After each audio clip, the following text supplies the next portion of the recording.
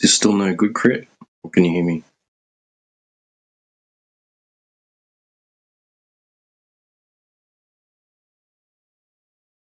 Hear you loud and clear.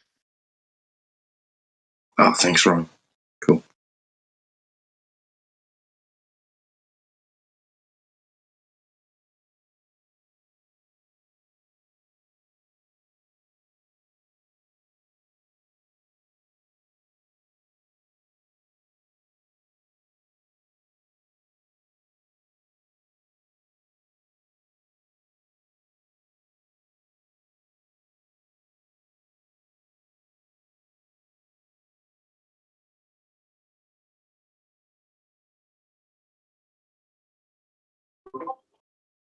Your mic's working, T-Dub. Did somebody acknowledge you already?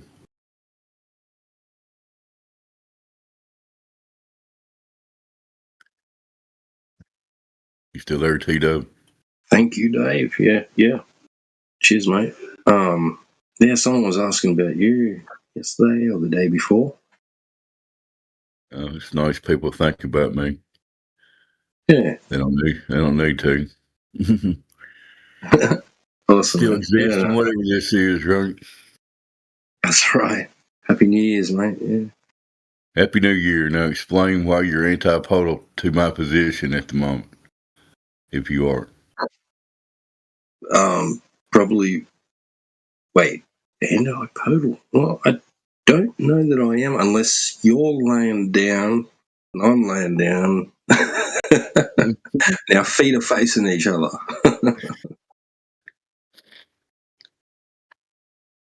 Makes complete sense if you have gravity and imagination and all kinds of other stuff. Makes all kinds of sense.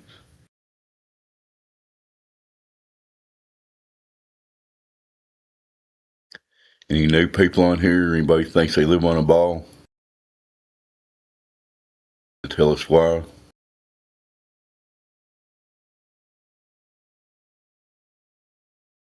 I think you missed all the action. It's got to be quiet, yeah. That's why they call me Dead Air Dave, man. Yeah. It's 8 a.m. in the morning. I'm having my first cup of Java here and just chilling. I was listening on YouTube, but I didn't hear anybody acknowledging you that your mic was working, so I thought I'd pop in here and say, hey, T-Dub, your mic's working. Cheers, mate. In your transition, it must have been while you were switching from one to the other. Ron did let me know that it was working. Cool. I'll let you know. I'll let them know it wasn't working, but then I left for a little bit. That's cool. Yeah, cheers, man. Yeah, currently your satellite is online over Australia and zipping around the globe, and we're receiving your signal. Good job. That's good. It's piercing through the clouds. Huh. Yeah. It can't get past the ionosphere, but somehow it can go right through clouds. Well, there's this magic speed that the satellite signal goes on. That's something different. Never mind.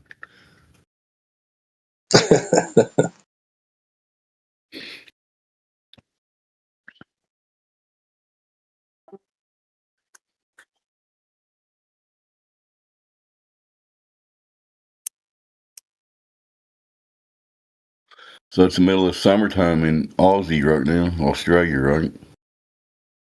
You enjoying summer? Yeah, it's cooled down right now. It's the evening, and was nearly midnight. And I'm just starting to drizzle a little bit. We're getting a little bit of rain. We've had some rain over the last couple of days, but also some periodically hot weather as well. So, well, hopefully you're getting a lot of good sunshine and getting out and enjoying some of the good sunshine. Yeah, did that a little bit today. Yeah, I was out mowing the lawn in the sunshine. When you were out there in the sun, did you wonder, if you can tell me, just go ahead and tell me, what is the sun? How far away is it? Do you know? I have no idea what the sun is or how far away it is if it has such a distance. Okay. Well, there's people a long time ago that thought they figured that shit out, and then a lot of other people believed them. Isn't it hilarious? Yeah, then they changed their answers Yeah. over and over again, each time thinking they were correct. They were refining their science. They were getting better and better, Crick. Come on, man. And statistically, their margin of error is greater than the distance they currently claim. Science, you mean their explanations? Yeah, they're figures. Yeah, explanations With are science. They figured it out. Are you gentlemen trying to dispute that these guys, these smart guys from a long time ago, did not figure out the distance to the sun or what it's made of? Come on, man.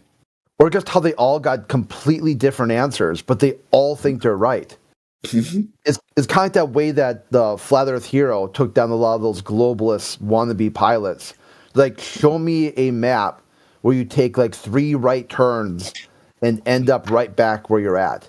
And each one gave a completely different answer, and each one thought they were correct. All he had to do was say, well, if yours is correct, how about this guy's? Well, his is wrong. Okay. Well, he says he's right and you're wrong. I like how they say flat Earth is some antiquated old theory of cosmology, and then they escape to Eratosthenes, an antiquated old theory on cosmology for their globe. Bingo, exactly, Yoder. There was a guy yesterday on English Hub.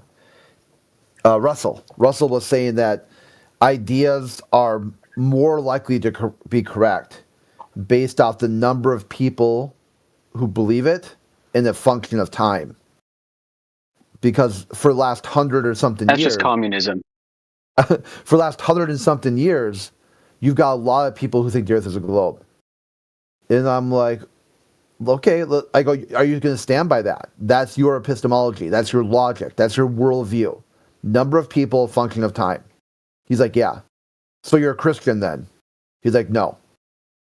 Well, number of people, function of time? Are we going with that? Well, he's got to at least be Muslim or Hindu. No, he's atheist. Well, quite the inverse. What? And okay, how about he goes? Okay, it doesn't count because he says there's a lot of stupid people in the world, and their belief systems really don't matter. He goes, he only accepts people with a function of time and number of people if they're scientific. I'm like, okay, what's the most scientific group of people you know? He said astronauts. They are The number of people. They are 100% Christian conservatives. Are you now a Christian conservative? No, I'm a whiny liberal, atheist European dude. And could you choose a demographic that has like the least number of people? Yeah, I know. Right, I thought maybe at least say quantum physicists or something. Yeah, like find a group of people where it was interesting how they have no idea how these guys they have the romantic version of like a samurai or a knight in shining armor. You're like, what these people were like. They got the same thing for like astronauts. Look how big of a cranium they draw for Eratosthenes, for crying out loud. I think that was an abnormality. Oh, look, Greek guy has big head. He's smart. The circumference he was figuring out was the circumference of that noggin. Maybe he had gigantism.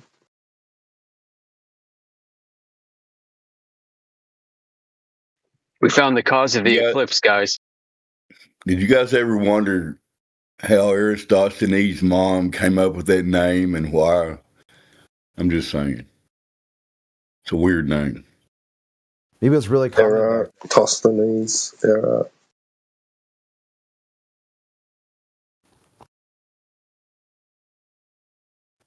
She tossed her knees all right.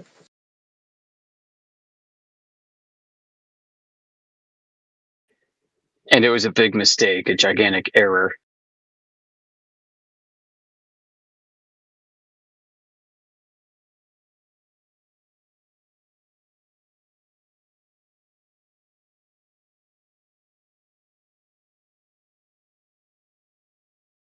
Someone did an anagram. His name, what is it? Gets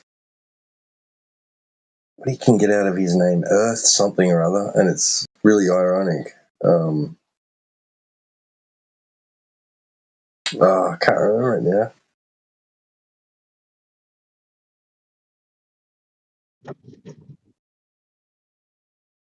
I'll have to find it. I'm going to see if I can find it in the home sale.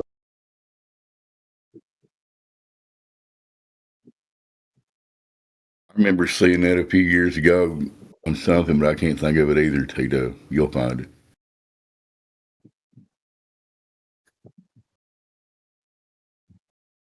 Yeah, Blue Jumper would know. So welcome to 2026. If you still think you live on a spinning ball and think you got good reasons for that, come in here and discuss with us. Have a civil discussion. Let's talk about reality. We may point out some facts that you may or may not be aware of. Back to you guys. Thank you, Dave.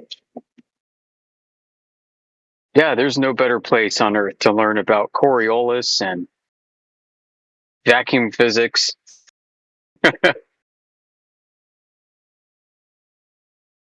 Oh, there we go. Seas, not Earth. Whoa. That's an anagram of Eratosthenes. Oh, that's pretty funny. Yeah. Seas, not Earth. That's it. Yeah. So basically, this argument, we asked them for Earth curvature, and they say a guy 2,000 years ago measured sun angles. There's your curvature. There you go.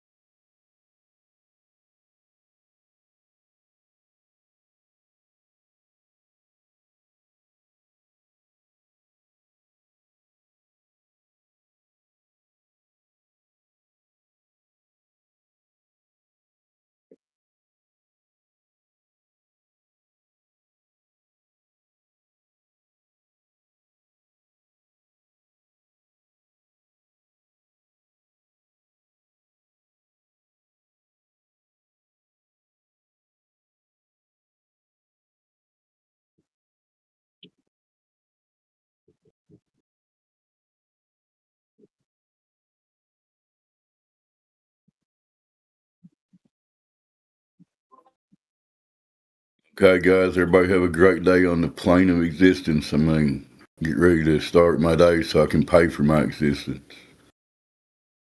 You know what I mean? Anyway. Thanks, Dave. Right. Take care, Dave. Good on you, mate. Peace.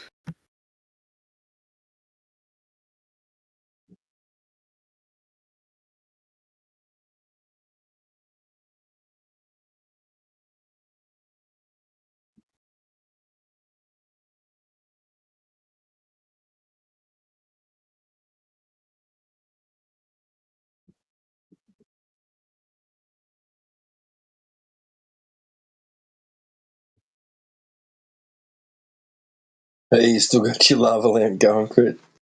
Yeah, it's just starting up. So Matrix, he said he likes it right when it's like this, right before it really gets as it's warming up, like that alien sculpture. Yeah, I was wondering what I was looking at for a second. I was like, wait, is that like a mushroom cloud or something? What's going on there? Yeah, I mean, it kind of. It's. I mean, I should have turned it on like a couple of seconds ago. It how it forms like that before, and then eventually it collapses and then starts bubbling.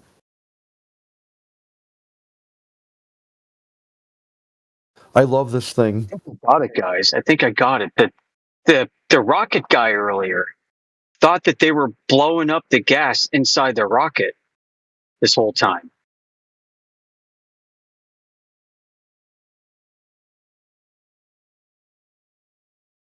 Right.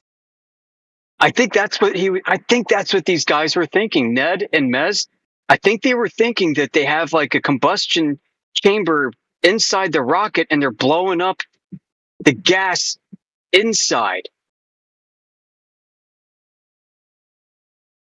Well, I When was going to say they're that. releasing, huh? Go on.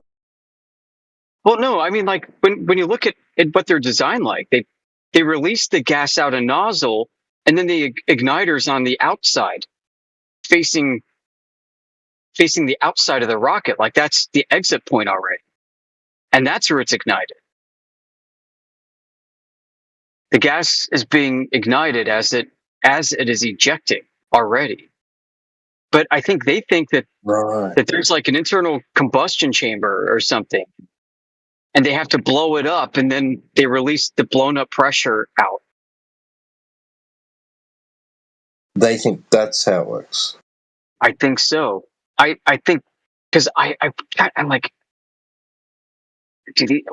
what are these guys imagining that's happening? Sounds Well, a it's little hard. dangerous. It's hard to get them to say what they're thinking. They would rather just like, Allahu Akbar, whatever they think you said, rather than what you actually said. Get them to stand on all 10 toes and be like, what do you mean by this? It's almost like pulling teeth. They really, sometimes it's not even worth asking because even they don't know what they're thinking. They don't have Right. the You can make a education mistake or by the giving them the benefit of the doubt. Oh They yeah, know. totally. That was my mistake. What they're it's like always when you think about this, like nonviolent communication, or you see people who are in a conflict, like over a parking spot or something like that. It's always something else that is the underlying cause. Like the behavior or the freak out is like a warning sign, and the warning sign is that they're scared that you are taking away their space dream, or something like, or they're angry that you are disrespecting scientists or engineers or whatever. I'm glad you brought it back to that. I too own a copy of NVC by Dr. Marshall Rosenberg. It's a great book. No, you're totally right. There's something underlying this. And if that's not addressed, then the violent communication will continue.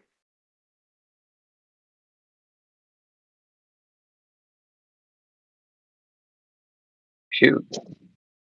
Yeah, and if they're unwilling to reveal what it is that's behind this, then you'll never have a productive conversation. And that's kind of the goal. They'll be like, I want this channel deleted. I want all of you taken down for terms of service violation. I want you fired from your jobs, like.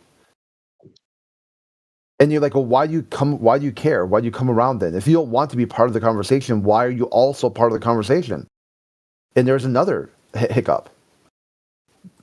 Once they see that it's cog dis, it's like they know if they don't want this conversation to happen, a good step towards that is not participating. But they can't help it. They need to participate.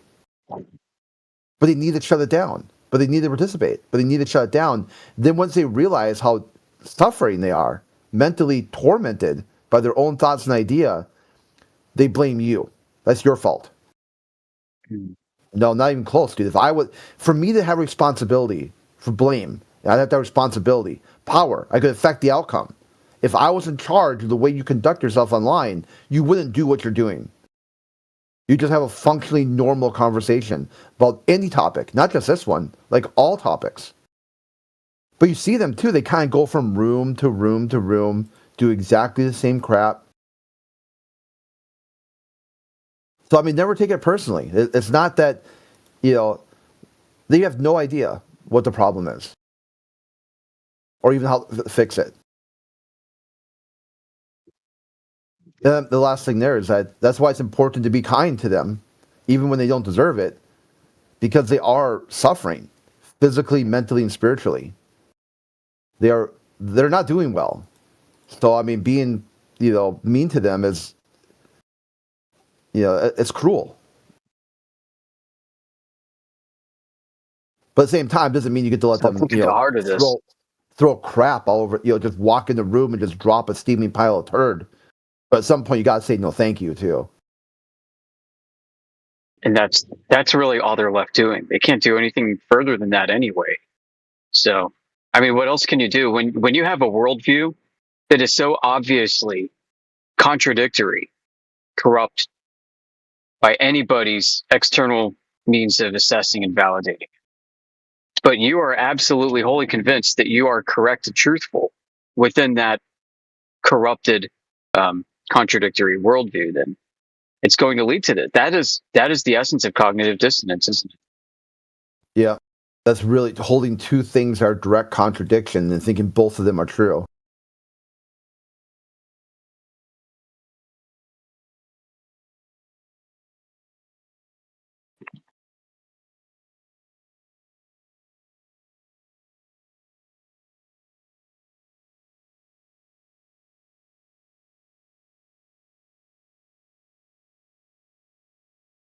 The ancient Greeks that they often appealed to also thought that the lack of knowledge, or cognitive dissonance, you could even say, is the root of all the problems in the world.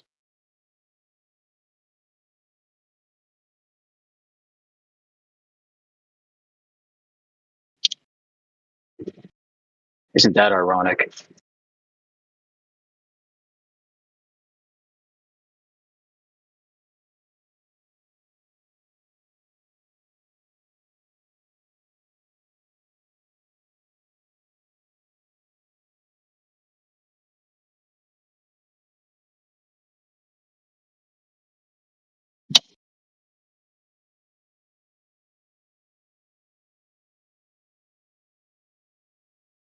Yep, that's why they got to crap on the chessboard and declare themselves the victor, because that's all they can do.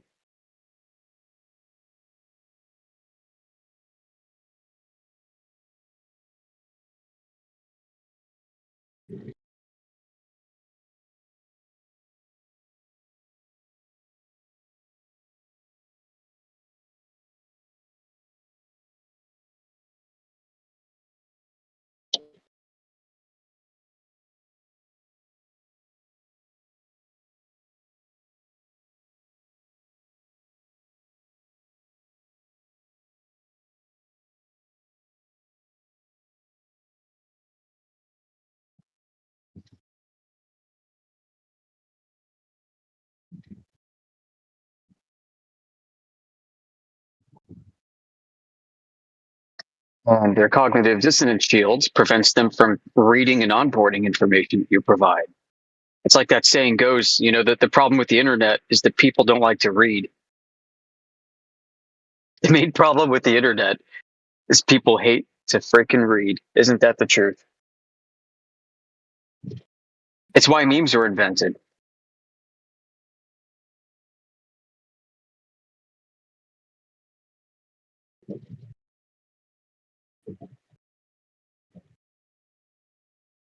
It's why Twitter was invented. 144 characters. That's all you got. You hate to read. So we're going to capitalize on your laziness. That's how to make money. Help people, enable them to be lazy, right? So we're going to make Twitter 144 characters. We're now going to let you share memes because the picture says 1,000 words and we're lazy.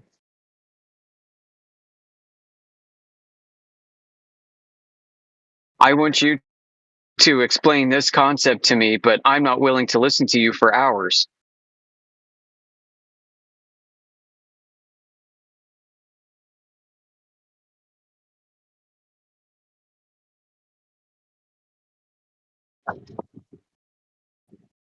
How much reading is done on TikTok?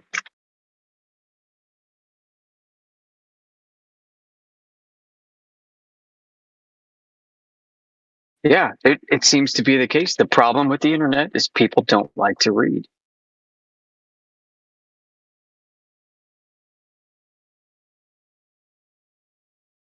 And it was supposed to be an information superhighway that connects data centers, massive vaults of information. Yeah.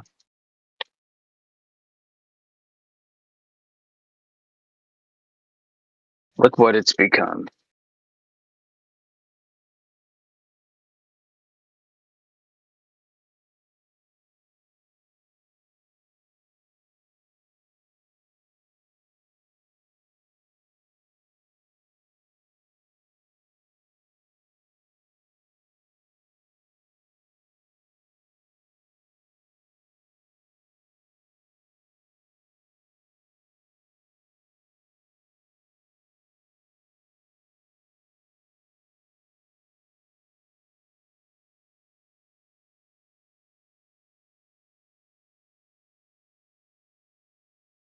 And then you compound this with NASA, with the belief in space lore. So you have people that don't like to read on the internet, which was built for reading,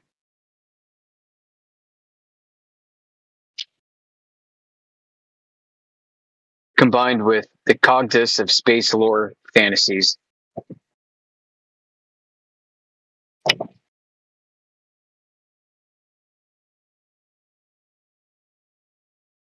And then you have the Participation Trophy Society, where everybody's ounce of effort is rewarded with praise and admiration, right?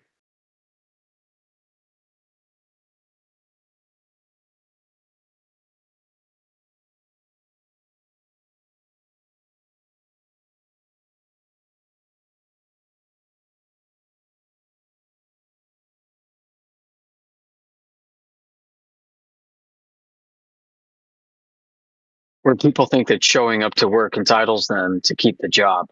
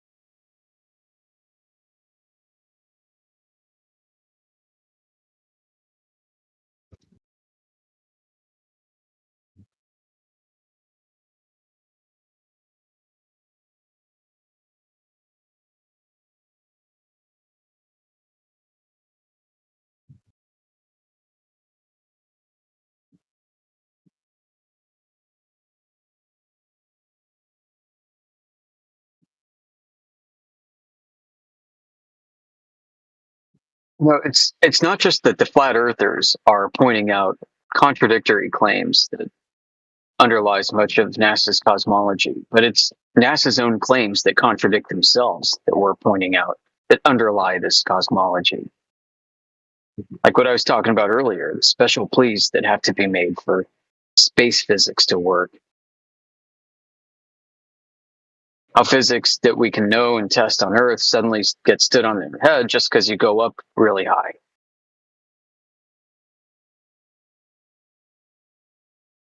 Suddenly gravity becomes a more domineering force of the universe at larger scales.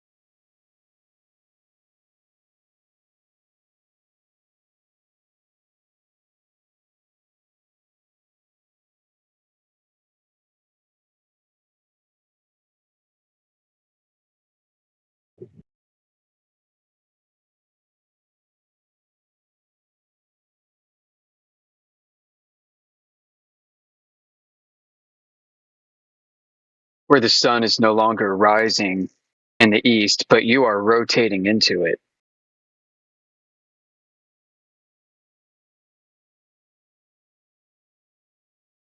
But it doesn't make any sense that No. how does it have such a strong influence on big, dense things and such little effect on light thing? Like, you know, I don't get it. I guess it's maybe analogous to saying, like, how come I can pick up a rock and it doesn't, and the molecular bonds don't just start breaking apart in my hand? Rocks fall, turn into particles.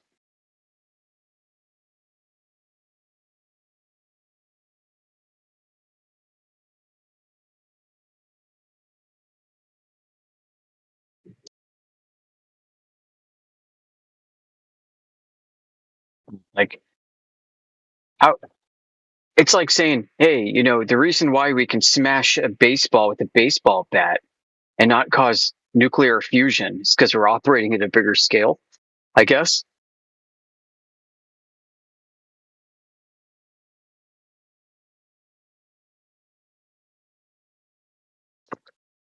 I don't know if that's right, but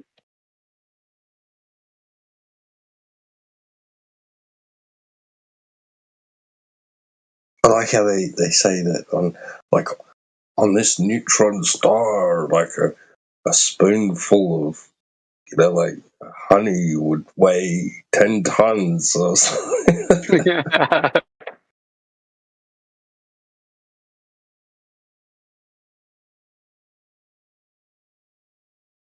yeah.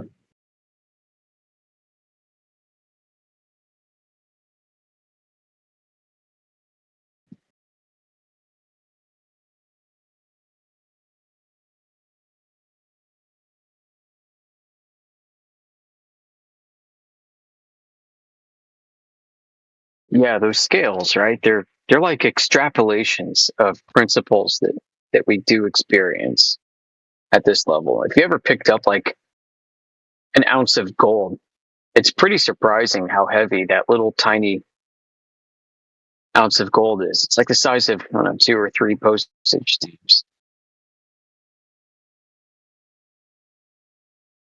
And they say, well, if we can imagine a neutron star density relative to like that ounce of gold,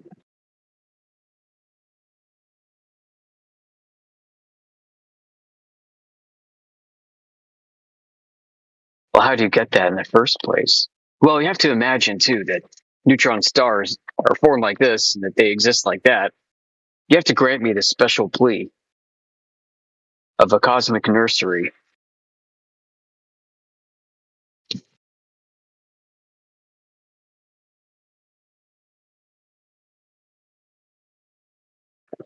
And one where all the physics that we know to be true on Earth is also happening at these massive scales. But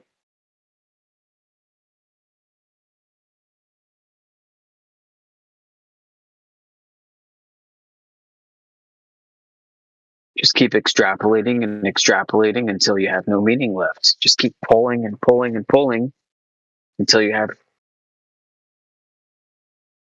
no more sweater, but a ball of yarn. You can shape it into anything you want at that point.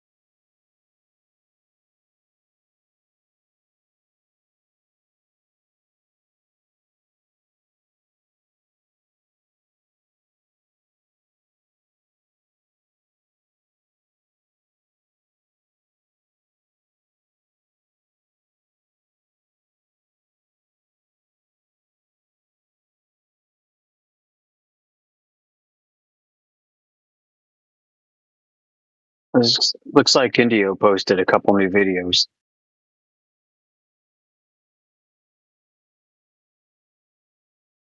Yep, here we go. Part 1.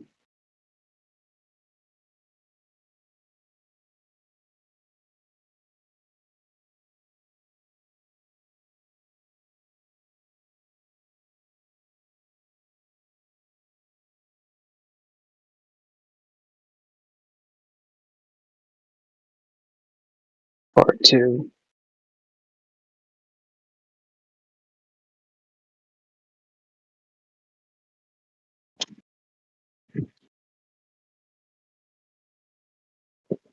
Curious to see if our friend comes back with his boy from Sweden, who's supposedly a super smart geek and can totally wreck the flat earthers.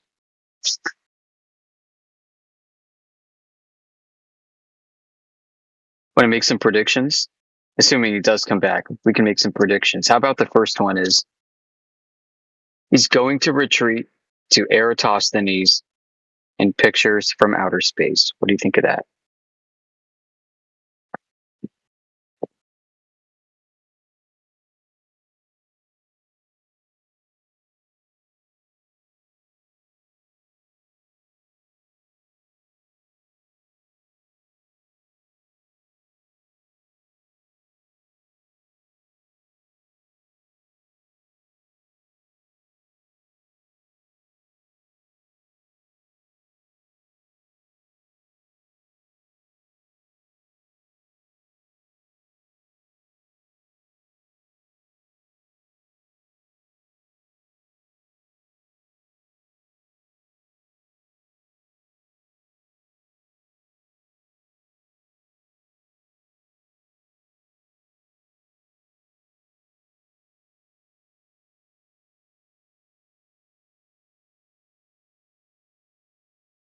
Maybe that's not that great of a prediction, right? I mean, maybe instead we can say, what order do you think that they'll go?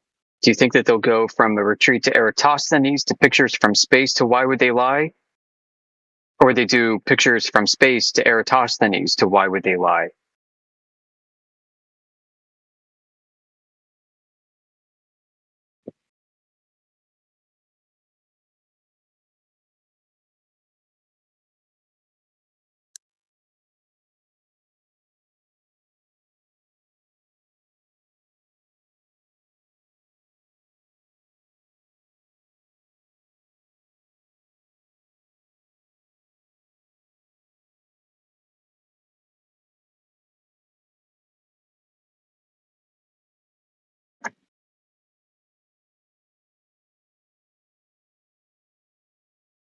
But we have Pictures from Space, but we have satellites. But Eratosthenes figured it out. How could all the space agencies be lying?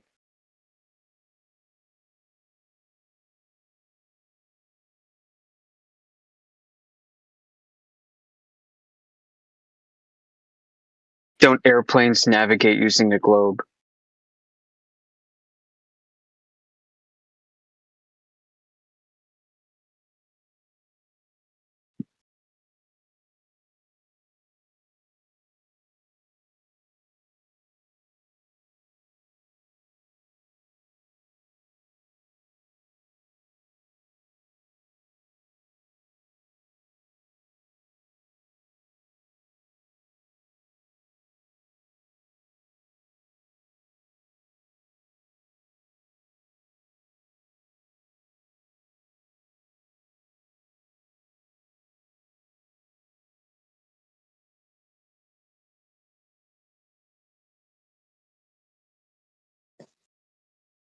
Like that, India was talking about that a couple of years ago. He made a couple of clips where he took some conversations that we'd had and used cartoon characters with with the voiceovers, the conversation. It was pretty cool, and now he's doing it again. Hmm. I like it. Yeah, it's a good format too. I like it too. Well, people, they do like their cartoons, right? Right, yeah. Explain. No, show me a meme. NASA has the best memes, therefore they are right and you are wrong. Hey, look, sometimes if I want to zone out, like, and just like go to sleep and not think, like, because thought can keep you awake, man. Like, I'll just put something on that's just like meaningless, basically. Like, it's just, and also I'll put like SpongeBob on or something, like The Simpsons or something that's just gonna take my focus away, like. Yeah.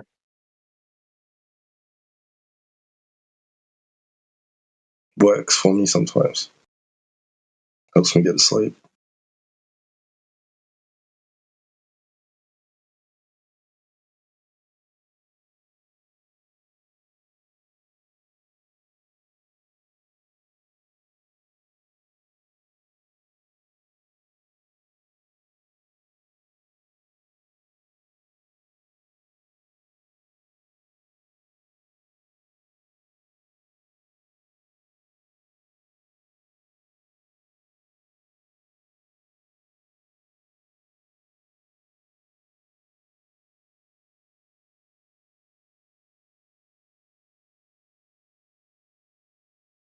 Yeah, they do love their memes. Their little cartoon diagrams, balls in space.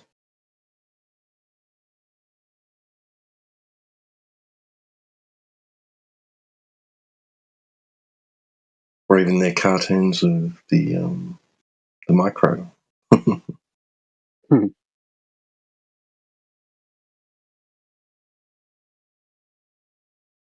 Still trying to figure out what a vitamin is.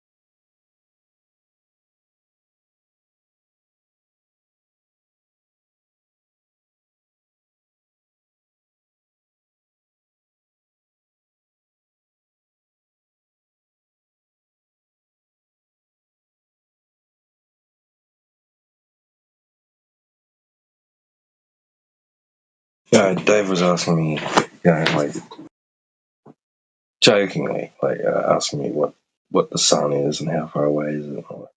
But I'm telling you, like, some of that amateur photography of the sun.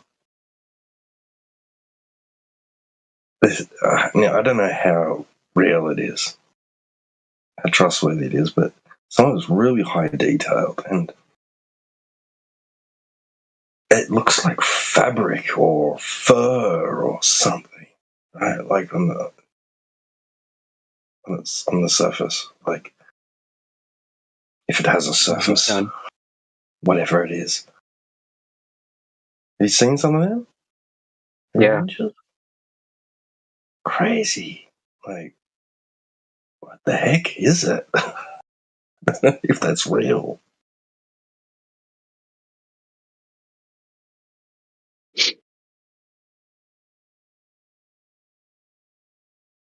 That's what plasma looks like, is it? Whoa, okay.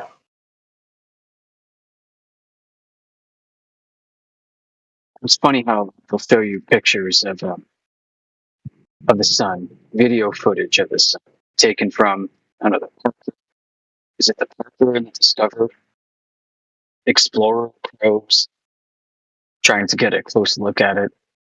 And what they show you is 100% CGI computer animation. It's been delayed by like 12 hours. and computed based off of information that was processed from another means.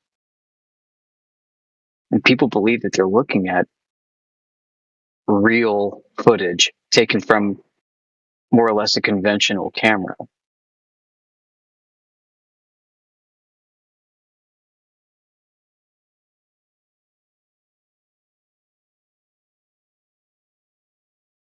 Right. Yeah.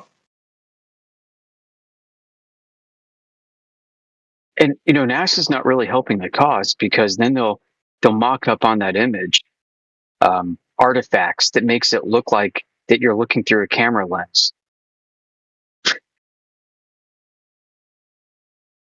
when it's all end user. Yeah.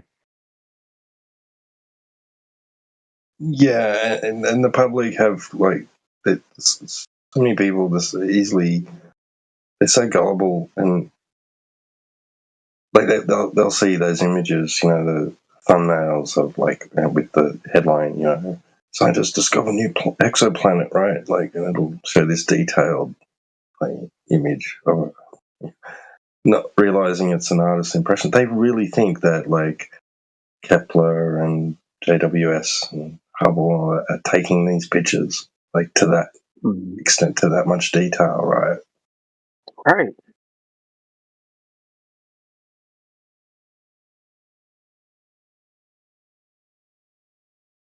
Right. I don't think we have available actual raw images either.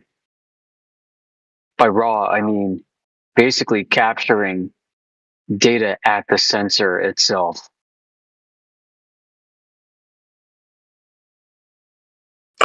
Right. Yeah. Did you have a look at that article I posted in the back chat? Posted in Honest Earthers.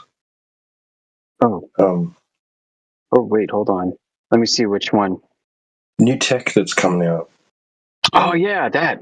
Yes. Trying to defeat the diffraction limit. Right. Yeah. Dude.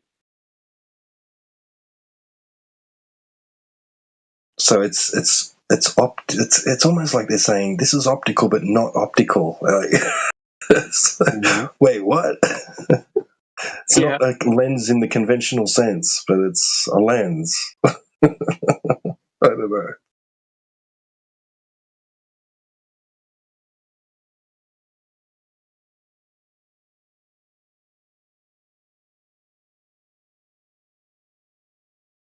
I think what they're doing is they're shifting the sensor surface around and then combining the results, so that way they can try and hope to defeat angular resolution limits of a conventional lens. I think it's something like that. Right.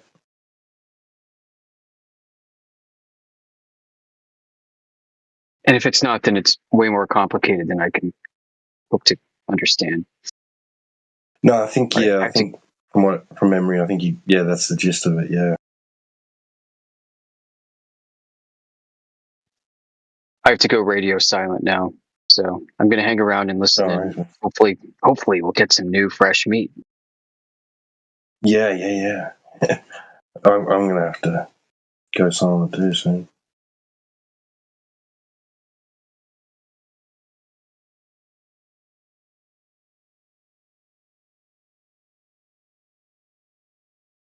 We got JD. JD's joined us. No, he's gone back to. Wait, hang on. Sometimes I've got to click on. No, he's gone back to anti-globalist. How's it going, man? Hey, how's it going, man?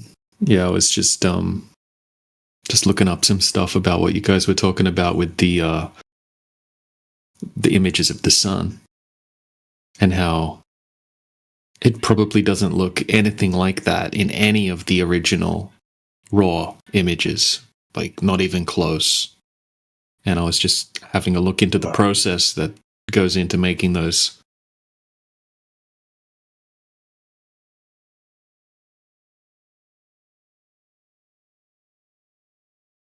Right. Are you talking about from telescopes Yeah, when Space you look at the telescope. sun through a telescope compared to the images of the sun, like what you were talking about a minute ago, where it's like looks crazy, doesn't look like natural in a way. It's because it's not, and it doesn't look like that.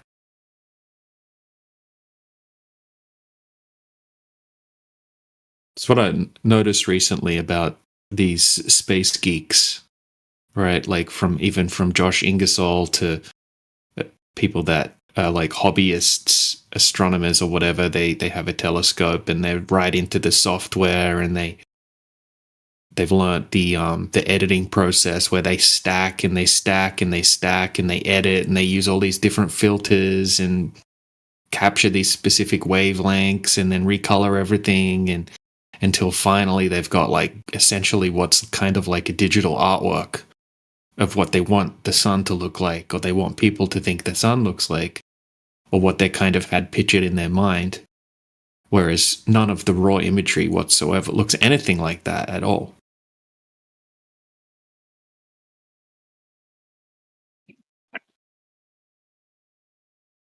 And they just, like, a lot of them, they just talk shit, pure shit. Like Josh, I was listening to Indio and the guys talk to Josh. I think it was Alpha talking to Josh.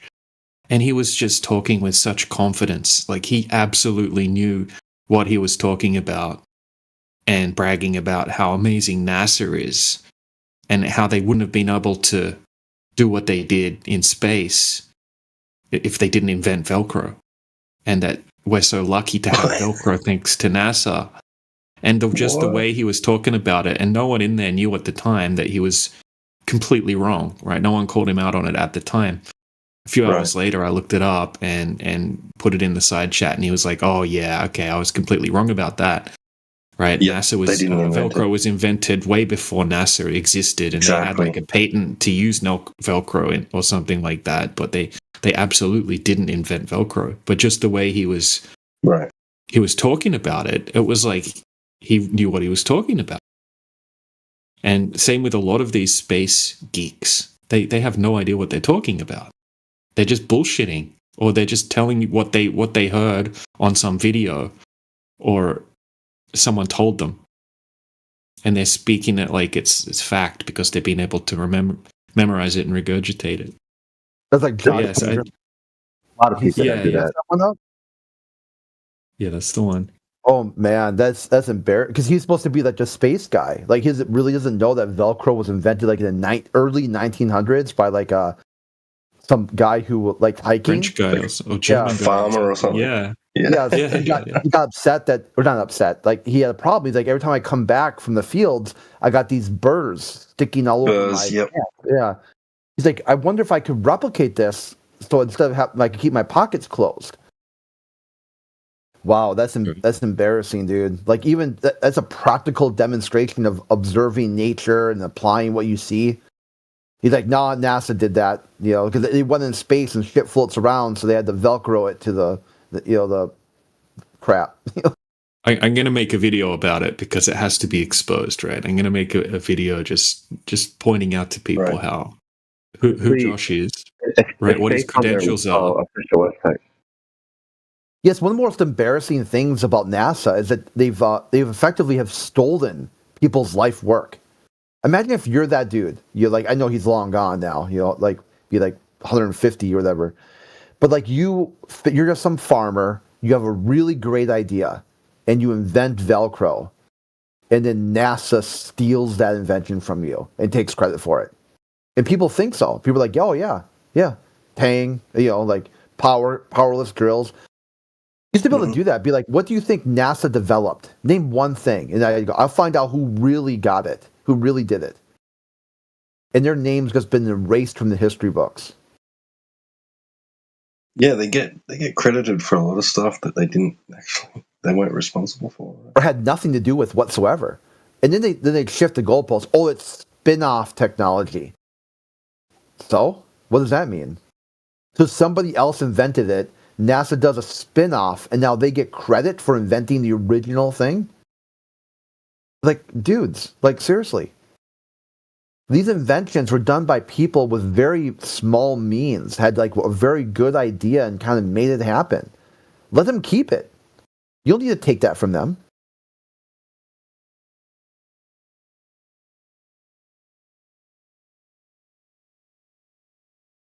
Yeah. Yeah, they And then with probably Josh- invented Sunny Boys. What's some of the other things? Like some people claim that NASA invented air conditioning, and then you look into that, it's like, of course, no, they did not. They didn't at all. What did they invent? Some people say ballpoint pens. I have to call bullshit on that as well. But DJ, NASA has been sending probes around Uranus since 1958. What do you got to say about Yeah. that? Yeah, bro. That's something that is more believable. They do like anuses.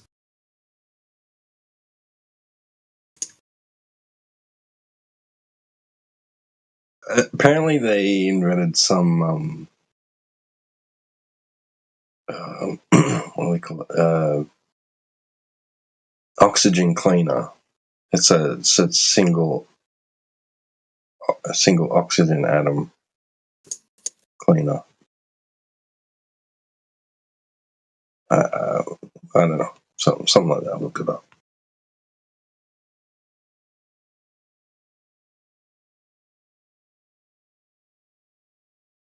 They still got Tang, right? They invented Tang, T-Dub, right? Anybody? Yeah, that's the story, but they didn't. I don't even know if they claimed to. They just it was. I don't even know how would that even be useful on the ISS in the zero gravity environment. I mean, in powder form, are they like mixing it up there, or what? Like, They mix it up with the water bubbles that are floating around. They make orange juice out of it or whatever. The Tang drink. It's valuable addition to humanity that NASA has done. They've got a great track record of helping humanity in every way. Right? right. Oh, what about the pen that works in zero gravity environment? Didn't they invent that? I just seen that on Seinfeld the other day. The astronaut pen. It writes upside down. Yeah.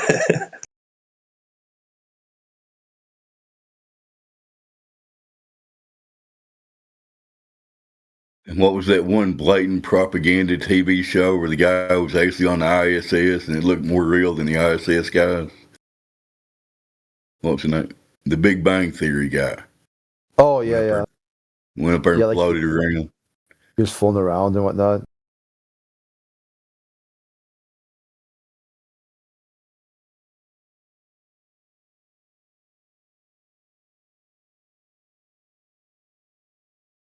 Yeah, there was a whole segment of him being amazed at how his pen was floating around.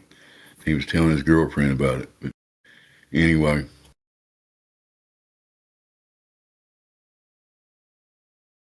That vacuum of space stuff, that's just a story. Sorry, it's not my fault.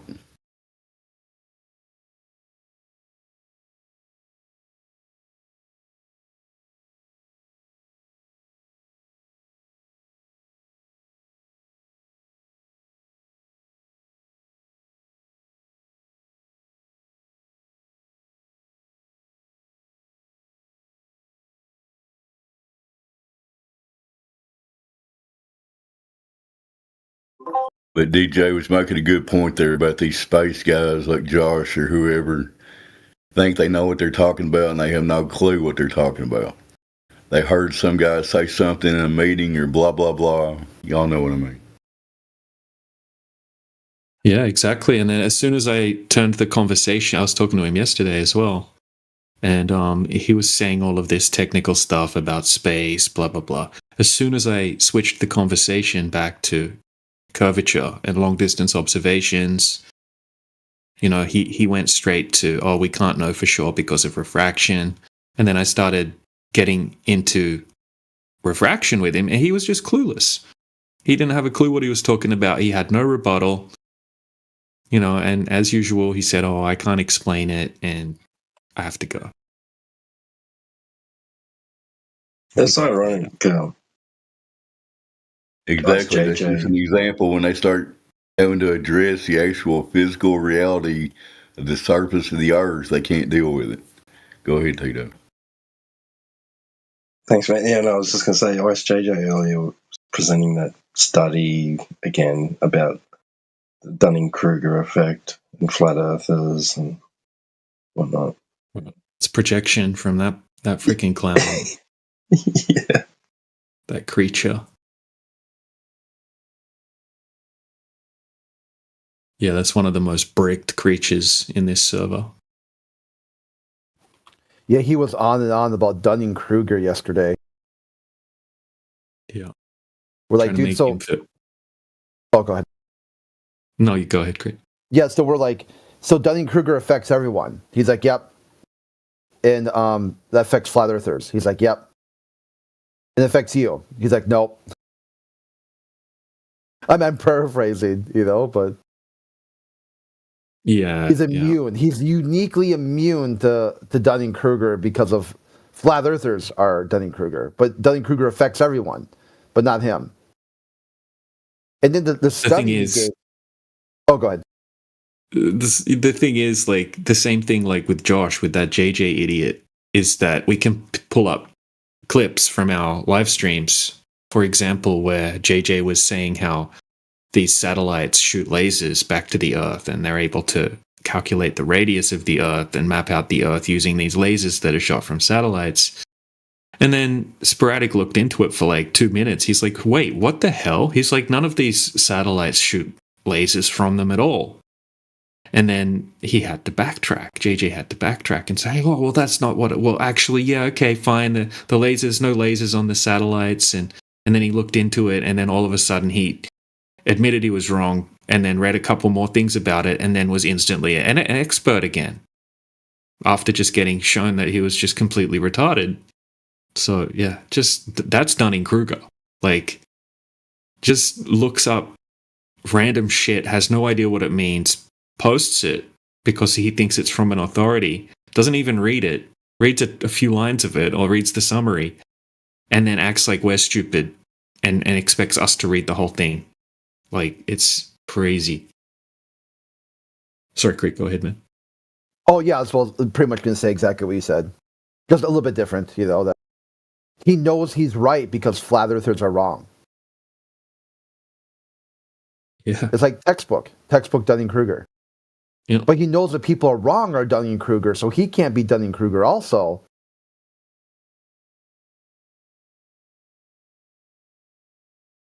Talon was in here at the same time too, and he was squawking away about, flat Earth is wrong.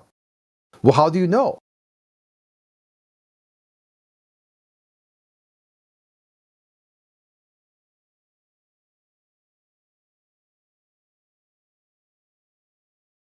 They pulled up some study where they just asked Spanish people, like from Spain, in Europe, some English people from England did a study about Spanish people, why there's so many Spanish flat earthers. And the questions were like completely disjointed, unconnected. Like, do you believe in flat earth, scale 1 to 10? What's your faith in science, scale 1 to 10? And it is somehow with all that just correlated. The more somebody has flat earth, the more Dunning-Kruger they are. You're like, because he's like, he just looped over and over again. Well, because that's it. Because the more confident they're right. Okay, so being confident that you're right doesn't make you Dunning-Kruger. Being confident that you're right because you think someone else is wrong, that's Dunning-Kruger.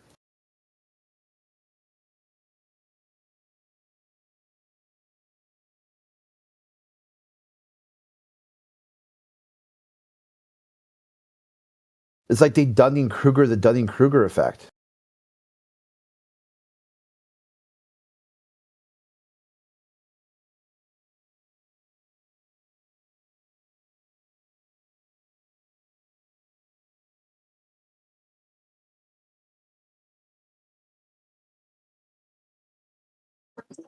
Hello, anti-globalist. Hello there, Cubertha. Was that Archangel? Yes, What's going it on? is I. It What's is going on me. What's been happening on PNR? I'm waiting on my all my friends and family to wake up. Anything cool happened on PNR lately? Where? PNR? Politics. I don't go Emily? there anymore. Oh, I okay. don't go there anymore. Yeah, I haven't either. That's one messed up, scorched earth place. Yeah, they kind of burnt it to the ground.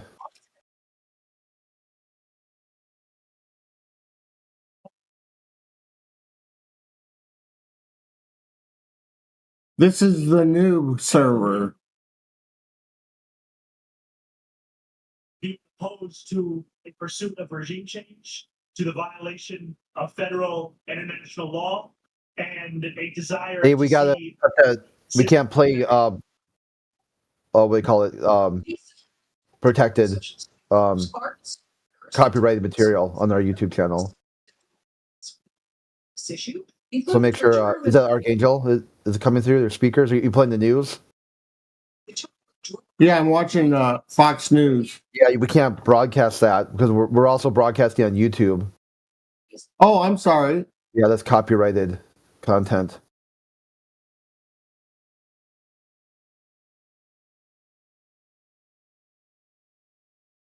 I know there is a reaction type stuff, but you have to give like real time reactions, and we're not going to do that either. And real quick, Crit, it may not matter at the moment, but he's limited in the room by having his camera on. Just saying.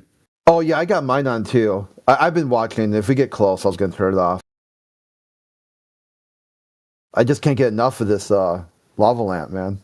Yeah, man, I've been staring at it. It's crazy. It's Yeah, like it's so. like somehow your lava lamp explains everything in the sky. Yeah, it does. I mean, think about this. It's like buoyancy and density. You know, this is a perfect example of a completely closed system, no gravity needed.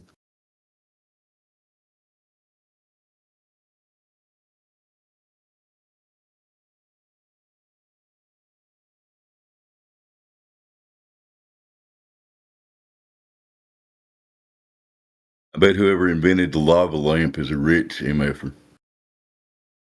Yeah, I've been wanting one for like years. I mean, I've never really looked into getting them. I figured they were all the business because I haven't seen anyone have one for a long time. And then at Christmas morning, I'm like, got this small, tall, like box. I'm like, was this wiper blades or something? Like what we got in here. I open it up. I'm like, oh my God, seriously?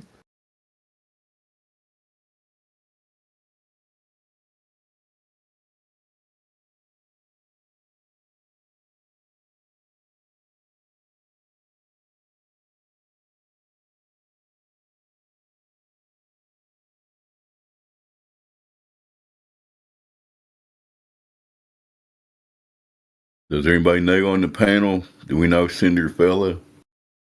Hello? Archangel still here? Or did he leave? No, I think he bounced. Yeah. I said somebody's camera and he bounced. Oh, well. Yeah, normally he gets in trouble for having this camera on. But it's also, I think he probably had it on himself too, right? Yeah. That's, like personal identifying information. This is for science right here. This is a little bit different. I got my camera on for science.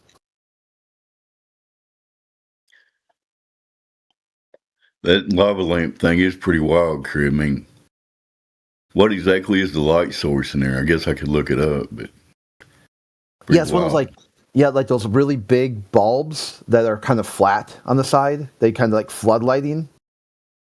And they're just floating around in that. Is it like plasma or what is it? Yeah, I think it's like some sort of like kerosene, like fuel mixture, like a diluted, kind of like a diesel fuel. Whoever figured that out, it probably took them a long time to perfect it, but that's pretty wild. Yeah, because U.S. diesel fuel, when it gets cold, it gels up. That way it doesn't get it to yeah, no, I've been meaning to look up the exact, I'm sure there's like different formulas at work and different light sources and whatnot, and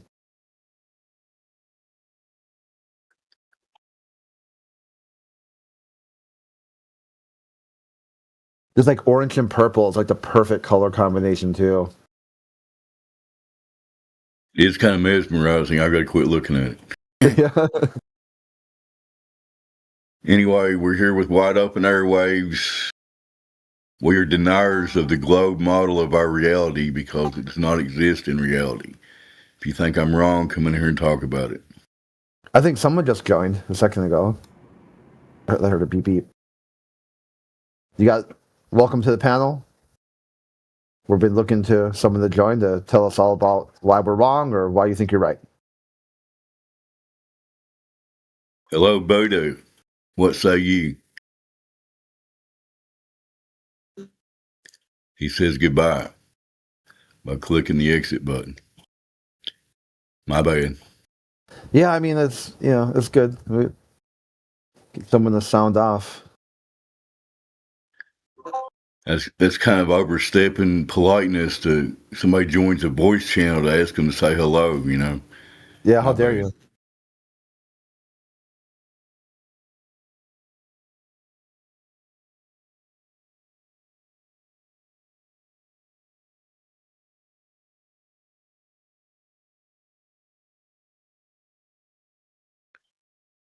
Yep, just looking for that earth curvature. You got to start with that. If you got a ball, you have to have curvature to the ball. So far, we have not discovered this in reality. Back to you, Crit, or silence. I got to get off here.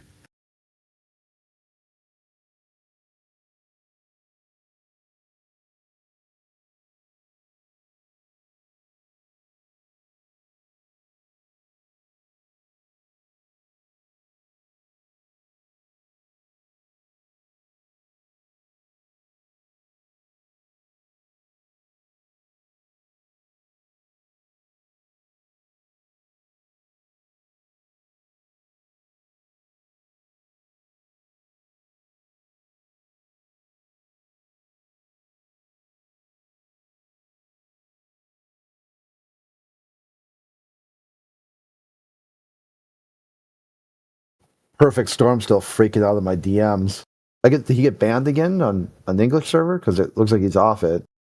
Yeah, Vivek server banned him. Oh, he got unbanned. And they get rebanned? I think Vivek, the first time I thought he'd server banned him, but he just banned him from our channel. But turns out there was a problem with the bot. When we would hit permanent ban, it wasn't working. It was like we weren't banning him at all. And then they fixed the bot, but Vivek said he'll just perma-ban him from the entire server. So now he's perma-banned. Yeah, because people like that are just bad to have around. Just the mentality, of like, sure, it might be only a flat Earth problem, but what good is he in any of the channels? He only joined, to basically just act like a fool in the flat Earth channel. He doesn't give a shit about anything else. Doesn't give a shit about practicing English with anyone. Like, kind of follows flat Earth around server to server. Yep.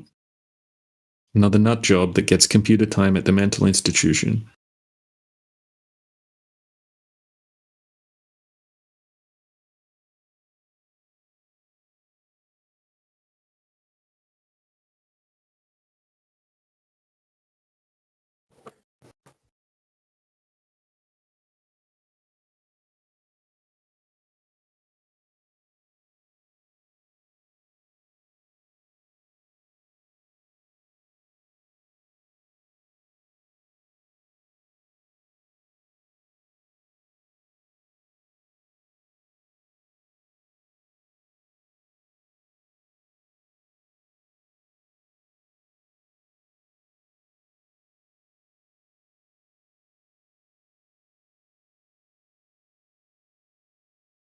Yeah, so T-Dub looking more into those sun pictures. Yeah, it's not what they seem. It's not like you're talking about kind of images like this one. I'll just put it in the side chat.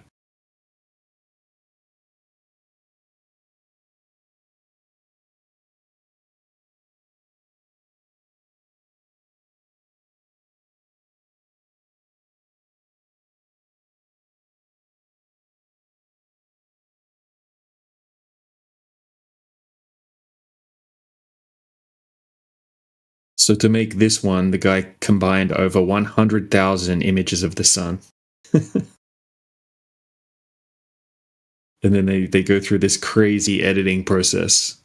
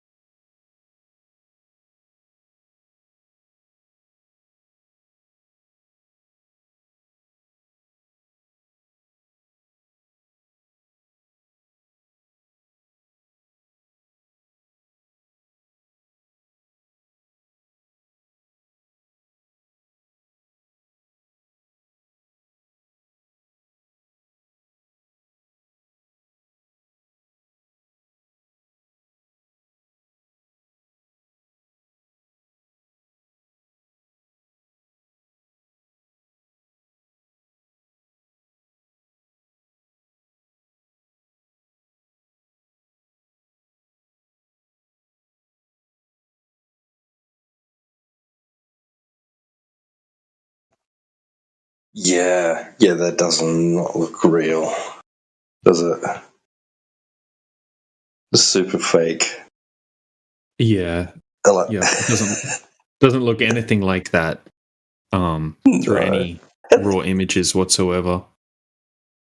And they get stars in the background. Well, that one's crazy processed. Yeah. So this is what they do. They the sun is too bright and too uniform to look like those high contrast images. With your bare eyes at a telescope using safe filters, the sun looks like a smooth, flat disk. Slight granulation if conditions are perfect. A few sunspots. That's about it. Okay, so why these photos look so much more complex? They use narrowband filters like H-alpha. These filters isolate only one tiny wavelength of light, often 656.28 nanometers. This reveals structures, filaments, prominences, chromosphere that are invisible to white light or to the eye. They use incredibly high-speed video, thousands of frames. The sun is constantly boiling, and the atmo causes blur. Photographers record 1,000 to 10,000 frames in a few seconds. Then they stack, like they use a computer software which cherry picks certain frames out of those tens of thousands of frames, and then selects them and merges them into one ultra sharp image. This artificially boosts detail far beyond what a person looking through an eyepiece would ever be able to see. Heavy contrast, stretching, and sharpening. The raw stacked image still looks soft, like a peach of uniform brightness. So they crank up, unsharpen. Hey, flat earthers, can you explain the image? The Earthrise of the moon. How can you explain that? How can you validate that? It is there. You want evidence? I show you evidence. Yeah, but how are you Well, going to validate it? Do you agree that it would be pretty easy to fake an image like that? no. Really? You don't think Yes. someone could fake that? Have you not seen movies and The moon doesn't exist, bro. oh wow, so got some the freaking smart guys have rocked up. Look out, boys. Yeah, moon doesn't exist. Yeah, Well, look great. out. That's a fake picture. That's a painting. You can see the paint strokes. Yeah, so you can't validate those images. Okay, and if the Earth were, we can check them though. We can invalidate them because if the Earth's a globe, that means the water, the surface of the water on the surface of the Earth, has to be curving. Okay, they say that the Earth's a certain size, so we can go and calculate how much curvature there would be over a certain distance, and then go and check if it's actually curving, and it turns out it's actually not. So that invalidates that image from NASA.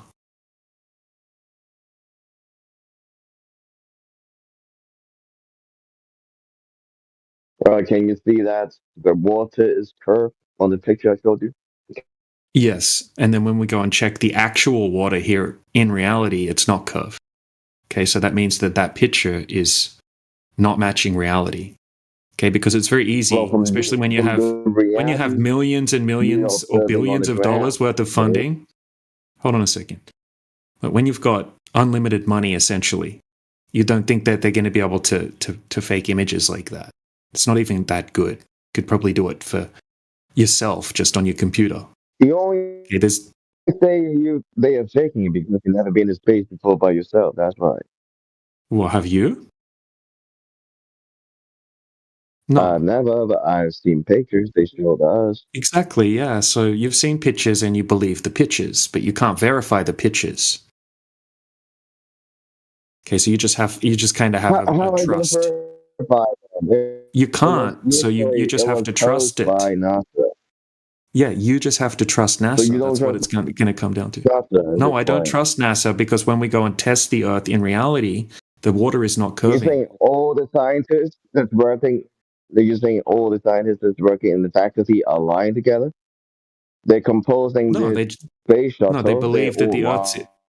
No, what do you mean by all the scientists? You mean the scientists at NASA? So they just pretend to go to work. Is that what you're saying? They pretend, they bring the briefcase, they say goodbye. See, this is where you start spazzing. This is where you start to spaz out and have to start being dishonest and put words in my mouth. Because, I made a valid point that you can't verify any of these. Your mouth. I'm just applying your logic. You're just making crazy claims then. Okay, so is that your claim? NASA, all the people at NASA, just pretending to go to work. Yeah, they're lying about space. Your claim is the space. you say that NASA fabricated the picture. But how was that the No, case? I said you can't verify the People working pictures. on the space shuttle. Yeah. Okay. So listen to me. You're asking me questions. People in NASA can though. They stand. Well, why are you asking questions? Okay. So this is a problem. Do you know the person who took the picture? Hold on a second, bro. Do you know the person who took the picture? This is a problem because you ask questions. You ask questions, and then as soon as I start talking, see, you're just showing that you're like some low IQ brain rotter right now. All right, you can't have a normal conversation where you ask a question. See, you just as soon as I start talking, you start talking, and you think that's how conversations work, bro. I'm not going to waste my time talking to a dumbass that can't even have a normal conversation. So talk to someone else, bro. Look who's talking. You think the Earth is flat? No, I can show you. I can show you empirical evidence. I can show you test after test, proving that the Earth is not a globe. You don't even know what flat Earth means. Yeah, but given all the data, yeah, but still, you can still see the picture, the Earth rise. See that? Yeah. None of your empirical evidence is pointing out. Wow, top-notch logic there. Point, yeah, right? So you just blindly believe in a picture that you can never verify and just hand wave all of the empirical evidence that's testable, repeatable here in the real world. Amazing logic. Which means your brainiac, bro, is not absolutely true. It's partially false. If someone says they have a unicorn in their garage, right, and I go check and they show me a photo, and there's a unicorn in their garage, and then I go check their garage and there's no unicorn there. You're like, oh, well, there's a photo of it though. So I don't care if you've checked and there's not a unicorn there. I saw it in a photo. Photo was endorsed by NASA as well. So it must be real. It's illogical. No, well, I'm not saying there's a unicorn, is there? No, I'm not saying the globe's the unicorn here. The globe is the unicorn. We can both agree. Okay, this is called the on my unicorn fallacy. That there is this thing called Earth. We could agree that. No, but we can both agree upon the fact that there's this thing called Earth, that you are standing on it, and I'm standing on it as well. Yeah, we can agree on that. Flat or not. We're not arguing. Yeah, we can agree that we're standing. Okay? I'm not standing on the Earth right now, but I'm in a house. It doesn't apply standing on a floor. Okay? The analogy you just suggested doesn't apply in this case, okay? You just have to make sure you understand the situation, okay? Mm-hmm. Yeah. So let me get your mind straight. That Earth doesn't exist, which is arguing upon whether it's flat or broke. That's the thing right there. Wow. Crazy, bro. Yeah, this is the thing. This is the thing, bro. Most of the surface of the Earth that we know about is covered in water. And if gravity is real, and if the globe is real, the water has to be curving at a certain rate. And we can calculate how much it should be curving, and then go test if it's curving. If it's not curving, it's not what they're telling us. There's no alternative. You can see ships go disappear beyond the horizon. That right, that shows you the case that there is this curvature right there. If there's no curvature, you wouldn't be able. You'll be able to see Eiffel Tower all the way from the United States. That's incorrect. Okay, and what you're doing right now is you're claim stacking. Don't start claim stacking. If you want to make a point, you want to go over the boats, or if you want to go over why we can't see further, then we can go over one of those points. Which one do you want to go over? Boats over the horizon, or why can't we see forever? If the Earth were flat, which one? It doesn't matter. Both. You want to go over both? Okay, so I'll cover them both really quickly. Okay, now we have amazing zoom cameras. What happens most of the time is that a boat will go out and it will slowly get smaller because things get smaller as they move away from you. Okay, and then you can't see the boat anymore, and you can still see the horizon because it's really big. Now, if you take out a really high-powered zoom camera, you can zoom back in and see the boat again. Okay, it didn't disappear bottom up unless there's ocean swells, which are going to make it look like it's disappearing bottom up because they're obstructing it. Or sometimes you can have certain mirages, like sinking, right? Which is defined as exactly what we see if something appears to disappear bottom up, It's not actually disappearing bottom up. It's just due to particular miraging effect called sinking refraction. So those two things can make it look like sometimes that's happening. But if you don't have those things present, the boat just gets smaller and smaller and smaller. Once it gets below 0.02 degrees, you can't see it anymore. And then you can zoom back in and see the whole big giant cruise ship again, or whatever boat it is. The reason we can't see forever is because the atmosphere isn't perfectly transparent. Okay, so you have a visibility rating. So if you go on the weather report right now, you say, what's the average visibility rating in wherever you are or anywhere? And it's going to say 20 kilometers or 20 miles or whatever it is. Okay, it's not going to be that far. It's like if you go up on a high mountain and you look out at different mountains in the distance, each one gets more and more opaque because the atmosphere is blocking a lot of the light that's bouncing off it and coming back towards your eye. It's not making it to you, so it's getting more and more opaque. Eventually you can't see because of the air.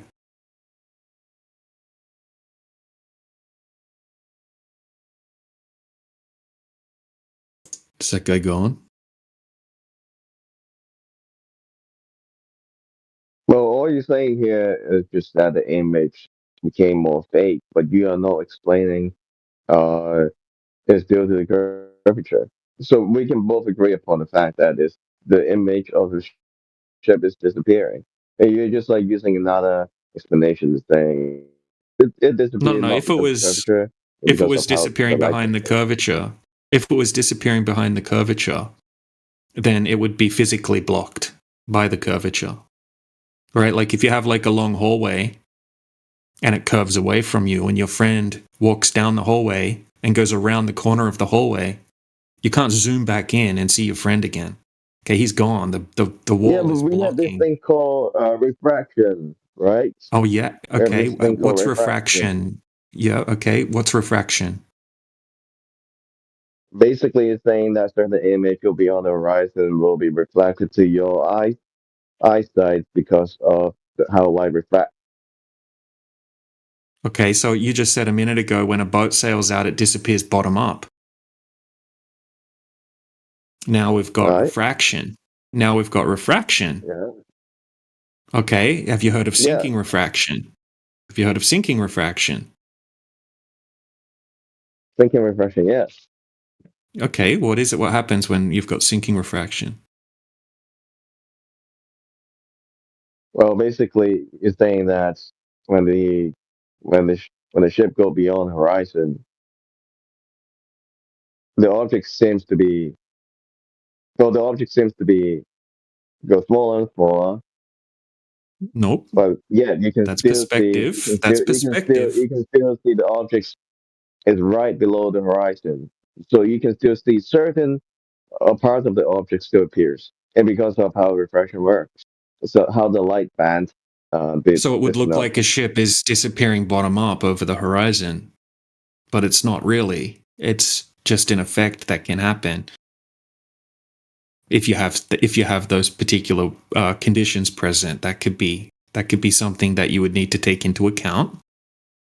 Okay, sinking, something that looks like it's hidden bottom up behind the horizon, even though it's geometrically unobstructed. That's the definition of sinking. Okay, obviously, if we have ocean swells, right, waves in the ocean, when you look out over a large distance, they look very uniform. And that can also make it look like ships are disappearing bottom up. And then when we have footage where we don't have those conditions present, the ship doesn't disappear bottom up. Yeah, but it just gets smaller. You just can't remove all these factors and say, "Oh, it's flat," because I'm just gonna remove these factors. No, I didn't use ships as a proof of the Earth being flat. I didn't say the Earth's flat because we can have sinking refraction or waves. That doesn't prove the Earth's flat. That just debunks your claim. No, you're saying that because we see this. Refraction is causing what it just seems to be lower than it's supposed to be. But yet, you just part of the refraction that's showing that. No, your claim is that, well, sometimes I can still see the ship beyond the horizon. I'm saying that, you can see that because of refraction. That's not sinking refraction. Well, sometimes the ship looks like sometimes the ship looks like it's disappearing bottom up because of refraction as well, or ocean swells. Okay, so how are you Yeah, saying so that that's we because of the now you curvature? see that yeah, now you can see that. But or you're saying that you're just trying to you're just reinforcing my points. What's your Now point? you're saying that all the empirical data you're suggesting based on how you observe from on the ground could be false because of all these refractions No, is no, no. causing. It's how Sometimes it can be appears to be how lower, your claim sometimes could be it could be false. higher, right? No, no, But no. This that's is how why your we claim, made Leaf, Leaf. a space shuttle so we can elevate above the horizon and see what it is actually looks like. And it looks like a ball. Okay? If we can't Okay, you ever just get have like faith. a proper Hey. calculation You, when if you're you on make the a claim, ground. you got to let me respond. If you make a claim, you got to let me respond. Okay, so what you're doing right now is dishonest. Okay, because I didn't present any evidence yet.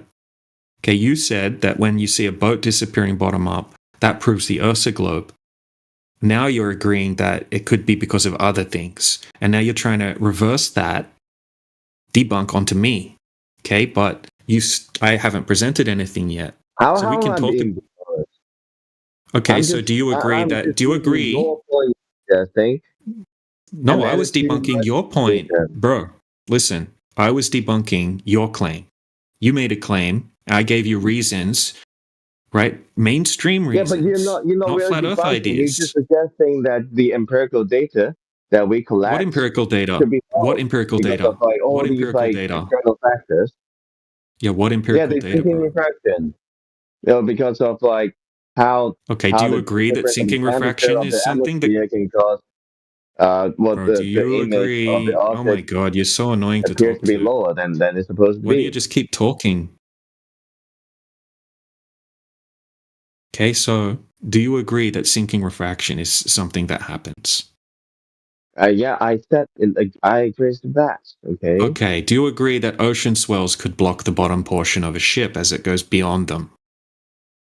Yeah, I just said that. Yeah, the sinking refraction. Okay, Okay. so your argument for ships disappearing bottom up due to the curvature of the Earth isn't a valid argument. Okay, yeah, but it doesn't Okay, matter. thank you. I am proving is that you at this point you agree all the empirical data you collect when you're on the ground, when you're parallel to the horizon could be false. That's why we have to make a spaceship to go above the horizon to see what it actually looks like. And then when it shows the picture of the Earthrise, and this is it literally saying that the Earth itself is a globe because we can see that of the shape of a ball, just like how we How see do of you the know? shape of How do you the know that's ball. what it is? How do you know that's what it is? Exactly. Yeah, So you don't, well, right? I'm You saying that don't know that's what it is. all the data you collecting from Earth could be false. That's why we have to elevate ourselves from Earth to really see No, what no, is not we, not we. No, rising. not we, not we, bro, not we. You're not That's in. why You're I not keep included. No, you're not included that's in why I that. You keep don't get to saying include that you yourself think in that that, the bro. Earth is flat because you can't afford to go to space. That's why Yeah, you're your blinding Earthrise image. How do you know that's what it yourself. looks like? Look, just because you don't have money go to space doesn't mean that the Earth is flat. Absolutely, all right. I didn't say that. Yeah, You're you claiming say, oh, that's a we didn't picture go. of Earth. You're claiming that's a picture of Earth. How do you know it's a picture of Earth? Can you see that? It's blue. Is that a Orange. bomb? It contradicts the point where water cannot be curved. Well, it's fucking curved right there in the How picture, do you right? know that's what it is? Is that a bong? So you're not gonna trust your eyes at this point. So why am I Oh still my talking to How God, do you? bro. you know that's what it is? Because you can see it. In a So photo, if I show in an you, image. I show you a picture of a unicorn or a picture of Bigfoot, you're not going to believe it's Bigfoot or a unicorn because you know you're looking at it with your eyes. Do you not trust your eyes? It could be AI at this point, but the photos I showed you, it was before the time of AI. Okay. You think you could only make There's an image photos. like this with AI? There's You photos don't of think you Bigfoot could make before this with AI, bro. Photoshop? Like I could just remove that from Photoshop I could just remove that Earth and just put in a different Earth in like 5 minutes with zero budget. Yeah, at this point, yeah, but like you're talking about back Yeah, in the even days 20 where years ago, 30 years ago, or even back in the picture was 60s or taken. 70s, you could do this just using layers, photos and The layers Earthrise and picture was paintings. taken in 1968.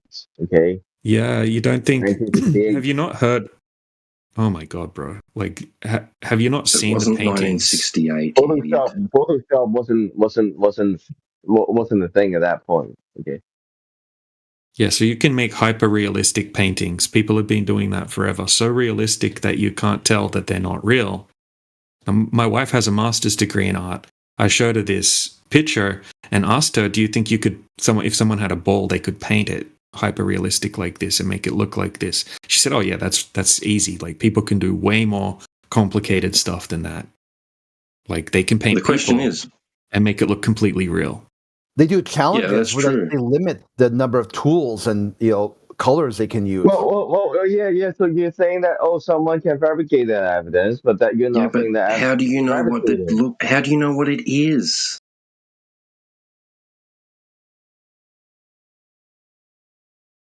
This is your argument at this point, Leaf, right? You don't think it's possible to fake this easily. I think it's easily anyone using that isn't brainwashed could say, of course, this could easily be faked. Easily it's be just straight faked. out of stability that you saying that all the people that work in NASA are all cooperating in this, like. No. Let me clarify my position on the people. This is what you're doing. Don't lie. Don't start lying, bro. I didn't say that. I didn't say that, did I? This is what I say. Okay? I say that most of the people that work at NASA have a particular job to do, and they genuinely believe the Earth's a globe, and they probably believe NASA doesn't lie either. Okay? They're also being tricked, and they're not lying. Most of the people that work at NASA are not lying. I can't give you a list of names of people that are lying either that currently work at NASA. I wonder if Leaf could give us an author name for that photo that he posted. What's the name of the author of that photo? Yeah, William Anders. Go have a look. Who? What's his name? William Anders. William Anders. Is that the name of the person that took the photo? Right. Right. Okay. Fair enough. Prove me wrong. You do know. Yeah. But you got the year wrong, didn't you? No, it was taken 1968. No, it wasn't 68, bro. It was. Really? That was 1968? Are you sure? Yep. Okay. Fair enough. It was taken during the Apollo 8 mission. Okay, fair enough. Yeah, so go ahead, say what you want to say, the other guy.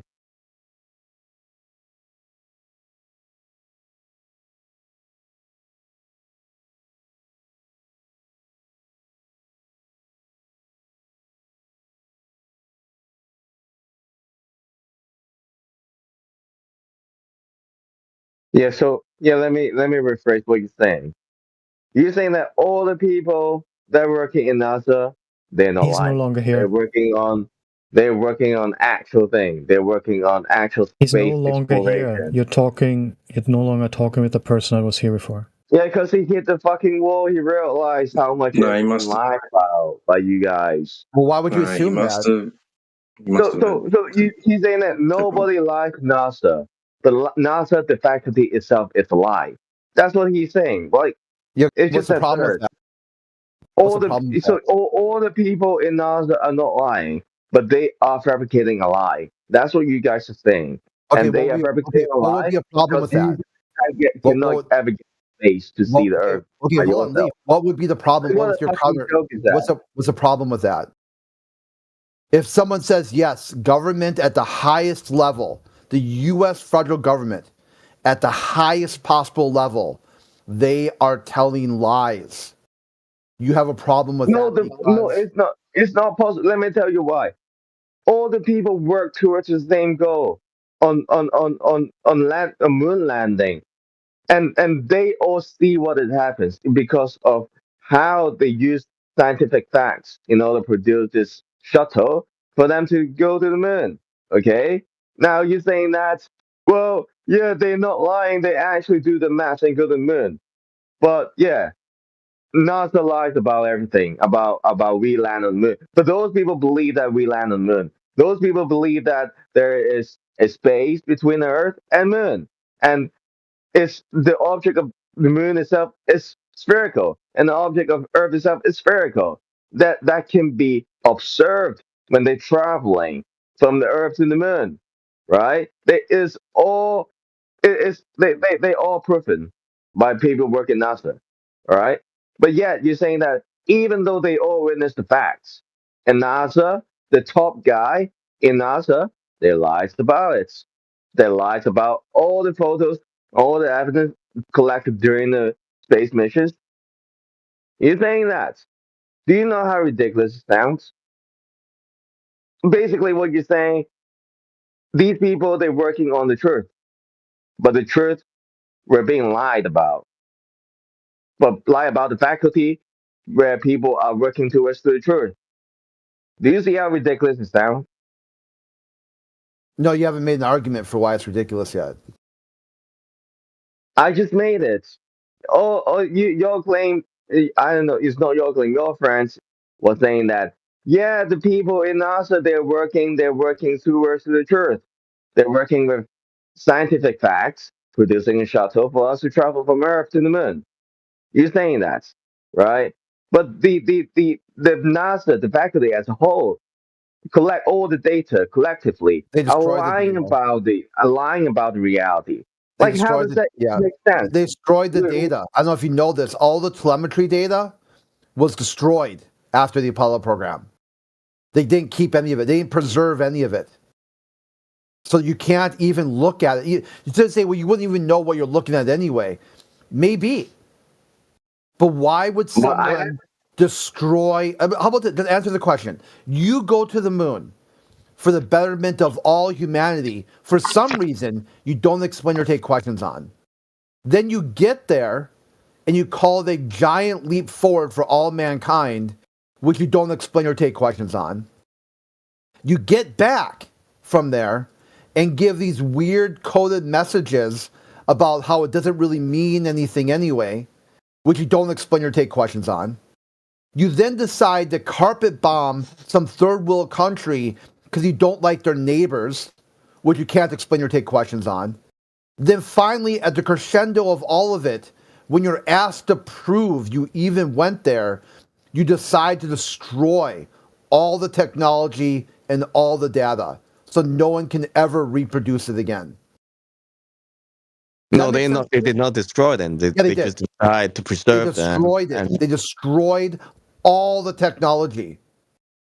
The direct quote, not Bill Nelson, Don Pettit, the spokesman for the astronauts. They ask him, how come we can't go back to the moon? He's like, well, we destroyed the technology. It's going to be a painful process to build it back again. Then why'd you destroy it? Can't answer that. Did you? Why did you go? Just because they destroyed it doesn't mean that we've never been to the moon before. Okay. Well, why'd they go? Why'd they go in the first place? What was the reason to go to the moon in the first place? No. Okay. Look. I need to get your mind straight. Just because. Just answer a few questions. Why did they go to the moon in the first place? What was the reason? It doesn't matter. Okay, so you can't explain your thing. So you did something. So let's follow the logic. You just randomly do something for some random reason that you can't explain or take questions on. I'm no scientist. I'm not here to explain to you. Okay, why would you go to the moon? What would be the reason for you to go? If you got a chance to go to the moon, why did you go to the moon? Look, if I build a car and I just destroy the blueprint of the car, doesn't mean that I did not build the car at all, okay? I want you to get your mind straight about this, buddy. Yeah, it's not, you don't even need flat earth for this. The vast majority of people who question the Apollo program, past, present, and future, have nothing to do with flat earth at all. You're barking up the wrong tree. If you got people who think the Earth is a globe at the time it happened, who said NASA's faking that shit. They took him to court. They took NASA to court and said, prove it. 3 court cases that NASA balked. They basically were able to play a bunch of legal trickery to get it kicked to a lower jurisdiction. Then that court said they don't have jurisdiction. Then they got it kicked again to a different court, and then the court ruled that astronauts have a right, the Bill of Rights address astronauts even if they're in space. So they have a right to not self-incriminate. Interesting. The legal case to see if the astronauts went to the moon, to get them on the stand in a court of law to present their evidence, they use the 5th Amendment, a right to not incriminate themselves. Why would they do that? Look, buddy, all I want to say, why would they do that? Why would they do that? Why would they do that? It doesn't Why matter. would they invoke the 1st and 5th Amendment rather than just present their evidence in the courtroom? See, you just look, buddy. That's You're just whining about I'm it just and asking a not. question. There's no motivation here. I'm trying to pick your brain. You're the smart guy in here. You're the guy who figured it out. So can you answer a few questions? Why did they invoke the 5th and 1st Amendment rather than present their evidence? Why do I have to show you evidence? If I build something, why do I need to show you something about it? Why? You're the thinker. You're the guy who's got. Oh, I know they did this. I believe they did. Yeah, I don't have the burden of proof. Just because you say, "Oh, I want to see it." So do I have to show you? What, when, no, where, I don't. How? Who did it? Why do I have to show you? Why do they have to show you? They don't have. They're not obliged to show you anything. I doubt their claim, and they made the claim. So now, can you present the evidence? They tell you no. They can't present the evidence because A, they destroyed all the evidence, and B, they'll invoke the 5th Amendment. No, because there are these technology. I will tell you why they have to destroy these technology, okay? Buddy. They destroy it because obviously they have achieved something. What did they achieve? Well, they leave the Earth. Why did they do that? See another reality, okay? But why did they do that? Look, way before we ever had a space, we once believed the Earth was flat. Who's we? Shut up. Shut up. We once believed the Earth was flat, and people were beheaded for believing the Earth was globe. Not too long ago. Who was beheaded for believing the Earth was a globe? Look, Galileo was in jail because he suggested the Earth is no. Who was beheaded? No, Galileo was told not to talk about the heliocentric model because it was so stupid. It was so beyond the lived experience of the peasants. The Pope was worried it might weaken the power of the Catholic Church. There you go. There you go. You're not done, dude. It's not. That's the beginning of the story. The Pope, who was beheaded now and then, was considered the Word of God on earth. When the Pope spoke, his words were considered the words of God. Galileo said, "Fuck that noise," and talked about heliocentric anyway. He was then given a slap on the wrist and sent to his room with dinner. He was given house arrest. And by even today's standards, his home, his compound, is absolute luxury. An outdoor maze, an indoor and outdoor pool, direct connection probably better than to what the monastery. the president of Venezuela was getting. Yeah, no shit. And this is at the height of the Spanish Inquisition. People were being burnt at the stake for having a lazy eye. And this guy directly opposes the Word of God. Heresy. The Word of God on earth, and nothing happened to him at all. Then later on, the church says, let's turn him into a saint. And let's apologize for this wrongful conviction of Galileo. Meanwhile, what about all the peasants you crucified and burned at the stake? Oh no, fuck them. Their convictions stand. All their convictions for like supposedly having a floppy ear or a lazy eye, they just got, they're convicted. They confessed. We tortured them until they confessed, so their convictions stand. And you're trying to tell me that people were prosecuted for beheaded. Beheaded, nonetheless. Like, get the fuck out of here, dude. You are willfully ignorant of these facts. Willfully ignorant. It's embarrassing. Like, just absolutely embarrassing how you don't know. It's not even trying to get, I'm not even talking about the conclusions yet. Just the basic facts of the day. Like you're talking about legal facts here. No one was executed by beheading. I mean, what the fuck, dude? More people will probably be. Yeah, I did not say Galileo got beheaded. I say he was in jail. No, you said lots of people were beheaded. Yeah, Galileo never set one foot in jail for the ultimate crime of heresy. He was prosecuted, definitely. Yeah, and who was beheaded? What was Galileo's punishment? Sorry, go on. Look it up. Google it. Come on.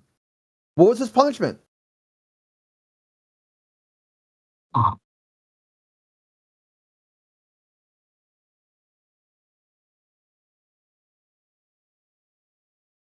Just Google this. What's the punishment for heresy? And what did Galileo get for committing heresy? Then think about that. Then ask why. Why was it the case that he barely got a slap on the wrist for committing the ultimate crime?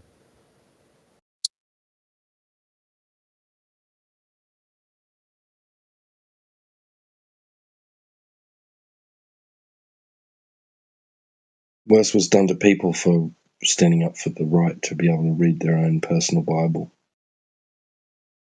Yeah, I mean, even more. I mean, even less than that. Somebody had a missing finger, and then the priest just hallucinated in a dream that the devil will come to the town marked by a missing finger. Boom, dude executed at the stake, burned at the stake, alive, burned at the stake because of some random priest just hallucinated a dream about the devil coming down to Georgia. And the Catholic Church to this day upholds that conviction.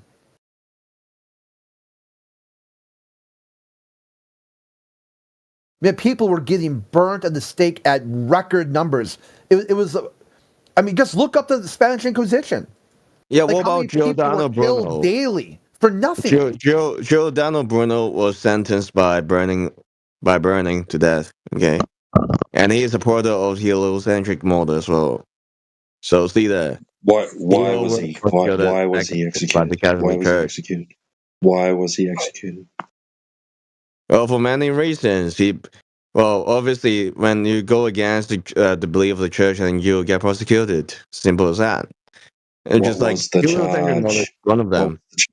What was the charges?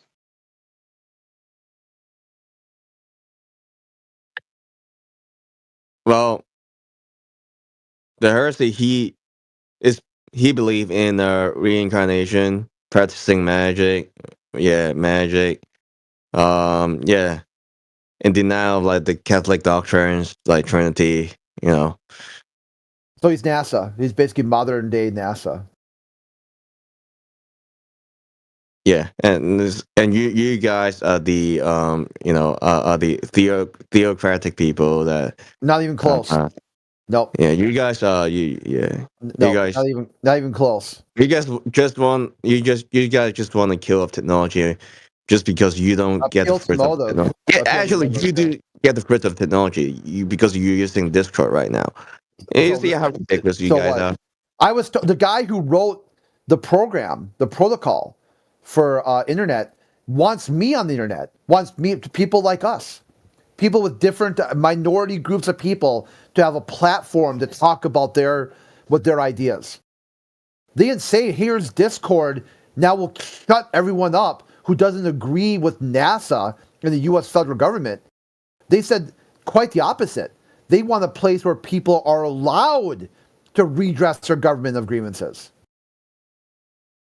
So you're the one, really, that they're probably like, crap, really? Another one of these idiots?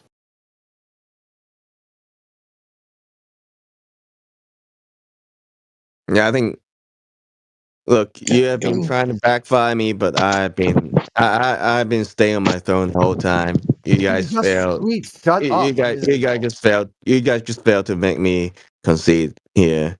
I've all the claims. I've all the evidence for my claim. Like Galileo was prosecuted. Yeah. Oh, look at Giordano Bruno. Yeah, he was prosecuted. Right. Not for that. Not for what you said. Not for heliocentrism. By you supporting read out the charges. So no, you didn't say that. You said it was for belief in reincarnation. Yeah. Got real quiet right now. Losing your aura right now. Yeah. Stop talking, man. Yeah, go back to the right track and believe in modern science, okay? Like, stop taking yourself into this cave and believing nonsense. That's all I got to say, dude. What, that water finds its level? Is that nonsense? Yeah. Anyway, I just destroyed you guys. Water finds its level is nonsense, is it? Yeah, just take that out and go sleep, okay? Go sleep. And wake up tomorrow and become a global. Take your own advice. Okay? Take the L, go sleep. Hydrostatics is nonsense. We get it. We understand. All right, check that out. Peace. Yeah. Okay, dumbest guy in the room. Sure thing. That was amazing. He didn't even stay to let us show the evidence, or water doesn't curve, but just want to talk about everything else. Crazy. He knows about it. He's been here lots of times. He's terrified of the evidence.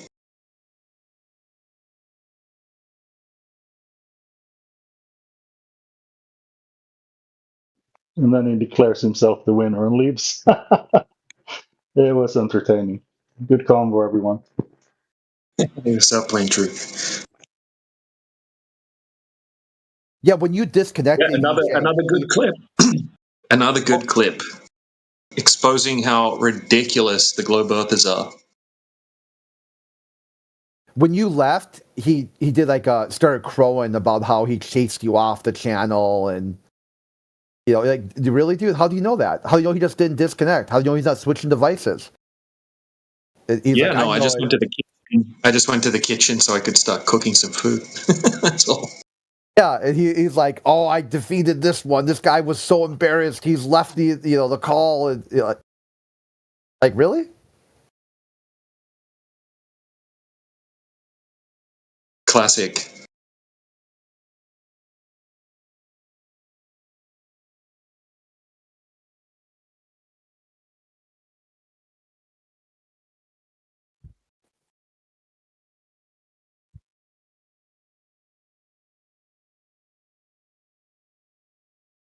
Does anyone here have a working model of the solar system with a flat Earth?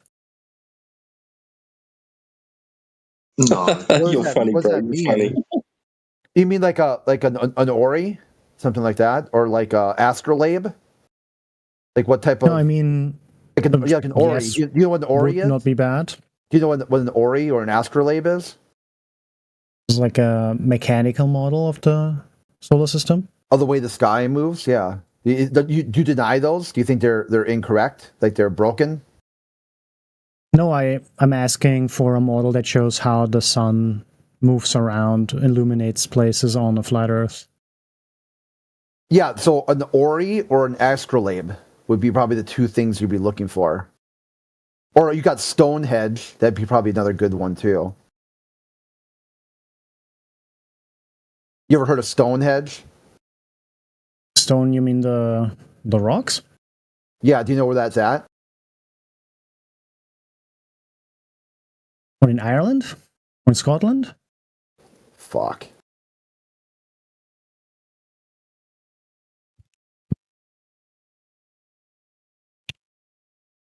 Jesus, dude. I don't even know what to do with that. It's so idiotic.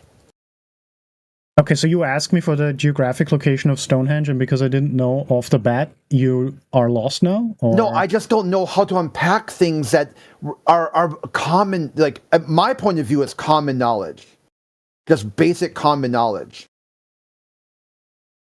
So I don't know where it's to in take the UK. cover.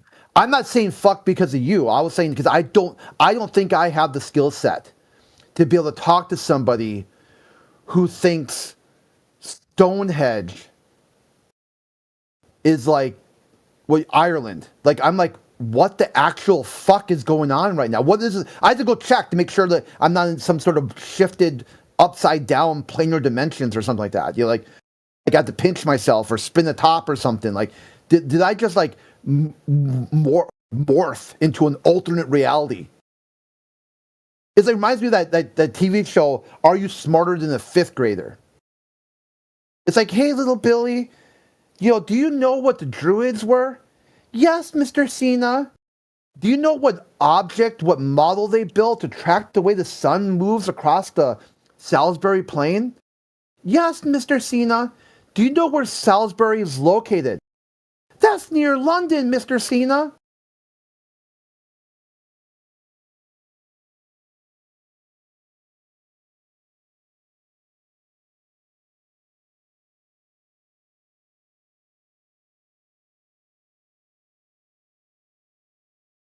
Did he leave? Maybe.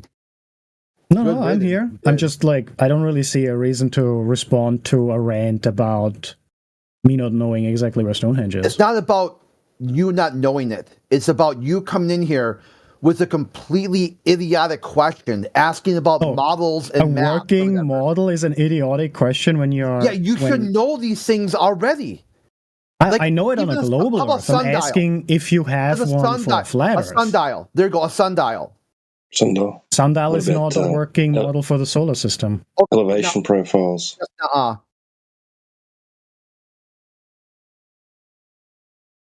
Straight up not. So it doesn't matter what anyone says. You've got some idea that there isn't a model. In your mind, you came in here, there isn't a model of any of these things working, but I'm going to go ask anyway, and anytime someone presents one, just say, nuh-uh. No, that's not what I was planning on doing. It was a loaded question anyway. I mean, you prefaced it with solar It's system. Not a loaded question. It was just a question. No. You said solar system. Yeah. Oh, do you have a different way to refer to that? A solar system. Okay, I will accept your terminology. How do you call the thing that's around the flat Earth and is in the sky and all that stuff? The sky.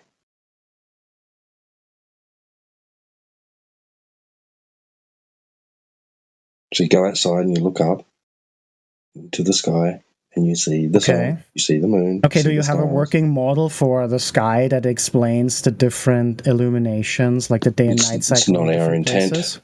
It's not our intent. Yeah, the equation of time that SunCalc uses. You can go to suncalc.com. They use the equation of time. It doesn't have anything to do with a globe, and it calculates exactly when and where it's going to be. Where the sun's going to be at any given moment for anyone. So there you go. There's one for the sun. But SunCalc uses a global Earth. No, it uses the equation of time. The equation of time doesn't include an Earth shape. Yes, it does. Go look it up. Fuck, have you looked into this before or not? I just opened the homepage and the map looks like a global map. So that's why I'm saying it doesn't make a lot of sense what you're saying. That doesn't mean that that's what they're using, bro. That's just the visuals that they're projecting the data onto. Exactly. So you can project data onto any map projection or a coordinate system projection. So you could wrap a coordinate system around any shape and use that. You could wrap it around a dinosaur shape.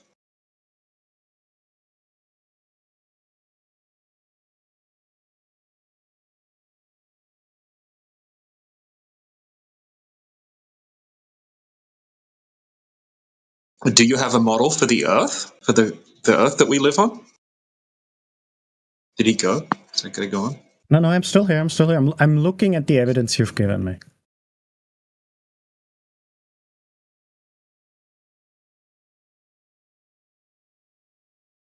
It's not really our intent anyway.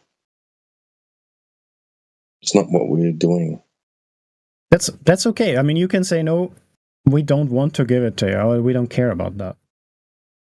I would have accepted we don't want to give it to you. It's not our intent. It's not what we're aiming to do. I know this is kind of off topic, but what's everyone's opinion on the Venezuela stuff? Yeah, that's the way flat off topic. Okay, Is that Nate? That's fair. Yeah, it was. I used to be Nate. Yeah, Oh, okay. This is Nate basically. Yeah. Yeah, I'd like to try to keep people's voices recognized. I mean, we could just go real quick. Is that the Monroe Doctrine? Basically, Yes. we're just going to keep the world superpowers separated, so they don't destroy all of humanity. So they let China and Russia and Their North spheres Korea. of influences. Yeah. Yeah, just keep them apart. Just keep these world superpowers apart.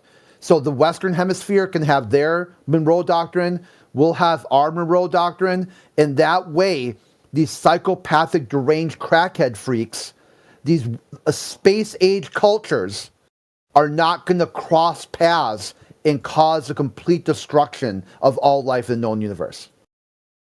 Just keep them apart. Let them set up doctrines and whatnot. And, that's kind of the gist of it. The gist would be like, these are they say about how can they get along, right? How can they all maintain the conspiracy theory that it's all a globe?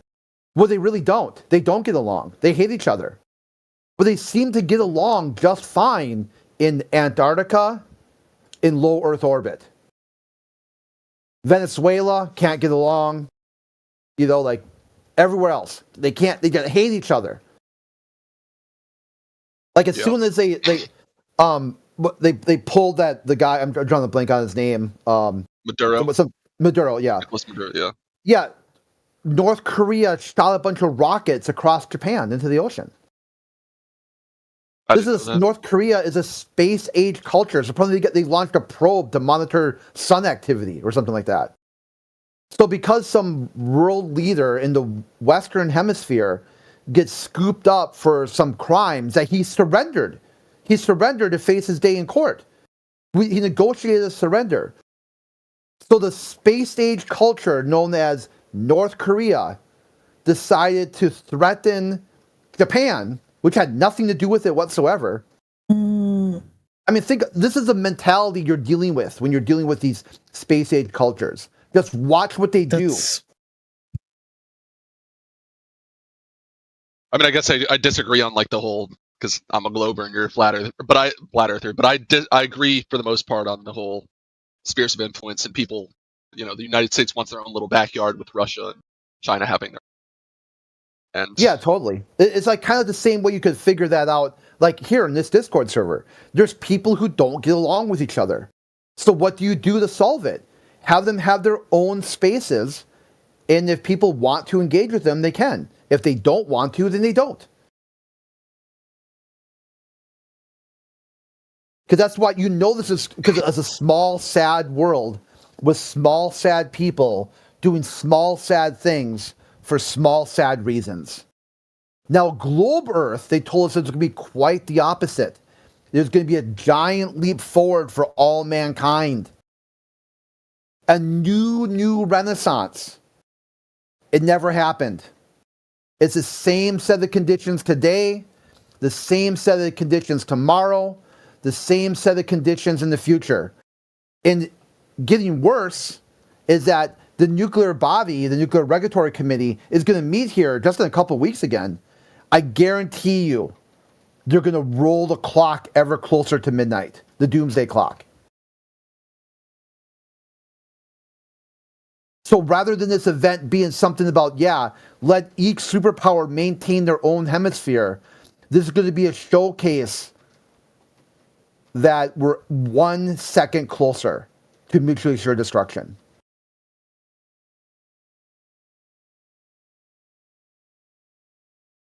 All right, got it. Yeah, I just wanted to hear y'all's perspective on this. But do you want to give your take? I'm sure you're just itching to. No, I mean, obviously I don't agree with the whole. I have a globe earther's perspective on this, but I agree in the sense that yeah, these bodies of power are evil. I don't necessarily agree on the consolidation of power. I don't think this is necessarily like a globalism move with the United States trying to work with Russia. I don't know if that's what you're kind of implying, or China. But I mean, yeah, I how dare you? They're working for your good. They keep the king of England out of your country, bro.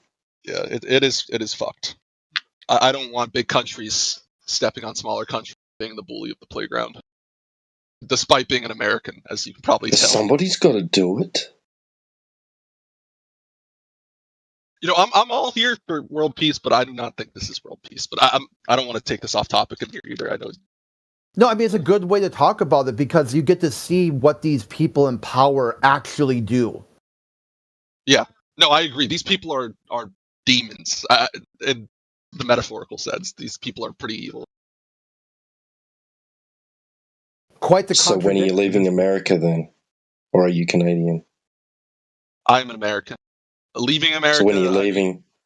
When are you leaving? I have all my family here, dude. Like, it's easier said than done. Oh, okay.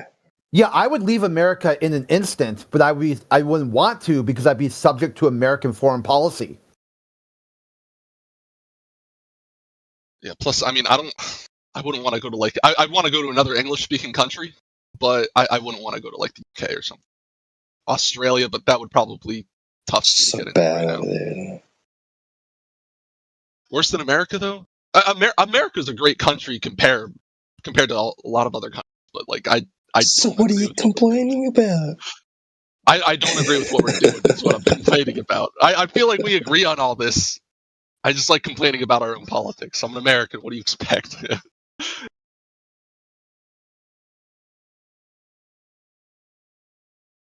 They're keeping you safe from Venezuelans. Weapons of, like, pharmaceutical destruction. They also got oil for some reason, in no central bank. You know, it's pretty blatant too. He dropped oil in his speech like several times yesterday or 2 days ago. Right out there.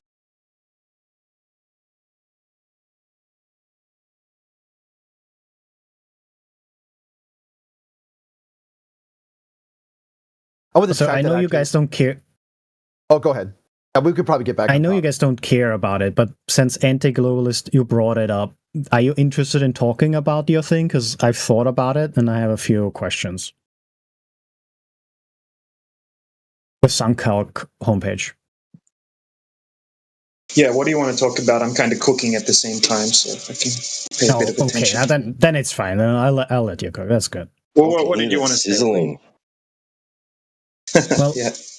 I looked at it and I thought about it, and to me it's obvious that this is a projection of a globe, but I can see why you would argue otherwise. And then I thought about, well, okay, what would make this impossible to be on a flat plane? And the strange thing to me is the shape of the light changes over the year, but I guess you could argue it's like a laser. It's very directed. And so that's why you've got the more or less clean cutoff when the light moves across the plane of the Earth and leaves shadow areas behind, and why it changes the shape of the lasers. It just changes over the year, yeah? But well, the problem is that we can... The clean cutoff. Usually the clean cutoff happens if you've got a local horizon, which is something blocking the actual horizon, like ocean swells, like large waves or mountains or landscapes, things like that. Then you'll see a clean cutoff with the sun. If you have a day and you zoom right in on the sun when it's setting at the horizon and you don't have the local horizon blocking the actual horizon, it kind of squishes into the horizon. It's kind of weird when you zoom in on it. It doesn't just cleanly set behind the horizon. Yes. No, I meant on the homepage you gave me, the projection shows when the time advances, the light, and then there's the clean cutoff in the dark area. Obviously, in real life, it wouldn't be that clean anyway. But oh yeah, you mean like the twilight area and stuff? Okay, sorry, yeah, I missed the point. because it. No, that's okay. It just moves across, which would mean that the light is much stronger in certain areas than others, at least, which you would get not with something like a light bulb, because it shoots out light in all directions at the same time. And we know that light doesn't just stop traveling, it doesn't lose energy, it just continues. It doesn't. Well, not through a medium. Yeah, not through a medium.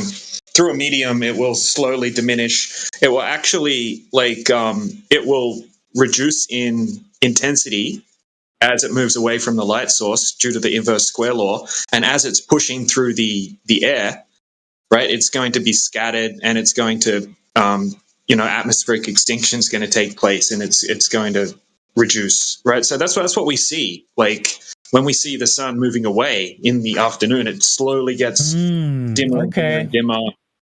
Yeah.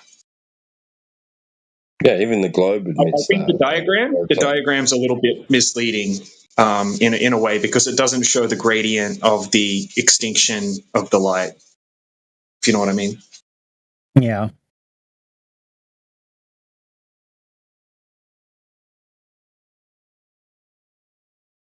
Yeah, you'll notice it starts getting darker even before the sun's set.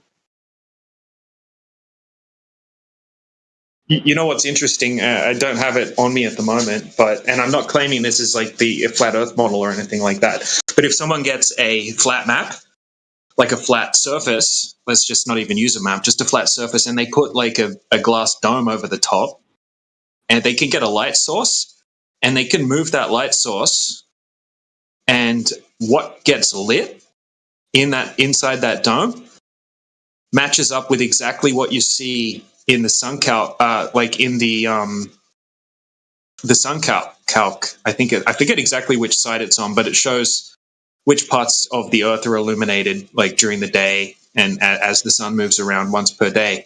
It matches up exactly the way they were able to replicate it. And I'm only mentioning that because it's just showing that on a flat surface, using a dome, you can map you can replicate exactly what we're seeing when it comes to daytime, nighttime areas that are illuminated.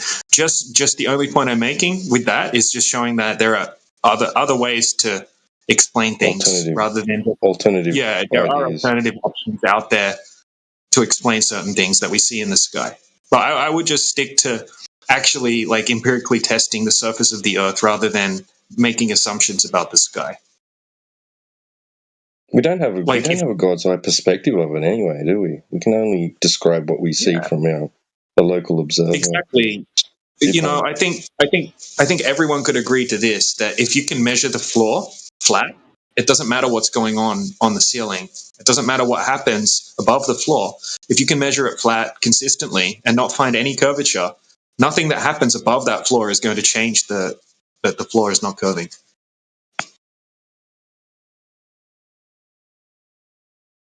That's the main point.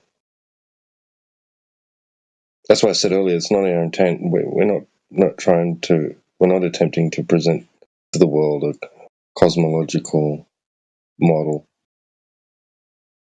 like complete with explanations for sky phenomena and seasons and stuff like that.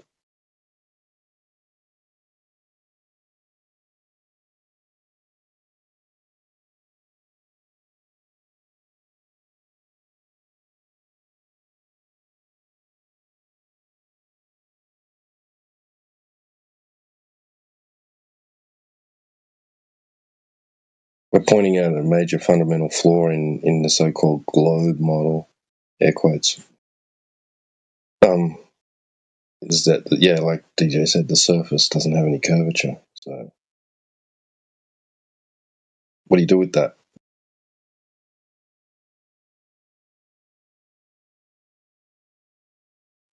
Well, obviously, I reject that assertion, but I'm still working through the physics of the light thing. I'll get back to you on the surface thing, though. What we could do is try to make your own model, and which one do you think would be easier to model?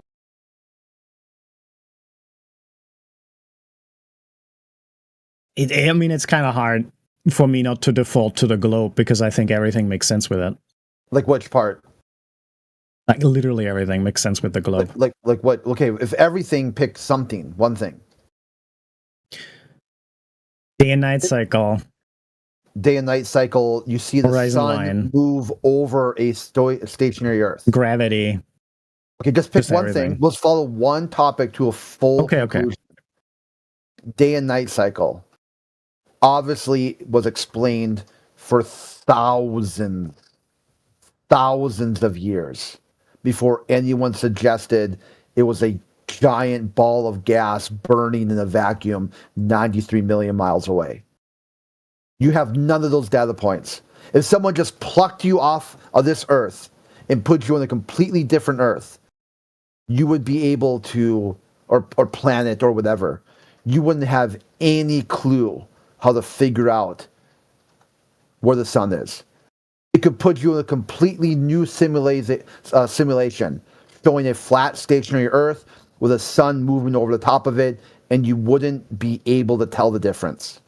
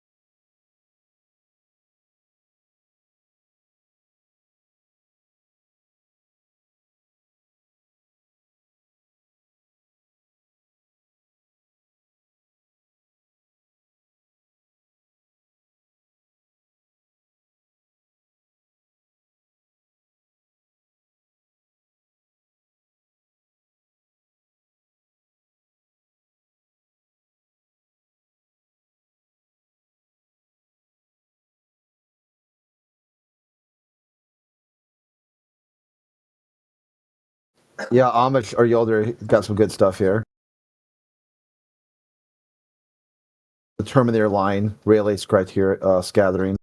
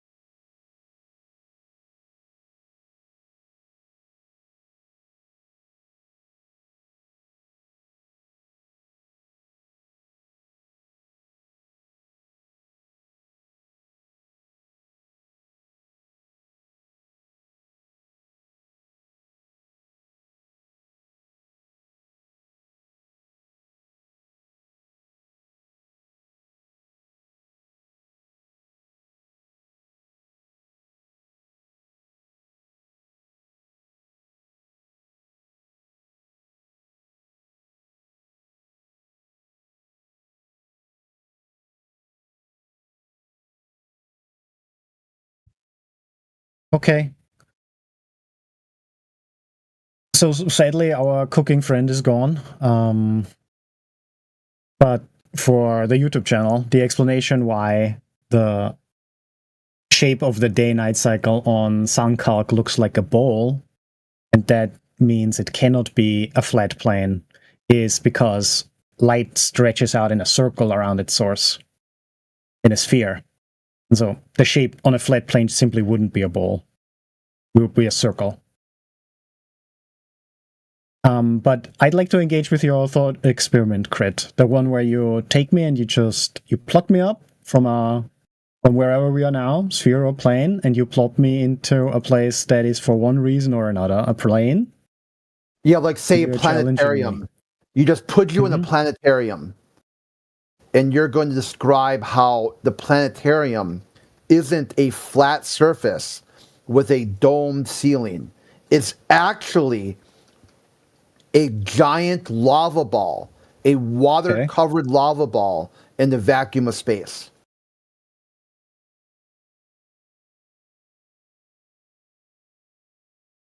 Well, can I leave the planetarium? Yeah, you're in the planetarium. Or can I leave it? Just keep making it bigger and bigger that you don't know. Someone just like that guy with where he was like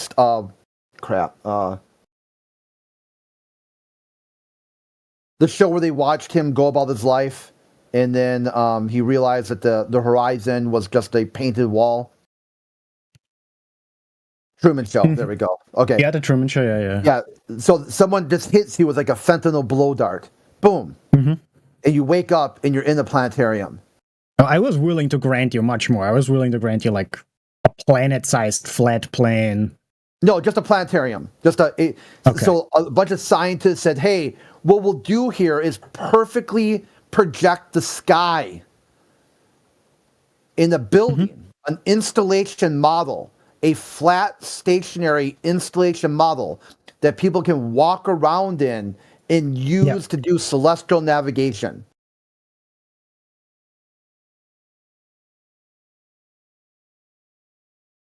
And your job would be to tell them that they didn't fool you. You know it's not an installation flat stationary model. It's actually a giant lava ball that's covered in water in the vacuum of space. And you determine exactly its position in the Milky Way galaxy. You determined exactly the Milky Way's position in like the galaxy superclusters. You figured out that the Earth is on an offshoot of the Orion arm.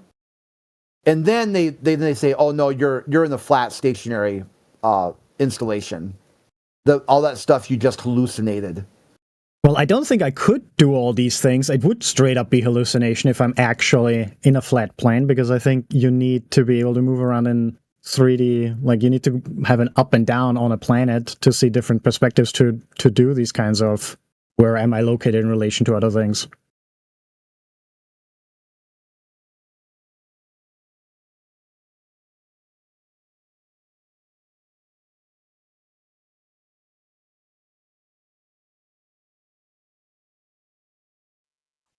I mean, we can put some topography in the room for you.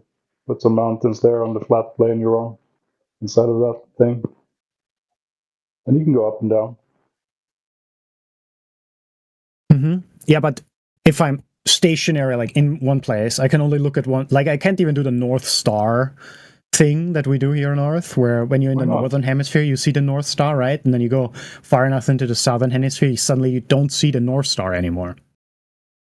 Like how far south? I don't know. Let's be safe and say you're like at the top 20% in the northern hemisphere, and then you go to the bottom 20% in the southern hemisphere. That should be enough to ensure that in one place you can see it, in the other you can't. Direct contradiction to what the globe model would suggest. Why? As soon as you hit like 5%, it should be difficult to see. And at 0, it should be a physical curve of the Earth blocking. But in your worldview, you think it could be 20%. Sorry, what do you mean? It could be minus 20 from the equator and still see the North Star?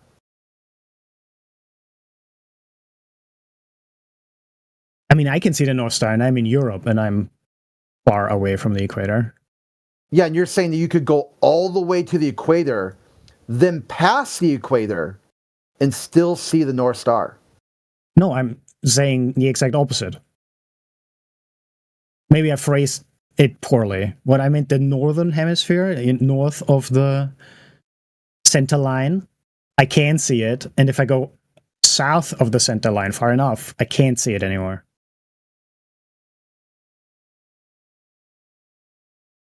Give me a goalpost so we can kick it through the goalpost and get you back thinking again.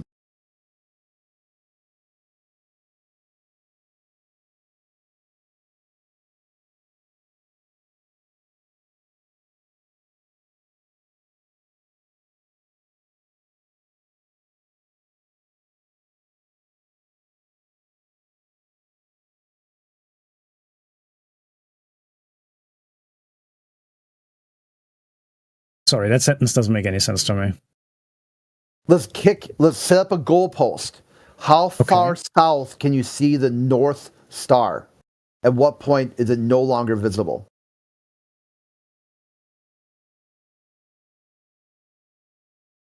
If you're asking me at what point is this no longer visible, then the answer that I gave you was, I don't know exactly. To be safe, let's say at the bottom 20% of the southern hemisphere, you wouldn't be able to see it anymore. Holy shit.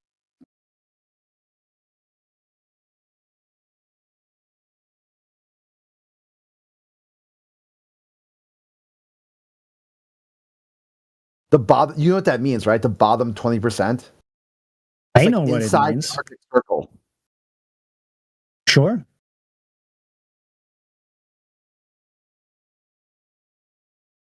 Like someone clip that shit. I don't know what the issue with that is. On a flat Earth, doesn't matter. You're in one plane. You see one sky. You just described the flat Earth too. You saw one plane. And then you went inside the Arctic Circle, and there were some effects there that changed what you see. And what are those effects on a flat plane? Start naming them. I don't know. List them out. It's definitely not the geometric curve of the Earth, because you should have stopped seeing it way before that. Sure. I said I don't know where exactly, so to be safe, let's go with an extreme example.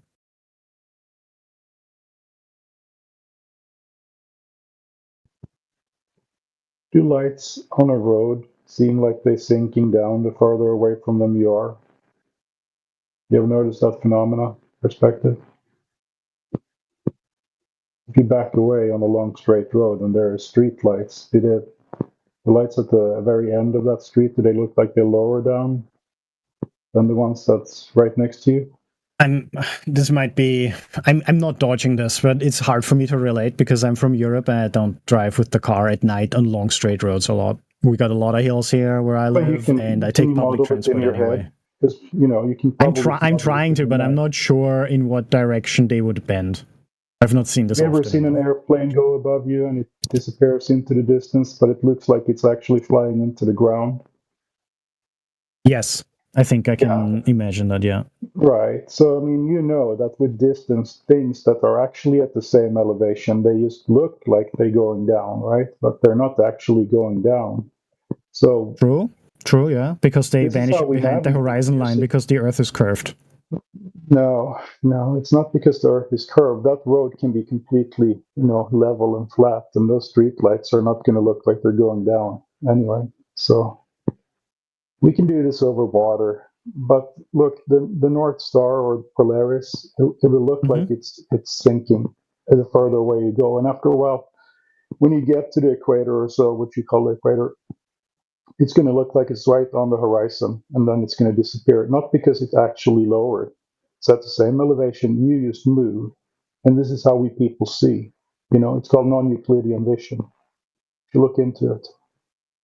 I mean, yes, non-Euclidean is because that kind of math works because we're on a sphere. No, that's exactly how it works on a flat plane. Like if you look out into the ocean, right, you can see a lighthouse maybe 10 miles away. But it looks like it's... No, this is not a gotcha. I'm not trying to gotcha you, but Euclidean math works on a flat plane. Non-Euclidean math works on a sphere specifically. No, this is just our vision. Because of the parallel lines things. No, this is how our vision works. Like if you're in a room and you look down a hallway, the door at the end of the hallway is going to look really tiny. Yes, because it's farther away. It's like it's going down, right? So if we saw in Euclidean space, we would see that door, being this exact same size and everything.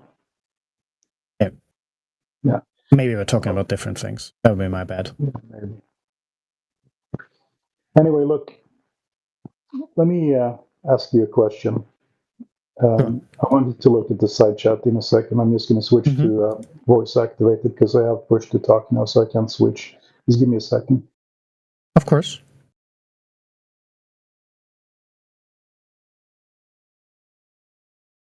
All right. Can you still hear me? Yes. So, the ball that you've seen pictures of it, I'm sure, right? From space, from NASA maybe, right?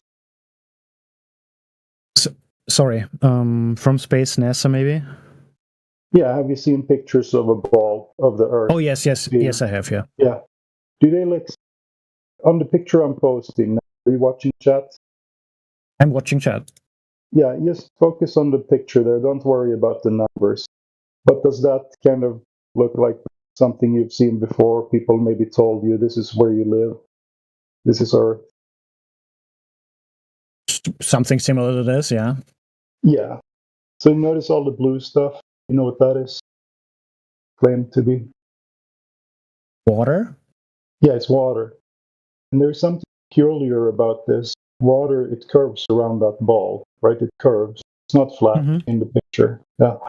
So the thing is, they have given us a site, 3,959 miles. That's the radius of this ball, right? So even if I grant you, this is a real picture from space, this is what Earth looks like. Now, we need to be able to confirm that water actually curves at the rate that they say it does. And there's a rate chart right next to the ball, right? So we can use simple math in geometry to figure out how much water needs to curve over, for example, 10 miles. If we look in the chart, it needs to curve 60 foot. If the ball radius plane.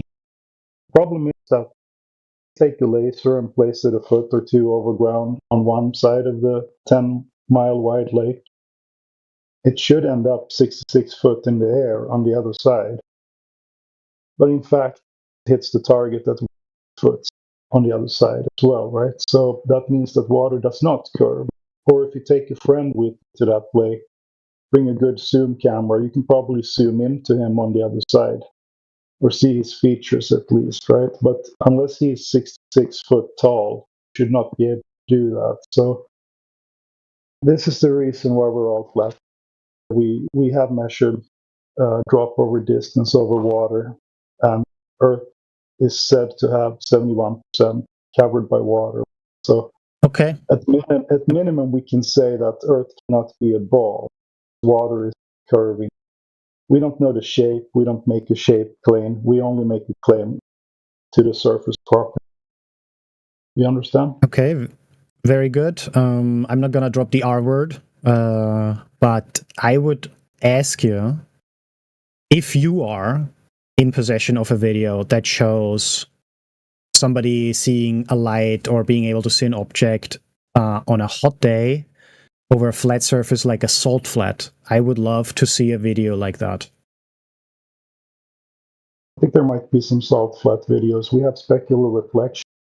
We can prove that they don't curve over several. If you would be so kind as to tag me in the side chat if you find something like this. I too have now. I have to leave now for dinner as well. Thank you very much for the conversation, though. All right, it was nice talking. Thank you. Yeah. So if someone has the specular reflection picture from the salt flats in Utah, that would be nice. I can't find it, but maybe he wants to look at it when he comes back. I know India had a good presentation on those flats.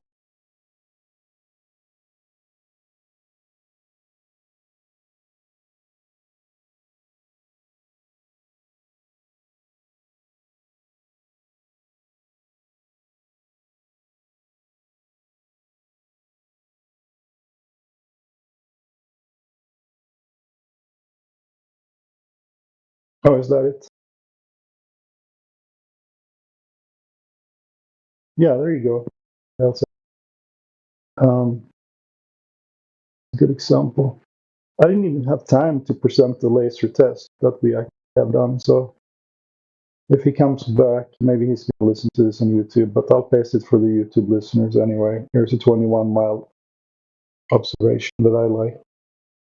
Coincidentally from Utah as well, Salt Lake.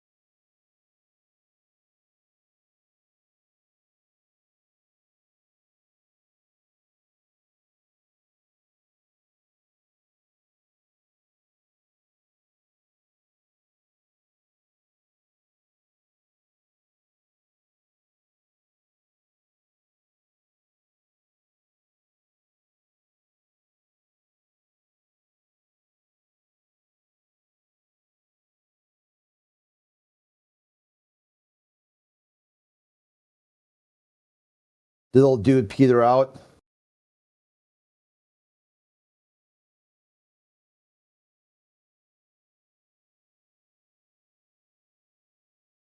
How did? Oh, I know I went AFK. I could just go back and listen to live stream.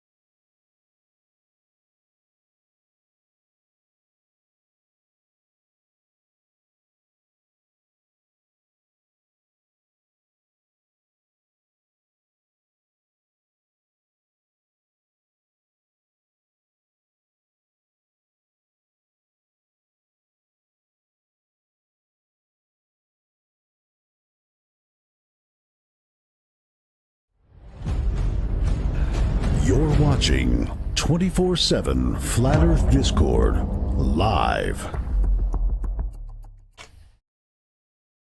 24/7 Flat Earth Discord, the best place on earth to talk about Earth.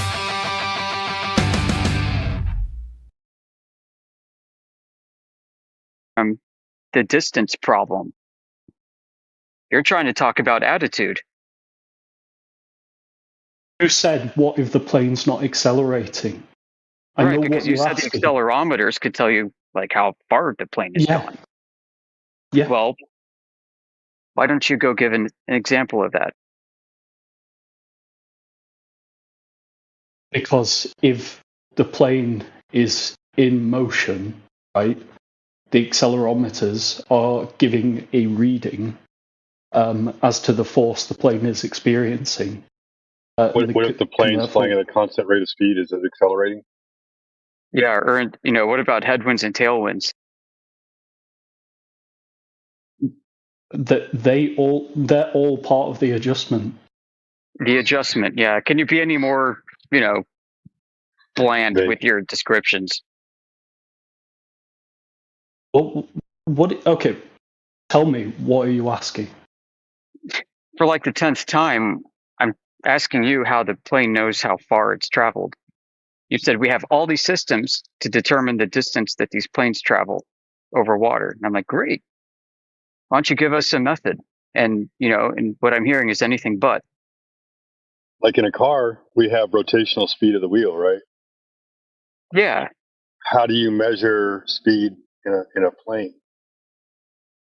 Yeah, you're using inertial instruments.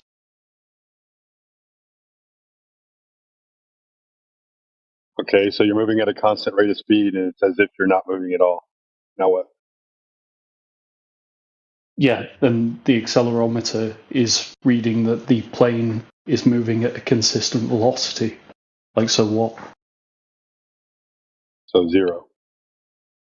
No, because the accelerometer read that the plane was experiencing a force. Therefore, it's taking it from the last reference point that it's moving at a constant speed. Because to go back to 0, it would have to decelerate. That's not an accelerometer. Unfortunately, headwinds and tailwinds will fuck with you right here. No, they don't, because it's all inertia. It's all inertia.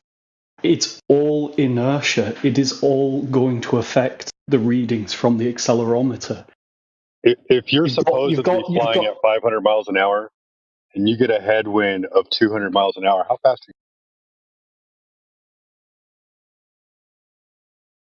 Yeah, you just take an X, Y, and Z direction and say, right, this is in what resultant direction I am heading as a result of this tailwind, as a result of my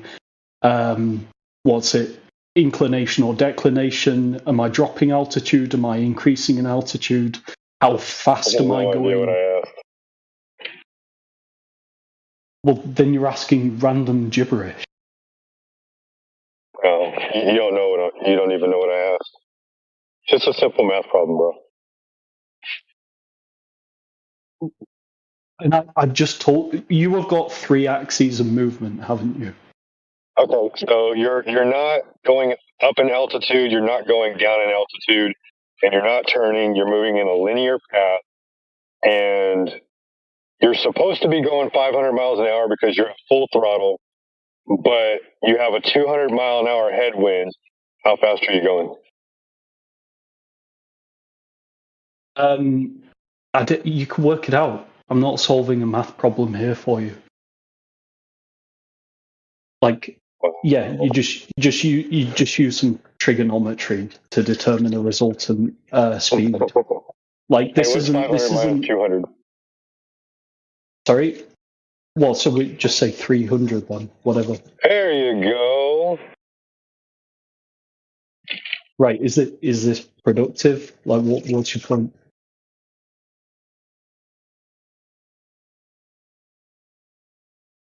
Is it what? What is your point? If you don't have any land markers, and you're out over the water and you can't tell how fast you're going, how do you know how fast you're going? It's measuring it. That's how it works.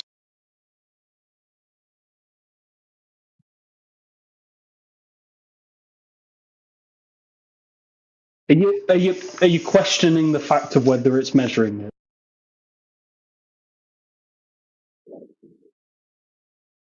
You claim that there are all kinds of ways that airplanes can measure their distance between point A and B, and you brought up accelerometers. That's where we are right now, right? And then I'm like, well, what if you're flying in a steady 100-mile-an-hour headwind? Your accelerometer reads 0, which is exactly the same as if you're flying in calm air. So how do you determine how much distance you've actually gained during that time that the accelerometer is reading 0? No, and you're in a 100-mile-an-hour headwind. Okay, if it really feels like okay, yeah. What? Okay. It really feels like an. Oh, what the hell? We're just 5 years old.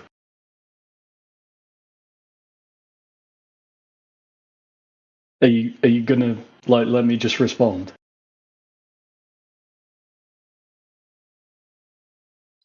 Is this the day that you come in and you pretend like you have no past history with any of us? So you're saying that you're specifically going to be ignorant because you've been hurt in past sessions? I'm going to be ignorant, but you don't deserve any respect. Not only that, but you're speaking gibberish. You're still seething. You're speaking gibberish. Yeah, right. You haven't said anything. That planes do every single day all over the earth. You don't understand how they're doing it, right? So because an accelerometer is going to read 0. I'm sorry to interrupt steady you. Flight. Yeah, I'm sorry to interrupt you. I want you to continue with what you were saying, but I came on to see did Deck have anything more to ask or say? But of course, Deck has left because Cosmic Nun, whatever he is today, has interrupted and derailed the conversation with the new person. Good job, gold medal for slitheriness. Go ahead, Yoder. No, Deck left a while back, and Dandelion, we'll review it with you here in a little bit. Yeah, you don't have to review it. He was here when Dude started blabbering. I came on and checked, and he left because he was bored, obviously. Because yeah, go ahead, Yoder. Yeah, final part here. And, this is not refutable. So these accelerometers have a blind spot. As they read 0 in steady flight, they have no way of knowing if they're moving 500 knots in calm air or 500 knots against a 100-knot headwind. The forces are going to be balanced in both cases, and you're not going to be able to determine how far the plane has actually flown. Okay? Okay, so right. I think we need to simplify it. So it's right. I have an accelerometer, say, in my car. I think most cars have. No, you can't use your car. Your car uses wheel rotation. No, cars use a bunch of different instruments. I mean, I use an analogy with going from point A to B over water like you were initially supposed to defend. I wrote my thesis on one of the types of sensors a car has that has nothing to do with wheel rotation. Well, it has something to do with wheel rotation. This is all about getting a distance between two cities across the ocean, which you said, airplanes have all these ways to consistently measure this. And then you brought up accelerometers, and then I shot you down. So that's where we are in this part of the conversation. If you want to move on to cars or something else, take the L, and we can move on to cars. Because I feel like we need to simplify it. So it's just I made it super simple. I think the audience understands. If you don't, I can cut you loose right now. Okay. If I'm walking, right, and I have an accelerometer attached to my body, right, the accelerometer on rest reads 0, right? I start walking. Okay, the accelerometer starts to read something. It reads an acceleration, like a few meters per second acceleration or something like that.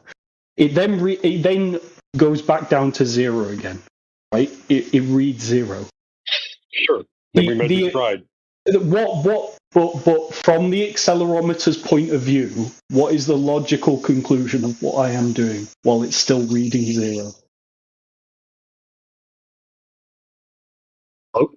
It's an open question. What would the conclusion be inferred as a result of the accelerometer still reading? I'm sorry, I zero? fail to see the relevance. Because we're building up to a plane. Because I need to simplify this. No, you don't need to simplify it for me, dude. I know more about this topic than you do. You're not understanding this, so I need to simplify. I am understanding this, okay? I know how air data inertial reference units work in airplanes. Right. So this should be easy to understand because I can bring it back to a plane. It's like you get very confused. It's irrelevant. It's completely irrelevant. Okay, take a plane. Take a plane, right? Since you got upset when I talked about walking or using cars, right? You're in a plane. You take off, right? And let's just keep it fairly simple, right? And say that there is one accelerometer reading your acceleration parallel to the axis of the fuselage. So just call it your x direction, right? If initially at rest state, we know it's 0. It takes off, suddenly it starts reading acceleration going, right? It then, when the plane reaches a constant speed, it returns to 0. Obviously, it's going at a constant speed, no acceleration, right? What would the logical conclusion from point of view of the accelerometer be that the plane is doing? So you guys just don't know. Brother, do you think that we just sit in here all day and that we don't have jobs? You don't seem to know. Huh? Honestly, I wasn't even listening to you because I'm still trying to figure out what other instrument are you using with the accelerometer. What the answer to the question is. You're still trying to figure out what the answer to the question is. That's why I'm saying I simplified it. Go ahead. What's your question? The question was, as I said, right? What would the logical conclusion be to draw from the data from the accelerometer as to what the plane is doing? If it reads 0 and you're in mid-flight, you're not moving at all. No. The accelerometer doesn't know you're in mid-flight. But what is the conclusion from the pilot reading the data? You're not moving. That you're not moving. No. Okay. No, sorry. I don't want to be condescending on that. It's the conclusion is that you're going at a constant speed because the accelerometer hasn't read any deceleration. You don't need it to read deceleration. How would it think that, or how would you think looking at that data, planes come to a stop? You're not reading any deceleration. You're a fucking moron. That's your counter. Show me a linear accelerometer. Post one in the chat right now. A linear accelerometer right now. Post in the chat. What?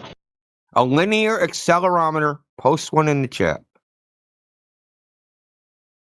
What do you mean? You don't even know your own argument. You don't even understand your own argument. An accelerometer in one axis. Yeah. So how do you know whether you're accelerating or slowing down? That's linear, right? You're going in a direction. We agreed. There's curvilinear, so you got a ring laser gyro, which measures the rotational acceleration. I want you to show me the linear accelerometer. Why? What is it? Because that's your argument. Because that's your argument. That the plane, the data, right, is that it's measuring that if it's going at a constant speed, it would not measure any output. Because there's no acceleration. I don't even know. How long have you been Hold on, sheepdog. Wait, sheepdog. I want to know what device they're measuring linear acceleration with in the first place. So you made up everything you fucking said. Everything. No, I didn't. Then show the device that they're measuring a linear acceleration with. No, that's not necessary for the argument. It is, because that's what you said. You said there's a device that's measuring an acceleration. Okay. And if it's going at a constant speed, it's not measuring an acceleration. What device is that? Yeah, I don't. What care device is what that? the exact device is called. I don't care Because what that it's device called. doesn't exist, dude. I mean, this is no the thing such where you thing say as it a doesn't. linear accelerometer. They don't exist. Oh.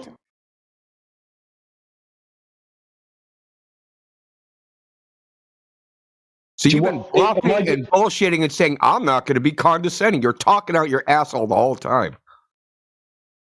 No, this is the thing I find. No, I don't care what you find. I don't care about your social commentary. Produce the device that measures, it says the data. You said data. What device is sending out data that matches what you're saying? What's worse than that, Indio? His whole argument exactly. is saying... Shut the fuck up, Cosmic. Don't ever talk in here again. He literally used the argument that accelerometers measure distance travel over water. That's where it started. It was worse than that. There's something called an inertial navigation system, but that's not simply an accelerometer. In fact, it's not an accelerometer at all in the sense of measuring acceleration.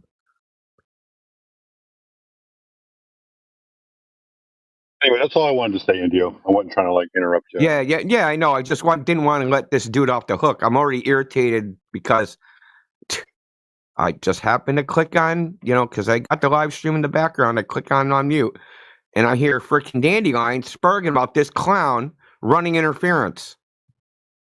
I'm glad you liked spurging. It wasn't for nothing then. Got you in here. And then I okay, maybe he actually has a point, and then it's just made up bullshit.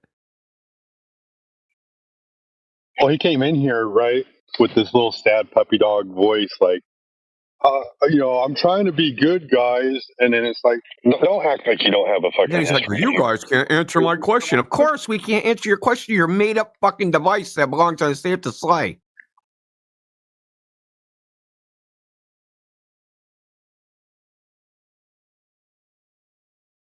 So, in an airplane, they measure acceleration with something called a pitot tube. Okay? That's what they measure the speed with. Yeah, okay, just post... Yeah, Cosmic, just post the device in the chat. And then we can talk about the data that you says exists. My question is, I just want to see how you guys can explain. What would the pilot think about the data? What fucking data? With what device? Talking out your ass. So just... And then he tried to say that, since you don't understand accelerometers in airplanes, we'll talk about the accelerometer in a car. It's like, you're measuring wheel rotation, dude.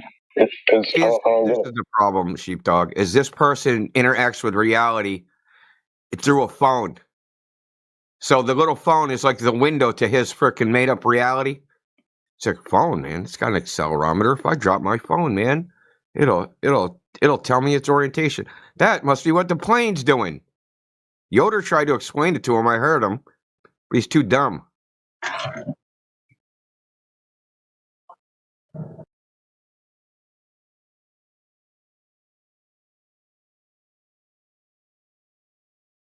We've got Giga. Oh yeah, we've talked to Giga before. Welcome back, Giga. If you're the same Giga, I don't know. There could be more than one. I think I'm the same Giga. I've been in here before. Yeah. What did we talk about last time?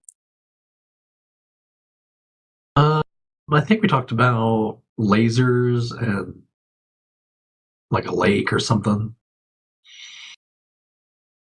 to prove the Earth is flat. Yeah, that's what we were talking about with Deck earlier. Also, yeah, it's a good thing to talk about. Yep, those lasers demonstrate there's no curvature. That's what they demonstrate. They, you could say they disprove the globe. I thought the other day, though, I just kind of wanted to mention this. Is it possible that gravity bends the light as well, though? Well, first you'd have to prove that your gravity is capable of having any effect on anything anywhere in some kind of objective, scientific way. Are you able to do that? Well, yeah, gravity absolutely affects light. That's why black holes are black, you know?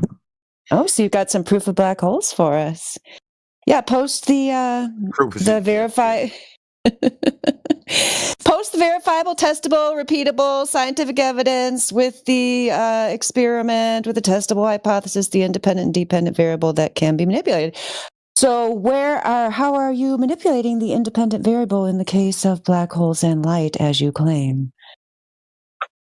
How am I manipulating an independent variable? Yeah, that's the question. Yep. What's the independent variable in your black hole proposition? Is Earth a black hole now? Light. Light would be the variable. Well, let me tell you, Giga, even if the general theory of relativity was true and gravity bent light, the mass of Earth would only bend light 1/16 millionth of 1 degree. So now that ain't going to do it. You're going to need more bendy. I forgot flat Earth. A lot of flat earthers don't believe in gravity as well. It doesn't even matter. It doesn't do what you need it to do. It is odd though, Indio, that like the evidence for a globe is that everything looks flat. Dandelion was on track with the black hole because we'd have to be living on black hole Earth.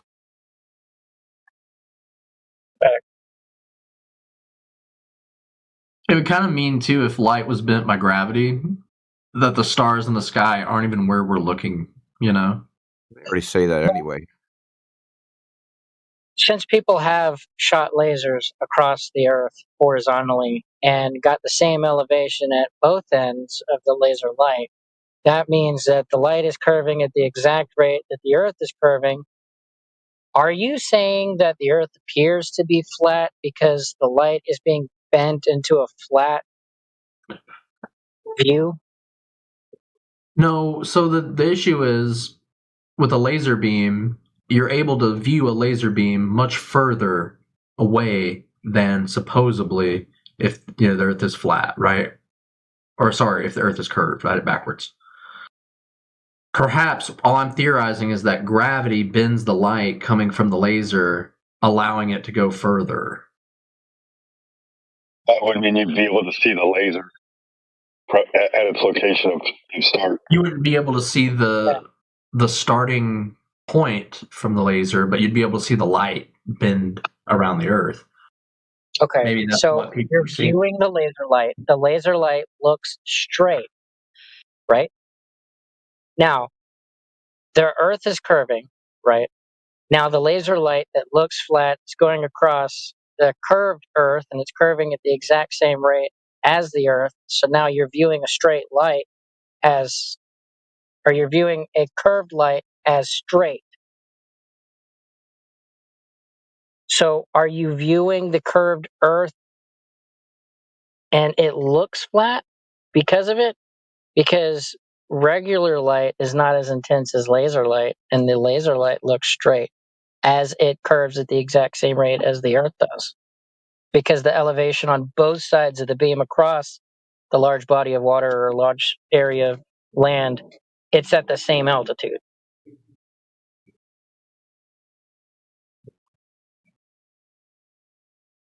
Because if the laser light was straight and it was not being bent by Earth curve, but the Earth was curving, then the altitude of the laser light at the opposite end of the laser should be at a higher altitude because the ground is curving away from it, right? But you're saying that it's the exact same curve rate as the Earth. So then you're viewing a flat world. Gravity is causing the world to look flat. Yeah, that kind of is what I'm saying. Okay. Kind of. So yeah. you have to believe the opposite of your senses. And you have to bend over backwards to make your senses make sense. I don't think it's really bending over backwards. It's just understand that, light is made of photons and those can be affected by gravity. Well, what you just agreed to is that the world looks flat, but it's not actually flat. To the extent that laser light is now bending at the same curvature rate as the surface of the Earth because of gravity. You're accepting that you will never see, ever, the curve of the Earth. But it's there.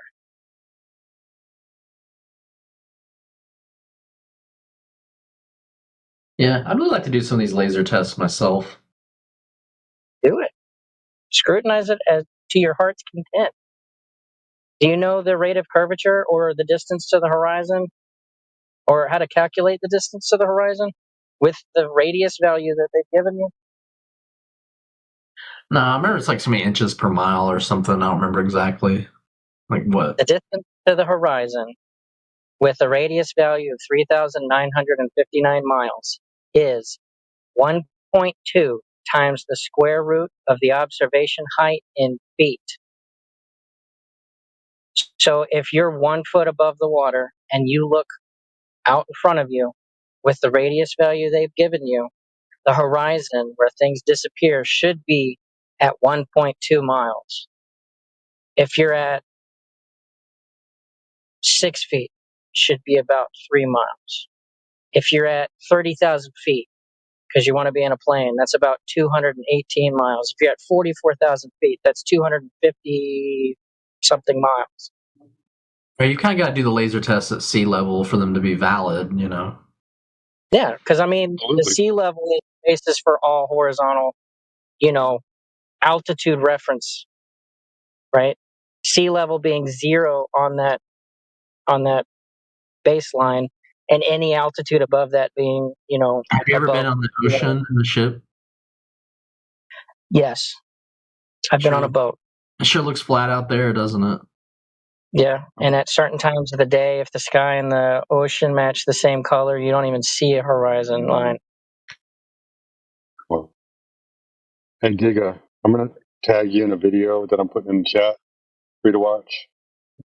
Sure. This is a flat Earth explanation of what refraction is, why they're using refraction. It's a good little explanation. It's like 4 minutes. Okay, yeah. This is kind of what we were trying to talk about. I've never done any of these tests myself, so I'm not really speaking from experience.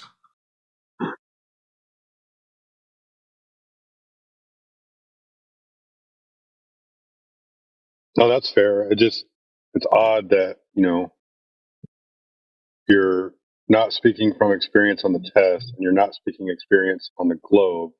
But you choose to defend the globe, which tells you the opposite of what your senses are telling you. Like anyway. most people, I've never been to outer space, and I've never just seen the Earth, so I can't really, Well, let me ask you this: what's the idea? What makes you? This is important. Is that the only way you can figure it out? Is to go to outer space? It's the only option available. I think that's the only way you could actually know. So so nobody's ever going to know except for the 27 Apollo dudes.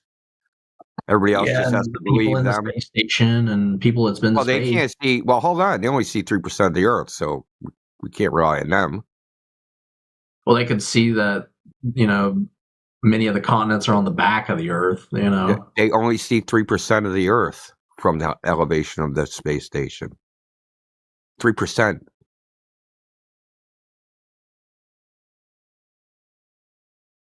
That's if they could see the entire circle of the horizon, which they can't. They can only see a little slice of it, right?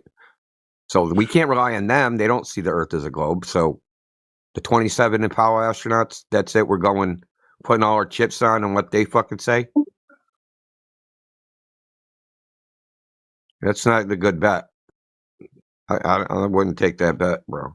I would like That's to not the only way we can do it, though. We don't have to go why I don't understand why people get this idea where you have to go far away from the thing you want to know about to figure out what it is. If you wanted to know if like your table, you had a table and you want to know if it was square, would you frickin' walk a mile away and look at it? Or would you just measure wouldn't you just measure the table? I mean, if I was an ant, I'd probably walk away from it and look at it.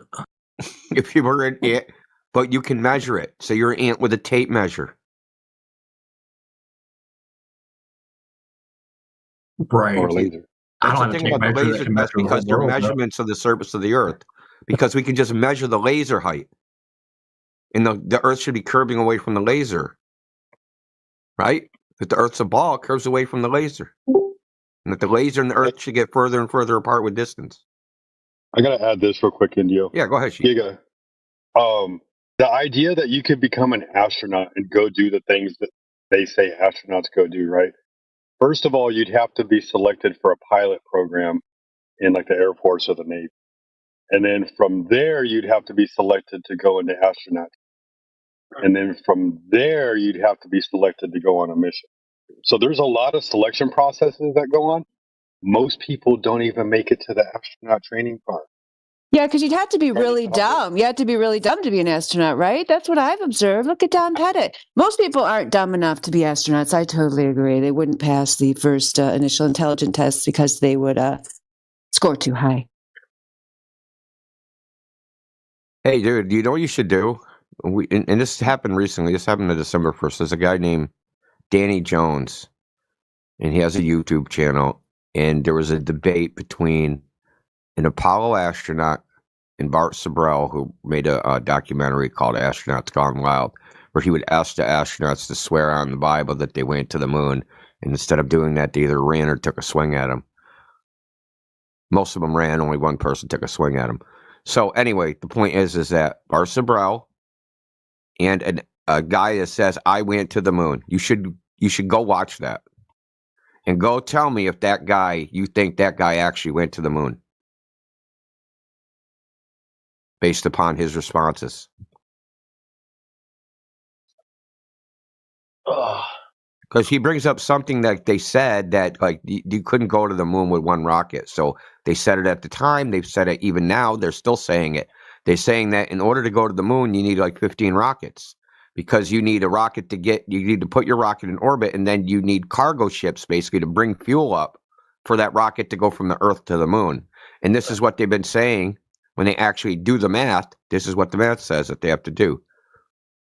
So they bring this up to this astronaut, the guy that says, I went to the moon, and he just goes, well, they never told us that. Hey, what about the Van Allen radiation belts? Well, they never told us about them, so I guess they, You so like things don't kill you if you don't know about them now? That's convenient. But I mean, the point is that, before you rely on these people as like, credible witnesses or anything like that, I don't know why you would do that anyway, because like Sheepdog pointed out, they're all in the military, especially back then. You might want to, if you watch that, I guarantee you're going to be like, what the hell? There's no way that people went to the moon. And if there's nobody went to the moon, you got to think nobody has seen the Earth in its entirety. With their two eyeballs, right? So how do you even judge any image of somebody showing you the Earth, right? Because you've never seen the Earth in its entirety. You can't even judge the image. And that's where we're at, right? So why should we rely on that garbage evidence, right? Of trusting this guy, trusting this image, when we can just measure the Earth. Are you saying that satellites don't exist? They exist in what sense? That we've put satellites into orbit. You're not one of them, dude. You're not a spaceman. You're not a spaceman. There is no we. There's no we, dude. You're not a spaceman. You didn't do anything. I don't need to be a spaceman to know that we have satellites. There's no we, dude. There's no we. I've literally seen it with my own two eyes. Yeah, but you didn't do anything. We don't have satellites. You can see satellites. Okay, how do you know they were orbiting the Earth? Okay, how do you know they were orbiting the Earth? I don't understand the logic here. I'm going to ask you a question. How do you know the little light you saw in the sky is orbiting the Earth? What else would it be doing? That's not asking me a question doesn't tell me how you know how many objects are orbiting the Earth now. There's like countless thousands. Yeah, so check this out, bro. So check this out. Astronomers recently released a study. They went over now this is in the Astronomical Weekly Pacific. It's an astronomy journal. They looked at old photographic plates from before satellites. And you know what they found? Satellites. How did they find satellites before satellites in 1947, before Sputnik? There's ancient technology up there. Antediluvian technology up there too. The work of fallen angels. Yeah. Oh my lantern. That's also really interesting. That's also really interesting to think about is that there is antediluvian satellites. You want to come up with the Trebuchet method of orbiting freaking. Sure they didn't orbit monolith. Have you heard of the Dark Knight satellite? Have you heard of? That's an instance of one of those. Have you heard of the Anunnaki? They genetically altered human beings to dig gold so they could bring it back to freaking Beta Reticuli. Yeah, that's a lie from Satan. But yeah, go ahead with that. That's a lie from Satan, dude. It is. The globe is a lie from Satan, brother. They're fallen angels, and they've been deceiving mankind for a very long time. The globe is a lie from Satan. What's an angel? It's a way to sidetrack you from believing in okay, so why? So oh, he's one of those. Okay, yeah. Flat Earth is a sidetrack. Yeah, rethink your whole life, please, sir. Why did God create a reality from which you can't perceive that? Oh, shut up. Why did God create a reality that is completely deceptive? Right, the Earth looks flat, but it's not really flat. And it seems stationary, but it's not really stationary. And then he wrote it, and then he had the prophets write it down in the book called the Bible, and they also said the Earth was flat, like clay pressed into a sphere. Why are you talking over me the entire time I'm talking? There's a new interferer. There's a turbo dick coming in. Yeah, so we're back to. We're back to Giga, and Indio's asking a question. You probably couldn't hear it because a guy was rudely interrupting and derailing. So maybe you want to just give him. I don't know. Did you hear it, Giga? The question? I just went and got a Coke Zero. I just got back. Oh. Can you repeat it, Indio? I don't even remember what it was, quite honestly. Yeah, it's the same question. You've asked it many times about, like, why would God be a trickster type thing? Oh, yeah. I was kind of talking to Turbo, though. So, yeah, why would God create a reality which was tricking us and just not real? That's not what it really is.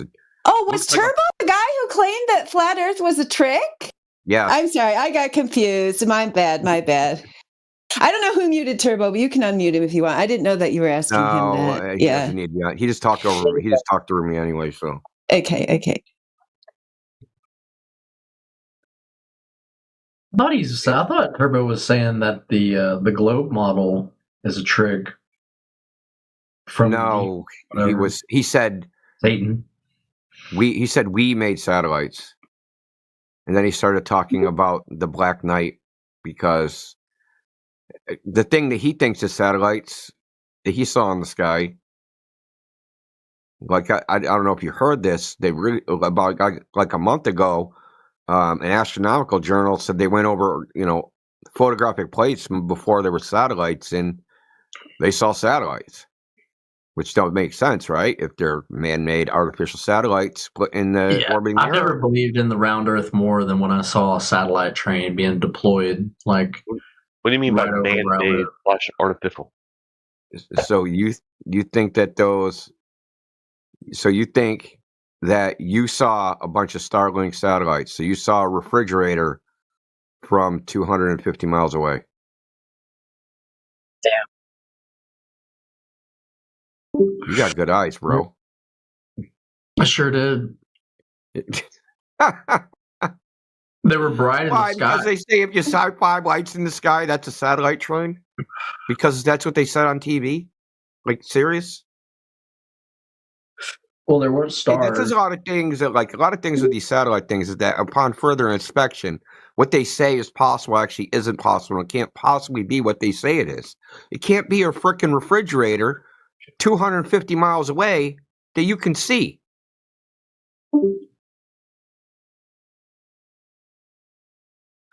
It's pretty far. Like, I don't know. Think about something that's 250 miles away from you by land, and how long it takes to drive that far.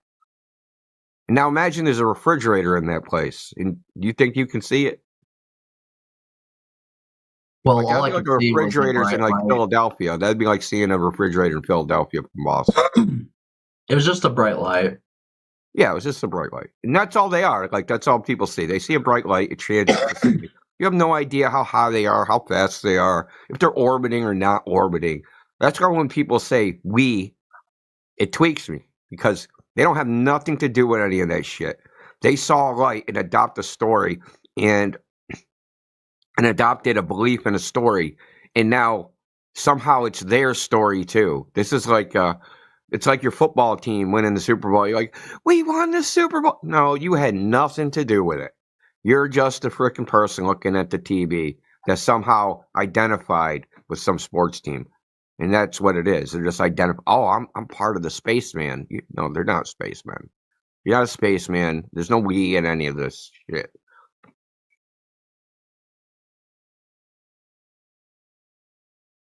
And actually, Crip pointed that out, that they like, if people are like projecting themselves as spacemen, like their identity, it's part of their identity. Like, this is the space age. We're all gonna go to Mars.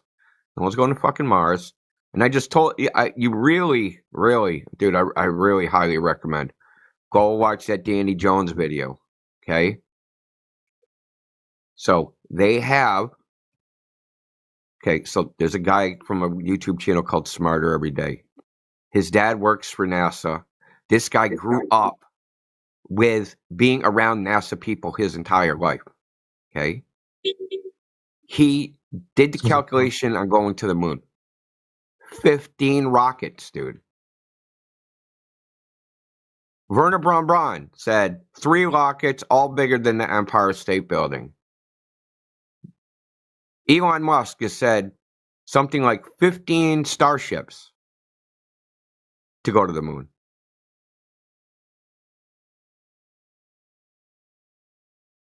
Oh, he deafened. Fantastic. Just talking to myself. We heard you. I had to mute that. Another guy tried to come in and run interference. I have a sneaking suspicion these are collaborators with Giga. That he's actually not alone. Yeah, I don't know. We've talked to him before. I can't really remember how it went. I just remember his name. Yeah. We'll see. Yeah, I'm sorry. I wasn't looking at the screen. I got confused when he started doing the religious argument. I thought that was the same guy. Usually I'm decent at distinguishing voices, but maybe I'm losing my touch. Could happen. Yeah. Like, I think it's the universal whininess of Gen Z. I think so. I seriously just thought that was the same person the whole time. Yeah, there's actually been studies about that. I don't know if you've seen that people's voices in general are becoming more robotic because they're so used to, like, one, listening to a bunch of robots talk to them, and two, like, training their voice, like if you're using voice to text, or I guess people talk to their robots in their house. Like, I don't talk to my robot, but I don't have a robot in the house to talk to, but, I know people do. But my point is, they've learned, you have to talk in a certain way for the robot to understand. So then they just are generally like becoming more robotic. There was an article and study about that. I'll see if I can find it. Yeah, it's been a couple years since I read that. I'll have to look for it. Actually, so yeah, I noticed people using that voice to text like 5 years ago. I'm like, people actually use that crap? Like, a lot of people use it. It's actually shocking. Like, some people only use that exclusively. All they do is talk to their phone. Like, I use it sometimes. Like, I don't mind using, like, yeah.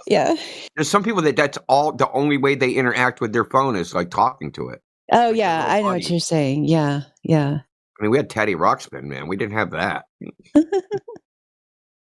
You could talk to your Teddy Ruxpin. You pretended to talk to you. I guess the phone pretends to talk to you.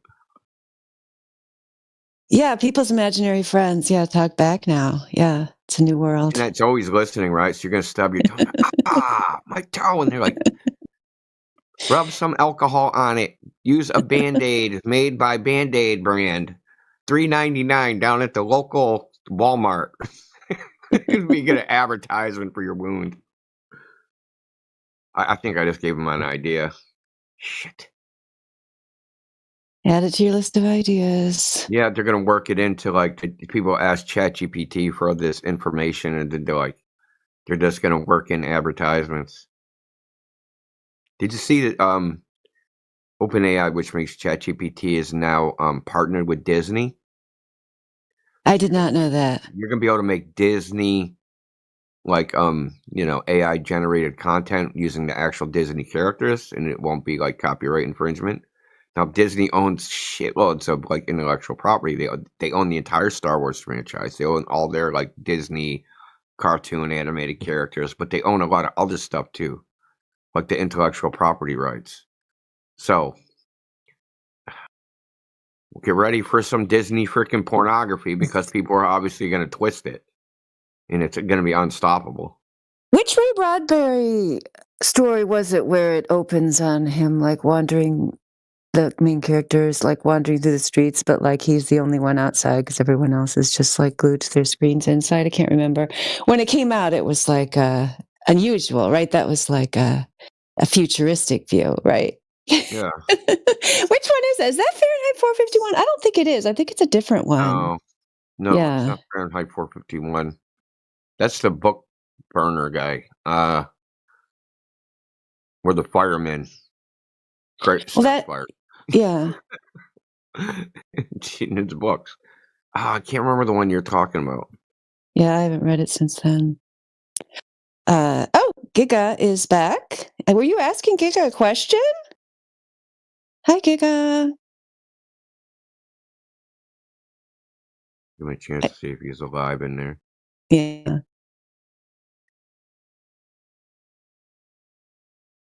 Is that an eagle on his I never understand PFP? the position of like Or is it a phoenix? I'll actually never know what the Earth is because the only way you can tell is to go to space.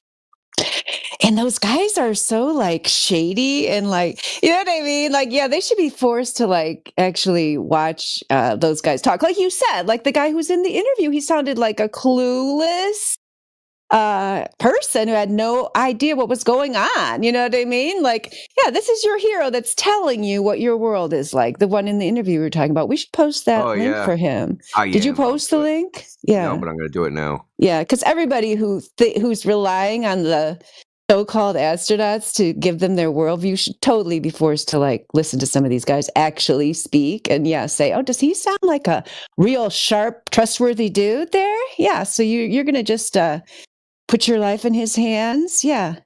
Let me know how that works out for you.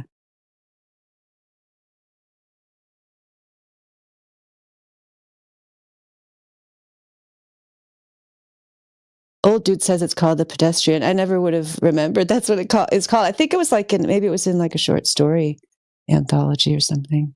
The Pedestrian, Ray Bradbury. Yeah, it was a short story, I'm pretty sure. Oh, yeah, this is it. Yeah, The Pedestrian. Thank you, old dude.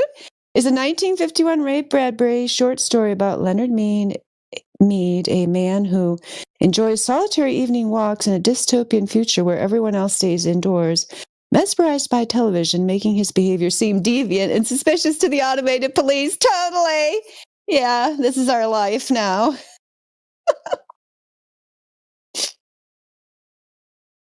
Thank you, old dude. So, Gig, I posted a link to that interview.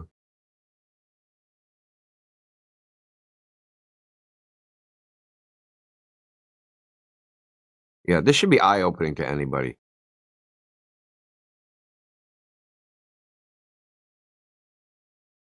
Just think about your own experience and like you've gone somewhere, like say a movie. Like, hey, dude, tell us what was it like going to the movie theater? And then you would tell the story like from your first person point of view about what you experienced. These guys never do that. Even if they talk about the experience, they'll say things like, they'll describe the experience as like, they'll say things like, Chris Happier used to do this all the time.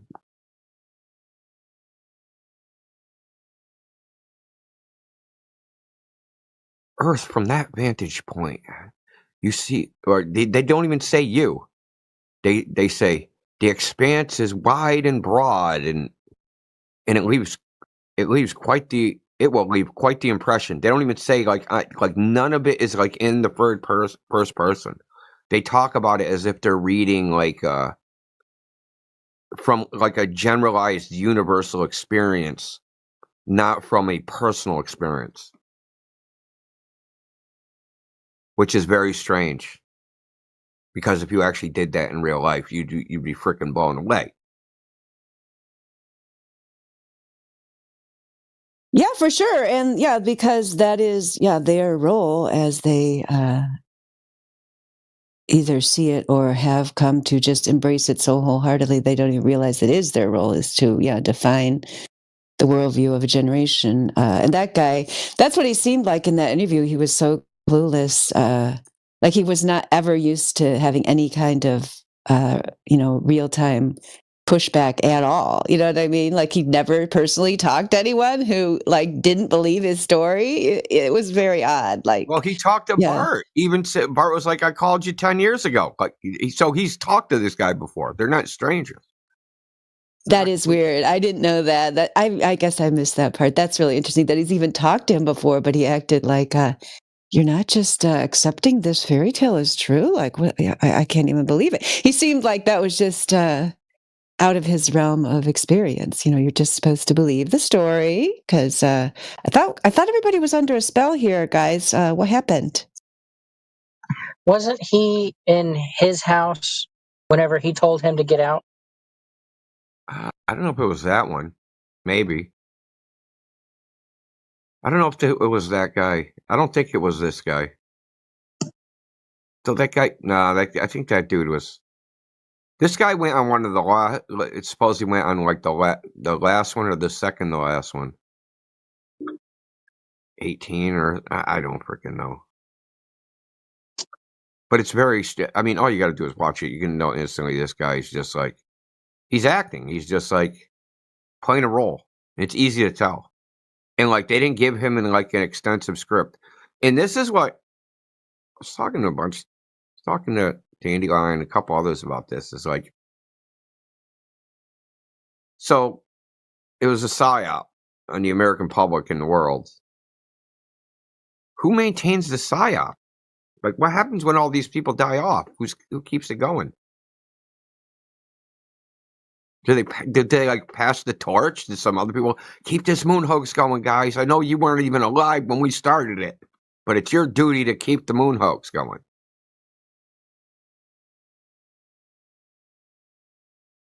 Well, I think that's why they have the. We'll go back next year. We'll go back 5 years. We'll move it to 10. Yeah, I think the moon landing was propaganda designed to scare the Soviets. Like, oh, if we can land a rocket on the moon, we can definitely land a nuclear weapon on you, I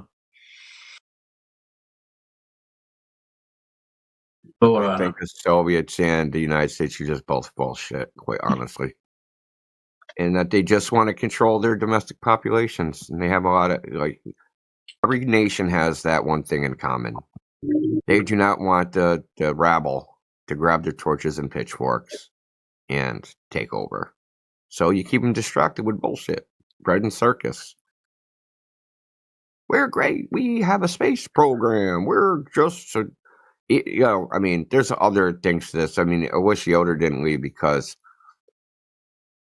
there's unclassified documents that says NASA, like when it was created, that the purpose was to create the impression that we were so technologically superior that no one would go against us. It was completely made as a psyop. That's where it started, as a psychological operation. In their founding documents. Yoder has them all. He's not in here right now, but I'm sure they're in our DMs. But I mean, that alone, that the documents have said that we're not actually doing anything. We're just making people think something. That's it. I'm joining. Breaking in, I gave Tactical Joy this stack of documents, Indio. He can post all the PDFs. Those aren't all the PDFs actually, but most of the PDFs I posted for him, so he can re-host them here. I gotta go though. I can listen. All right. Yeah, I've got one that's still wanting to load. 5918 is taking longer to load than the rest.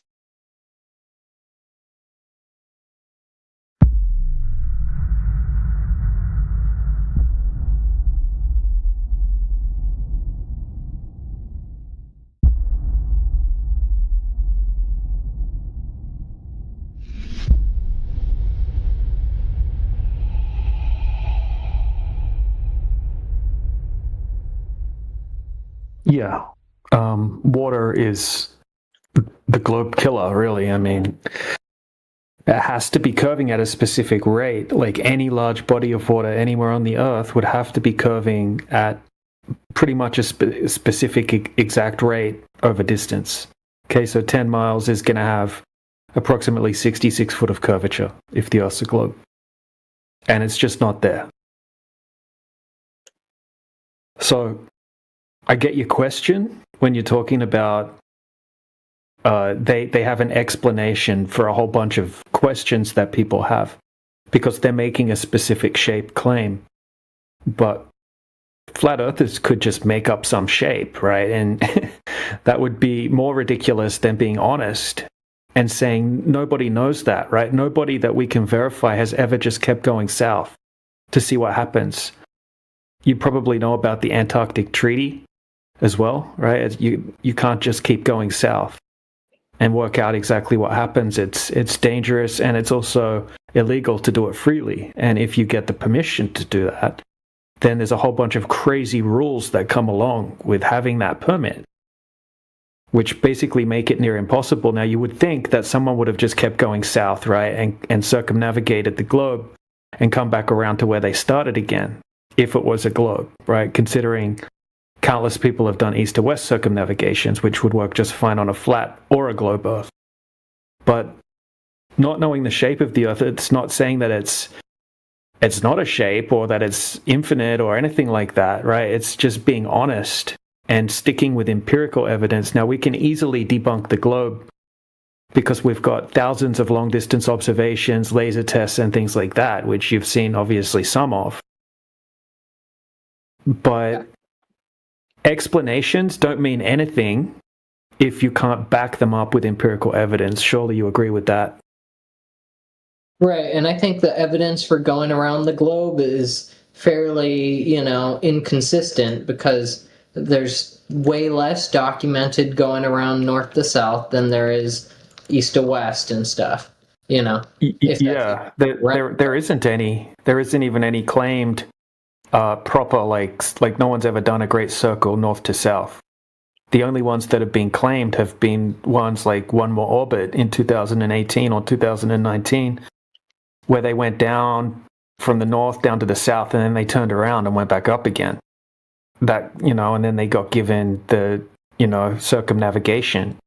If it was so doable, they would do it today, just since they have thousands of airplanes and stuff. They would just do it to prove it to flat earthers. Why don't they just do it to prove their point and end the argument? They don't do it probably because they can't. Yeah. That makes sense. Exactly. And also just, right, not being able to find any curvature. There's just so many long-distance observations that just completely destroy the globe. They're impossible on a globe, literally. And they don't have one observation throughout all of history that actually matches up, right, with the curvature of the Earth and says, oh, look, here's an observation over 20 miles. Here's the curvature. Here's the horizon where it should be, and so on. We've accounted for all of the weather conditions, blah, blah, blah. Here's consistent observations that match the globe. Like, there isn't one. Not that one would do the trick, right? They would obviously, it would need to be repeatable. Good point. Because I always think, sometimes there's flat Earth calculations of this building is this high and you can see it. Well, if the globe was true, anywhere you go on the globe with any building or any mountain or anything, you should be able to calculate if I'm, 200 miles away, I can only see the 20% at the top. Or if I'm 300 miles, only the 10% at the top. And they would just make photographs with these numbers, but there's like zero of them that I know of and stuff. It seems to show quite obviously that they can't do globe Earth math, even on this planet, which they say is the globe Earth. Yeah. So they do claim to know the shape of the Earth, right? And that's cool to have an answer, a response, an explanation, but it just falls on its head because the pre-requirements to have that globe aren't there, like Earth curvature. Experiment all the time and prove you can see something that's too far. Shouldn't a globe earther be able to do an experiment that says you see 50% at this distance, 75%? But there's zero examples of people posting that information on the internet. Yeah, exactly. That's because when you actually go out and test, which is what we encourage people to do, you either become a flat earther or you just kind of bury your head in the sand, or don't release the observation to the public because it didn't work out for the globe. Right. The only pictures of curvature are those that they present from outer space, allegedly. Yeah, I agree with that. I think that's true. It's always from a satellite. The planes and people on airplanes and mountains, they never see any curvature. No, they'll show you. Oh, go ahead. Sorry, ATG, I didn't mean to take over. No, you're right. Go ahead. They'll show you images of inferior mirages on a horizon and try to pass that off as Earth curvature. All the time. And we can prove that those are inferior mirages, which is what you'd expect to see on a flat Earth. Mm-hmm. Anything from boats to windmills to mountains to you name it. Yeah, mirages are everywhere, right? Pretty much. Yeah, I mean, think about it physically, geophysically. You're staring, you're gazing far with a very narrow angular field of view onto the horizon. How much information is packed into that very, very narrow angle? Let's say it's maybe 2 or 3 degrees. How much information is there? You could be staring tens of miles away, which means there are potentially, like thousands of feet squished into that very narrow angular size. What information about the Earth is happening within that narrow band? You've got a warm surface that's heating up air molecules, causing evaporation.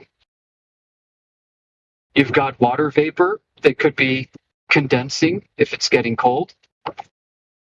You've got a gradient stack of temperature, potentially several thousand of feet high, that goes from, let's say 80 degrees at the surface to 40 degrees to the tip of the peak. All of that is being compressed into a tiny, narrow field of view. And all of that is affecting the path of light to your eye from that tiny, narrow, angular field of view. And the literature is quite clear on how this affects what we see. You've got a temperature inversion that is happening in a very small angular field of view. You're going to see all kinds of wacky things going on. Turbulence to start. Potentially multiple instances of total internal reflection depending on what you're looking at and your angular relationship to it. And all of this is contributing to what is ultimately an image that isn't true. And the very fact that you can see it is killing the globe. The very fact that they can't show you that this is Earth curvature is killing the globe. You know what nobody ever sees? A refracted horizon of a boat going over the curvature of the Earth.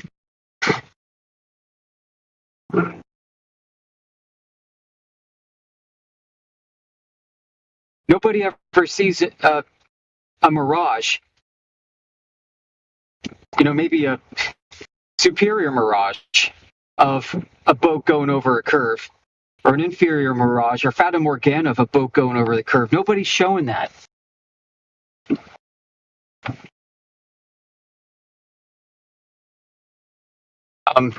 Within surveying literature, using theodolites to survey the Earth, they tell you, listen, these things aren't built to go measure distances, angular relationships on the horizon. The air is just too freaking chaotic to do anything useful with.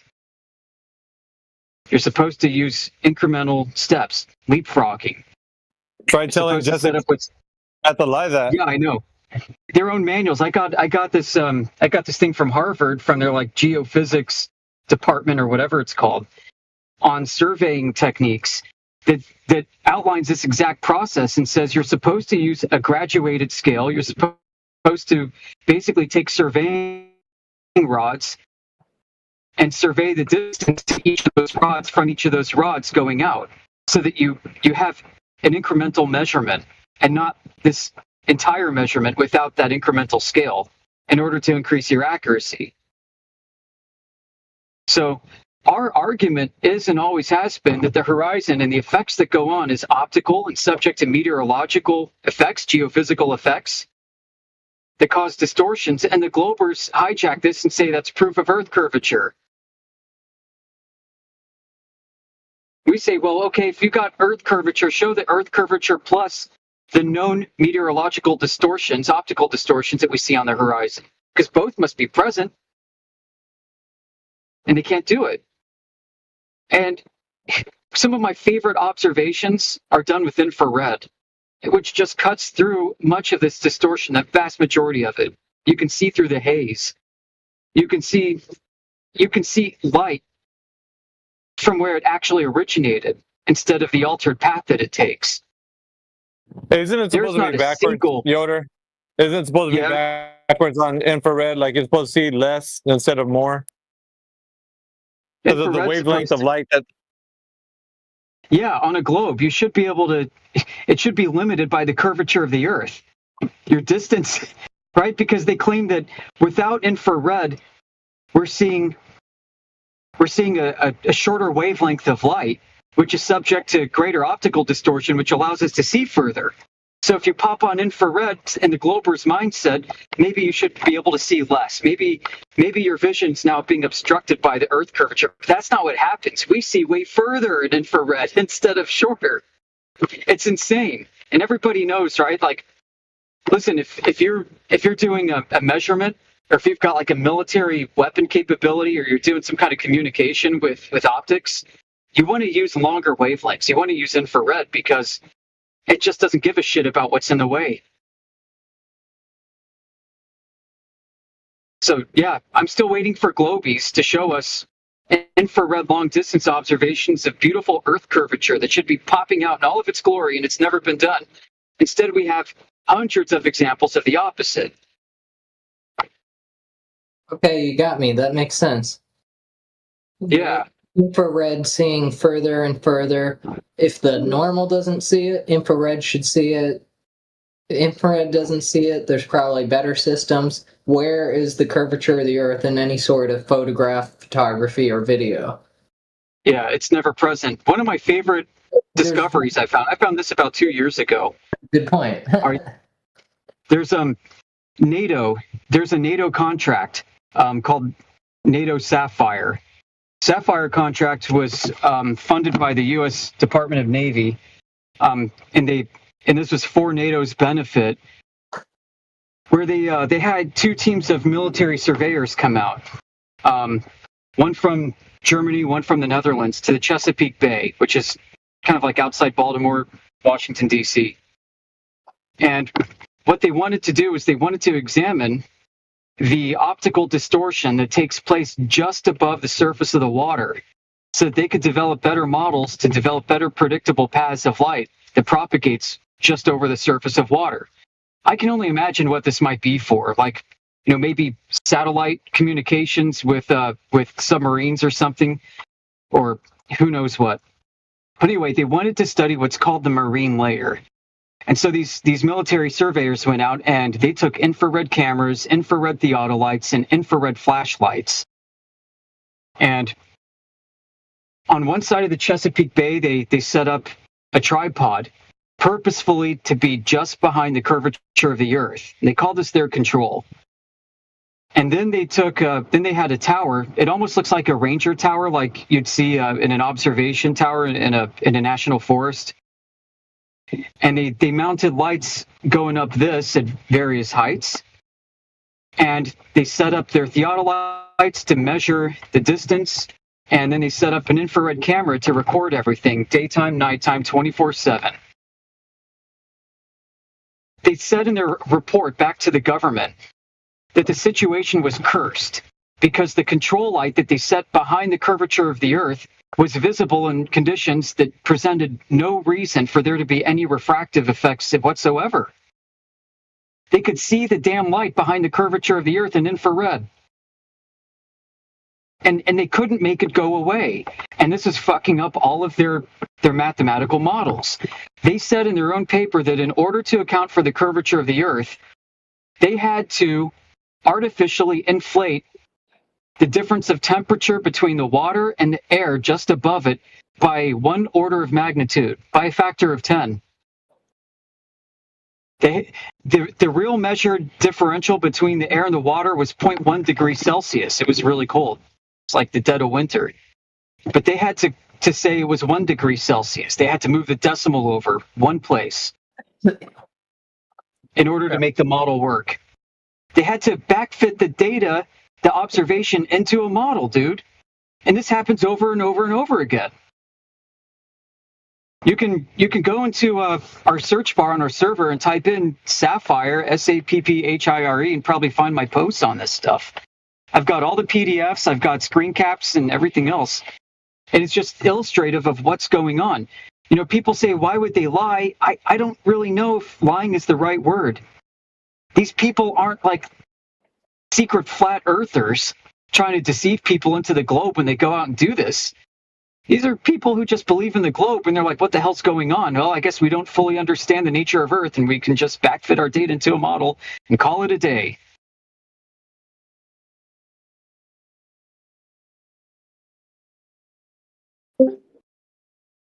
So, yep. Yeah, this is the problem, dude. It's almost worse. It's almost worse than a conspiracy theory. You know? What makes it almost worse is the fact that I think it's more of a black pill that the whole world has gone mad with this urban myth of the globe. You know, and to deny what's right before them in their very eyes in reality. I think that's worse than being controlled by a cabal and a back-filled, smoke-filled room. You're crossing me just a little bit because you say the whole world has gone mad with the urban myth of the globe. And yeah. I believe that, except for that, you know, the smartest people in all of science are involved in the lie. Are they smart because they're liars? What lie? Involved in the lie? What lie, dude? How could they all be mad at the lie of the shape of the Earth? I don't think it's a lie. That's what I keep trying to say. Like, well, like, I'm shift sorry. your thinking. I probably didn't say what I was trying to say just right.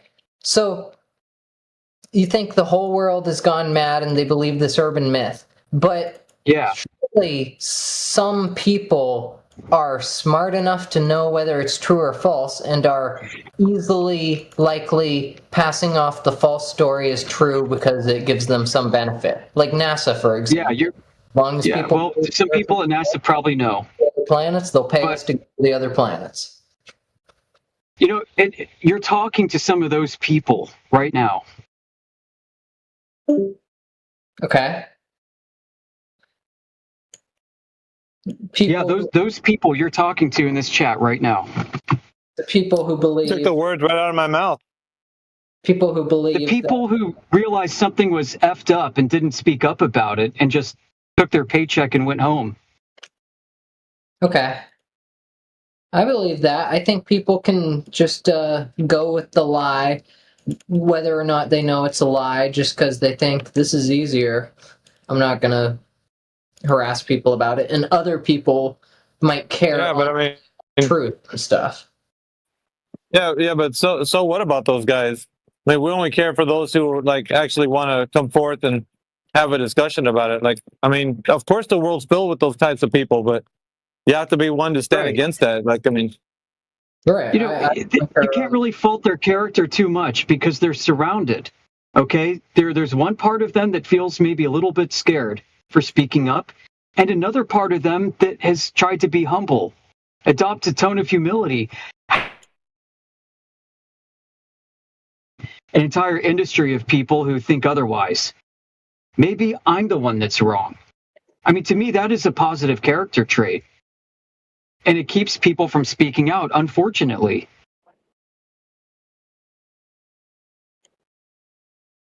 Mm-hmm. Right? Right. People don't want to speak out and, you know, be questioned about their beliefs and stuff when it's much, much easier just to pretend that you're like everybody else and believe what you believe. It's called a sunk cost fallacy. So everybody who's doing that, they can't turn back anymore. Like, there's a gentleman who comes in here every now and again. His name is Josh. I don't know if you heard of him or not, but he works with the Kuiper program on Amazon. And, he challenges what we say in here. But I think the reason why he likes coming back here is because he kind of does deep down inside know that what we're saying is true, because he's been challenged many times. He doesn't know how to prove to himself that, and to any of us, that the Earth is a globe, which is an extreme challenge for him because of where he works, so like, what else is there to do, like, in somebody in his position, other than just like kind of hope, that some breakthrough happens and, they come out with it and said that the Earth is flat or something. But other than that, like, he just, I don't know, keeps coming back in here, never really has much more other than what he's presented. And it's kind of sad, I think. It is sad. It is sad. And, people don't really understand what the open, unclassified history of NASA is all about. A lot of flat earthers you'll talk to and you'll hear from almost talk as if NASA's primary mission is to hide the flat Earth. And I don't think that's the case whatsoever. I think that is an outcome of what they're doing, but what they're doing is completely different. What they're meant to do is completely different. I think NASA is full of people who believe in the globe, and at the very top, there are people who know that they never succeeded in orbiting a satellite around the globe before. They don't know that the Earth is flat is the reason. And they're still trying to work on doing that today. In secret little projects, compartmentalized, they're still trying to figure the shit out. But they haven't done it in the way that they describe it. Figure out how to do it, or that they're going to eventually figure out that it's like impossible. Because people like us, we are not scientists, we are not mathematicians, not all of us, maybe some of us, but most of us aren't, and we find it unbelievable based on some stuff we read on the internet about the math or about the physics that says it'd be impossible to fly in space and stuff. If we lay people without, any schooling about, rockets and gravity can say it's obviously impossible, shouldn't people who learn a lot be able to tell it's impossible, or are they like tricked because they learned the wrong thing? Well, let me give you an example, okay? There was a symposium in the 80s, and this is absolutely relevant. A symposium given by a doctor, a professor of astrophysics, not really astrophysics. He's a professor of like a plasma physics, magnetophysics. Dr. Hannes Alfvén was his name. I think he comes from like Sweden or Switzerland or something like that. But he gave this conference called Double Layers in Astrophysics, and there's a PDF called Double Layers in Astrophysics that came out later that captures basically what they talked about. And it shows who, within this document, by the way, is a plasma model of Earth that's flat to simulate the plasmasphere, but that's another topic. He writes here and says this when he spoke to the audience. Dr. Azar, this is just some other guy, has studied how a number of the most used textbooks in astrophysics treat important concepts like double layers. This is the plasmasphere, right? Critical velocity, pinch effects, that has to do with magnetic field lines coming together, and circuits. He has found that students using these textbooks remain essentially ignorant of even the existence of these, in spite of the fact that some of these astrophysics students have all been well known, or all of these that all of these effects have been well known for half a century. Okay, so these astrophysics students come through schools, he says, and they don't understand the basics of like electrical and magnetophysics, magnetohydrodynamics. He writes further, the conclusion is that astrophysics as a field is too important to be left in the hands of the astrophysicists. The billion-dollar telescope data which space telescope data, right, must be treated by scientists who are familiar with laboratory and magnetospheric physics and circuit theory, and of course with modern plasma theory. At least by volume, the universe consists of more than 99% of plasma, and electromagnetic forces are 10 to the 39th power times stronger than gravitation. He's addressing NASA people right now, telling them that your self-orbiting gravitational satellite bullshit is all a fraud. Yeah, it is. Why do people fall for that at all? But you know, smart ass people in schools, do the schools teach them to lie, to have the fake version in their heads? Or are people who graduate school really not that smart and just fucking fall for this shit and believe, you know, what the mainstream is putting in their heads for reason of lying about the earth? Yeah, it's idealistic. These are idealistic constructs, man. They're mathematical constructs. They don't have no coherence in the physical world. So like that's what Yoder is saying. He's like, basically, if this guy was actually talking to the folks that would realize that, you know, what they're looking into with gravity and that is not real, then they would apply I don't know, like how does that even go about, Yoder, that he even proposed that to them and they denied the fact that it had any merit? Like, I don't get that. Like, why would they? What I've seen is this. Like, you go through school, maybe you take like AP chemistry, AP physics in high school. And if you're lucky and want it badly enough, maybe you get into physics in college and take first, you know, like freshman or sophomore courses. What you begin to find out is things start to get really weird and confusing. If you are smart and paying attention, you're going to be bothered by the fact that there are multiple definitions of mass that aren't very clear, that conflict with each other. There are multiple definitions of gravity that conflict with each other and aren't very clear. You move from wanting to learn and critically examine what you're thinking into a mindset of trying to memorize formulas and pass frickin' tests to get through it. And you accept potentially with humility on your part that you don't really understand this stuff. You feel maybe inadequate next to your peers who pretend to. And if you're lucky, you come out of these programs on the back end with a degree. Potentially you move into engineering where things are more practical and more hands-on, and you don't have to revisit these concepts in such a way ever again. That you move more into the applied part of it, and everything starts to make sense a bit better again. But some people stay within that abstraction of physics and maybe become like astronomers and shit. Yeah, that doesn't sound efficient at all, man. But a lot of people get frustrated and they quit. They wipe out. They're like, maybe I'm just too dumb to understand what the hell mass is. Yeah. You know, how come I read in some formulas, it looks like gas molecules are affected by gravity, and in other formulas, it appears that they aren't.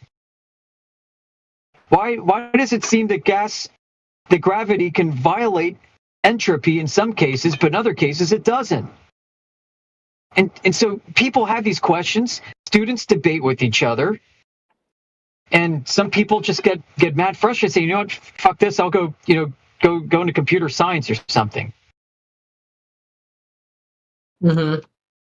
So how many good potential physicists and engineers have been turned away by what this has become? Yeah, they are almost like people who say, you know, oh, I'll never commit any sins. I'll be a good son or daughter, mother or father, because, sorry to be creepy or weird, but, you know, people who just fucking follow the Bible, or not follow the Bible, but they're just gonna lie and say whatever it takes to appease whoever might, you know, take away their privilege to go out that night, or graduate, or get dinner or food. I don't know. You know what I'm saying? I know what you mean. Let me read to you two passages, and then I gotta go. I'm already a bit late. Two passages from National Security Council Memo 5814. This was in 1958. It was one of the founding documents for NASA. The scope of this policy. This policy is concerned with U.S. interests in scientific, civil, military, and political activities related to outer space. It deals with sounding rockets, Earth satellites, and other space vehicles, their relationship to the exploration and use of outer space, and their political and psychological significance. Next paragraph goes on. Outer space presents a new and imposing challenge. Although the full potentialities and significance of outer space remain largely to be explored, it is already clear that there are important scientific, civil, military, and political implications for national security, including the psychological impact of outer space activities, which is of broad significance and national prestige. You think it stops there? There's another section that I want to pull up. Further down, there's actually a paragraph titled Psychological Exploitation. The last sentence of this reads, in the near future, while the USSR has superior capability in space technology, judiciously select projects for implementation which, while having scientific or military value, are designed to achieve a favorable worldwide psychological impact.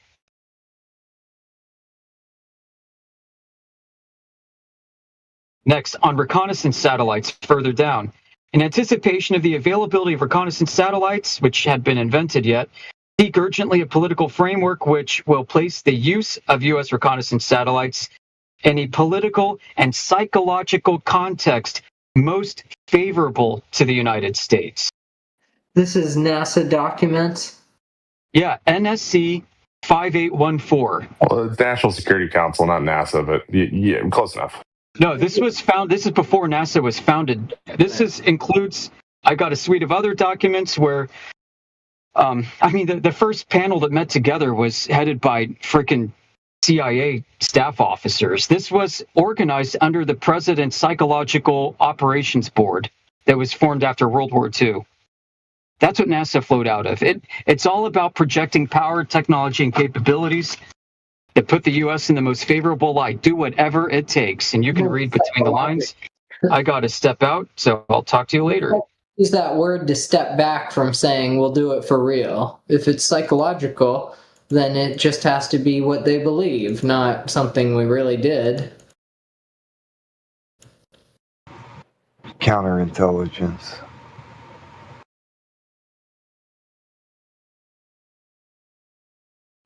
Stay blessed, Yoder. We'll see you around, man. Later, Yoder.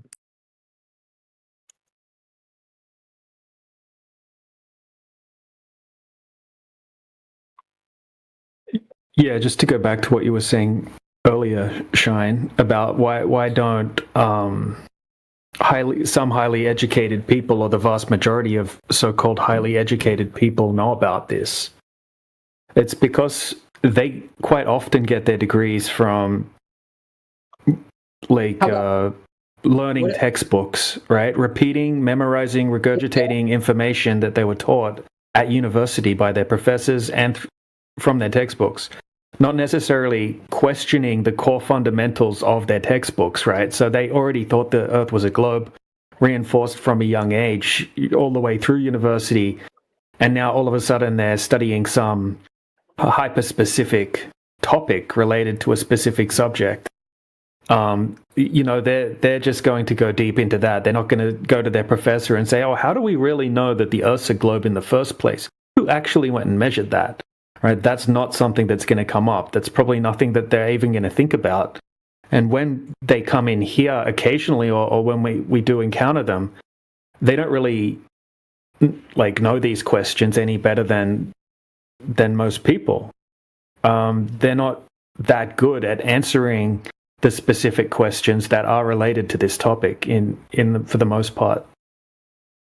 Sometimes they'll be more honest in admitting what they do and they don't know as well, and what scientists do and don't know. Whereas someone that's less educated might think that certain things that haven't been scientifically proven actually have been, right? And they'll argue that to the death, even though a mainstream scientist will actually say, well, this is the best we can come up with. We don't actually know for sure, but this is where we're at, right? This is our current understanding of this. Yeah. I agree. What do you think is the significance of all that? Do you think that, like, what do we have to trust? If we can't really trust our schools to be making people smarter and stuff, who do we go to? What do we do? I mean, like... No, that's too broad, though. I don't think anybody's saying that. That's a bit much. We're saying that the information concerning the Earth being a globe. So when you say that was a bit too broad for it to be like a general statement, like why, trusting school, like reading, writing, and arithmetic, that's like important information that you need to learn while you're going through school. Language skills, that sort of stuff. Or whatever, because I liked, elementary school subjects that felt useful and like they contributed to my knowledge, and stuff beyond that mostly just felt like, oh, it's like a very specific fact that only some people know. Oh, it helps you in this, but not in that. And it just felt kind of like, man, these things are a waste to teach people in school because it's not even that helpful. Everything I learned earlier on, I've used my whole life long. Stuff in college and stuff, it's, interesting knowledge. Some of it's specific and helpful, but it's not like stuff I use every day, unlike stuff I learned very early in my life. Math, history, language. Stuff in college was more like philosophy, history, technical style. And just nobody seems to care about it unless they studied the exact same stuff that you studied in college. Most people don't even care. It's like the most useless knowledge in the world. Anyway. Well, yeah, it gives a person a more broad understanding of the world around them, isn't it? So it's not just specifically those things that I mentioned earlier, but like the ones you mentioned. That's helpful in creating a person's character. Because you know a little bit of history, you know who you are, like in this country that you live in, or supposedly, right? Because everything that we hear about, we at least have to know things about our world. So that's what it's doing. It's helping us understand who we are, building our character. So education is not a bad thing. It's certain things about it that are bad, right? So that's what we would say. So in and of itself, in a general case, I mean, obviously you want somebody to be more learned than not, right? Everybody should advocate for that. Anyway, I don't like the whole, don't send your kids to school because the school is the devil, and that whole thing. It doesn't jive with me well. Where do you live?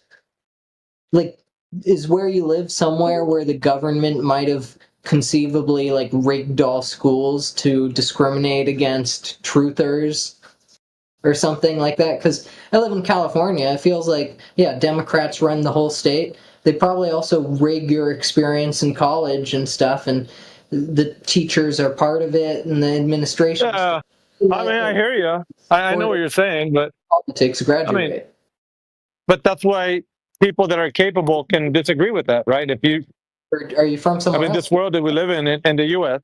University, if it wasn't just California's universities. Yeah, one thing we shall say, though, is that there should be a robust environment to have a disagreement with somebody and not just all be one-sided one way or the other, right? That's not what we want. Yeah, I also agree. But I don't think college let me do that.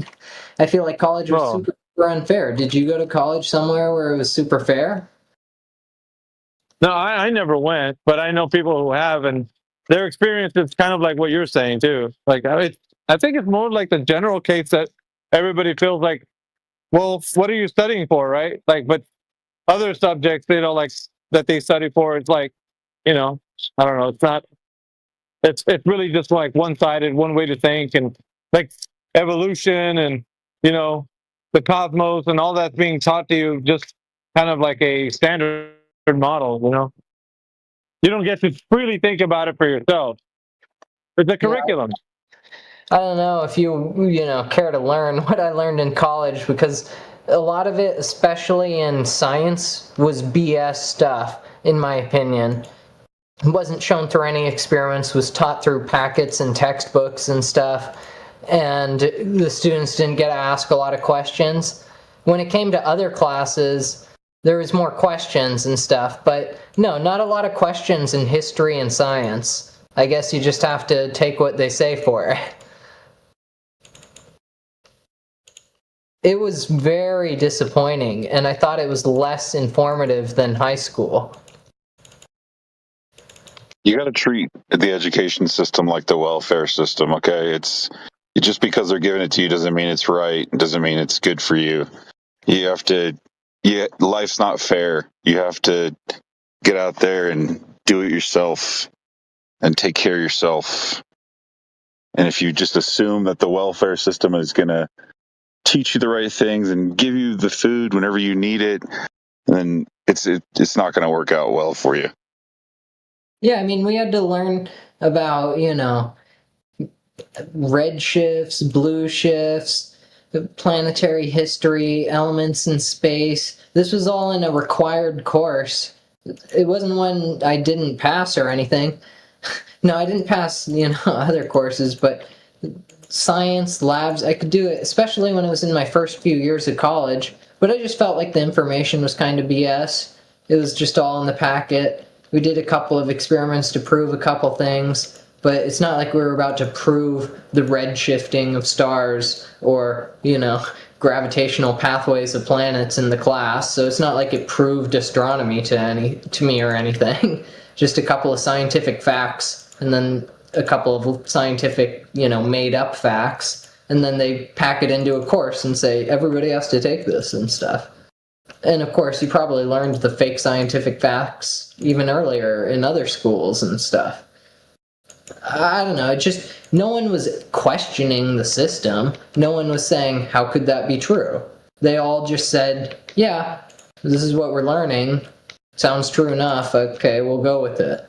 But in specific classes on specific subjects, people did sort of question the information and say, is this really right? Is this the best way? What if my own interpretation is better?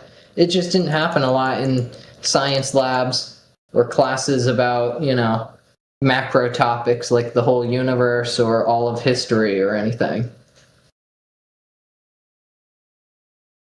I don't know. It was disappointing, and for many, many reasons. But one of those was, I've always had stuff to say about everything.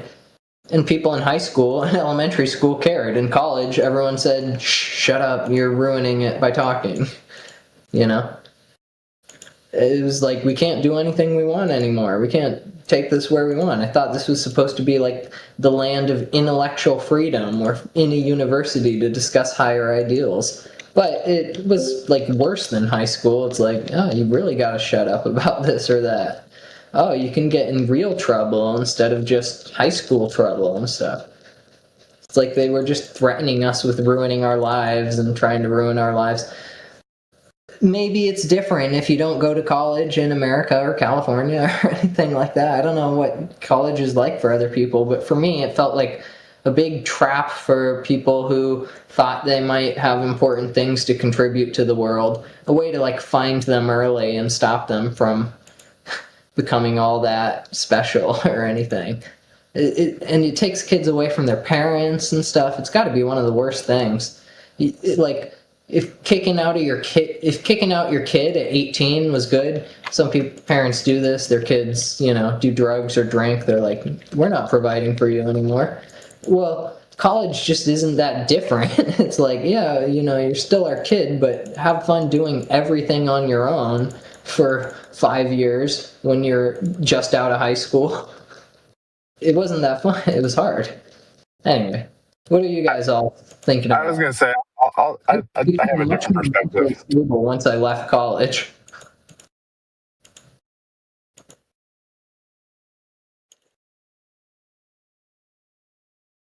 Do you think it's unfair because they want people to lie about space and stuff? Do you think it's unfair because they don't accept questions? I mean, look, YouTube and stuff doesn't accept questions. I've been trying to get them to tell the truth about space and stuff, but the way the videos are, it's never telling the truth. Yeah, that word truth. Yeah, you're going to find out that it means something very different to a lot of people. So to you, it might mean, why don't they just come out and tell people how like it is? To them, it's like they want to tell you about the narrative, and that's truth to them. So, that word, for everybody that's using it has a different connotation. It shouldn't have a different connotation, but it does. But what were you going to say, Josh? You were going to tell us about your experience in college? No, I'm just saying I really enjoyed school, and I found that it was there was definitely tons of opportunities to ask questions and debate with the professors. But I'm also pretty biased. I did 8 years of college, so. You like school? What was younger school like? Was it the same? Because for me, it was a downgrade from high school to college. But I also went to the second best aerospace engineering college in the country. So sorry, what? Was your elementary school and high school better or worse than your college? You sound like you had a good time in college. You see, I think I had the opposite. I think where I was, college was the thing that was mostly rigged and stuff. And elementary school is and high school where you got to speak your real mind. And then after that, it was like, the whole culture is just trying to identify individuals who might be hostile to liberalization politics here. Yeah, I was going to say, I took tech policy courses where it was all Socratic seminar, like it wasn't even a lecture. It was just, hey, you need to be prepared on this topic, and we're going to just discuss and debate opinions on the role of the federal government in basic research and development funding, and why is the budget of NASA the way it is? How do we quantify the economic and societal benefits? You guys talk about that? Oh yeah, 100%. Well, can you enlighten me on that topic? What was the discussion that you remember? Anything about it? Specifically NASA or the role of federal government? Yeah, well, NASA and their funding, their useful, their money. What were you guys thinking of? I mean, on one hand, it's a jobs program. On the other hand, sorry, I'm trying to wolf down my breakfast. On the other hand, it's a lot of basic R&D and patents and inventions come out of NASA. So it's it's an economic multiplier, Velcro, memory foam. There's a ton of material science benefits that come out of NASA funding. So it's the combination between those two make up the vast majority of the economic. Yeah, was that done by engineers in space flight? Stuff that Yoder was talking about. You lagged there for a bit, so I jumped in by accident. No, you're good. Most of their funding, was it done to fund those products that were made by, you said, engineers, right? Yeah. So it's NASA. All that stuff. So there's the Science Mission Directorate. There's the Space Technology Mission Directorate. The way it's organized is everybody, they have their own missions. They do a bunch of ground testing and figure out if the payload works, and then they work with the astrophysicists to figure out what type of science they want to do, what questions they want to go answer. Hey, Josh. No, I mean the products that were made, the ones that you just discussed, foam and all that stuff. Was that useful? Was that useful? Right. Was that made because they went to space, or has anything to do with that, or correct? Was it just something that they really? Go ahead. So there's an office within NASA called the Technology Transfer Program, so basically it's anything that's federally funded. If they come up with something that could be useful in industry or commercially, there's a whole program where you're able to transfer the IP over to the public or to the inventor who was a civil servant at the time. They let you keep your patents, etc. But yeah, no, Velcro was made to stick stuff to the walls of the space station without it floating away. It was invented for the ISS. Really? Who was the inventor of it? I have absolutely no clue. But the patent is held by I think it's public domain at this point, but The original patent was held by a NASA employee. I mean, you could use Velcro like on a hunting backpack whenever you're hiking up a mountain to hold your water flask to your backpack. Why is it only designed for the ISS? It doesn't make Originally sense. designed, like it didn't exist before that, right? Like Velcro didn't exist prior to it being invented. Like the concept of having a bunch of little plastic hooks on one side and like fibers on the other. Like it was, I can dig into it later today if you'd like, but it didn't exist prior to it being invented at NASA. Oh, okay.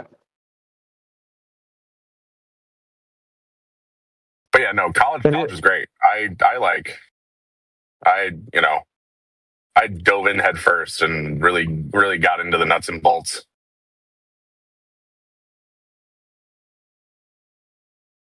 Should have been a professor. Nah, fuck that. I don't get paid enough for that shit. Yeah, but you're not doing it for the pay, dude. You're doing it for, the satisfaction of teaching younger generations. I was going to say, like, if money was no object, like people ask me, like, if you won the lottery, what would you do? I would definitely be like a high school physics teacher. That would be my jam. But no, you have to get a doctorate to get to be a professor at most places, or unless more than an adjunct. But so I have the ability to adjunct at Georgetown and GW here in DC. So I'll go in and guest lecture once or twice a semester for different classes. But no, if I was going to teach a full class, it would either be, I don't know, when I'm empty nesting, the kids are out of the house. At some point, yes. I just don't have the patience to go get a doctorate.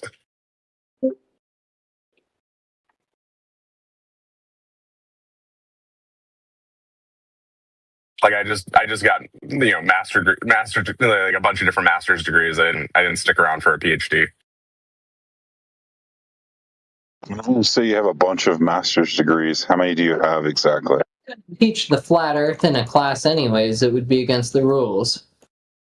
No, that's not true. We talk about reference frames and projections, and we talk a lot about it. We took there's a class in undergrad at Georgia Tech called Spaceflight Operations, where we covered a lot of that type of stuff about how you get from the model to what you observe on the ground. They wouldn't let you say flat Earth or talk about flat Earth at all if you had a class. No, I disagree with that. We fundamentally have those conversations. How does it end whenever you're trying to find the curvature, by measuring the ocean? Like, how do those arguments end? From a human perspective, it's flat. I concede that point. But so no, it's three degrees to answer your question. Okay, nice. But how could it be from a human perspective? Like, is there another perspective that it eventually becomes a ball? We're too small. From the astronaut perspective. You gotta take a step back from the painting. Oh, so you just have to go higher. So you can't see the curve from sea level, but you can see it whenever you go up in a weather balloon. No, further than that. Y'all keep asking for the exact height. I really should actually do that research, but it's. Yeah, you should. Elon Musk, or not Elon Musk. Nope. Hey, so go ahead, Ben.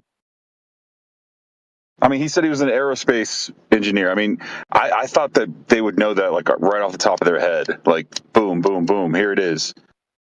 Whoopsie. No, because focusing on the curvature of the Earth is, step 2, right? And we spend most of our time working on, like, step 8. We can pass their class, but they can't. Oh, Josh. Go on now, you.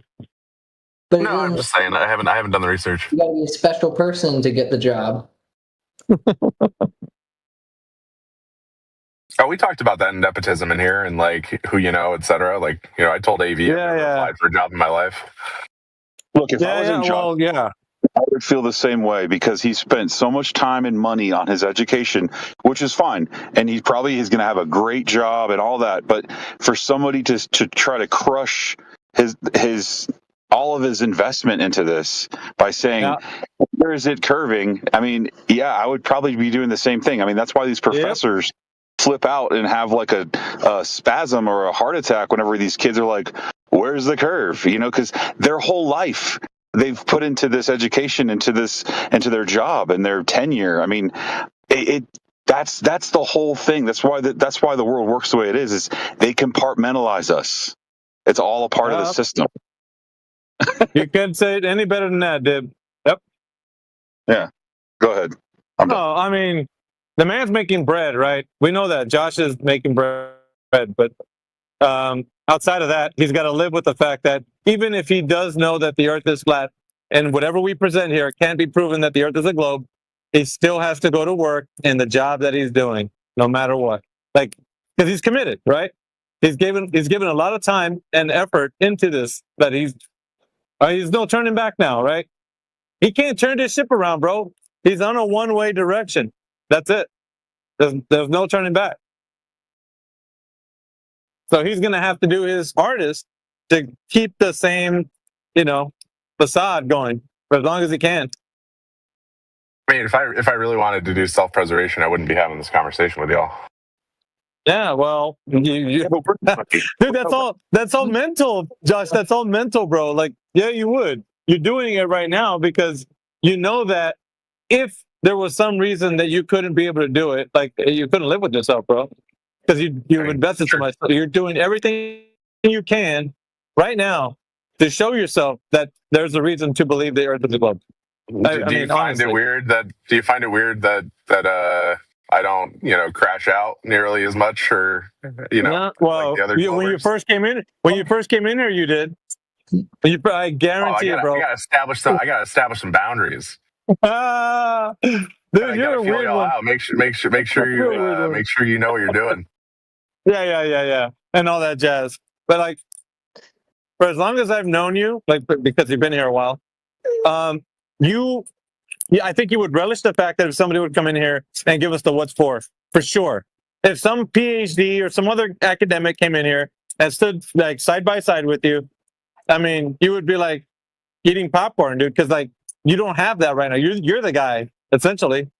Like, and we're asking the group is like, is there any other satellite engineers in the room except for Phil Bellum? Because that guy's he don't know what he's saying.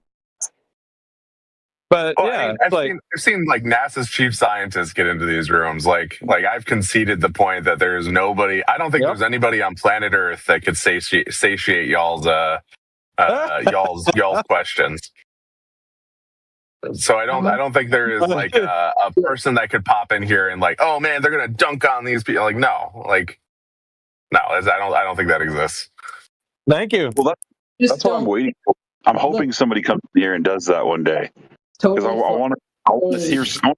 I know all the evidence, and we know all the same shit they say every time. But I want to hear some new shit. Where's the new shit at? Corrupt everybody and make them argue the opposite. The new shit is you can measure the height of the building by dropping a barometer off of it. Oh yeah, that was like last week though, bro. What's new this week? How about this guy saying that he's this teacher and scientist and that it's all fine if the Earth is, a globe, and I don't know, he shouldn't even be in this discussion room. He's against the flat Earth. He doesn't believe it. I'm against the flat Earth. I'm not against flat earthers. Shove it in. Yeah, he's fine. He could stay in here. I think the reason why we like to have him in here is people need to see what people like him talk about. And he doesn't bother me unless he bothers you. And we don't push people out because they don't believe in flat Earth. That's not what we do. Yeah. So, Josh, you don't think if someone came in here... You got to be able to know it's true. What's up, India? So, Josh, you don't think that if someone came in here with actual, measurements of curvature that we'd be satisfied with that? Think we would just go, nah. No, you said you don't think we'd be satisfied by anybody, but what if they I don't think so. Really? Why not? Yeah. Well, I think the goalposts are on ice skates. Well, Well, the question is, why has nobody?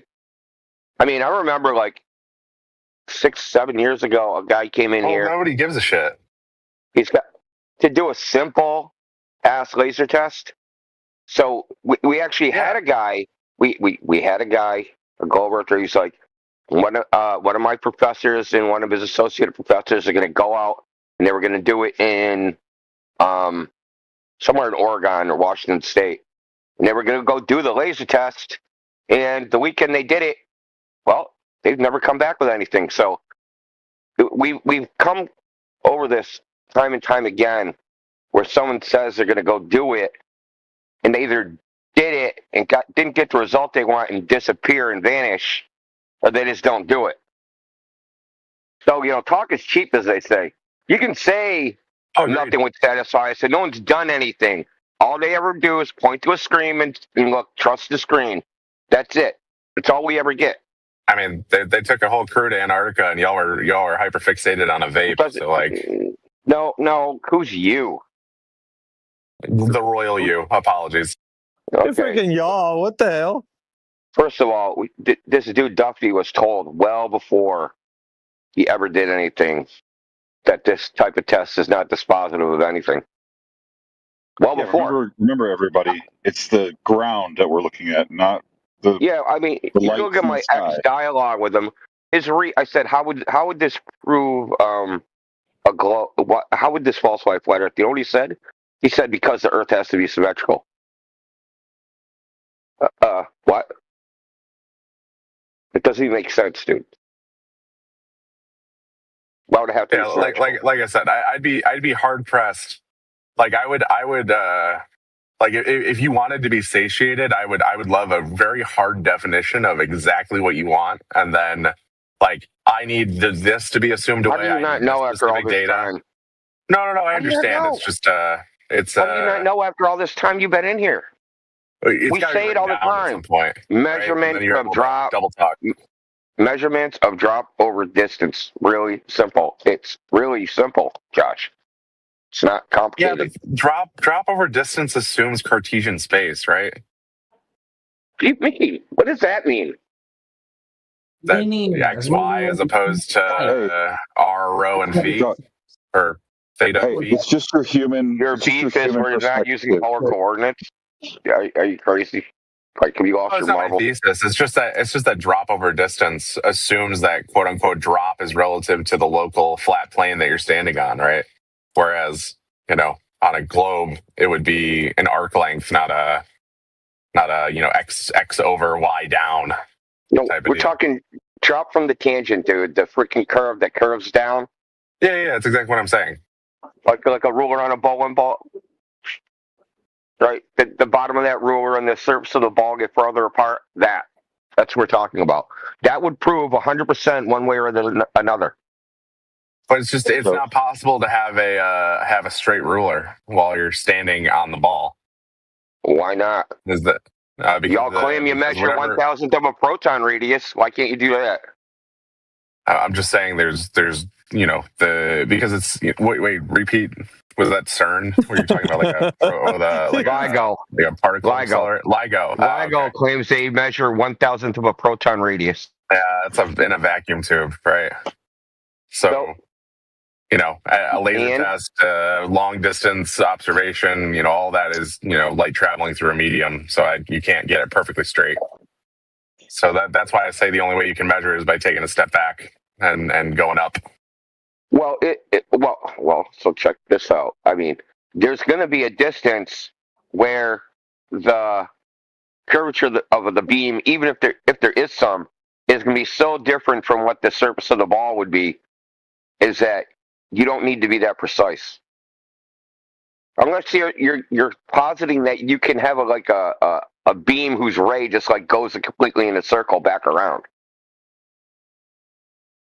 No, because then you'd have to understand the conditions of the medium on every step along the length of the beam, right? So I don't. Yeah. Yeah. So you're trying to make it impossible, unfalsifiable nonsense. Oh, I'm just saying I don't think it's measurable from the surface. The globe is copium. Now, curve. Indio.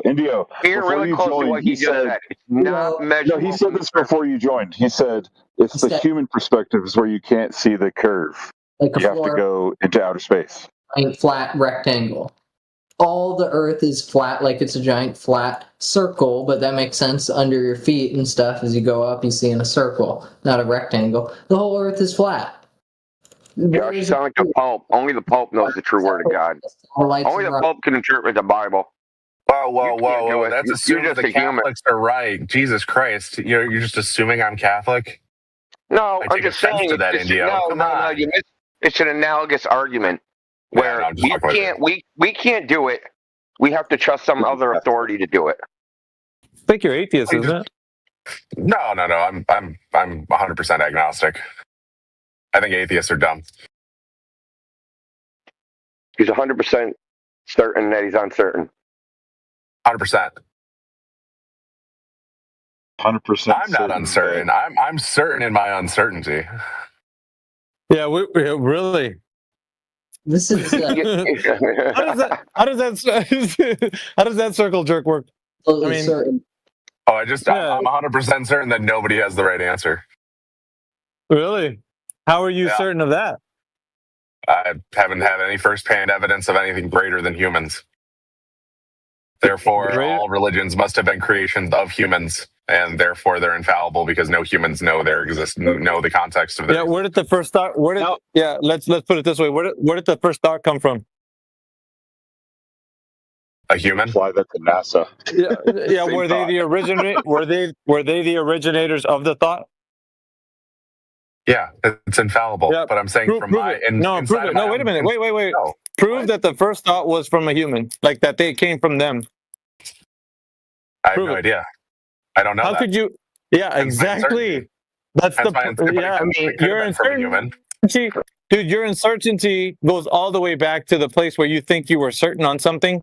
You're going to be uncertain. There's no way you can derive certainty from the uncertainty that you're telling us that you believe in. I disagree. Well, you can disagree all you like, but it's just true. So if you're saying that you're certain that everything, the first thought came from a human or didn't come from a human. So here's the thing, though. You think that things that are thoughts, you can actually say that you're uncertain. You're 100% sure about your uncertainty. You can't be 100% sure in a realm of being uncertain. It's just like a snake eating its own tail.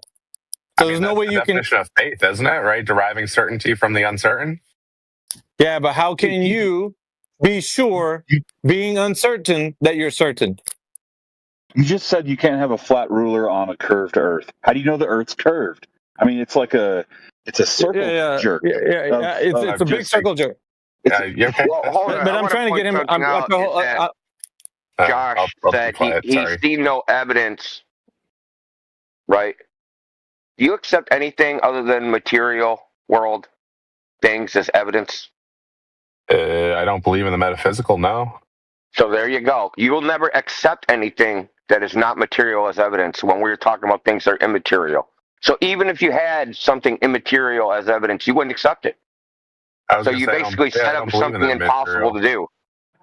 If there is a God, something impossible. If there is a God, they are material. Well, says who? That's just my perspective. Yeah, your perspective, and how do you know you're right? I don't know I'm right. So then Josh, you're uncertain. You can never be certain about your uncertainty, ever. Okay. Are there things that exist, Josh, which are not material? Or the only things that exist in the world are material? I mean, that could be true. But I'm just okay, cool. I haven't seen anything. I haven't seen any proof of any claim that makes me think, okay, yeah, that's right. There's things that exist which are not material, which are absolutely true, and this is easy to prove.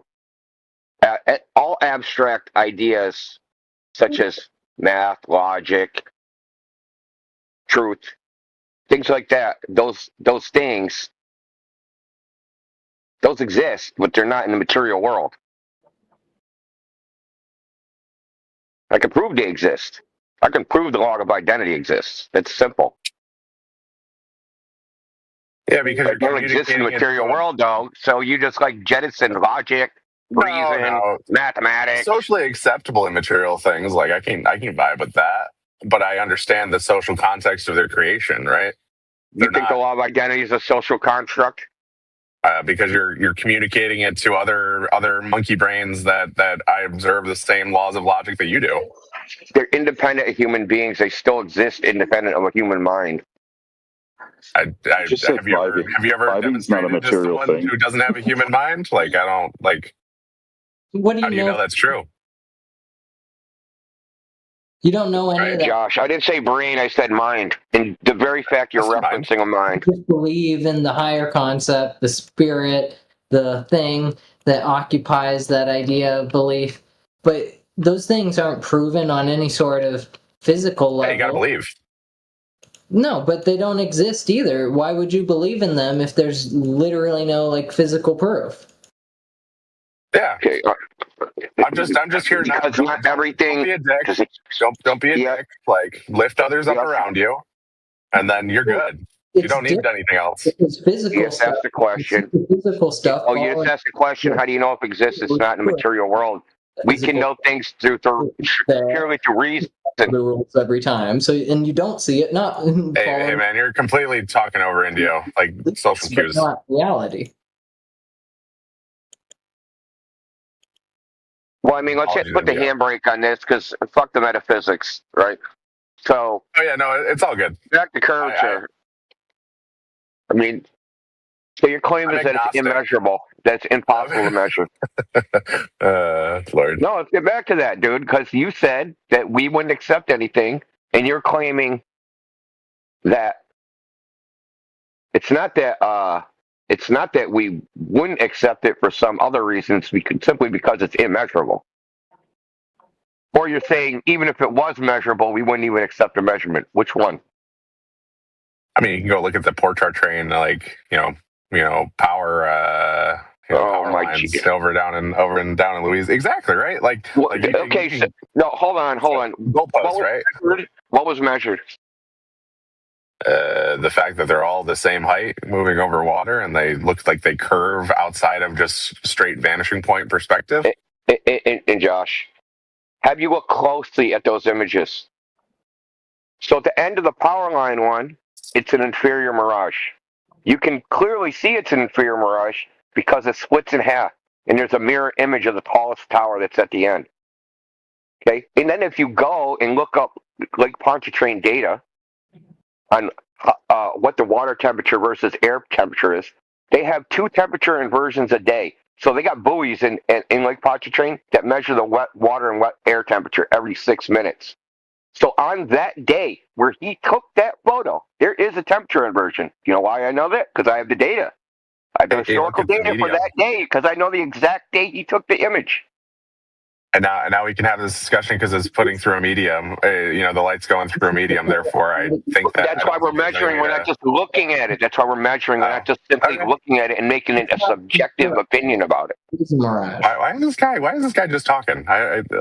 Dude. Oh, I'm sorry, I'm interrupting. It's just the photograph you chose to use to describe your example is an easily provable fake. Dude, that's great. That's great, but don't interrupt. Just water mirage bends the light into nothing. It's a real photograph. Okay, it's not a fake. Okay, it's a real photograph. Curve that much in like 1 mile. Shine. Can you put yourself on mute, please? Okay.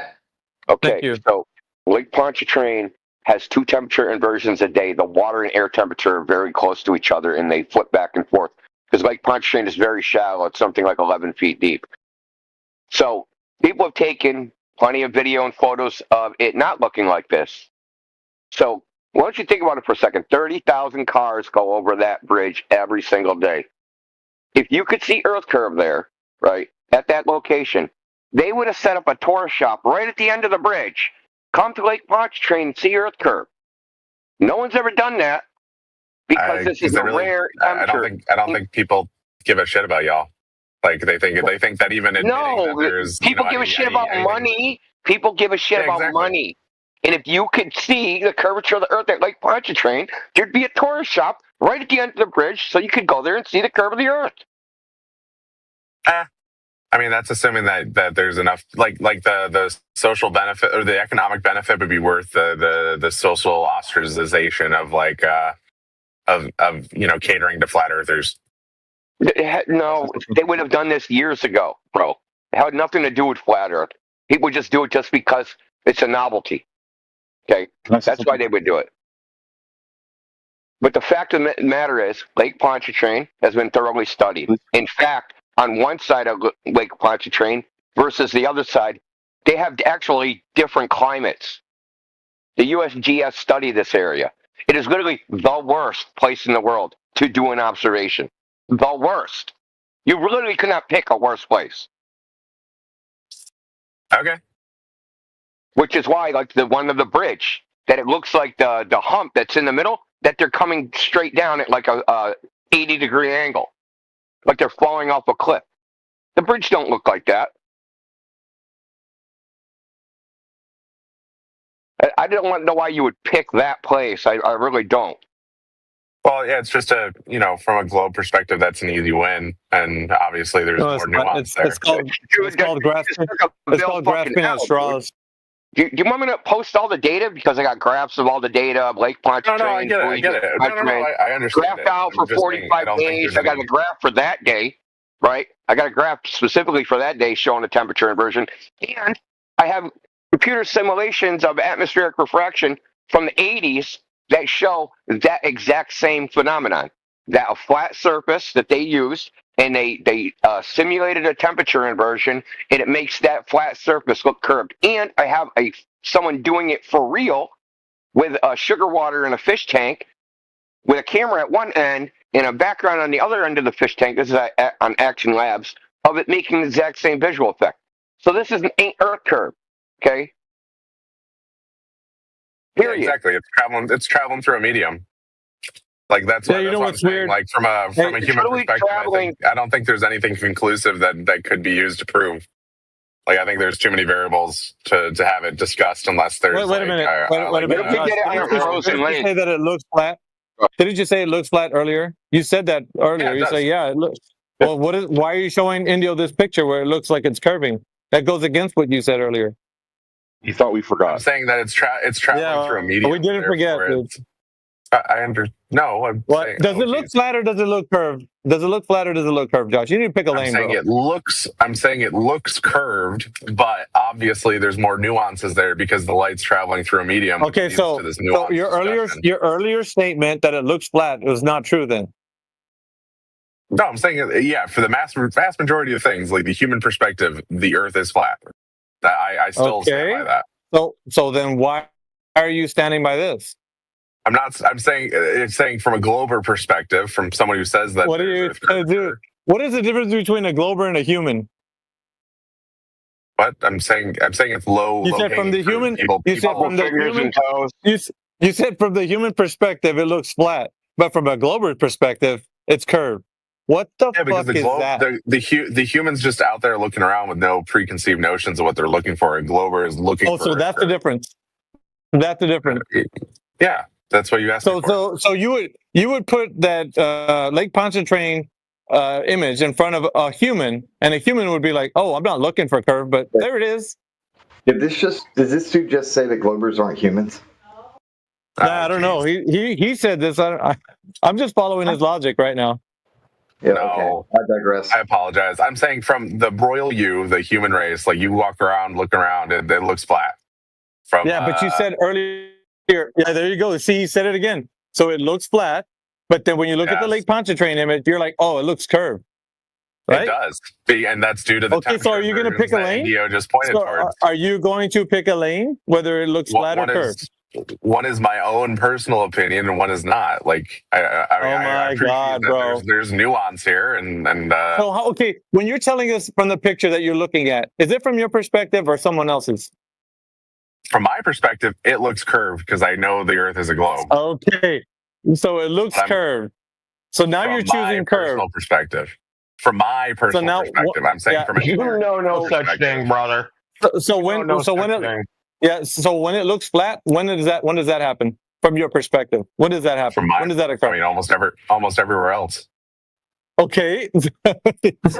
Bro, there's only males and females, and it's either curved or flat. Okay, come on. I'm gonna hand this back to you, bro. I just wanted to get him on that point because he was double speaking. He's double speaking, as you can clearly hear. Yeah, I am double speaking. One is me and one's not me. Oh shit, dude! What are you having an out of body experience? What the fuck, bro? No, you're allowed to talk about a reference population that's not your own opinion. Like, no, dude, we got mixed up there. So no, we're not mixed up. You're double speaking in the sense of saying, I look at the Lake Poncho. I was glad that you identified that. Like, that clears up a lot. You're getting caught up in an aha moment, Josh, and you just don't want to. You don't want to. No, it's all good. I don't know what you're talking about. I'm double speaking. I didn't explain clear enough that I was talking about me in one stance. No, bro. You didn't have to explain, bro. You didn't have to explain clearly. We understood you when you said it looks flat. We know that that's what you're saying when you look at the Earth. But when you look at the picture of Lake Pontchartrain, your brain wants to make it look like it's a globe from the ground level. Yes, agreed. There you go. That's exactly what we're saying. Okay, that's what we were talking past each other. I apologize. No, we're not talking past, brother. We're not talking past each other. I hear you very clearly. Okay. So does the audience. Regurgitated back to me what I intended to say. So we are good. All right. Carry on. That's all good. Well, just quickly, because I just wanted to address what Josh said before, like the Lake Pontchartrain's an easy W for the globe, but you kind of like doubles, like you're contradicting yourself when you're saying, well, now you know it's just a miraging effect or an atmospheric effect that's taking place. So how would that make it a W for the globe? Like you said from y'all's perspective, right? Like if a glober walks in here off the street and says, go look at Lake Pontchartrain, like that's it looks curved, therefore it's they don't give a shit about quote unquote superior miraging and temperature. How would that be an easy W? You're strawmanning my position and what I said. I said measure. I didn't say go look at it and see what it looks like. Oh, I never said that. Oh, I'm sorry. I'm talking. Well, there's a difference, right, between just looking at it and making a subjective evaluation and taking out a fucking tape measure. I think there's a difference between those two activities. I think that a glober coming in off the street wouldn't understand that. Yes. Well, none of you guys seem to understand it. You guys think calculations are measurements, think looking at shit is measurements. You think everything is measurement but measurement. What's a glober coming off the street? There's globers coming off the they come universities all the time. And they come out of you're one of them. Where'd you come from? Your level of understanding of the claims when it comes to the bending of light and refraction and whatnot are just as bad as the glober that comes off the street that you're trying to put shit on right now. I agree. Yeah, I agree with that. Like, okay, so Josh, that's why I don't usually talk about long distance observations because I don't know jack shit about that. Okay. So Josh, aren't you like an aerospace school? Yeah, space. The whole reason I did space is because I didn't want to deal with the medium, right? Like I took thermodynamics and I had to start dealing with like humidity and gas fractions, and I'm just like, fuck that. I want to deal with vacuum. Why are you saying fuck that? Because it didn't make sense. I mean, no, it's more complicated, and I didn't really enjoy chemistry. I'm much more of a mechanics guy. It's probably complicated because it doesn't make sense in the real world. I mean, it's just I didn't enjoy it, so I didn't want to do it. So you enjoy learning about space, which nobody knows anything about, and nobody ever will unless you are Elon Musk. No, he don't know anything either, and neither does Josh. You're relying on other people. I still don't get how Pontchartrain is a win for the Globers if we apparently see an apparent curve that's way too pronounced to be Earth curve, and they claim it's Earth curve. That seems to be a big L.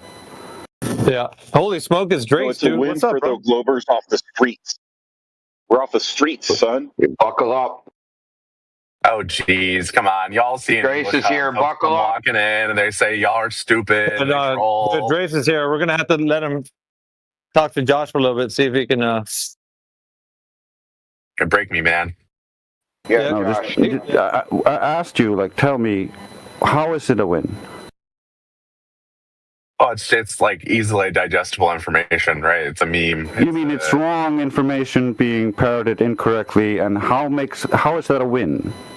Yeah, just saying, like, it's very similar to the memes and things that y'all post in the side chat. No, it's not.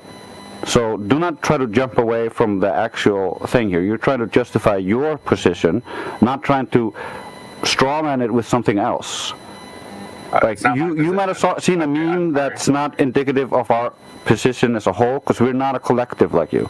We don't have a position like you that is dependent on belief in a greater system. We just have the mechanics of how things actually work, like light refraction.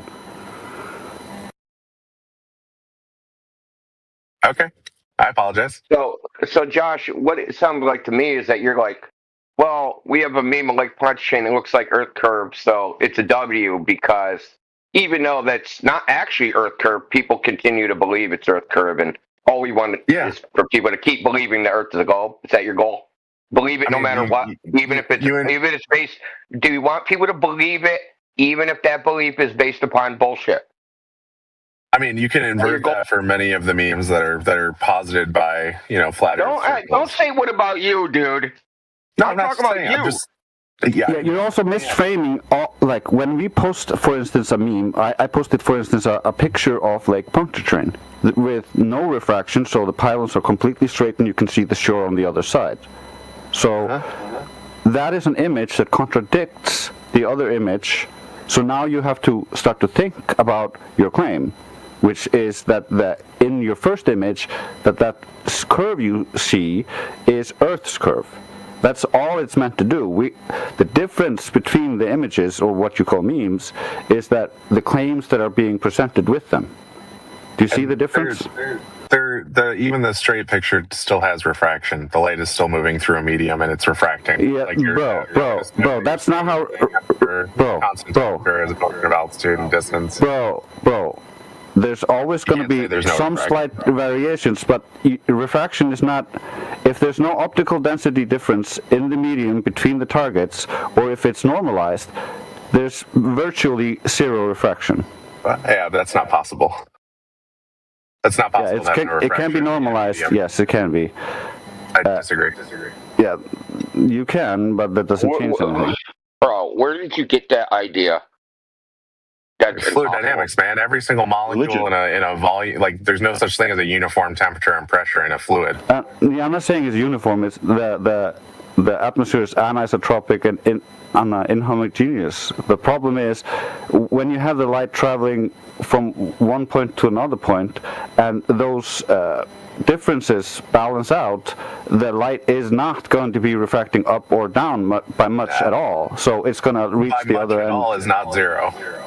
Yeah, well, that refraction up and down, you said zero the refraction up and down, then balances out. That creates a pretty straight standard. Pretty straight standard. You're using weasel words here, man. Zero refraction is not possible. Yeah, you're saying minuscule differences that are undetectable are something that's gonna change anything. How can you prove that they're undetectable? Do you have a sensor? Because you cannot detect them. Square inch. Well, I mean, do you have a sensor at every single square inch? You should listen to Drace explain these things to you, right? Because he has a very good understanding of how this works. And if you just would actually listen to him, you'll actually learn something off him about how this works. I understand. You don't understand. You don't understand. You should be listening. You're the student right now. He knows a lot about this. I just want to make it clear to everybody that zero refraction is not possible. It is easily. We're trying to listen to him too. Let me give you an example. For instance, a very simple example with two mediums like a fish tank. If you look normal to the surface, this is basic Snell's law. You don't have an angle of refraction, so there's zero refraction.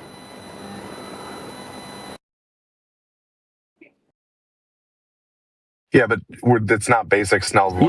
Yeah, but weasel words.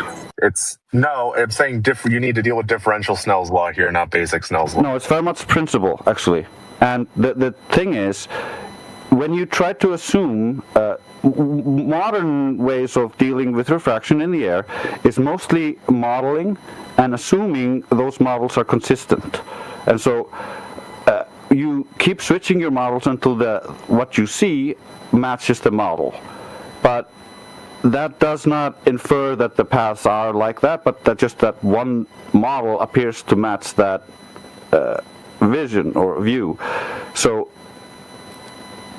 the problem here is we've been looking into this very deeply, and so for the globe to be true, you need the light to be refracting down around the globe to allow you to see further.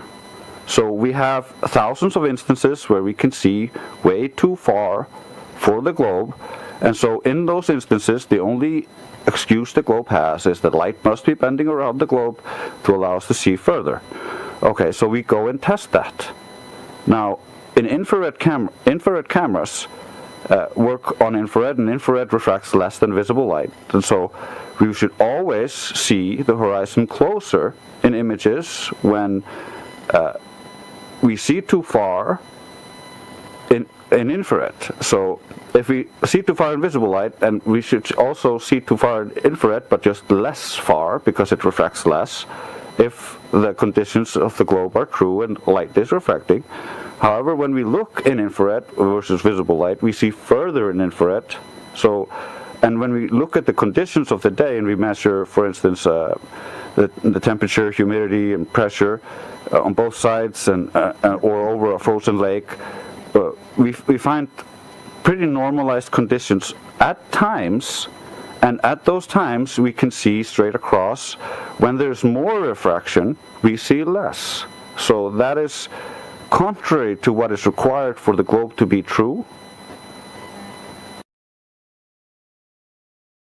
Do you have any documentation I can go read? I appreciate, and I'm following, so I do appreciate the information. But you had to have gone from a layman to knowing what you know now. Is there any good material you could send my way? There's a ton of material. First of all, where to start? There's of course. It doesn't have to be now. I'm just saying, like, if you come across something like. Yeah, let's start here. You are aware that refraction is wavelength dependent, right? It has a wavelength dependency. Correct. Yes. Okay. That's why you get the prism, right? Yeah. For, yeah. So it has a wavelength dependency, and that is directly related to the absorption. You might not know that. That's kind of a nuanced thing.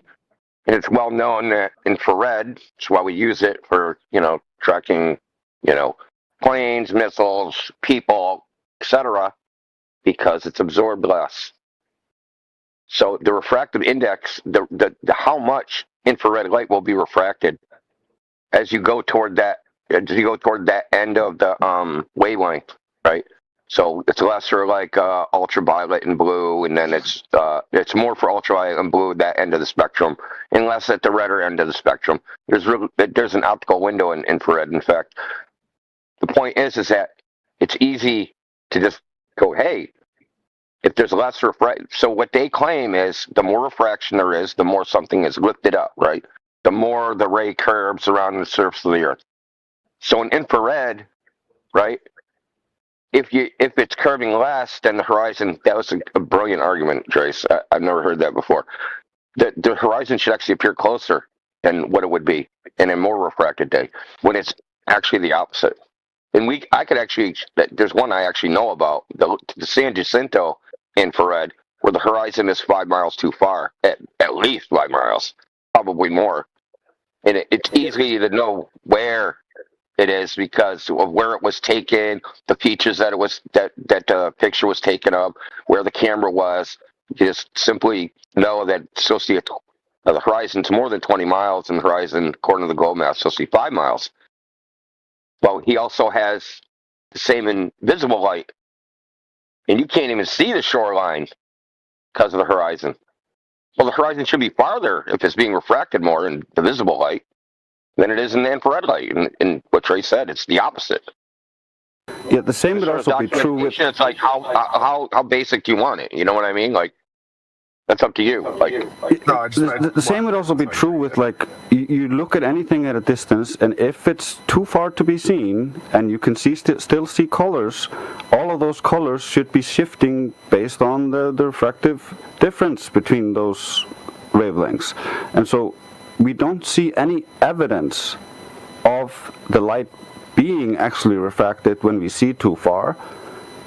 We only see evidence of when the conditions are such that we have a lot of refraction, it lowers how far we see, because when you think about it, if the light is coming from the other side of the lake and the bottom rays are dropping down and hitting the water, of course you're not seeing the bottom rays. Of course the bottom of the boat starts to disappear as a consequence. That makes sense.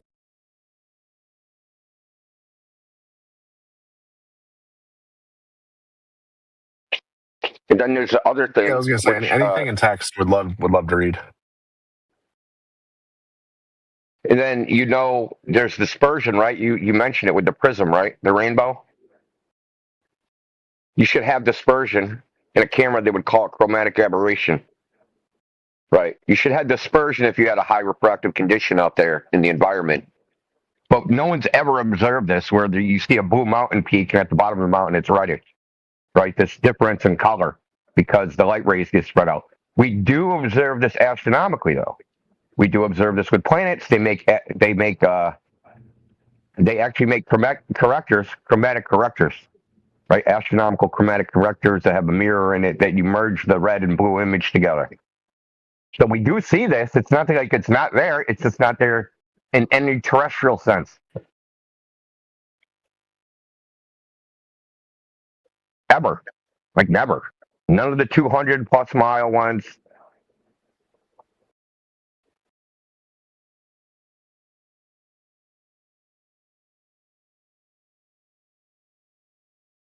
And as for documentation, just read about refraction. There's ton of official documentation where you can read about all this. It's not very complicated.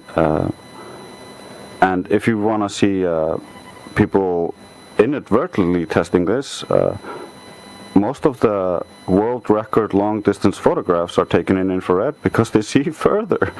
And the best part is they generally take a picture in visible light before, so you generally have that differential. So it doesn't match the physics.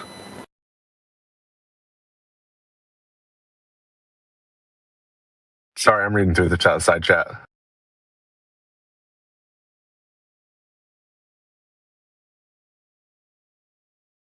Like big pictures of the moon I took with my smartphone. The good question is, what is the evidence for refraction, the way the globe says? And their evidence is that the Earth looks flat, which is fucking crazy. Hey, what's your evidence that light curves around the ball? Oh, the Earth looks flat. You know how cuckoo that is, dude? Yeah, that's also how they determine how much refraction was that day, is by how flat it looked. Yeah, the flatter it looks, the more refraction.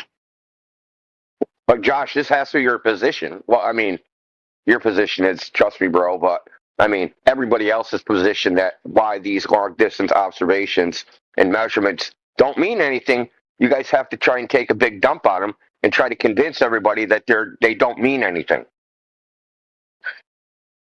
The worst. Well, the military would like to have a word with you, okay?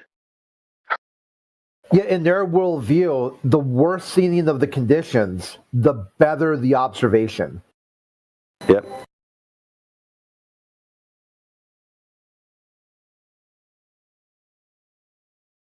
The worst part is the military uses. Like this, people take away. Sorry. What I wanted to say was that the worst part is the military, like was slightly mentioned earlier, uses tri-beam different wavelength targeting systems to exclude any possibility of the target being displaced or be able to calculate how much it is displaced by the dispersion of the lasers or through the targeting system. And so we can use the same principles here on Earth, just use the different wavelengths to see how much the dispersion is, if there's any. And so far, we have not seen any evidence that the Earth is curved and light is somehow trying to hide it by violating its own basic functionality.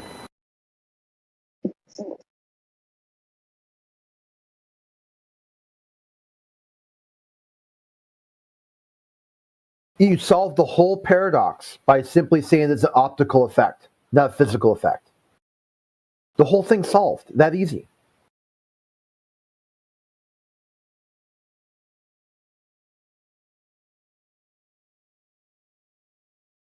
I appreciate all the content in the side chat.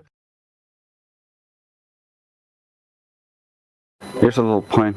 Like, I love arguing with ChatGPT all the time, and there's some misconceptions that a lot of people use. Like, ChatGPT there's a lot. For instance, they claim like downward bending is the norm, but that's relative to like if you're like looking at the Earth from outside the Earth in an orthographic view, not relative to you on the surface though, because under normal conditions the ray would still continue to rise up into the air.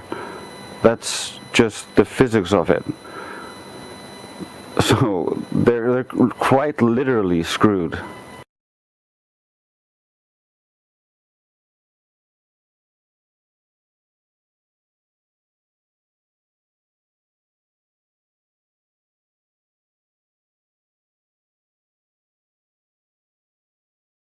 Yeah, like I said, I appreciate all the content. Feel free to send me stuff to read. More than happy to. Like I said, I'm very dumb on this topic.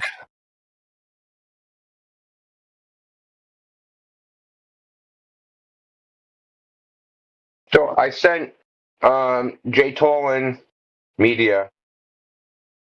So if you scroll up, I sent the infrared and I just sent visible light. Now, if you look at the infrared and you zoom in on this, you can see what the hell is it? The name of it? Can't remember the name. It's something marina, right? And that marina comes up to the ocean, but it has a jetty, a barrier, and you can see all the way into the marina. And the marina is at 20 miles, and you can see into it where they park their boats, right? So we know that that's at 20 miles. Well, the globe curve calculation is the horizon supposed to be 15 miles away. But you can see the water surface 20 miles away. Now you can say, hey, that's refraction or whatever. But then when, like Trey said, like I said, I can't say it enough, man, that was a brilliant deduction, is that the horizon is way closer. Way closer. Right? Some of the buildings are cut off. You can't see them. This is the exact opposite of what it should be. If the globe, the globe mechanism for refraction actually existed, we're seeing the opposite of what it would predict.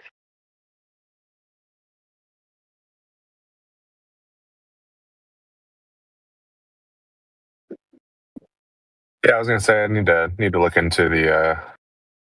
I haven't thought of doing long range with either infrared or other wavelengths. Well, the other thing about infrared is like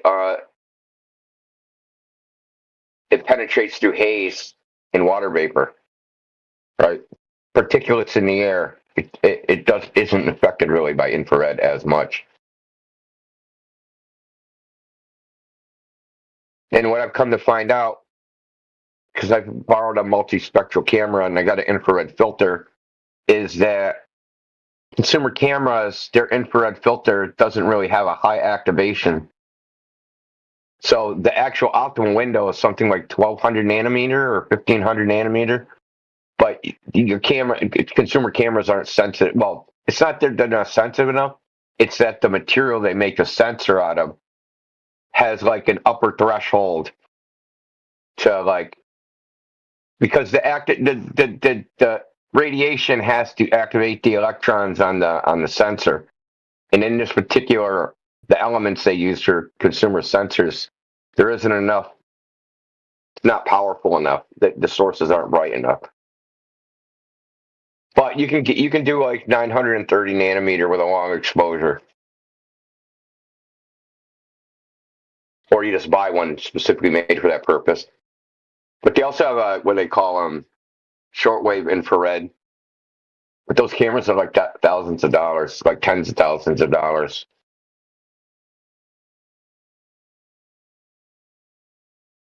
They use a different type of sensor.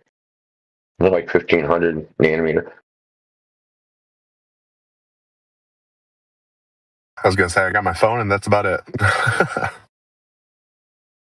Yeah, well, I made a 30-mile observation with an iPhone 4S, which is a piece of garbage.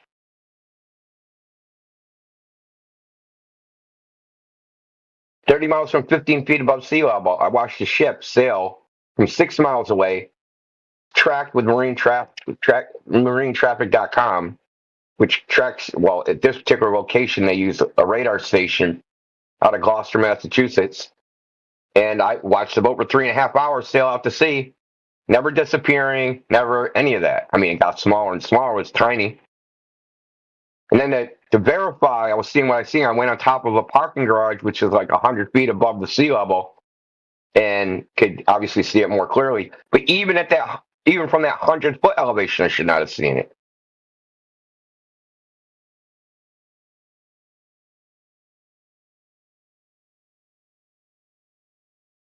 No, I mean, we could sit here and just believe that the light rays are, curving around the surface of the Earth in such a way as to make the Earth just look flat. How that would work in any conceivable way, I do not know. Like I can't even visualize it geometrically. How you would make a curved surface look flat. Just imagine how uniform the air would need to be for a vista. When you look out, and you can see 30 miles when you should be at most be able to see 10 miles, let's say. And you look over that vista, if the horizon is refracting, then the horizon you're seeing shouldn't be the true horizon, and the difference in refraction between you and each point of that horizon should be different, unless you're saying the whole air is uniform to create this uniform refraction. Like it's not uniform. It's like uniformly in that. I don't know how to say that in English. I know what you mean, Grace. Like the structure of the air is such that every path of light has to follow a different arcing path.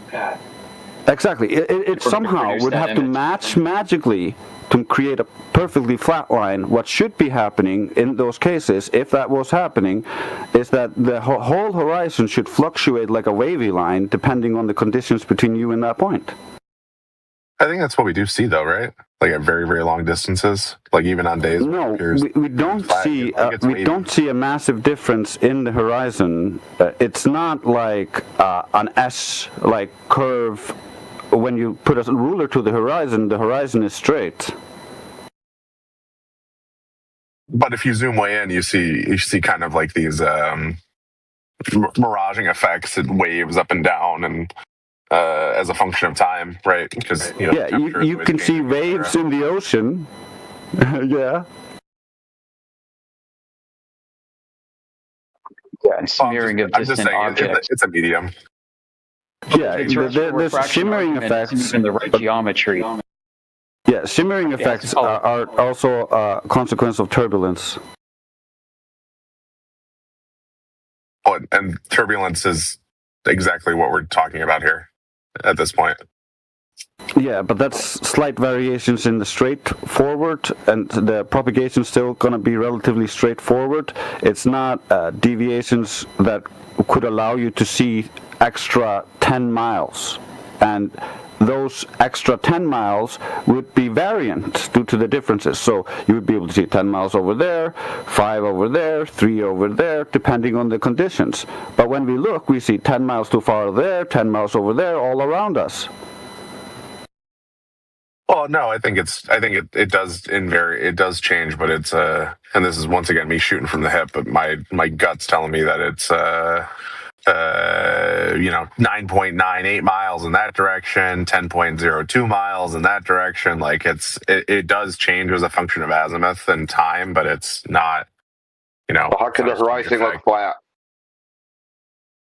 Right. The molecular composition of air must be conformal to the curvature of the Earth, such that it flattens it out. The horizon can't be more than one distance away, because then it wouldn't look like a straight line. Horizon means bounding circle. So a bounding circle is equidistant from the observer, right? So that, because you're that doesn't take into account the medium, though. But we're talking about what it would look like, right? So, and what it would look like if the horizon is equidistant, it would look like a line around you. But if it's not equidistant, it would not look like a line. One part of the horizon would be lower or higher than some other part.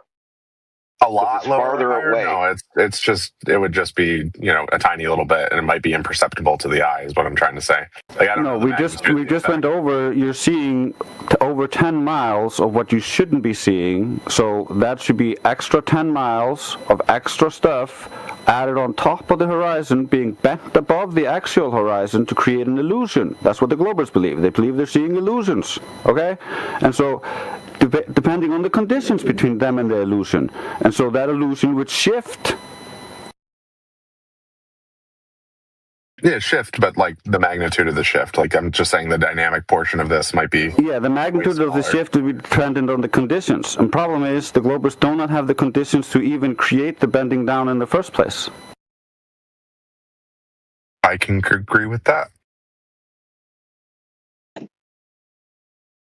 So there's no way to even model this. So this is the funny part, Josh. You know how they actually do model this? They just change the size of the globe.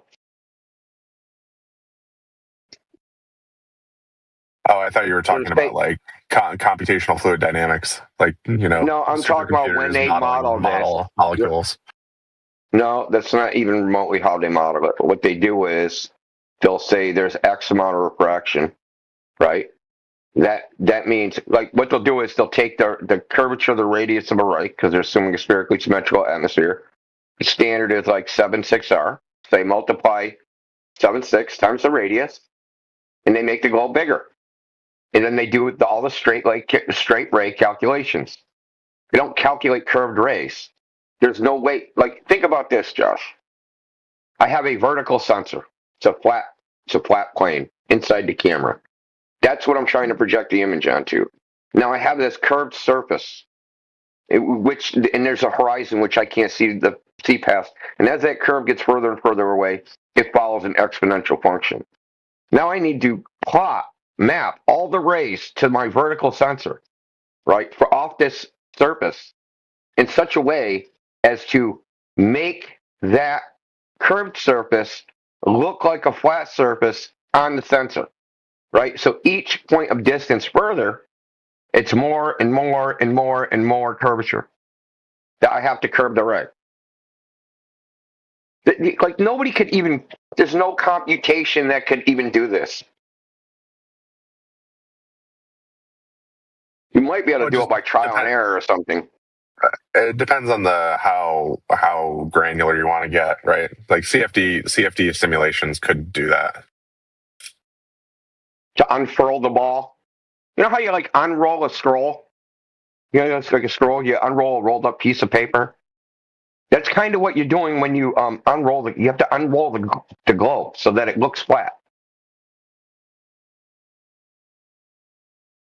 How could you do this? Optically. Now we've seen Globers try to say, yes, it's possible for things to lift up things from beyond the horizon. And what they'll do is they'll take butane or CO2 or something crazy, right, that's super cold. When I say super cold, in the negative digits, right, they do it in regular room temperature air, and they go, look, this thing behind the thing got picked up. Want to know what never happens? You never see the surface. You never see the horizon move. Ever. You might see some stretched object that was partially behind it, right? Stretched out, but it's easy to see that something's happening. Now, the elephant in the room on this particular point is the fact that they're using stuff that is the refractive index is 1.4 or 1.3, and they're using the super crazy temperature gradient. So that alone demonstrates the fact that they're using unphysical, what we call unnatural conditions, and unnatural not in the sense supernatural, unnatural in the sense that outside in nature, the weather's never doesn't have 70-degree temperature gradients in 1 foot. It also doesn't have like giant fucking CO2 loads or butane floating around, right? So the very fact it takes an extreme special case condition to even demonstrate the possibility should show you that it's not possible, because the refractive index in theirs varies in the 5th decimal place. It isn't in the first decimal place. It's in the 5th decimal place. It's in the millionths. So the temperature, the 70-degree versus 69-degree temperature difference varies to the refractive index like 0.00024 versus 0.0000237. So it's a slight variation because you have a single medium. Right? So even if you have a 10-degree temperature difference, you could have a 100-degree temperature difference in a foot, and it still isn't going to change as much as what the difference would be in CO2 in air or butane in air. Right? They're just not the same. The point is to even demonstrate that it's even possible, they have to use these extreme experiments when we can go out and demonstrate that, hey, you can make the horizon appear way shorter than it has to be. We don't need to do any extreme conditions. We can just go out in nature and show that a little RC boat or whatever will appear to disappear over the horizon on something we know has to be a flat surface because it's well shorter than where the horizon should even be. And you have a horizon that's appearing 700 feet away instead of appearing 2,600 feet away. Right? We're observing this in nature. We're not observing it in a lab under some weird conditions that don't exist in nature.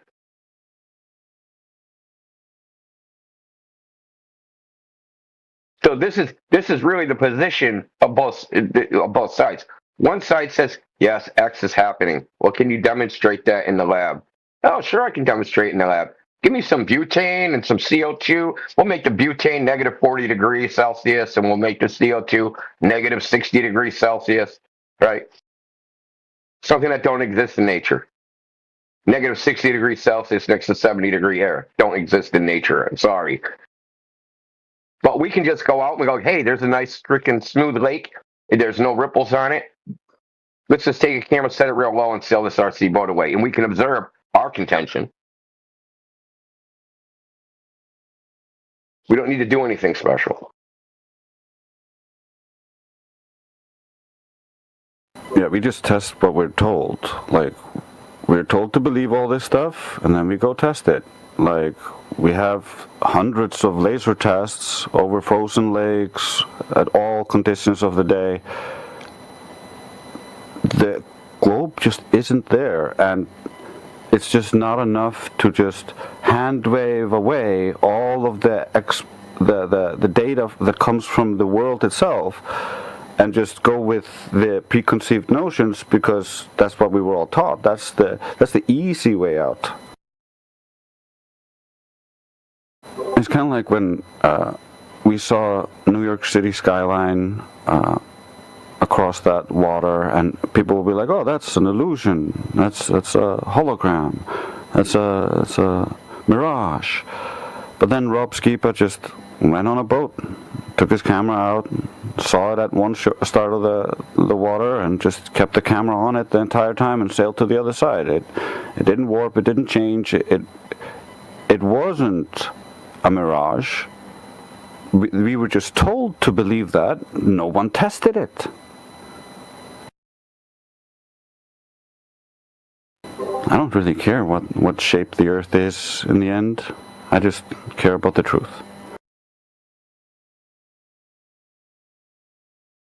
Worst part is I really wanted it to be a globe, and like this whole thing just it's kind of a litmus test, like, are you a person who just follows blindly what other people believe, or do you actually go and look into it? And I wanted to have some foundation in my belief in the globe. That's the only reason I'm looking into this. And the more you look into this, the less solid it is, because that's what it is. It's not solid at all. It's in the mind mostly. The little bit that's not is like misconceptions, like you measure the ground flat and then you wrap it into a ball afterwards because of the belief. That's not reasonable. You did one thing right, and that was measuring it flat. And that's one of the things what I love about this community is we go back and look at all of the so-called evidence from the globe side, and we just keep consistently finding that, wait, they did measure it flat. But oh yeah, see, here they divorced reality, are comparing what they're seeing in perspective to this orthographic view to reify into existence the globe, and now they're claiming it's a globe. But in the beginning, they just measured it flat. So that's what we're looking at, the actual data, the foundations that they're building it on, and then looking at why are you adding this?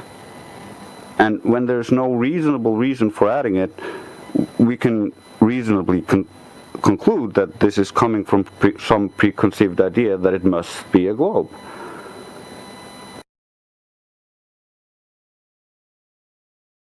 Yeah, the thing you ask is, what is the justification? And when we look into what the justification is for adding this refraction thing, there isn't any other than the Earth looks flat. That's their justification. Which to me, it's crazy. I don't know. Call me, like, is that crazy, or is it just me that thinks it's crazy? That, yeah, we know there's globe refraction because of how flat it looks. And the flatter it looks, the more globe refraction there is. That's I got a question. Insane, dude. Somebody earlier said that, you have to see it, then they tell you what kind of refraction is it's that day, but all I hear is Globey saying they can make all the predictions. How come we can't predict what the refraction is going to be before we see what we see? How come it has to be a post-diction, not a prediction? Yeah, that's a good question. And then they'll say it's too complex. Well, if it's too complex, how do you know your post-diction's correct if you can't make the prediction? How are you matching these up? And the funny thing about it is it always comes up to where, we have a stance to say the Earth is flat. It's a little bit lower, a little bit higher. No, it's right where a flat earther would say it's at. So, yeah, it's a very troublesome thing here, this predicting refraction thing. So what's up, Brian? You doing X tonight? Oh, yeah. I'm going to probably get in there in about an hour.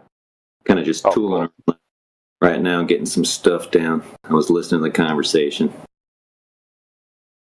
I don't know. Josh left. Josh is our resident satellite. Yeah, I'm here. I think he bailed. Oh, he's here. Josh Ingersoll.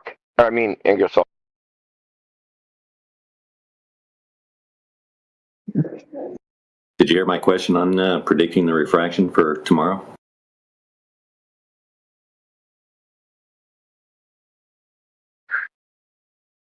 Yeah, he's disavowed that. You say that he's not an expert, so.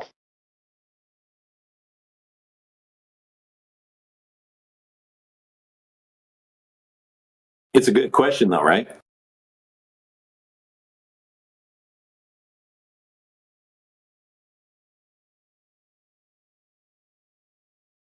How is globe refraction? And I call it globe refraction because it has to be a globe for it to refract that way.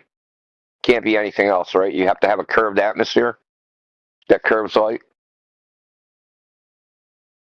Yeah, and a globe dropping away from the beam, so that's the problem here is the beam is traveling along the Earth in the same optical density, roughly, because of the temperature gradient, humidity gradient, and the pressure gradient.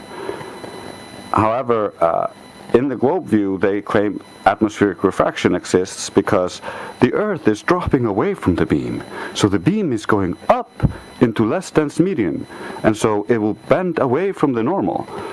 But the problem is, that doesn't actually cause the beam to go back down. It just straightens the beam out a little bit, so it doesn't actually go straight into space in that model. It would just not go as straight. It would just curve a little bit. But it wouldn't like go back down, because otherwise at that point you're actually turning the light around. You're not now it's going from less dense medium into a more dense medium, and you have a different based on the angle of incidence, relative to the pseudo boundaries of the different optical densities, you have a different refraction. So they have a real problem getting that beam back to the ground, and so generally what they do is they say, well, it must be super refraction, which has no actual like basis for it other than just like, well, it is must be bending this much because the Earth is a ball and we can see the beam. And the sad thing is the refraction gets less as the higher you go up, man. I posted in the chat there the world record photo. You know, we got 275 miles looking at Pic Gaspard there from 9,200 feet. That whole mountain range should be under 3 miles of physical curvature. But yeah, you can see the whole mountain range. Pretty devastating for the globe Earth there. So I just posted one taken from 27,000 feet in the airplane.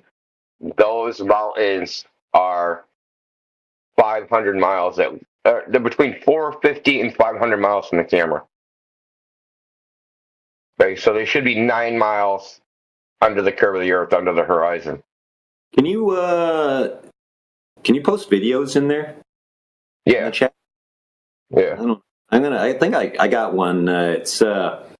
It's a pilot, an SR-71, talking about how he's in around Tucson, Arizona, and he can see all the way the Rocky Mountains all the way up to Canada.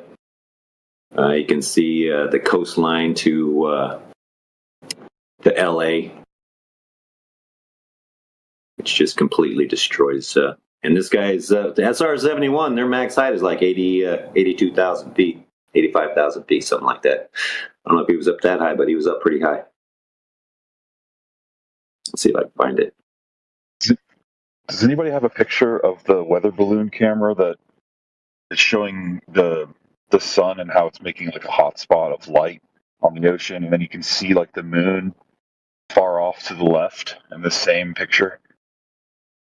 Man, I had one. I might still have it. It was a sunset that actually disappeared before the horizon. Oh yeah, I've seen those. Kind of like turns into like a puddle blob and then poof, disappears right before. Yeah, it's kind of amazing.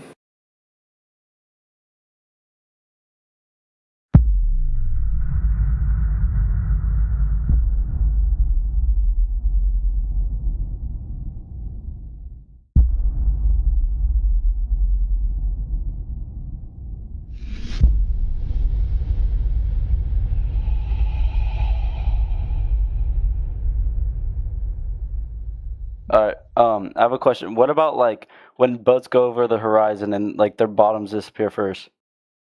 You know if that's curvature or not? That's a question to you. Yeah. No, I know that's true. I've stood at the pier by my house and watched boats disappear. And the next question: how did you determine that was curvature?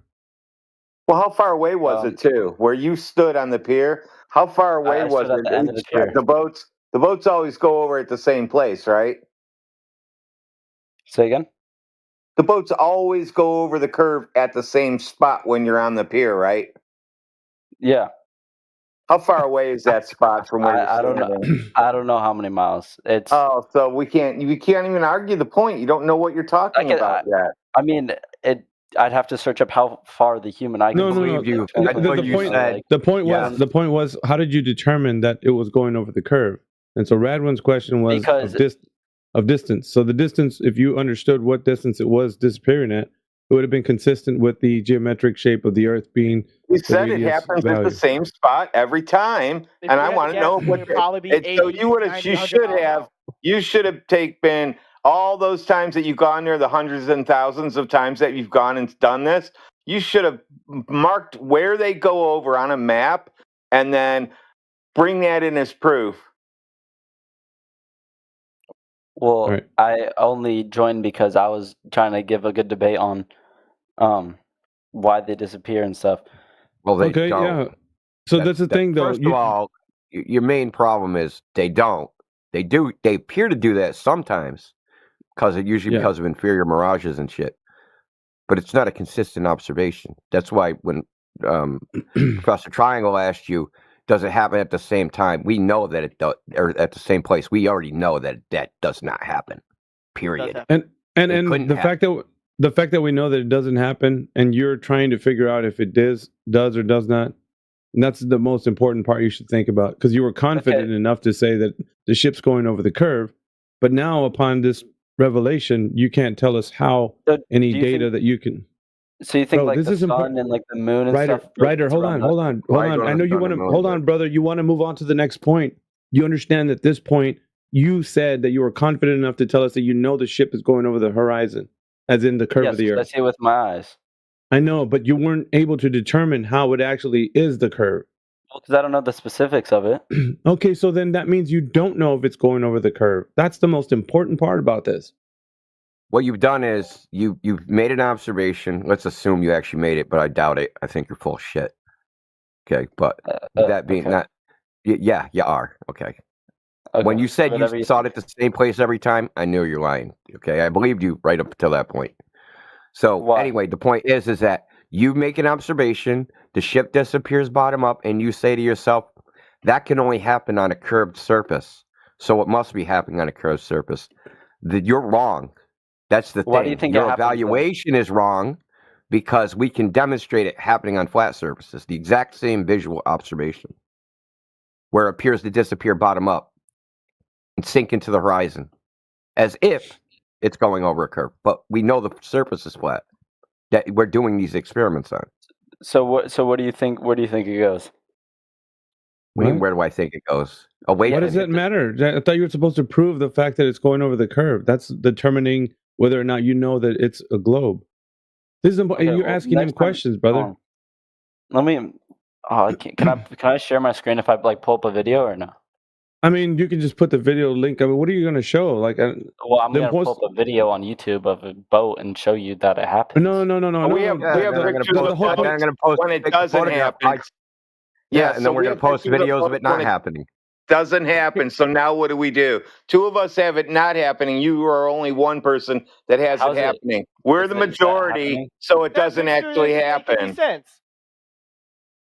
All right. Yeah. You're still going to fall in the same category of you not being able to present if it's going over curve or not. Even if you present the video, it doesn't matter. We're going to ask you specifics. What is the distance away from the observer to the ship? You're going to have to know some things about it, right? You can't just put a video in there and say, Bob's your uncle. We're going to ask you questions about it. Does that make sense?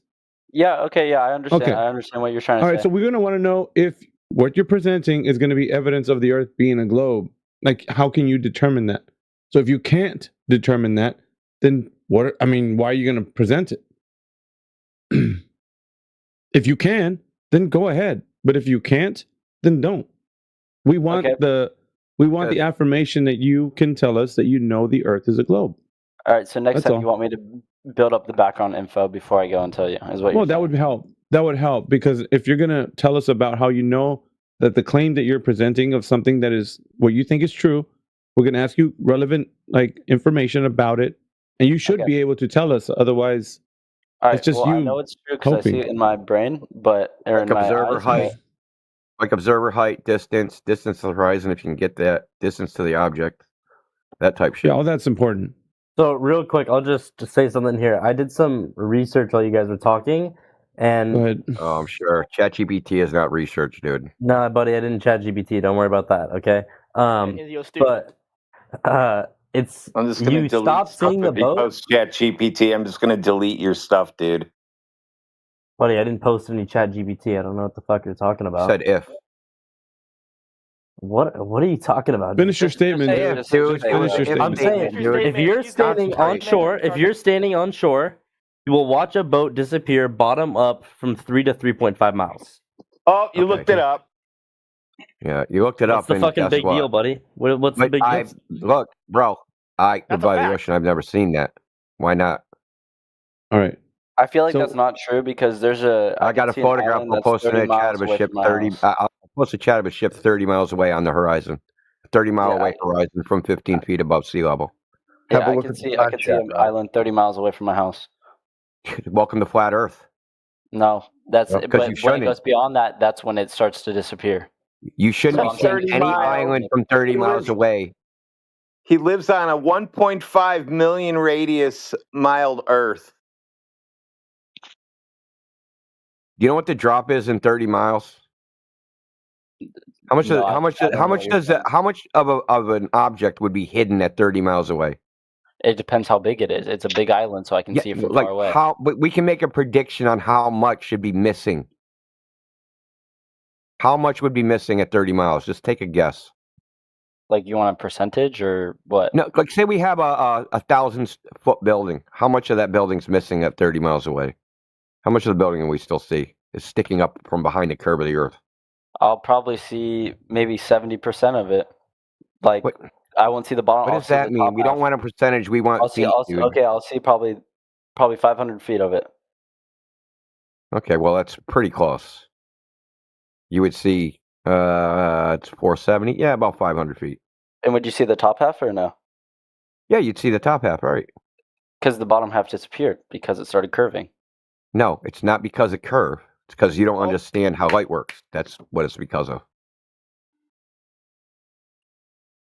Because we can replicate this same observation where something being cut in half on a known flat surface. It's a surface we know is flat. We don't have to speculate. We can take the little object, like a little boat, and sail it away, a little RC boat, right, on a small, shorter distance, and watch the boat disappear, quote unquote, over the horizon. Well, there should be no Earth curve there because the distance is too short. That we can replicate this time and time again. You can replicate it too.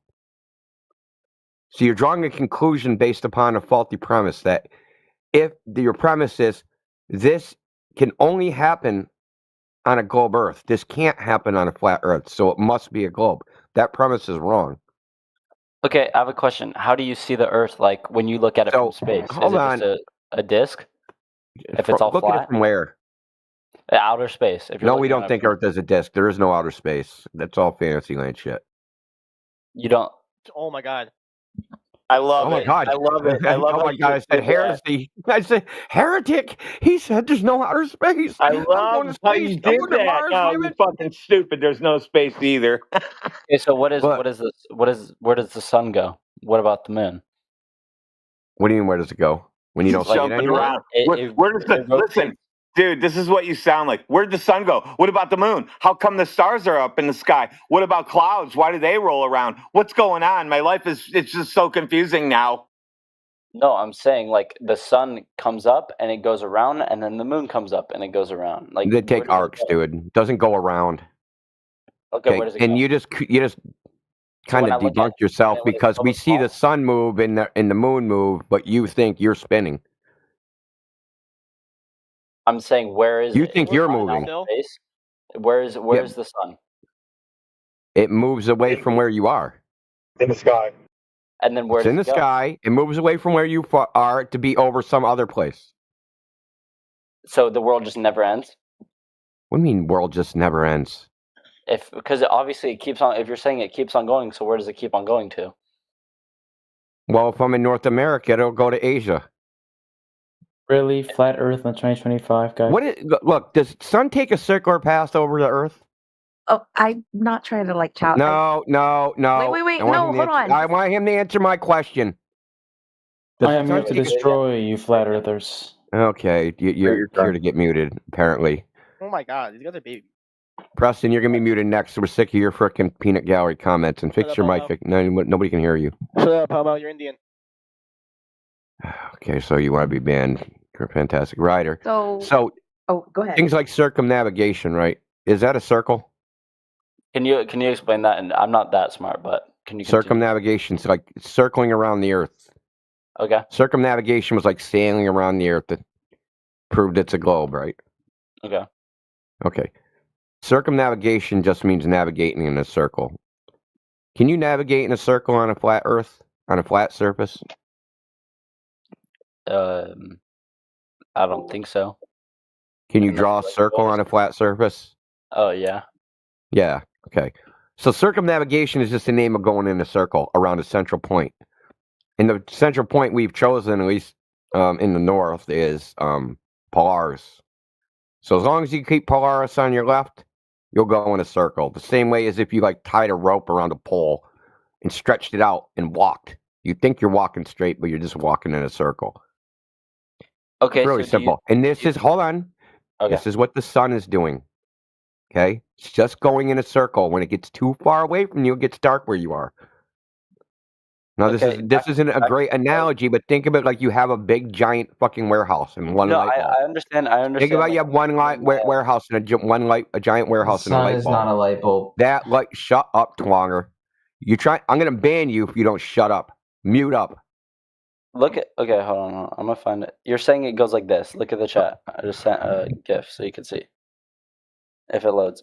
But look, you can't. First of all, you can't represent the relationship. No, I don't. Okay, that's a representation. That's not what it does. You're not going to be able to find out when it's fucking noon with that. Okay, it's a representation. Just like if I said represent day and night on a globe, you'd show a fucking giant fucking sun or a giant Earth and a little sun. Right, you would never be to scale. It would never frickin' show the tilt. It would never show anything like that. Right, it would just be a representation that just represents the idea. So yes, that represents the general idea, but that isn't like where the sun is. That can't be represented on a 2D map by anybody, even in the globe model. Can't be represented with a globe at all because the sun would be so far away. You would need a screen that's 40,000 pixels, and the Earth would be one fucking pixel. How are you going to represent day and night with that? Good luck. Anyway, the point is that the sun and the moon, just like one single light bulb can't light up an entire warehouse, the sun can't light up the entire Earth because the air absorbs light. Okay? This is well known. It's called optical extinction. There's a limit to how far light can travel through fucking air. And this is proven very simply. Okay. Look at the sun at noon, and you'll be blinded. Look at the sun. Hold on. And then you can look at the sun when it's on the horizon, directly at the sun. It's 23,000 times less bright than at noon. Have you ever thought of why that is? Because it goes around the Earth. Why is the sun 23,000 times less bright at the horizon than at noon? Because it's brighter above somewhere else. No? Okay. Think about it. You're looking straight up at the sun. You went blind. And now... But before you went blind, the day before, you looked at the sun on the horizon and did not go blind. Why didn't you go blind the day before? Is it not the same thing every day? I'm confused. Because you're looking through more air. You're looking through more air. That's the answer. Okay. When the sun gets further away from where you are, the light has to go through more air. The more air it has to go through, the darker it gets.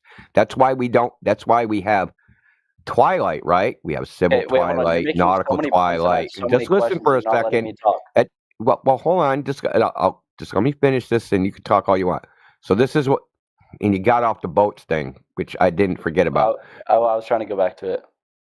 So we have twilight. We have 3 stages of twilight because the light fades away. There isn't a freaking Terminator line that the Earth spins and boom, it goes from day to fucking night. Right? The Earth was a globe, right? Would light up 50% of the globe. You'd spin right out of freaking daytime into nighttime. It should be nearly instantaneous.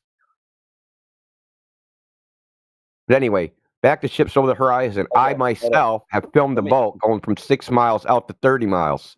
Never disappearing, never going over the horizon, never doing anything like that. I know where the boat is because I was tracking it with marinetraffic.com, which uses marine radar tell you where boats are out at sea. Okay, let me say something. The horizon thing. So what do you think, the horizon is just where we can't see anymore, or what is the horizon to you? It's where the it's not what it is to me. It's what it's defined as. Okay, what where the Earth appears to meet the sky, the dividing line. I'm brick right now.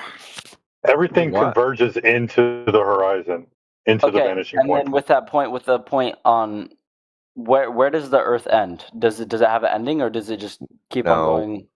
No, it goes around. No. So nobody where does here the thinks Earth the Earth has an end. We don't think the Earth is a disk in space. Outer space vacuum is impossible. Do you realize that? I don't really know what that means. Well, it's outer. You got the Earth, right? According to them, there's freaking atmosphere that you're breathing right now, right? It has 15 pounds of pressure per square inch, assuming you're at sea level, right? You're breathing pressurized gas. Till your lungs are inflating. The pressurized gas, you create a vacuum in your lungs that sucks the gas in. Why isn't the gas on Earth fucking off into the vacuum of space? Because the atmosphere, or no? How can the atmosphere contain the atmosphere? I'm not that specific. I don't know the specifics on it. Well, this is the problem. This is why space can't exist, because it violates the second law of thermodynamics, which a high pressure system goes to a low pressure system, regardless of anything else. There's no way to stop it. So what happens every freaking time? Second law of thermodynamics has no known violations. So when you ask us, does the Earth have an edge? It's assuming that the Earth is inside some gigantic freaking void. What do you mean? Dude, stop going into panic mode and asking about fucking photosynthesis. I didn't ask about photosynthesis. No, I didn't even hear that. You said photosynthesis? Well, because I searched up on, ChatGPT this. I just searched up how can the atmosphere contain oxygen, and it says it contains oxygen primarily because of photosynthesis. So it starts at the ground then. Okay, the atmosphere is the oxygen, dude. What are you talking about? That's hilarious. It contains oxygen. It produces oxygen, so that's why it's contained in the atmosphere through photos. Oh my god, bro. That's what ChatGPT gave you? Mixture of gases that are on the surface of the Earth, including the oxygen. How the oxygen is created is fucking irrelevant. Okay, the oxygen is a constituent part of the whole atmosphere thing. But there's no boundary between that pressurized gas that's at temperature, right? That's thermodynamically active, with the vacuum, which is not. So gases try to reach thermodynamic equilibrium with their environment. So the gas, trying to reach thermodynamic equilibrium, would try to pressurize the vacuum of space. But that's impossible, because you're breathing right now. So that can't be happening. You'd be dead.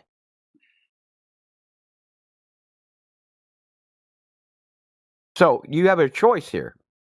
You have the second law of thermodynamics, which Einstein said was one of the legs of the three legs of the stool of physics, right? It's a pillar of physics with no known violations. Arthur Eddington, who supposedly confirmed Einstein's theory, said that if your theory goes against the second law of thermodynamics, you're doomed to the greatest humiliation. So their theory is that there's some sort of second law violation going on, such that there's a vacuum of outer space that you can go and hang out in, right? With space rocks and space gases. That there's gas balls in outer space forming spheres. This is their story. Or you can believe the second law of thermodynamics, which we can test in the lab over and over and over again. Or you can believe their fantasies. We don't think the Earth has an edge. So you don't. The horizon would not be the edge of the Earth. Okay, think about it like this. Let's get back to the central questions. You want to know why the horizon is created, why you even see a horizon. Yes. Right? Mm-hmm. Okay. Do you think there'd be no horizon on a flat Earth? No. Or that the horizon would be the edge of the Earth? I think the horizon would be the edge of the Earth on a flat Earth. Okay. Now, let's investigate that for a second. Now, say you're standing in the beach, and the ocean stretched all the way to the edge of the earth. You got a clear view. So let's say it's 16,000 miles away. So we're gonna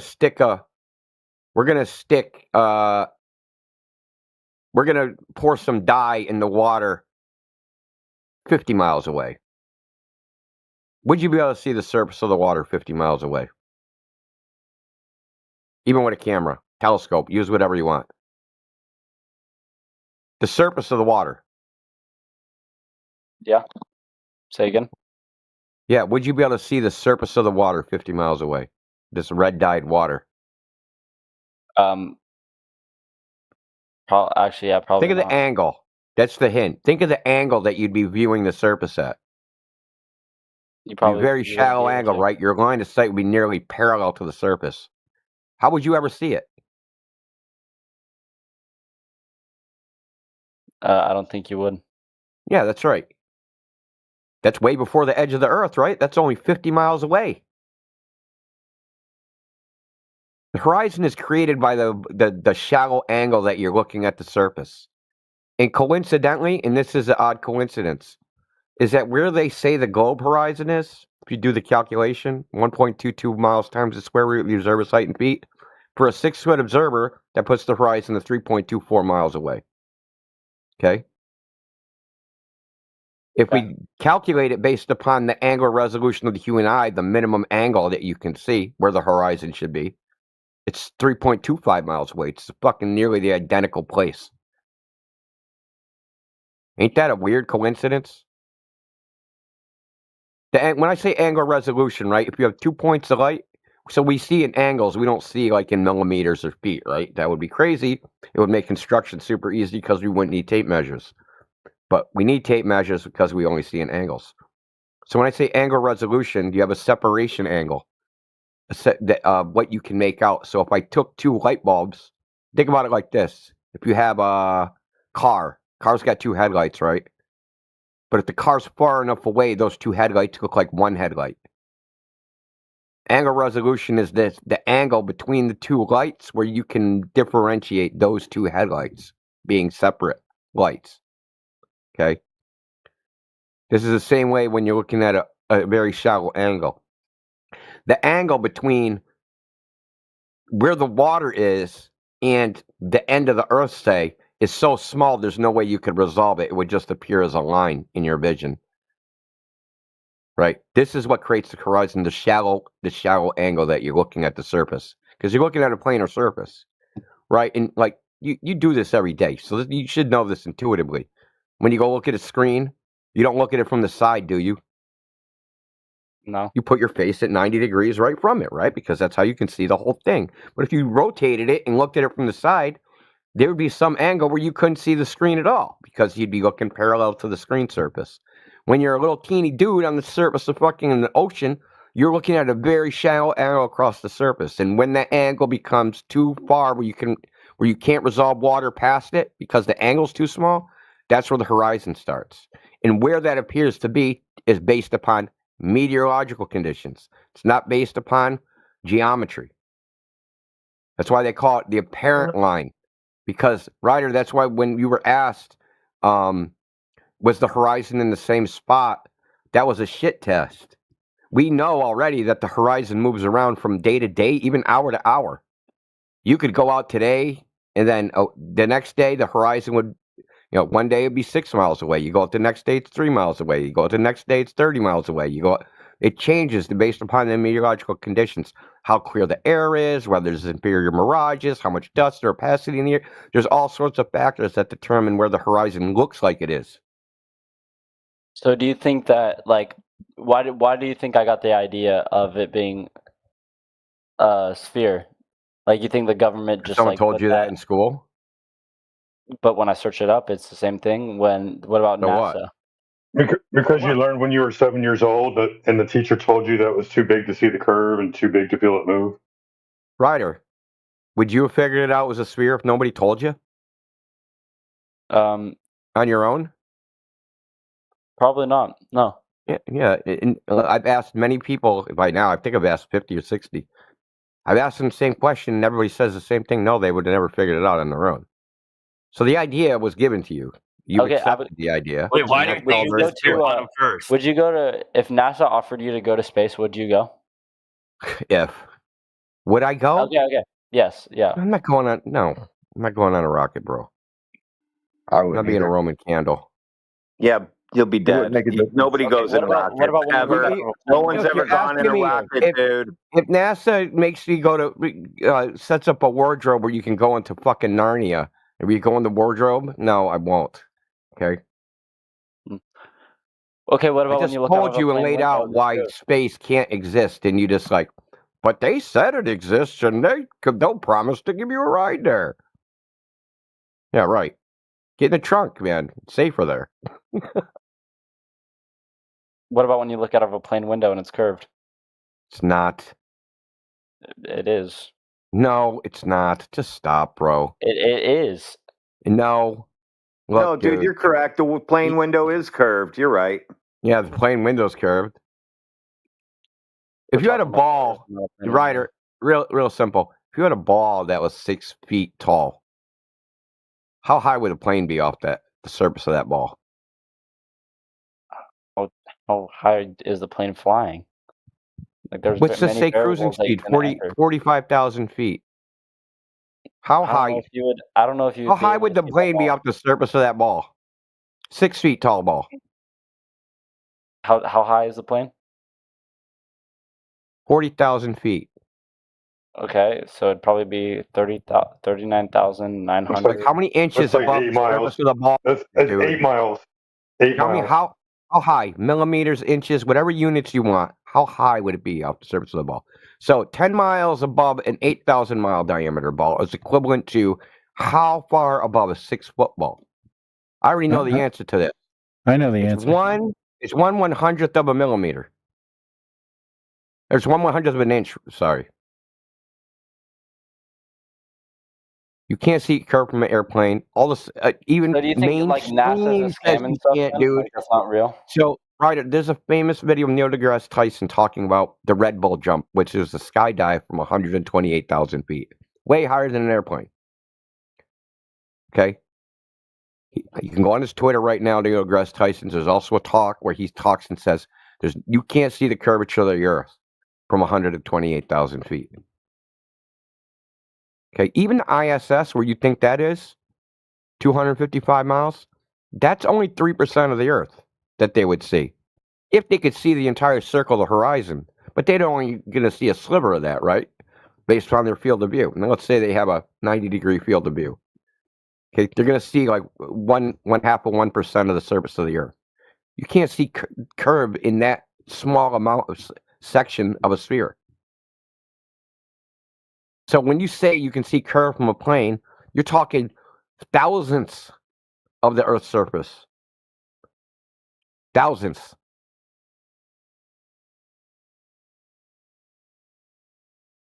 And here's the funny thing. We have photographs from tops of mountains of 275 miles. A plane at 45,000 feet, the horizon distance from that plane, where you think the curve is out the plane window, is 263 miles. Well, we have photographs on Earth across vast distances, namely it's called the Gulf of Lyon in France, that are 275 miles, that are farther than that. Farther than what an airplane should see on the globe from 45,000 feet. You can see from 9,000 feet across the surface of the Earth. And you know what? When they take that photos, there's no curve in those photos. Though you should see a curve. If you can see it from the airplane with a horizon that far away, then you'd see the same curve from the 275-mile distance horizon. Okay, I don't know why you guys say you could see curve from a plane. Nobody agrees with you. Nobody. Unless you Googled that you can see curve. So you probably Googled it, and Google said you could see it from 30,000 feet. In my experience in this topic, that has changed 4 times. Okay. What Google said. Okay. Started at 80,000, went to 60,000, like went down to 45,000, and now it's 30,000. Like the dude jumping out of the space with a parachute. Red Bull jump, yeah. Yeah. Yeah, the GoPro jump. It was a GoPro. It was sponsored by GoPro. That was Red Bull. Yeah, it was Red Bull. It was Red Bull with co-sponsored by GoPro. That's when they released their little tiny cube. No one gives a fuck about fucking who it's sponsored by. We're talking Yes, about. it does matter. That's the cameras they use, you idiot. Yeah, Wide-angle GoPro does a barrel distortion. Wide-angle lenses, curved horizontal line. That curvature is fake. And people believe that it's real. Okay, That's the okay, sad then where part. did he come from? If you're saying space is fake, where did he jump out of? Upper space is fake. Like the story that they gave you about the A upper hot space. air balloon. He The shit jumped you out of see a is hot air real. balloon, dude, with GoPro high cameras altitude. running. He jumped out of a Upper space is not like a fake. It's what like that out of shit a you hot air see. Outer space, the narrative, the story is fake. The billions of years Big Bang Boom monkey ball religion is fake. Everything in existence didn't come from a singularity. Did you think that 128,000 feet is space? I don't know how many feet it is. Space is politically, space starts at 100 kilometers, which is 56 miles or something, or 96 miles. Well, I can't remember what it is. 56 miles? What is the shape of 26 Earth miles. to you? It's 50 have a miles, I shape. believe. Or 100 kilometers, it's Not a 62 miles. Doesn't have a shape because it's not inside of something. What's the shape of the universe, brother? Does that question make sense to you when I say what's the shape of the universe? Yeah, I can see what you're saying. What's it inside then? I can see what you're saying. Yeah, this is just like an infinite regression. See, you've been trained through repetition to think of when I say, "Hey, dude, what's the Okay, Earth like?"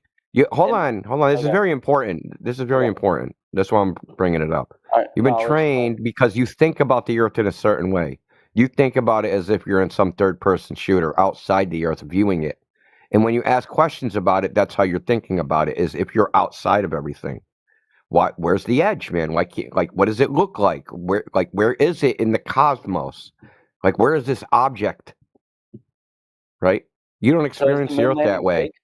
Yeah, well, that whole idea. And I fall off of the edge.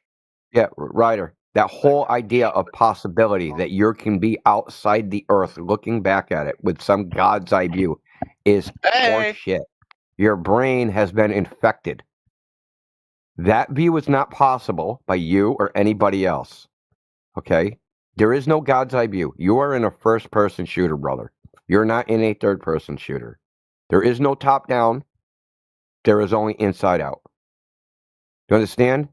I explain that. If I say, do you remember what the Earth looks like? What do you remember? Say again? If I say, do you remember what the Earth looks like? What do you remember? I could describe all the different parts of from memory.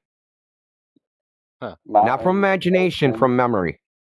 Okay, mountains, oceans, deserts, lakes. Was any of that a globe? Cities. Did you see a globe in any of that? No, but I saw curvature when I was in the sky. No, you didn't, dummy. You said you saw curvature in the sky. Really? I have a question. I saw curvature at the beach. Right, I got a genuine question. We're kind of in the middle of discussing flat Earth, and I'm sure your question's going to be answered by Left. Let's hear what Bila has to say. Bila, say something. Why do things disappear from the bottom first? We just covered this. Go on YouTube and rewind it. We just covered this in infinite fucking detail 5 minutes ago. Oh wait, this on YouTube? Yeah. Oh, that's what's up. So why do you think that happens? What do I think? I'll do it again. Fuck it. I can do it 100 times. Why do you think that happens? Why do you think ships? Does this happen every time? Sometimes? How often does this happen? Never when I see ships. They never do that. I've never seen it. I want to capture that so I can say, look, magic ship's going over a curve, and then I'll measure that point, and then we'll know exactly how big the Earth is.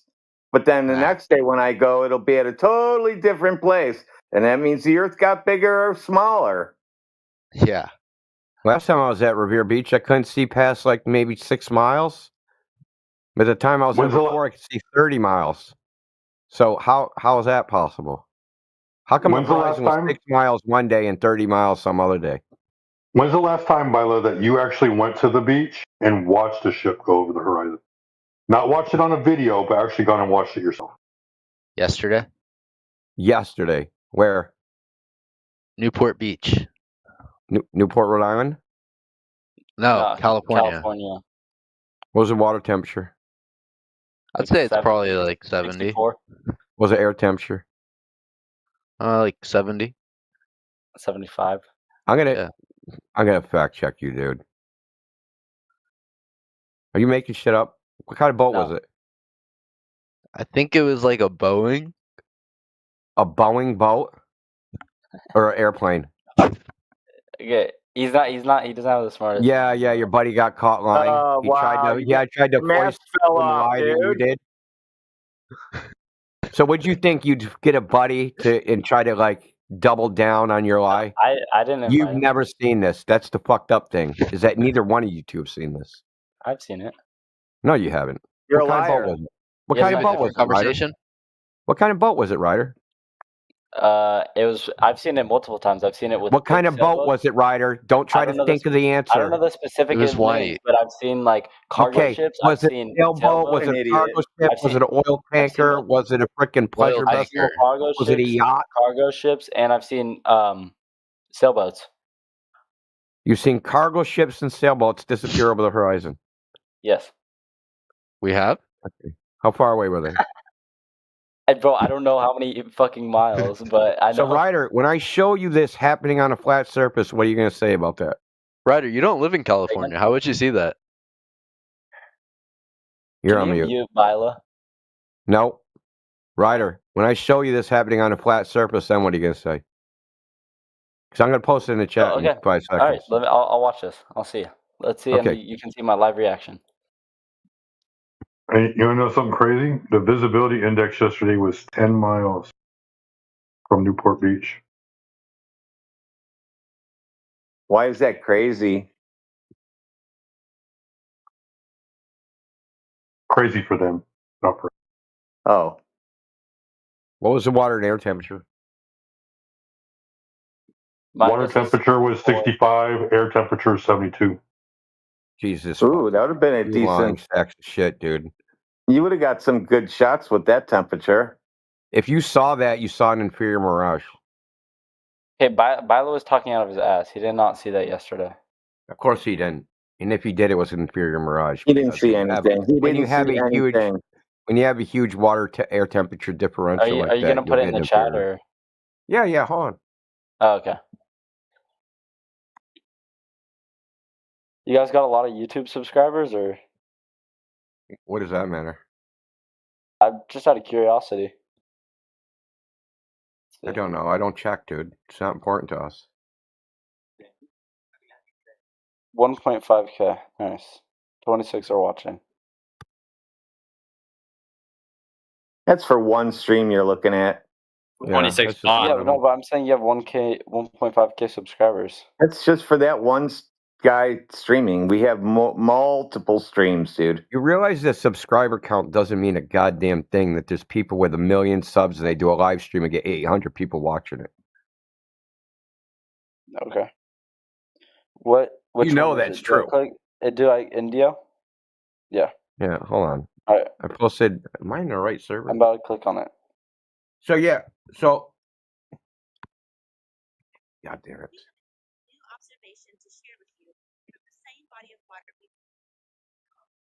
So, hold on a second. No, you can watch it, but I got a screenshot. Why is this freaking...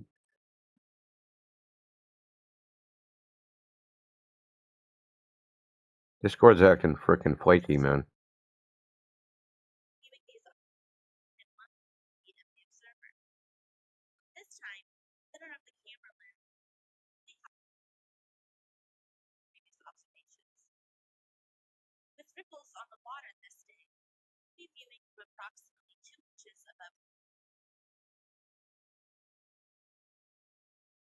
Yeah, I got a screenshot from the video, man. It's freaking not rendering. That's freaking weird, man.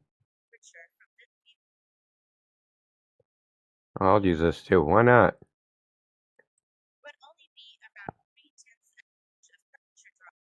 So the important thing about this is that this lake is 1,000 feet long and the horizon should be 2,600 feet away. So why? 2 questions. Why is there a horizon at all? That's number one, because there should be no horizon. This lake being only 1,000 feet long, should be no horizon on it at all, which proves that the horizon can't possibly be the geometry of the Earth. Second of all, since we know that this is a short distance, and this distance has to be flat or the curvature is so minimal that it can't possibly hide anything, why do you only see half of the boat? Where are you posting this? I posted the video in politics. If you scroll up to 1102, tried to post a screenshot, man, but I'm having problems freaking even. I got it. I see it. I got screenshots on the home server, man. It's like not even rendering. It's crazy.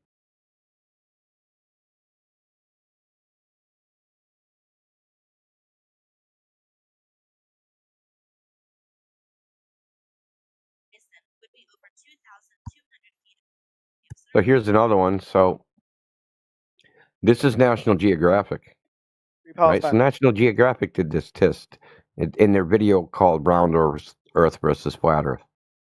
So what they did is they took this flag, had a bunch of stripes on it, and they sailed it away from the camera. And as you can see, there's a stripe missing on this flag, a bottom stripe, it's gone. And they said, and National Geographic said, that this was the curvature of the Earth, making it so that that was hidden. The problem is the thing that's supposed to be hiding the bottom of that is behind the flag in the first place. So how can the thing behind the flag hide the flag, be also in front of the flag, hiding the stripe? Say that one more time. How can the horizon be behind the flag and in front of the flag at the same time?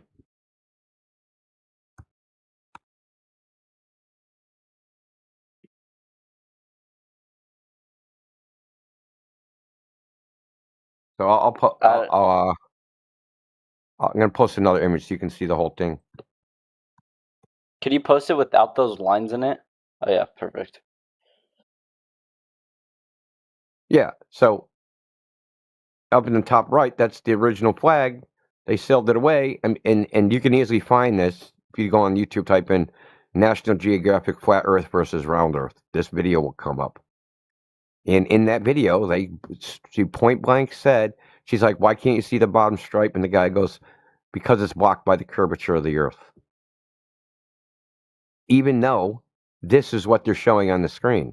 This is a common thing that you'll see in this topic, is that you'll have a glober saying something, but when you actually look at what's being displayed on the screen, it doesn't match with the words that are coming out of their face.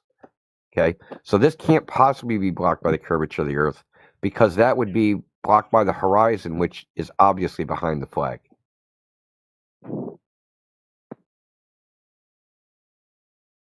So can you tell us if the only reason you can't see the bottom of something of the curve of the Earth is why don't we see that bottom stripe? I don't understand your question. Where did the bottom stripe go? Why don't we see it, is what I'm asking you. Because the Earth curved. Okay, then how is the horizon behind the flag?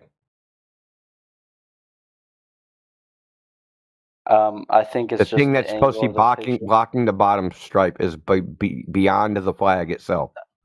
Maybe it's photoshopped.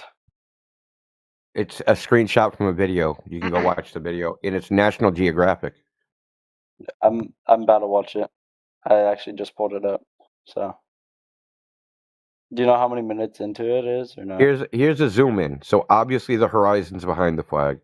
Oh, I got a timestamp of it. I'll post that. Just give me a second. I think I almost found it. No, he just wanted to go right to it's photoshopped. You're lying, Indio. It wouldn't be me lying. Well, you're not allowed to post stuff if that shows that you don't live on a globe. Then you're lying. Why is the horizon behind it refraction? Hey, guess how big the Earth would be if something 1,000 feet away was being obstructed by the curve of the Earth when you're 5 feet tall? Guess how big the Earth would be?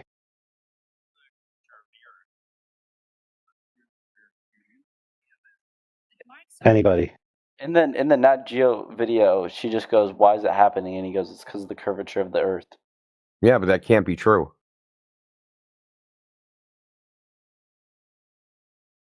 What block for the? You said ships go over the horizon. You said it's the horizon is the edge of the Earth that's blocking things. Where the curve starts. How can the horizon be behind the flag and in front of the flag, back blocking the stripe at the same time? Well, I also think you won't see the. I think that this doesn't give. You it can justice try to because it's fucking just put the a lake. lipstick on the pig all you want. It ain't that. I don't know You what that can't means. settle. Look, you can't talk your way out of this. We have empirical evidence. We have a photograph. I can fucking up the color I'd like to values. see And I this. can I'd like to. negative the color I'd like to values. see it do the exact same thing in the ocean in a very much more. This is the grander. Salton Sea. Is that not a lake? It's I a thought that's just a sea. big lake. It's a big sea, dude. Okay, but it's. Do you think somehow on another place it'll be different? I do think so. Why? Because it will be a lot more vast and grand than the Salton A Sea. lot more vast. And this is 20 miles across. Okay, we'll take it to the Pacific Ocean and see that you. And what does that change? A lot of things. It's a lot more water and a lot. A lot of things. It's different. Yeah. What is there a property of that water that's different than the property of this water? What do you mean, like? What do you mean? I want to know how it's different. If I don't use this water and use some other water, how that's different. Okay, well, let me tell you something. I don't see boats. It's funny watching you guys cope. Disappear. That because your whole premise is wrong and it's demonstrably wrong, and now you're just in full fucking cope mode. So making some claim that somehow the Pacific Ocean water is different than the Salton Sea water, and you got to go to the Pacific Ocean. I see him disappear in the ocean. It's not a lake. Okay, well, it's 20 miles. Look, it's fine that you've seen it disappear. Your conclusion is based upon a false premise. That it can only happen on a curved surface is a false premise. This demonstrates it. That is the point. This bottom stripe is gone. It's disappeared. But it can't have disappeared over the curve of the Earth because, according to you and everybody else, the curve of the Earth is behind the flag too. So which is the curve of the Earth? Is the curve of the Earth the horizon, or is it the thing that blocks things? If it happens, this exact same thing happens in the ocean, then I'll believe it. But this is in a lake; it's not an ocean. That doesn't matter. You're just saying, it's not the water I like doesn't cure anything, because ocean is just a word for some different water, and the difference is it's just a larger body of water. Exactly, it has all the same properties. Different. Yeah, it's no okay. What's the difference? The size. Okay, and how does that change something? Because okay, I can agree with you when you're standing in okay, if I go to the ocean, you're standing on something and it's flat, yes. But when you look at it and it's when you could see far away, then that's when it starts to curve. That's why you can see boats go over the horizon. Okay, if I go to the ocean and look out 20 miles, where's the horizon supposed to start? Depends. From a 6-foot observer. From a 6-foot observer. Depends. How far away is the horizon? The horizon's not Earth curve. I don't know the specifics. Is the horizon okay? 1.22 miles times the square root of the observer's height in feet. So for a 6-foot observer, 3.25 miles away. Okay.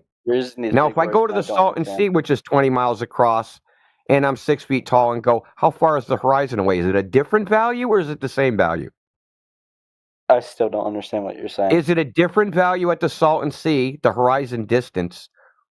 Is there a difference between the Salton Sea horizon distance and the Pacific Ocean horizon distance?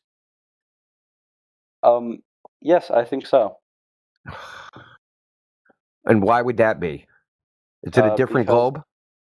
No, it's not a different globe, but I think also it has to do with sea level.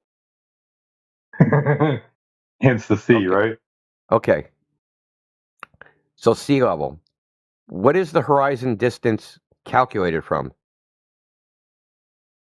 Can you Google it? I'll just tell you. It's calculated from the radius. Do you think even a 50-foot change in sea level is going to change the horizon distance significantly? Well, when you compare it to that small boat that they had, like that boat was the size. This is where you change the subject. Just answer the question. No, because there's different factors that play in when the. Yeah, but you can't say any of them. It's kind of weird. Like if you put a tank, like if you put a not an oil, what's the thing that carries the shipping container boat? Okay, if you put that in the Salton Sea, you wouldn't see. I bet you wouldn't see it disappear. But if you put it in the ocean, that's when you see it disappear. How far away is the horizon? What is it disappearing behind? The horizon when it curves. Okay, so you would need for it not to disappear in the Salton Sea and to disappear in the ocean. That means the horizon would be in different places. That we would have one body of water with one horizon distance and another body of water with another horizon distance. That's absurd, and you know it. Well, I think that it also has to come into play with all the factors that are around it. Like the sea is just straight out, there's nothing but water, so you're able to see it a lot easier than when you're at the Salton Sea. There's mountains that surround it, so it's a lot harder to see. What? What if you look across, what bay is that? Santa Barbara Bay, and there's mountains on the other side of the bay. What happens there? Let me go to Santa Barbara. Hold up. Santa Barbara Bay. I think that's the name of it. Where is it? California. Yeah, obviously, but like... We're University of California. UC Santa Barbara? UC Davis.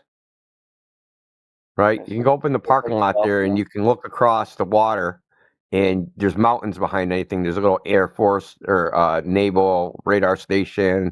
There's a bunch of mountains behind this. And there's like 7 oil rigs. And there's a guy, he goes out there.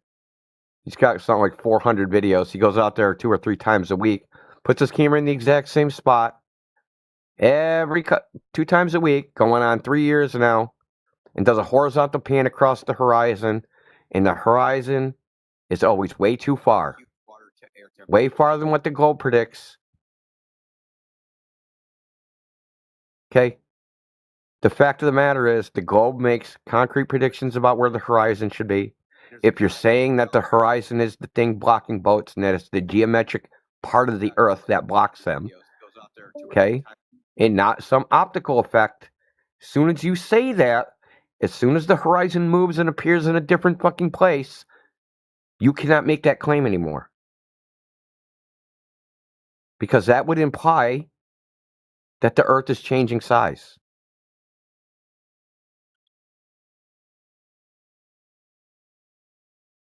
Now, I could take the Earth curve calculator and put in the radius 3,959 miles, 0.0001, which would be equivalent to 50 feet fucking rise of sea level. And then I'm going to look at the change of the horizon distance, and it's going to be millimeters. Sea level isn't going to change anything. You need, hundreds of miles of differences in the radius to change the horizon distance significantly.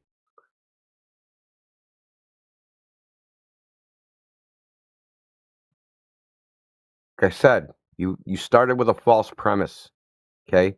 You were told, hey, dude, this and only this. The only way this can happen. And the reason you think this is because you have an orthographic third fucking, third person shooter worldview. That you're outside your body looking at things. So you think that you can draw a piece of paper and that if you draw a line, you draw a piece of paper, some water, and a boat. And that on a flat earth, because you can draw a line from the little fucking stick figure to the boat that's how it should look, and that the boat will always be visible. No matter how big the paper is, you can draw a freaking line, make a paper fucking 10 miles long, and you can draw a line from your little stick figure to the boat. Still should always be visible. But that's not how we see. We don't see like that. We see in what's called a projective view or perspective view. Railroad tracks, when drawn on a freaking sheet of paper in an orthographic view, are parallel. But you don't see parallel railroad tracks. You see railroad tracks converge to a point.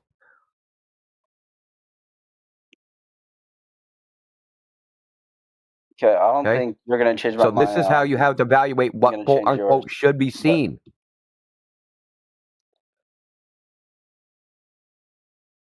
You just reach it. Listen, it's common. Me and Sheepdog have done this hundreds of times. We even have a video that's up where I don't know who Sheepdog is. He's in this chat, man. Hey. He was talking to you. Anyway, me and Sheepdog went over this lots of times with other people on X and other places. You have a false premise. Okay? We've proven that the premise is false experimentally. And not only have we proven it false experimentally, National Geographic proved it false experimentally. Okay, but what if Nat Geographic is just a bunch of bogus? Dude, you can do this test on your own. Okay. The video I showed you, do you understand that in the video I showed you there should be no horizon at all? Do you understand that? It shouldn't even exist. Look, if you do the globe math on that lake, the horizon should be 2,400 feet from the camera. The lake is 1,000 feet long. Do the math. How can there be a horizon on a body of water that can't reach where the horizon should be? Because it's too small. What is the horizon then? Can't be the curve of the earth. Has to be something else. The reason these tests are done is because we want to eliminate curvature as a variable and see if we get the same appearance, the same optical effect, whether it looks the same, right? So you scale it down, eliminate curvature as a variable and go, hey, dude, does it look the same or does it look at this way you guys say it should? Meaning you see the little boat all the way across the lake, all the way to the other side, because that water's flat, and that's how you should see it. Because there's no curve on the water, so you see it all the way across. But that's not what's seen. What's seen is there's a horizon, there's a boat, the boat gets cut off halfway on a lake that's way too small. This isn't the only demonstration of this.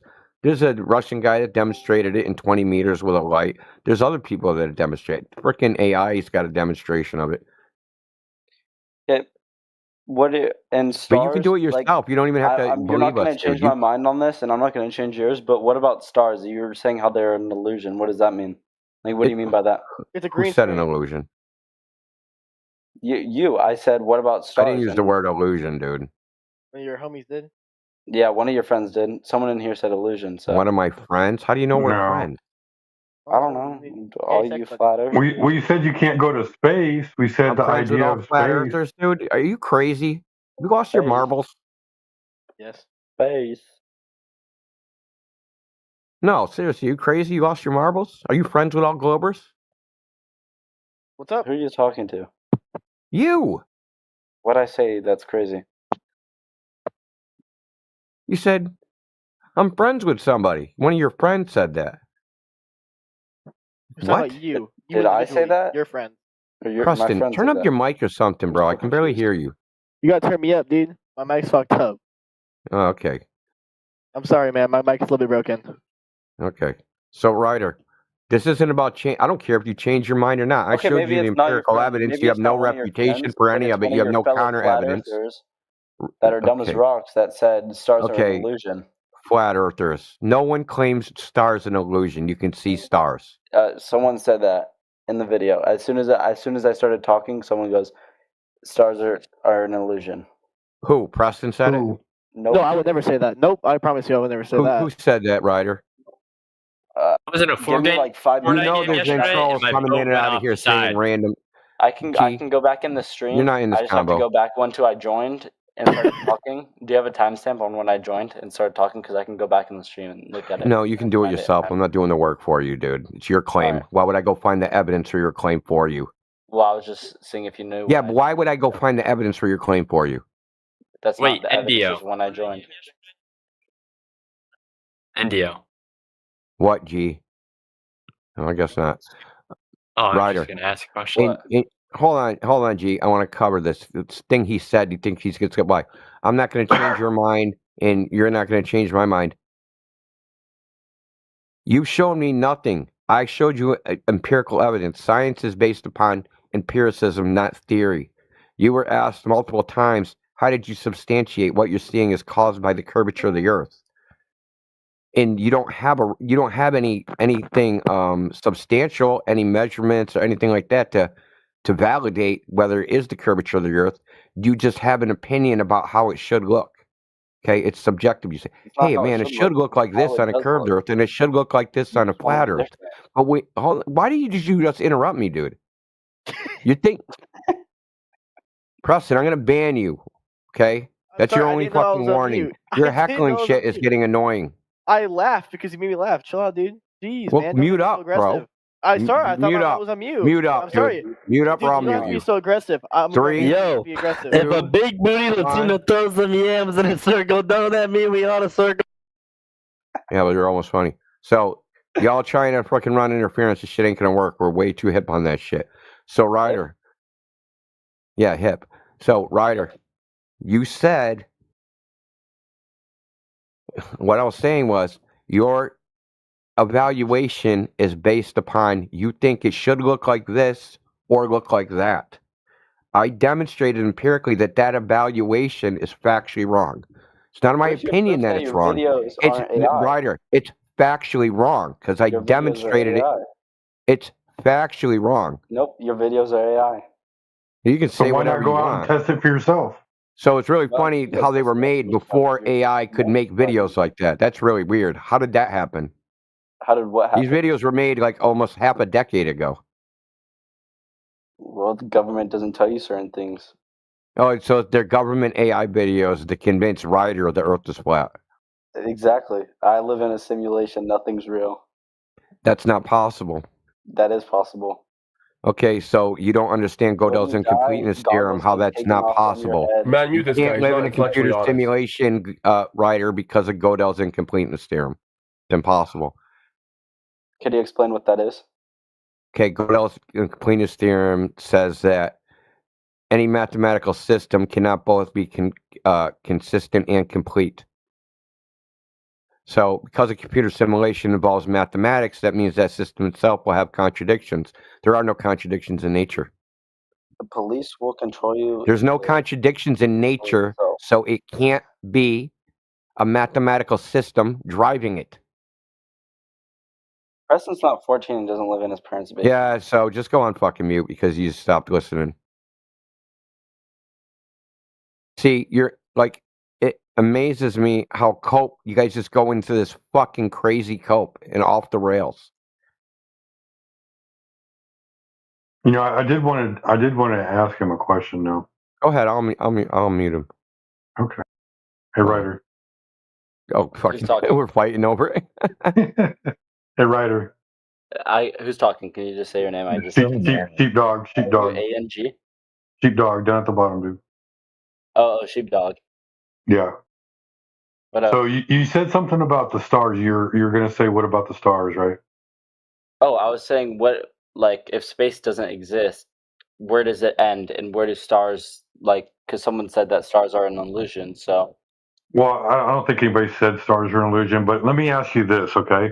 I know someone. What do you know about the stars? What do you? I don't know. I don't really know much besides I can see them. I'm right there with you, brother. That's about as much as I know about them. Welcome to Flat Earth, bro. Yeah. So we don't claim stars don't exist. We say that what the modern cosmology says they are, their composition, how far away they are, what they're made of, where they're going, their age, all those things is nonsense. How do you think Earth started? I don't fucking know, bro. I wasn't here. Okay. We're not about speculation. That's the globe side. We don't speculate. We just go with what we can prove. That's why I presented you empirical evidence. We don't go with like what we think or what we believe or how we feel. We go, hey, what can we demonstrate practically by experiment or observation? Something that's repeatable, something that anybody can do, something you don't have to just trust somebody, right? I know it's an amazing thing to believe that you can trust your own eyes and trust yourself, right? I know it's a novel idea. We're saying you can too. We're not trying to convince you the earth is flat, dude. Hey, Ryder. I don't trust myself. You think I'm going to trust you? Well, I mean, fuck, bro. Ryder, I just put a video at 29 minutes past the hour in the chat. It's got a astrophysicist named Michio Kaku. He talks about how they make up space, right? All their little stories that they use, everything. It's 15 seconds. Give it a watch real quick. Tell me what you think. All right. We've all seen it at least 100 times. Stop talking so I can watch it. Well, he mentioned it's a simulation. I mean, what's the shape of the world in a simulation or video game? They're I was flat. Hold on, Travis. He can't watch it if we're talking over him. Yeah, I was trolling about that simulation. Dude, just deafen yourself for 15 seconds.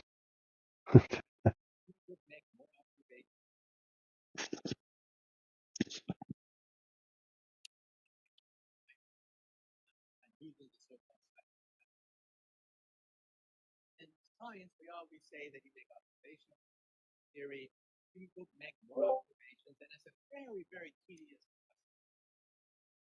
process. All right, listen. If you got a clip, I don't really understand. Listen, no, Ryder, chill out for a second. If you got a clip, just play it on the bot so everyone can hear. I don't think we have the bot in here. What? Are you kidding me? Hold on. Wrong server. Let me check. What is it? I'm confused. What's there? You're saying they just make shit up in astrophysics. It's all theory. None of it can be verified. That's what he's saying. I'm paraphrasing. Okay. Think about this. Stars are giant fusion reactor plasmas. Millions of miles away. Is that what they actually are, or you're just saying random words? No, I'm saying what they say. That's what they say. Okay. Okay. Can they ever actually verify that? No, not until they visit one. Okay. Finally, a fucking honest answer, right. So until, no matter what story someone tells about the stars, anybody on Earth says, stars are this, stars are that, stars are this other thing. Same with planets, blah, blah, blah. Well, I think like astrology it's speculation and all that, to do with your sign is and can't even be...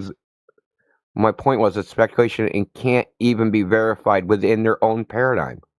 The fastest object they say ever went to space ever been in space is Voyager. Voyager would take 150,000 years to reach the closest star. Okay? They're never going to be able to verify any of that crap within their own paradigm. So they can just make up anything because none of it is verifiable. So you don't like that factor of like that what if? Like what if it's another universe? What if it's another Earth? What if it's... Yeah, I mean, it's fun to speculate, but that's not what we're here for. We do a speculation Sunday, and which you're welcome to come and speculate away. Because some people like to speculate and shit. Will you guys be open to the ideas, or will it just be like no, which ideas? Know that. I'm just saying, like, or will you shut it down with your flat? It's speculation Sunday, dude. Okay, well, I'm wondering. You can speculate about whatever you want. You can frickin' speculate about Nazi moon bases. We don't care. And the issue is if the modern like pseudoscience, the astronomers and stuff like that, just speculated and said we think you might be seeing in the past. And this star that you see might actually not exist anymore because it underwent supernova or whatever. If they just speculated their things, we'd have no issue. But they make truth claims, and they have zero evidence. Yeah, not only do they make truth claims, they know the causes of things, which is crazy. That's even more crazy. So they're doing what's called, use the term science loosely in this context, observational science. But they claim they're doing, in some ways, experimental science. Right. They go, well, we did an experiment. We looked at a freaking black hole. It's not an experiment. Experiments are done in labs. Experiments have independent variables. That's what experiments figure out cause and effect relationships. The only thing they can ever do is get correlations between one observation and some other observation. But that's not what they say when they frickin' talk on TV and when they give talks and lectures in front of people. They claim that X causes Y, So and unless Y someone causes can prove Z, it and to you all these that other the Earth things. is round, then you won't believe it. What? No, Unless someone I'm can never prove it going to to you. believe the Earth is round. Either someone's going to prove it or they're not. Okay, but if someone proves it to you, already that it's already How proved, can they but prove they have it? to prove it. Let's deal with that. How can they Take you, prove it? take you to space. No, that wouldn't prove it. Why? How would Why that not? prove it? Because you could see it at a greater angle. Because looking at things is still subjective experience. So you don't. If you look at it and the Earth looks flat, you're on Earth, and you don't believe that, dude. But you want me to go to If you're in space where space- bro, you're on Earth. It looks flat, and you don't believe that. Why? Because when I look out, it's curved. No, it isn't. Okay, I'll take a next time I'm at the guy. beach. I'll take a photo and I'll bring it to Speculation Sunday just for you. Okay, yeah, bring the And- photo, That's crazy. and you're So you still can going to see the have the curve same at the problem of surface? having a faulty premise. Okay. You can take all the photos of half a boats all you want. Your premise that can only happen on a globe is demonstrably wrong. What aren't you understanding? A lot of things. That I your just think reasoning is everything- flawed. So you have evidence, and then you have the reasoning behind the evidence. Your reasoning about the conclusions You're you're not gonna drawing change from my the mind, evidence we can are just agree to incorrect, disagree. which is why you're interrupting me, because I'm pointing out that they're incorrect. Yeah, okay, but we're just gonna agree to disagree because you're not gonna change my mind. It's not. This isn't an agreed thing. This is a basic logic. It's an agree thing. It's agree. Hey, Indio. Logic is objectively true. This isn't a matter of opinion. Indio, don't the astronauts say that they can't tell the difference between simulation and the real thing? Well, only with their moon launches.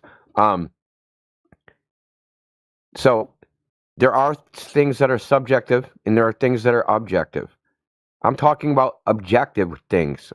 It's objectively true that on a flat surface, you can get the same visual of a boat being cut off bottom first. That's objectively true. Doesn't matter what you think about it. Doesn't matter if you like it. So if that's objectively true, the claim this can only happen on a curved surface, this visual, is factually incorrect. This isn't subjective. It isn't about opinion. It isn't about agreement. Okay, so you'll believe me if I bring a video of a boat going over the curvature of the Earth. You'll believe me. Did you not hear what he just said? Did you not hear what I just He said? uses big words, and I don't understand those big words. Okay, you don't understand the big words. I don't. Which words How do you know what's going on? He's just Hold on. waiting for you to stop talking so he can Ryder, say what he wants to say. so He's not how responding. do you know it's going over the curve of the Earth and it's not just happening on a flat surface like I said and showed you? Say again? How do you know it's going over the curve of the Earth and it's not just happening on a flat surface like I showed you? Because I see it with my eyes. You're seeing the same thing with your eyes. You're seeing the same visual. How do you know one's caused by curve and it's just not happening on a flat surface like I showed you? How did you differentiate? I don't really understand what you're saying. Yeah, you do. No, I don't. Yeah, How you did do, you bridge Tyler. the gap You're being a from snake now, obstruction? and that I will not tolerate. Stop being a don't- fucking weasel. I'm not being a weasel. How did you know that how do you know it was the curve of the Earth causing that observation and wasn't just an observation on a flat surface like I showed you? Dog, I don't understand this. You I must don't be understand this retarded. question. Yeah, I you don't do think I'm understand. You have retarded. bottom up obstruction. How are you jumping What is from bottom bottom up up? What is obstruction bottom to curve? up obstruction? What is that? Meaning you see half a boat and the boat is cut in half by the horizon and you don't Okay. see the bottom of it. How do Just like I showed does that you in that happen? video. Can that only happen on a can that only happen on a globe?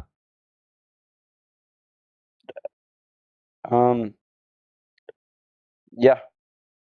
Okay. Then what about the videos I showed you with it happening on a flat surface? What about those? Those are AI. Your table's a globe. Yeah, you're so desperate. You thought you had a winner, Ryder. He had one honest answer. Really, you really did, dude. You came in with a loser. Don't you think we ever heard this before? I think my monitor might be curved. You think we'd still exist here doing flat Earth after 10 years? You know, they've been saying ships over the horizon for 2,000 years, dude. How would we still exist? Yo, Indio, like he had that one honest answer with the stars.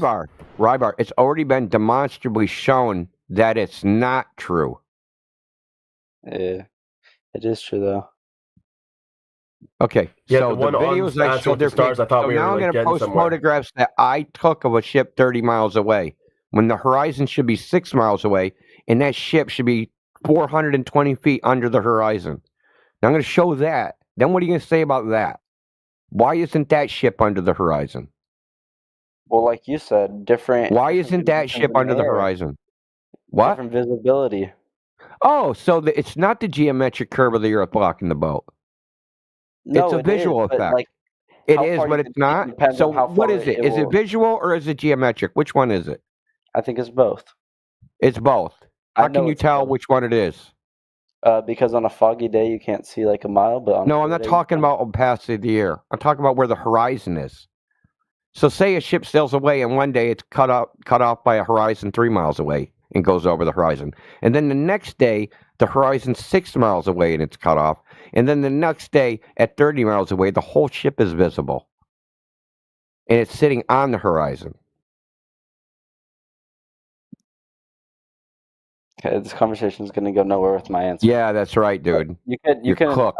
Take unmute your Vin. L, be a man. Why are you guys such can unmute bitches when Vin. you can't take your L, bro? I'm not a bitch. Take but your fucking L, dude. I'm not a bitch, but you know.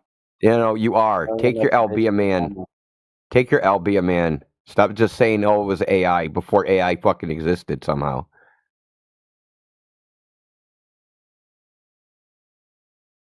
He bounced. So G had a question.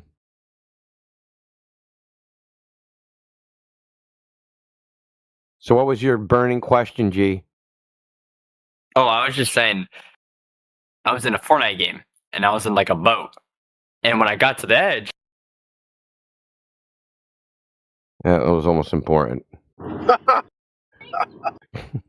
So boring. Got to the edge, you died. So, Preston, you're up next. Do you have something intelligent to say this time? And Buck says he doesn't. I'm thinking. I know I do, but give me a second to think on that, and I'll get back to you. All right, go ahead, bash those two brain cells together. I'm trying, bro, but they're not fusing together as they usually do. You thought you had two brain cells, but one died They're of pressed loneliness. in, but they're not fusing. Man, Preston, you got a No, good they're not sense of working. humor, actually. You think so? Did the other brain cell die of loneliness, Preston? Nah, my mom dropped me on my head, so I've been pretty fucked up ever since then. Carry on. His So, head got pressed in. Should we try trap money? I was molested as a baby, so I've been pretty fucked up ever since then. I've been talking a lot. Anybody else want to mess around with these guys? I know this is fucking punching down big time. India, wait, India, do you have a headache? Why would I have a headache? Because you talk a lot. If I talk that much, I'd have a migraine. Well, it doesn't take me a lot of effort to think clearly. Good for you, man. That's crazy. You get a headache from talking.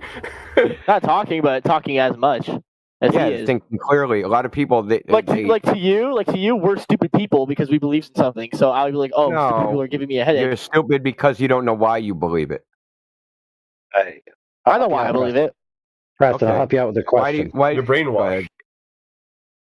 Maybe to you, Preston, just hold on, brother. Hold on. I was going to ask you a question, man. What's up, big dog? So, I'm going to preface it with a few things based on the previous convo. So the guy before was saying, the Earth is curved. That's what causes Ryder? things to disappear, right? Yeah. So the thing that's causing something to disappear is blocking it. So that would mean it has to be in front of it, correct? I don't think so. If I maybe sound stupid right now, but that's what I'm thinking. Now I know why fucking talking makes your brain hurt. Correct. Well, no, I just don't understand his question. Being a dick doesn't. Brother, all right, let me help you out. If something you can't see because it's being blocked by something that's obstructing it, that obstructive object has to be in front of the thing. No, it has to from be your behind point it, of view. No, it has to be behind it because you can't see it once the No, boat the is in front of it. blocking object. Listen closer. The blocking object has to be Oh, okay, then between yes, you yes, and the yes, thing. yes. Right. So that's very simple. You understand that. Yes. Ryder's problem was he was shown direct evidence of something disappearing when the object he's claimed that's causing it to disappear is behind it. Mm-hmm.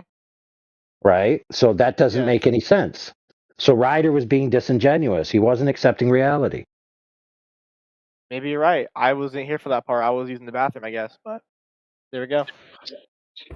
Oh, what up, guys? Stan here. Hold up, AI. You're prefacing this to hit Preston with what?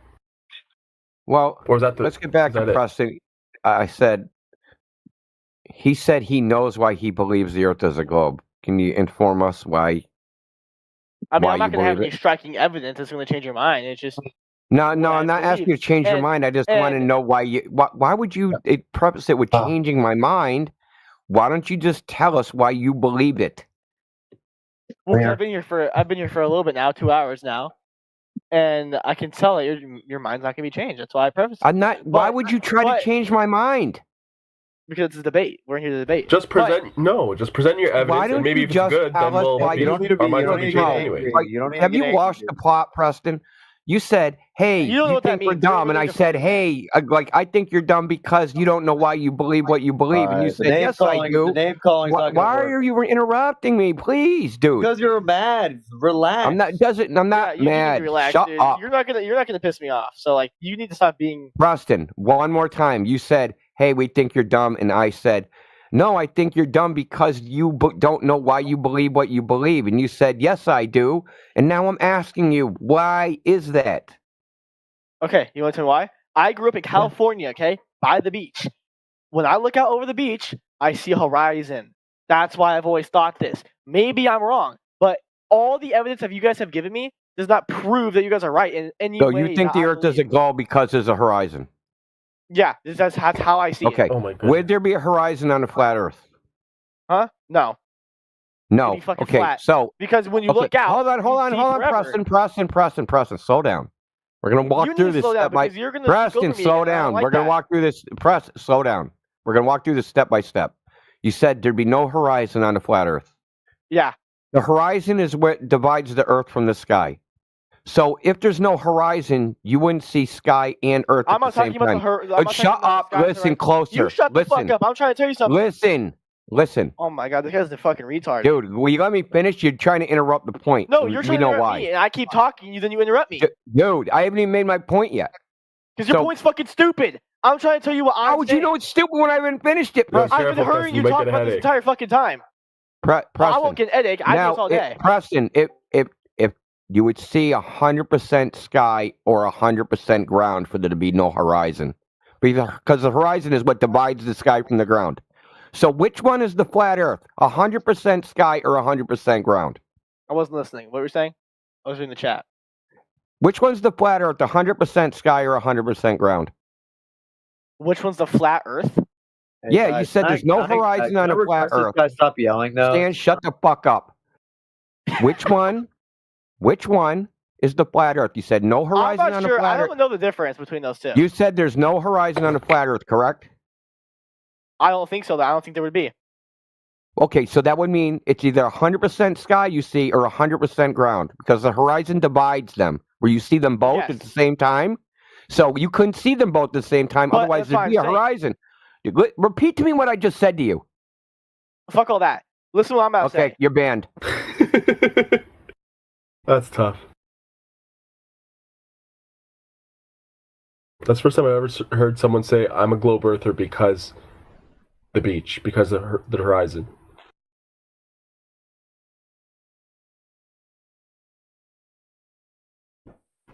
Like, you'd think you'd say, "Oh, all the globes that I saw in school and, the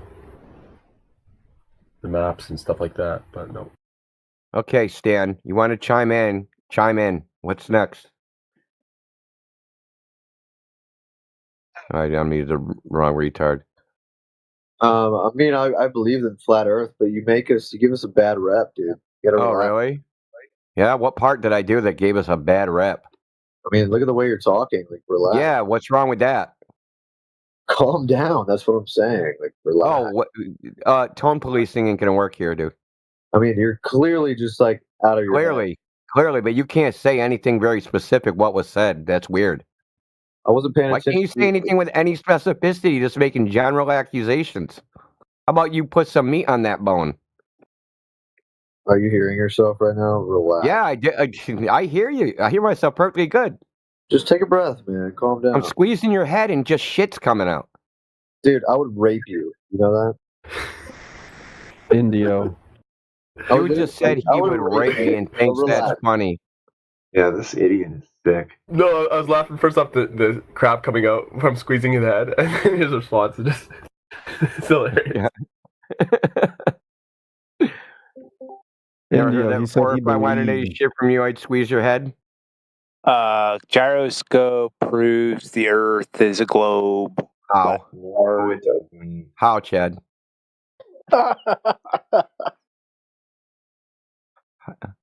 I have a gyroscope. I'm looking at it. Now what? Explain how it works on a flat Earth model. That doesn't demonstrate it. Okay. Demonstrate it. Whether or not I can explain how it works on a flat Earth is independent of whether it proves the globe. Those are two different ideas. You can't. You're the one who's adding crap onto it after making a claim, dude. Holy crap. This fucking low tier today. A gyroscope won't work on a flat Earth model. Really? What does a gyroscope do? It gyroscopes. It gyrates. Oh, man. What is this? Shakira's hips? Shakira's hips don't work on a flat Earth because they gyrate. The gyroscope doesn't lie. My claim stands true, so... Yeah, no, claims are not evidence, dude. Yeah. Evidence is evidence. Claims are not evidence. What can be asserted without evidence can be dismissed without evidence. So we're going to just dismiss you because you haven't produced any evidence. Because your opponent's kind of ignorant, even though I'm waiting for your evidence. The evidence to back your claim that a gyroscope proves the globe. I'm asking you how. It's for where I started. Still asking you how. Okay. What does it do? In what way does it prove a globe? He wants to know how. He's resorted to spamming. Ryder, really? I'm disappointed in you.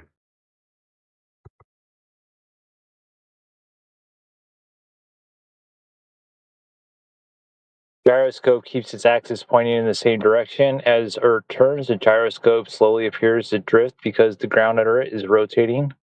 That drift matches Earth's known spin rate of 15 degrees per hour. A flat, non-rotating Earth would show no drift. Yeah, it's awesome that you're a stenographer for ChatGPT and just like read that verbatim. But guess what? That was wrong. And you're too dumb to know it's wrong.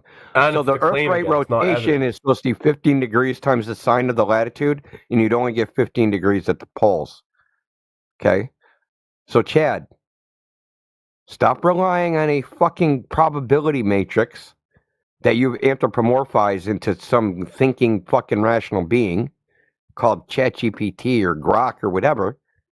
You're basically spitting out a mathematical model and giving a probability matrix to some fucking words that follow one after the other, and you end up with word salad, like the shit you just said. Yeah, it's a Grokish.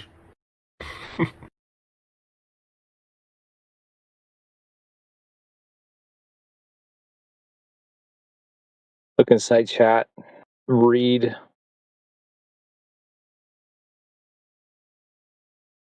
Yo, Indio, when you set up your gyroscope and you like counterbalance it and stuff, and basically like zero it out, and you let it run, does it have any precession at all?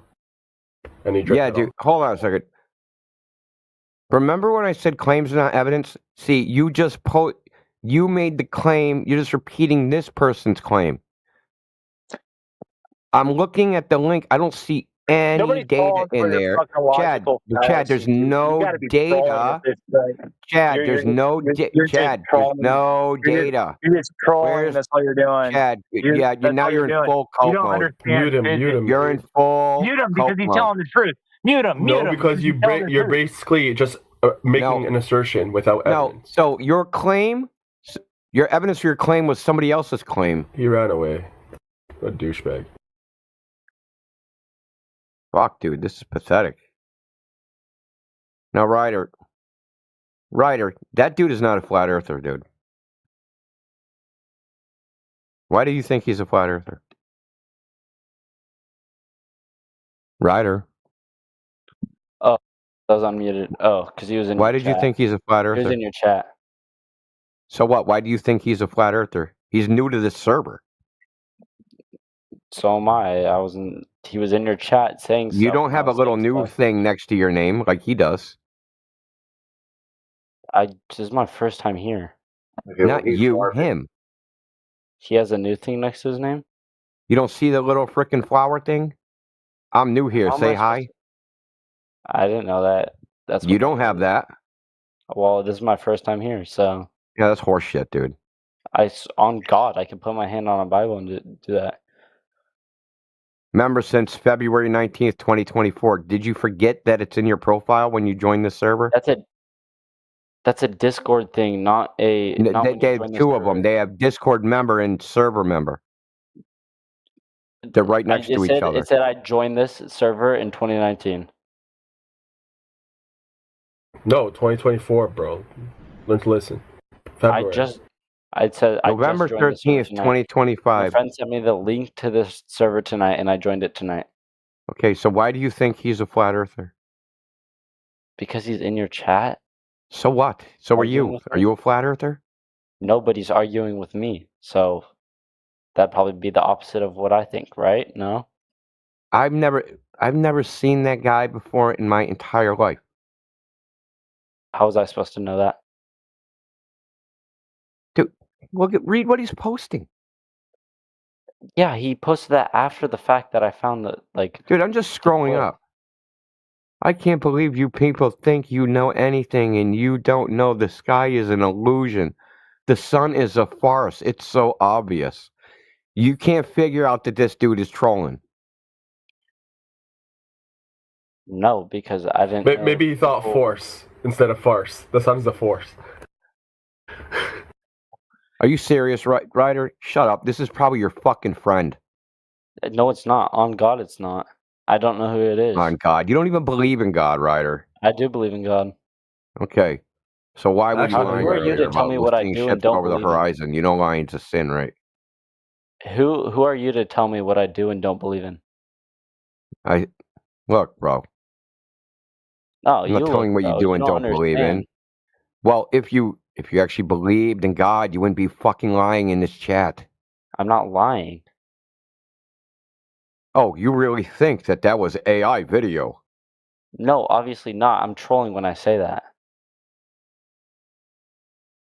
Yeah, you were lying when you said you saw ships over the horizon. You've never seen that. Nope, dude. I have seen that. No, Let me translate. Hold on, I got the new Urban Dictionary translation. Trolling. Coping. Oh, you were coping with the facts of reality. I got it now. Anyway, it's obvious this guy isn't a flat earther. Okay. No, India. Is that really the best you You're can just do? an imbecile that you don't have the right mental capacity to believe or understand that the Earth. I don't is have the round, right. and it's You're right. okay. I don't have the capacity to believe. Exactly. I don't So want you to agree believe. with me. Believe means You agree acceptance with without me. evidence, You agree Ryder. with me, and all you do is just get angry when people try to make their point. I'm not You don't angry, let them dude. talk. You listen. If I was have it angry, with I'd be your tone fucking of- screaming at you. You have it in your tone of your voice. You have a very angry Yeah, tone. look. Don't try to divine my tone. Listen, I'm a city Well, boy. I live in the I city. am, This is how we because talk. I live in Boston. Okay, that's great. I didn't. Yeah, it's how actually we hear. talk here, dude. Sorry, you little bitch, fucking soy boy. A what? A bitch, soy boy. Oh. If Basically, you're means all you don't have enough freaking in your testosterone. fifis all the time, Oh my god, he's talking to me aggressively. Oh, Yo. I'm pissing myself. Indio, I got a good point, bro. Let me say something. I fucking highly doubt it, but let's hear it. You know how I know that the Earth is curved, bro? You know how I know that the Earth is curved? Let me hear He's it. already laughing. Come on, delivery, man. Work on your. Hey, you ready? You ready, buddy? Hey, shut up. No, you're gonna go on mute, dude. You fucked up the punchline. No matter what you said, wouldn't have been funny with that delay. If you have to say, "Are you ready for the joke?" Your joke's not funny.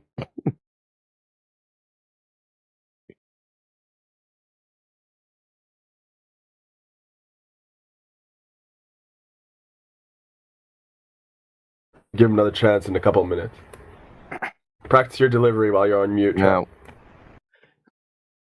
No, but like me and my friends, we had a talk. My other friends that were in here, when we got out, we had a talk. And literally every time we try to say something, you just say something that you know will make us mad. Like you have valid points. That I know would make you mad. Now I'm a psychic fucking angry person. Fucking amazing. What other skills do I got? See, exactly. You're doing it again. You're like putting words in my mouth that aren't not what I'm trying to say. You said, I know we didn't make you mad. The only way I could know what you would make you mad would be to read your goddamn mind. No, not certainly, but you just because how would I know what makes you mad, maybe you're an empath, Indio, like him. Maybe you're in touch with your emotions, and you can. If we fucking know you, how would I know what makes you mad? I have to be able to read your mind. I know what makes you mad. Realizing the Earth's not a ball. I know that's gonna make you mad. Is that what's making you mad, Ryder? No, I'm not. I'm not mad at all. I just. Do you live in a cartoon reality? It's not a cartoon reality. It's real life, but for sure. Oh yeah, real life that you've never experienced. Where is it real exactly? Okay, I'm gonna ask you again, Ryder. And I when I asked you about the memory, do you remember that time you saw the Earth as a globe? Yeah. Oh yeah, where were you? At the beach. At the beach. And I saw the curvature. So what was it? Where was that curvature exactly? What did it look like? On the horizon. So the horizon was the curvature?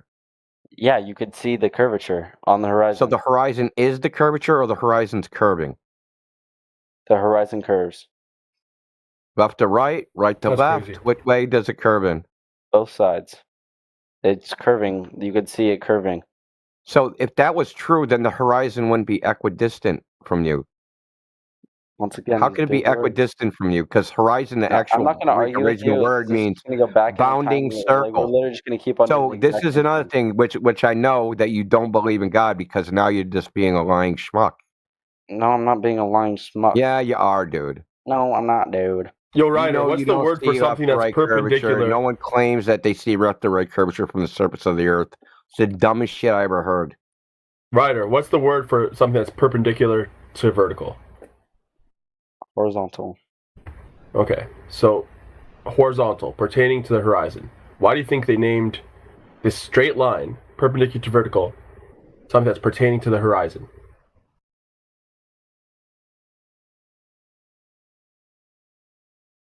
Say again? Sorry, I was trying to read Travis's. Why would they name this thing horizontal, pertaining to the horizon? The straight line. I don't know, because it looks flat from up close, but when you're far away, you could see the curvature in it. No, man. The horizon looks like a straight line. That's why they called it horizontal. It looks like a straight line, but it's the not. straight line. It looks like one, but it's not. But you just said that you saw it not be. You're saying it doesn't look like one from far away. Because there's certain parts when you look at it, it's curved. How did you measure that's curved? Because I saw it with my eyes. It's not a measurement. Oh my goodness. I saw it with my eyes. It's not a measurement. Travis, that's not even a real photo. Look, I want you to build a house by looking at the parts.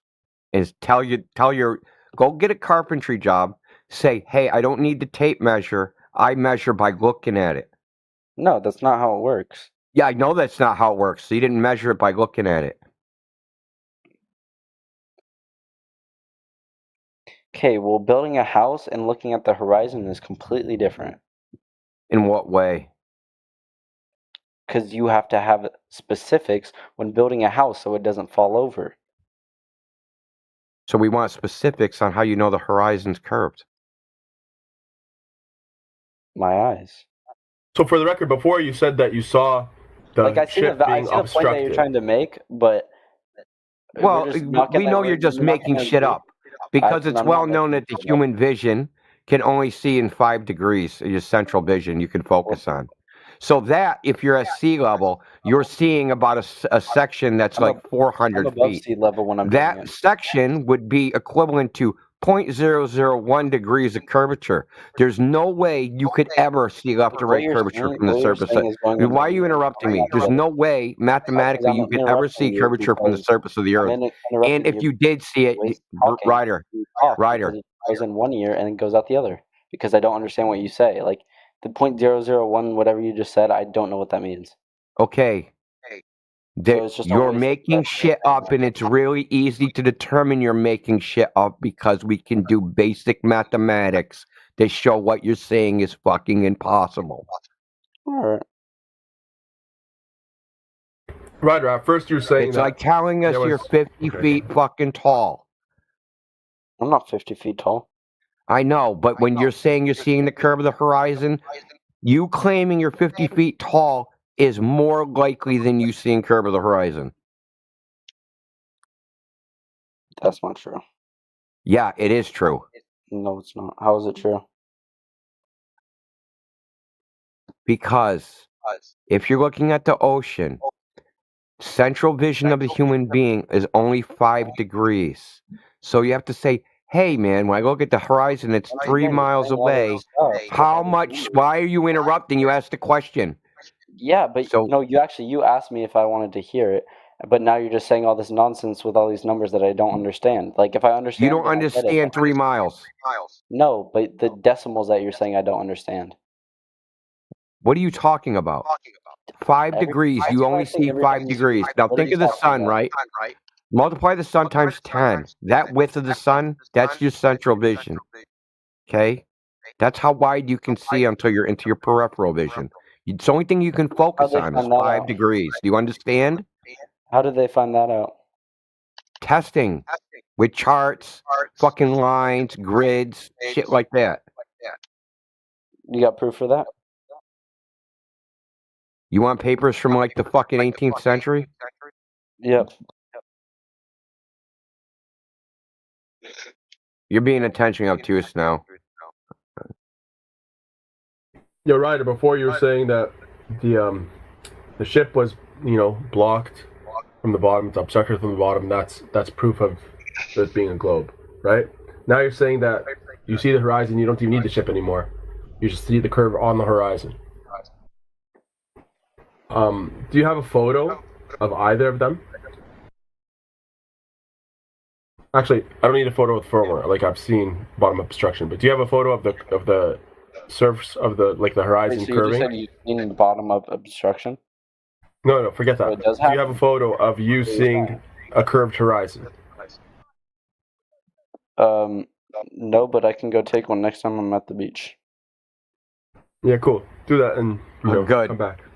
If you take a photograph of a curved horizon at the beach from 6 feet, I'll give you a fucking $100.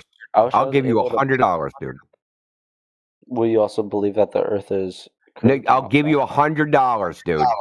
If it's an unaltered photo with a normal non-fisheye lens, like a 45 millimeter camera or 22 millimeter, you take a photo and show a curved horizon at the beach, I'll give you a fucking $100.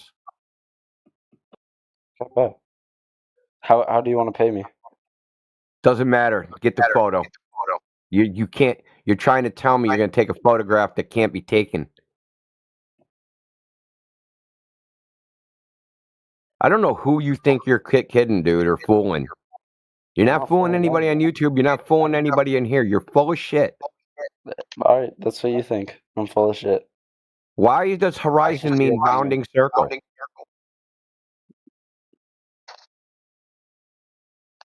What's up? Why does horizon mean bounding circle? I don't know what you're saying. The word horizon, the etymology of the word means a bounding circle. Okay. You know what that means? That means around you in a circle. You can see a distance. So listen, you asked me a question, and again you interrupt when I answer. Why do you keep doing that? I don't know. And you got an echo going on, Ryder. It isn't Ryder echoing. It's someone else. It's AI echoing. AI, dude, you're echoing. Anyway, so it means bounding circle because if I look straight in front of me and I see 3 miles, if I look 90 degrees from me, I also see 3 miles, and then another 90-degree turn, another 3 miles, So how am I and able no to matter see what stuff that are direction, 30 miles shut away? up. Shut up. No matter you what shut direction up. I look, Shut up. no, shut up, dude. No, you shut Shut up. No, you shut up. Grow up, dude. So no matter what direction you You're a look in, loser, you bro. see 3. You are such a No matter loser. what direction you look in, you see 3 miles. That's a circle. That's why horizon means a bounding circle. Now, if I see 3 miles in a circle all around me, that's a straight line. You are in here trying to say you can take a photograph of a curved horizon by looking from the center of a fucking circle out. You're in the middle of the fucking hula hoop looking out, and you say that you can make the hula hoop look curved from inside of it. That's horseshit, Ryder, and you know it. All you know is horseshit. All you know how to do is mute, and I didn't mute you. Okay, then who did? I didn't mute you though. Because you wouldn't shut the hell up. And now you're going meta because you have no rebuttal. Now either get on topic or get out. You could just kick me. I don't have to do the debate if I get banned. Is that your tactic? No, I just want you to kick me so you guys can be. No, we'll just keep you mute and make you listen. You're gonna have to leave on your own. Nobody unmute him. I told you, no one takes this seriously. Mansky, you were refuted by a Goldberg. The night you said that, remember when Matt came in here? Okay, well, my experience is different. Yeah, what? But yeah, what? And we're seeing that now. None of these people coming in here are seriously engaging with you guys. I don't. It's just a joke. Yeah, he was. No, they seriously engage when they think that they're gonna win, and then once they lose, they have a mental breakdown like you've been having for about 3 months now, Mansky.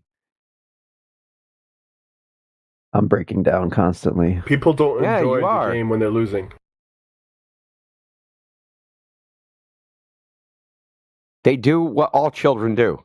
They say, I'm going to take my ball and go home.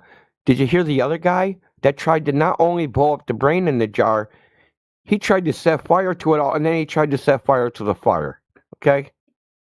He's like, prove to me China's real if no humans exist. Well, that means he wouldn't exist and I wouldn't exist. So how could I prove him anything?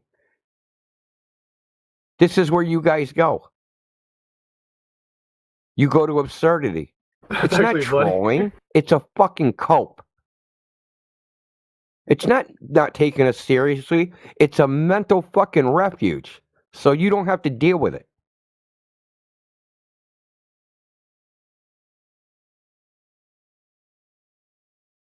You know what happens when people are traumatized? They go in a catatonic state. They'll rock back and forth. They'll stare off and be unresponsive to external stimuli. Okay? They also freak out and have nervous breakdowns. What you're witnessing in here is a nervous breakdown. Sometimes people go catatonic, but that's much more rare. Most of the time you just see the nervous breakdown. Mansky, you've interpreted the nervous breakdown as not taking it seriously. No, the thing is they're taking it too seriously and flipping the fuck out. And you're coping, trying to say, oh, they're not really taking it seriously. All that question, that fucking 2 hours of the debate where they tried to prove the flat earther wrong and lost, at the end they started fucking making fun of them instead of absurd things. So they were never taking it seriously for those 2 hours. No, they take it really seriously. Until they can't deal with it no more. I think they're just fucking with you. Nobody really cares what you think, Mansky. Your evaluations suck.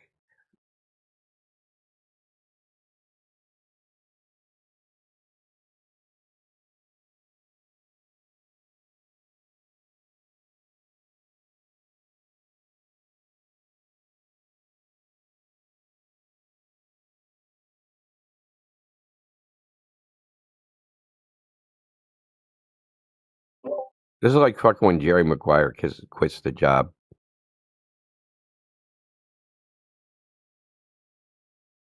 All I want to know. I'm not going to do what you think I'm going to do. And that's freak out. All I want to know is who's coming with me. That's Mansky right now.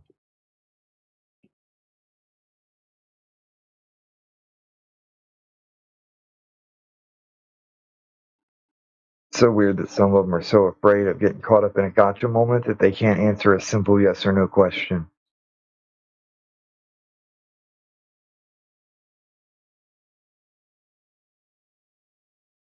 Because, you know, the modern Zoomer class, dude, it's about appearances. They're fake as fuck. I actually heard a comedian talking about, which is so funny, is that people only used to have to be. He was complaining about how stupid Zoomers are, right? Because everybody now is fake as fuck. They don't say what they really think anymore. Because afraid of offending somebody. And he was complaining because we only had to be fake at work. But as soon as we got out of work, we could like be our real selves. But now you can't even do that. Damn.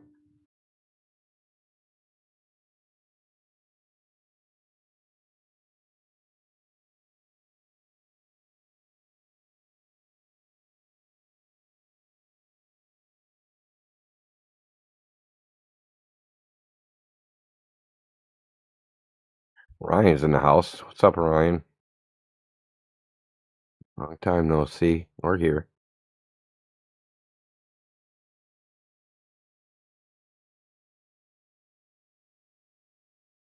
Shit. Fucking Flat Earth QR code.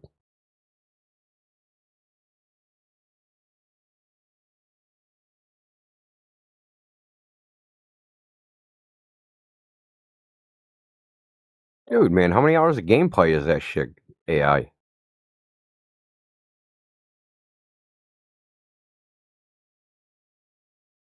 But that? Dude, you're still playing that game? Heck yeah. You close to the end, man? You've been playing that for like 3 days now.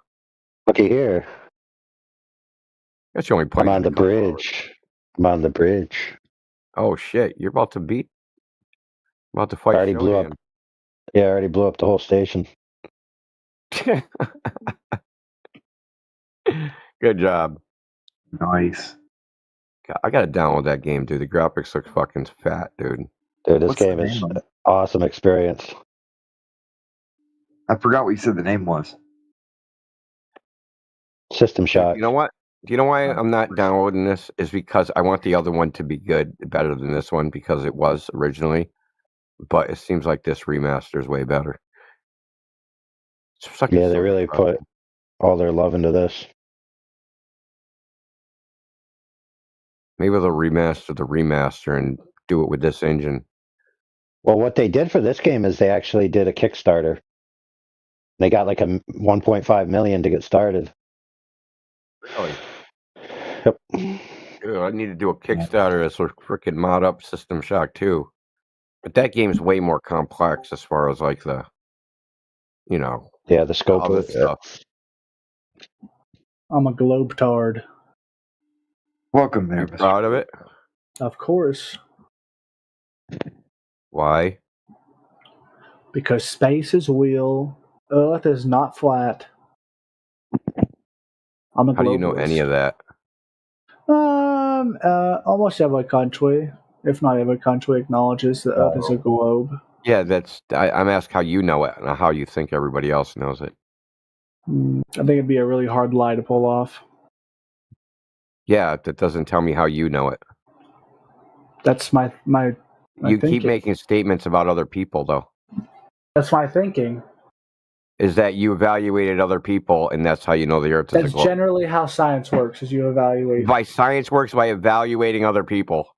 Could have swore they used experiments. It's almost like the experiments they've done have proven it. And like, No, the results of the experiments. Who was the guy who was in Antarctica? Who was a flat earther? The guy. The man You're just talking about people. This is like gossip. I want to know how you know the Earth is a globe. What was the evidence that you saw? The pictures from space. Oh, the pictures from space. Globe. How did you evaluate the pictures from space? I looked. Is it flat or is you it just looked? I mean, how else am I supposed to evaluate a picture? Well, I mean, say I showed you a picture of a horse, right? You've seen a horse before.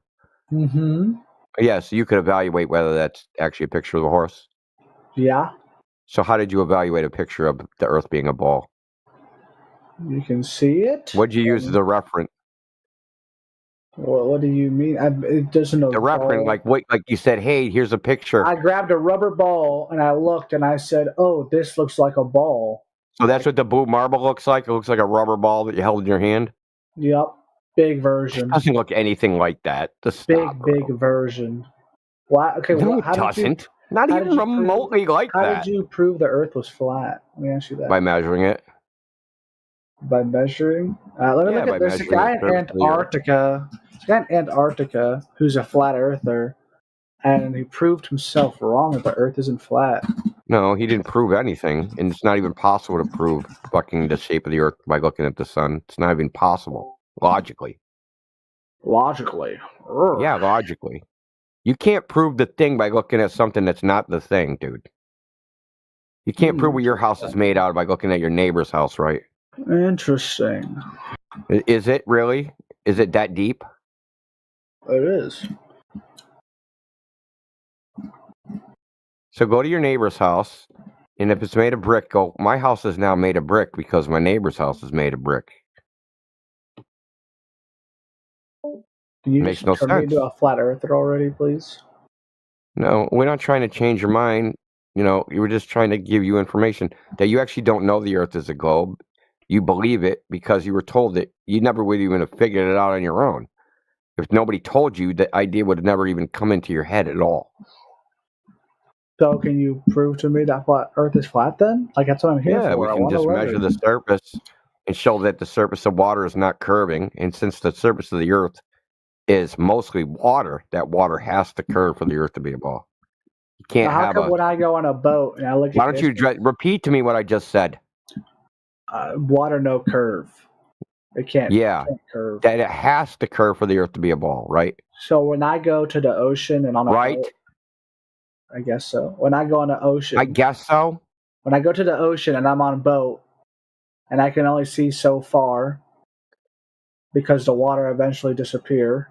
In essence, does that mean it flat or not flat? Look at the side chat. Mm-hmm. When you looked up the local weather and it said visibility 10 miles, that wasn't because of the Earth as a globe, bro.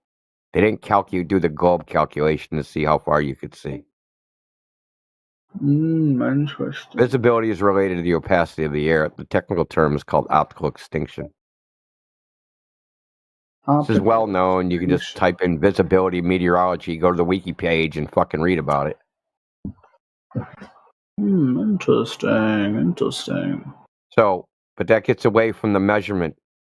The measurement that we can measure the surface of water and show that it actually does not curve. So this is how we can actually test those pictures from space you were talking about. They actually can be tested because they depict curving oceans. Right? So blue marble shows ocean, surface of that ocean curves. Okay, we can go on Earth and say, hey, does this ocean actually curve like in the picture? And you know what? It doesn't. It means the picture's fake. So why would every nation? Let me ask you this: why would every nation in the world deny a flat Earth? What is the purpose? In what way did they deny a flat Earth? I've yet to hear a nation. You're just making that up. You don't know what they said about the shape of the Earth, and they don't even have a nation. I have yet to hear a nation come out and say the Earth is flat, and I want to know why. Okay. So what? I've yet to hear a nation come out and say the Earth is a globe. What? Okay, I guess I could pull it up. Well, why don't you show me an official document that says the Earth is a globe issued by a government? Hey, I better yet do this. Show me someone swearing under oath of penalty of perjury that they know the Earth is a globe or that they've been to space. Single person, just one. 1 second, I'm finding you this first. So, like, would NASA work for you or no?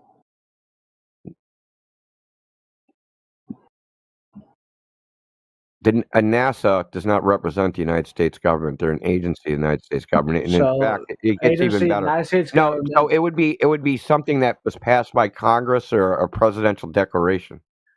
So something that I can go to the Secretary of State's office and get the official position of the United States. Why don't you let me finish? Because you're saying stupid shit. You're saying no, I'm looking for the official position of the United States government.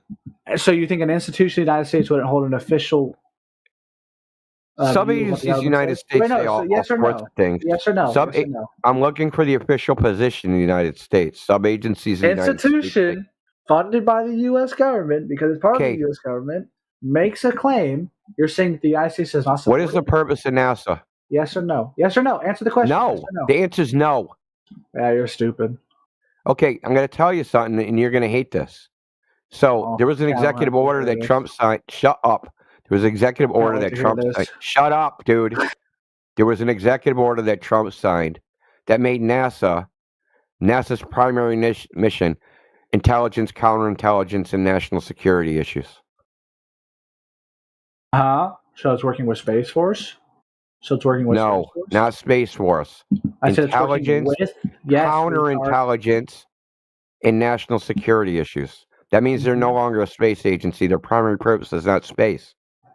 Their primary purpose is, just like it says in the executive order, intelligence, counterintelligence, and national security issues. The same with the National Weather Service now. The same with the U.S. Patent Office now. So he made a whole bunch of agencies under the Department of Commerce. Primary function, intelligence, counterintelligence, and national security issues. NASA is one of these agencies. So nothing that comes out of NASA is believable anymore because now it's national security. And they can say anything. Let me ask you a simple question.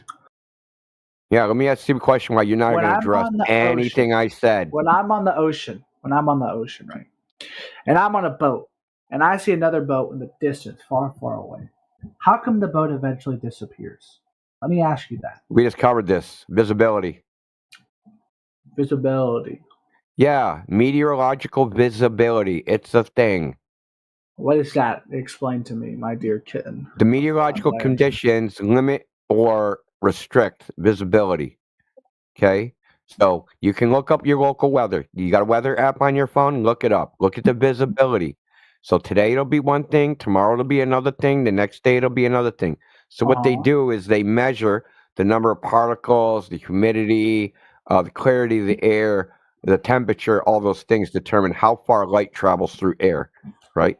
So that's limited by the local meteorological conditions. Okay. It's not limited by the curve of the earth. It's meteorology. Interesting. Interesting, I see.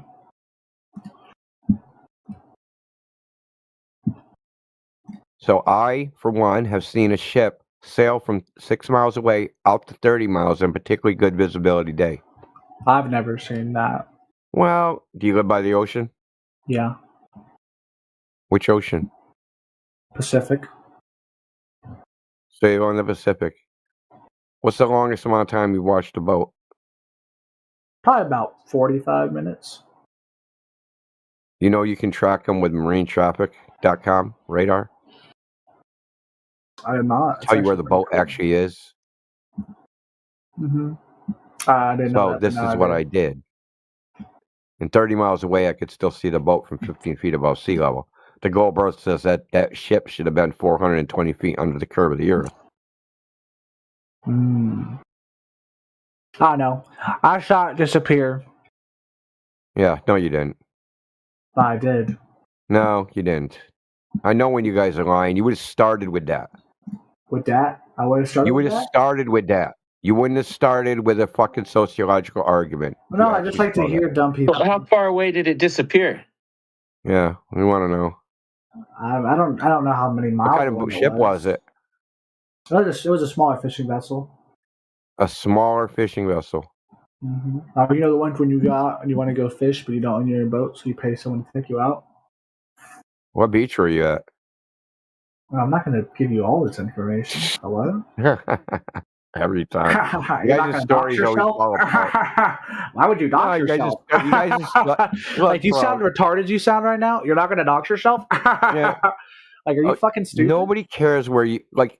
You saying the beach you were at? Is your house on that beach? No, I go to college. Okay, then nobody. So someone's going to figure out where this idiot on fucking Discord is going to college because you said what beach you went to watch ships go over the horizon. Yeah, it's like relatively. That's ridiculous, bro. It's relatively easy to know what college. You didn't make any observation. You're lying, and you got caught. You didn't know what beach to say. Hands crossed. Yeah, like you're like the third person today to get caught doing this. Well, how far was it? Was it 10 miles, 20 miles? Give us an idea. Hold on, Travis. I want to bring something up, though. Ironically, you asked why would they lie when you just did the thing that you can't believe they would do. But what's the reasoning? I didn't lie first. Why did you just lie? Reasoning? I didn't. Why lie. did you just lie? I'm not going to tell you the beach I was at. Why did you just lie? I didn't lie, kitten. Yeah, you did, dude. You know you did, and I did. So why did we both know you lied? Everybody in this chat knows you lied. You can't tell how you made the observation. You can't tell any particular details about it. You lied your ass off. So I'm asking you, why did you lie? Why did I lie? Why did I lie? Tell me why I lied. I don't know. I'm asking you. You think nobody would lie about this? I didn't lie. I don't know why you think I'm lying. Then give us the particulars of the observation, dude. I saw a small boat take people. Not by the dock. It was already out because the dock's not where I was at, or at least the boat landing, wherever it was from. I would assume, I'm not good at distance, I'm going to assume it was probably a mile and a half out, not like crazy far out, but still like relatively visible. 45 minutes later, and it's just, what's it called when you're just like going and you have the lines in the back? I can't know what it's called. I fish too. This is depressing. Yeah, keep going, dude. I'm trying to think of the fucking name, retard. Can you give me a sec, Flatty boy? Well, all we need to know is what you saw. We don't need to know the name of the freaking particles of the boat, dude. Oh, well, about 45 minutes later, I don't know what speed they were going or whatnot. I saw the top of the boat, but I couldn't see the bottom part of the boat. Like it wasn't like fully disappeared, but I would say like a third of it's gone, and I can see the top 2/3. Now, can that happen on a flat surface? No. No. So when I show you that it can, then what are you gonna say? I can demonstrate it. I mean, maybe on a fucked up road or something with the roads on. No, not a fucked up road. On water. Show me on water where that happens.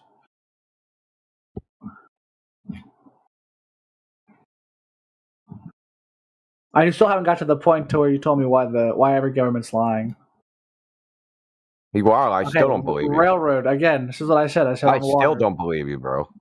I said show me on water, not on something that has its own curvature. You don't see. You don't understand what hallmarks of lying are, so you don't understand what you did that proved you're lying. And I'm not going to tell you either, because then you'll start doing it more. You try to eliminate that shit. Oh my god. Yeah. You know you've never done that. Okay, I have. Your story don't jibe. 45 minutes wouldn't even be long enough. You're sitting there say 1 mile. The goddamn horizon should be 3 miles away. You don't even understand your own lie. You don't even understand what you're saying. I understand what I'm saying. You're not listening to me, son. Over the horizon. You're not listening to me, son. Bro. You're not listening this is what to me, you son. don't understand. No, open your ears, you're son. trying to listen, son. Open your ears. Open your ears, son. Listen. So really simple. I know the difference between somebody reading on the internet what they think they're supposed to see versus what people actually see.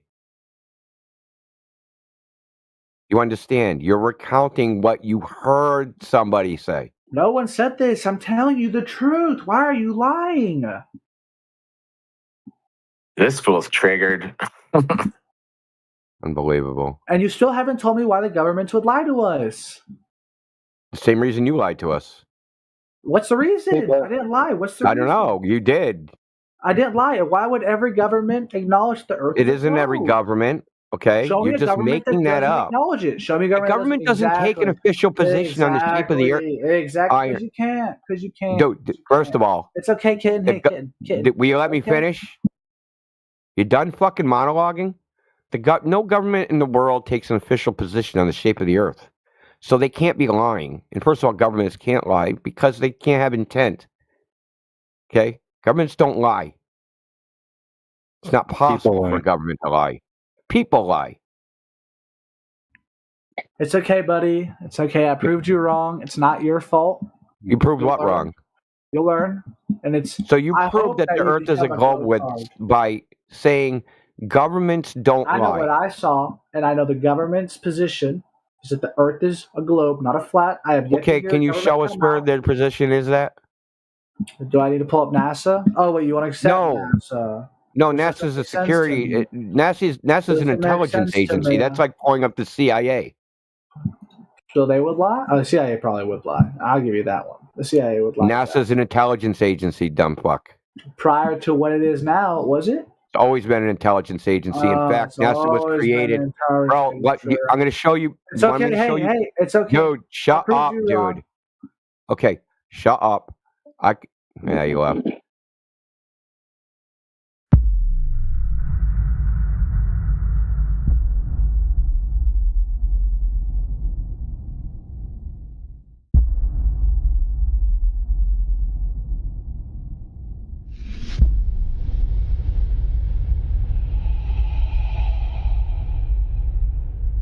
How is it going to affect my day-to-day living? Every freaking time. Will it reduce the cost of groceries or my rent? Will it lower the price of gas at the pumps? Or will it end hunger and war? Besides you all getting to say, see, we were right, how's it going to change my life? Because I don't give a fuck what shape it is. I have that life to continue living. Maybe you should too. Well, when you put up a post like that, it's only natural people respond. Well, I mean, he's literally making, without realizing it, right? He's making the case for us. $50. That dude is a nihilist, solipsist atheist that has no meaning in life, and their life is only defined by, pragmatism. Does it work? Does it help my life? Does it make me happy? Like silly. They have no meaning. They don't think life has any meaning. And they don't understand that the globe is the direct consequence of that, thinking they live on a globe. They can't even see it, that they're downstream of the idea. Right? That the idea is already permeated through their identity. And it makes them say stupid shit like, well, why would it matter? There's five posts in reply to that. The first one is you sound, and I bet you can't guess what the last word is. Gay? No. Anyways, the second one, the most brainwashed thing I've ever heard. If you don't know, it's too late for you to even try. You'll be concerned when the space aliens and/or World War III arrives. It'll be too late then. Okay. Because it's part of a huge jigsaw puzzle called the Big Lie that impacts every part of our lives, including the cost of living, banking, fuel, the climate hoax, toxic air, water, food, medicine, etc., etc. And of course, the plan for total state control. Literally the foundation for state control. Well, I mean, this goes to the highest moral authority is the state instead of the divine, right? And then morality becomes subjective, and then just whoever just happens to be controlling the state at the government level, they can just change what's moral and immoral, and poof, you're fine, you're absolved. I'm just doing what the government says. It's not my fault. I'm just following orders. Yeah. Where have we heard that before?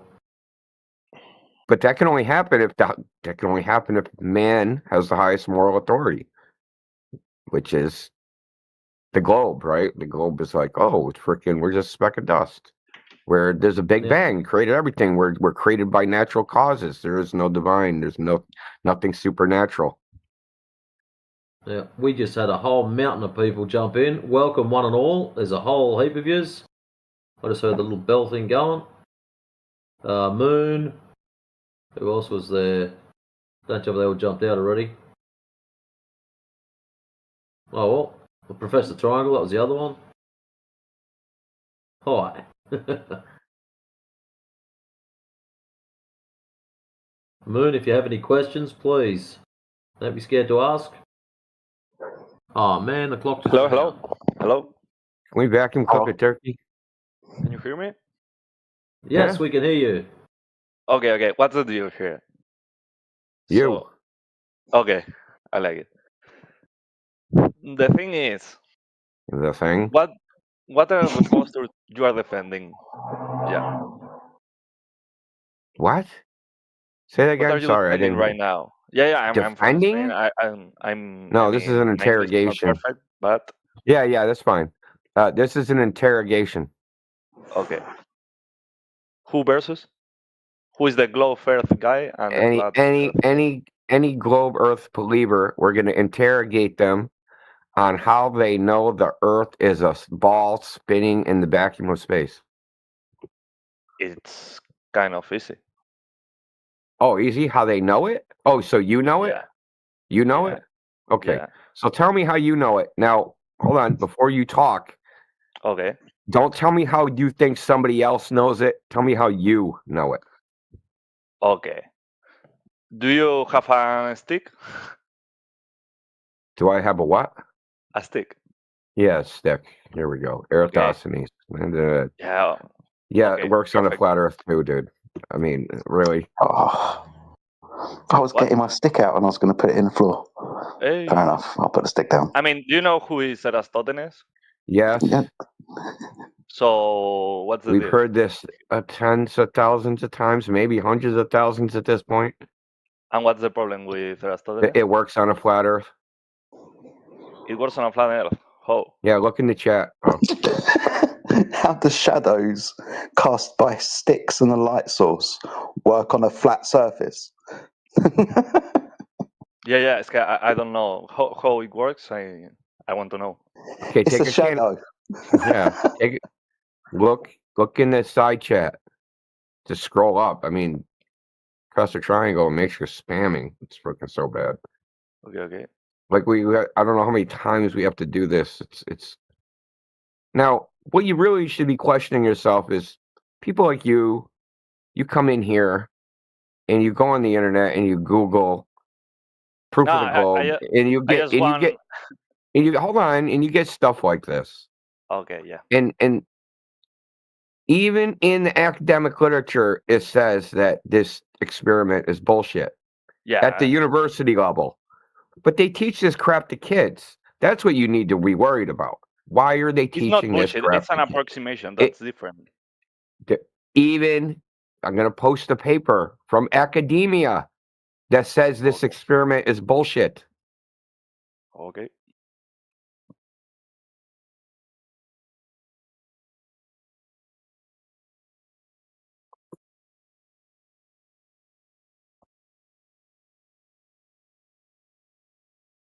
Just give me 1 second.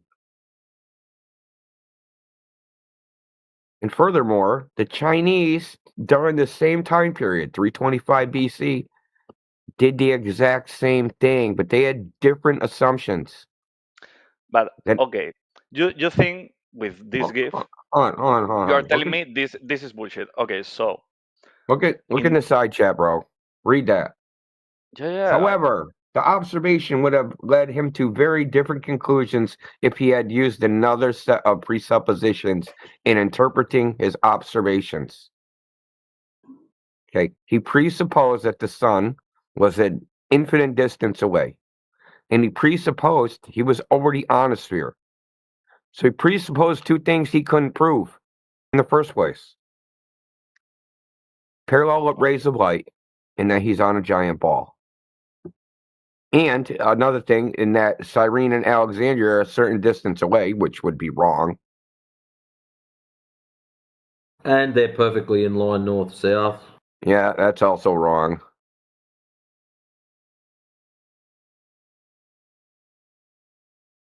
And in fact, historians don't even think this guy existed. To be honest.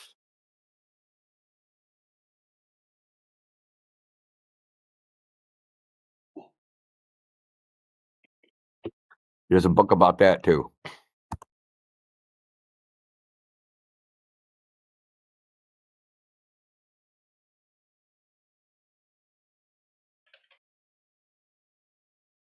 Now, like I told you, the main problem we have here is why are they teaching this crap to kids?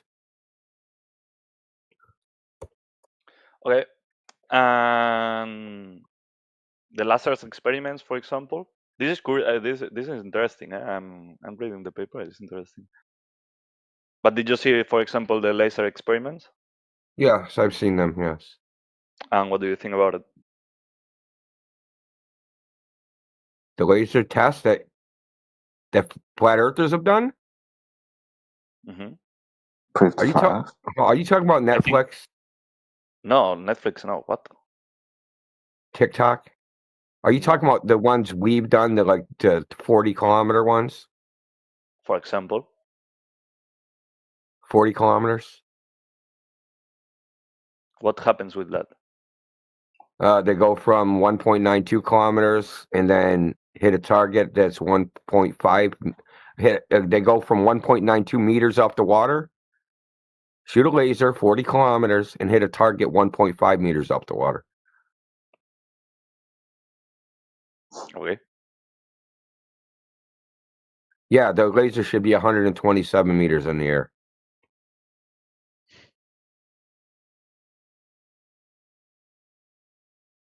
So what do you think about all the orbital mechanics, about all the physics?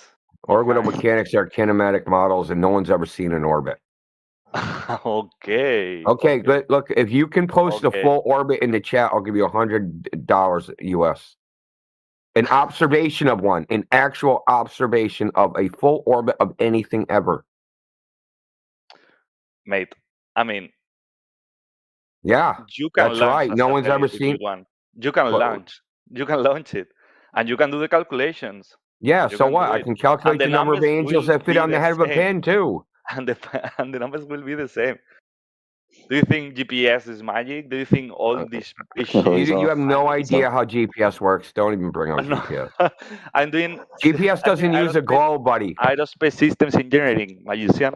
So shut the fuck up, man. Okay, I know now you're getting angry now. Yeah. Don't drive angry. Don't drive angry. Okay. Okay, But you have just no saying idea how this GPS is works. bullshit, man. GPS works by ground towers. It's called differential GPS. This is well known, dude. How'd they have GPS in 1930? Continue. You know, GPS existed in 1930 before satellites. Yeah, it was called LORAN. And why? LORAN was called the hyperbolic radio navigation system. You can continue if you want. Yeah, it existed in the 1940s. Okay, and that's an argument, or what is that? You said it was magic. You Ingo's said pointing out what it actually is. No, we understand what it is. We don't say it's bloody magic. Perfect. Okay, you're implying that the only way it can exist is with satellites, and that's horseshit. No, I'm saying because it existed that we before have satellites. right now, satellites doing orbits around the Earth. Yeah, cool. That's a cool story. Now show me one doing an orbit around the Earth, an actual full orbit. Okay. Because from just looking in the sky, you can't tell if it's orbiting or what the hell it's doing. So we want the external view of anything ever of a full orbit, ever. But now you're saying me. Is science empirical, yes or no? Only, yeah. But okay, so it's based upon empirical observation. If you want me to think anything about orbits, you need to show me the empirical evidence. Yeah. So talk over me. All right, so if you want to convince me about orbits existing, you need to demonstrate they actually exist with empirical evidence, not a bunch of equations on a piece of paper. And what do you need? A video. I just told you empirical evidence, dude. Okay, do you need a video? So. Yeah, that would help. Okay, and you think there's no video of a full orbit? Yeah. Yeah, I just said I'd give you $100 if you could produce one. Not a simulation, not some mathematics, actual video, full orbit going around a ball. One ball going around another ball. This is crazy. Not half an orbit, or what you think is an orbit. Not a third, not a quarter, the whole thing. I know you can't do it. I've asked hundreds of people.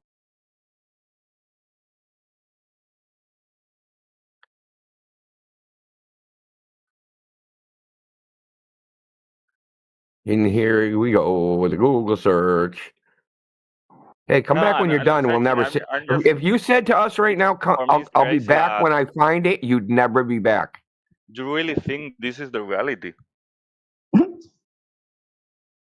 Are you kidding me?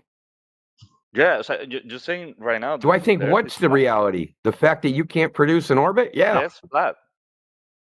Yeah, You that's is what we flat. see, right? No, No? you are in a location, but you are in a sphere, man. You are in a No. located plane. It's like a tangential thing. Okay. No, we're on a tangential plane. That's a Yeah. lot of tangent. How many tangents are there? Infinite? Mm-hmm. Yeah, exactly. Tangent dweller. So the fact is, and the fact remains, that the ocean, the Earth's surface is mostly water, and that water lies flat and level and horizontal. Doesn't curve into a ball. You can go all over the world and find some water and measure it to see if it's curving, and none of the water is curving. So if the water's not curving, it's not a ball. That's what we see. That's what we experience. The shit you're talking about is The water is imagination. not curving. No, it's not curving. But what does even mean that? Do you remember laser tests? You asked what what we thought about the flat Earth laser tests. They prove that the water is horizontal. If 70% of the surface of the Earth is water and it's horizontal, the surface of the Earth can't be curved. You asked about the laser tests. They prove a flat Earth. Horizontal. Yes, a straight line from left to right, where curvature would be a rate of change of slope. We don't measure that rate of change of slope over distance. We measure a straight line from left to right. That surface being the water. Water lies horizontal on its surface, perpendicular to vertical.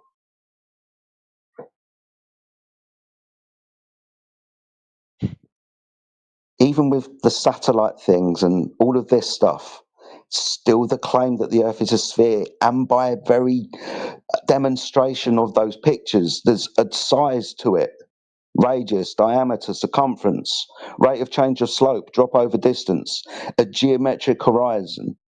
Things on the surface we should be able to observe, things we should be able to measure, and we would actually practically have to take account for them, like signal propagation. That's why we use lasers. So the demonstration is the Earth is flat. The pictures show a sphere. We should measure that. We don't.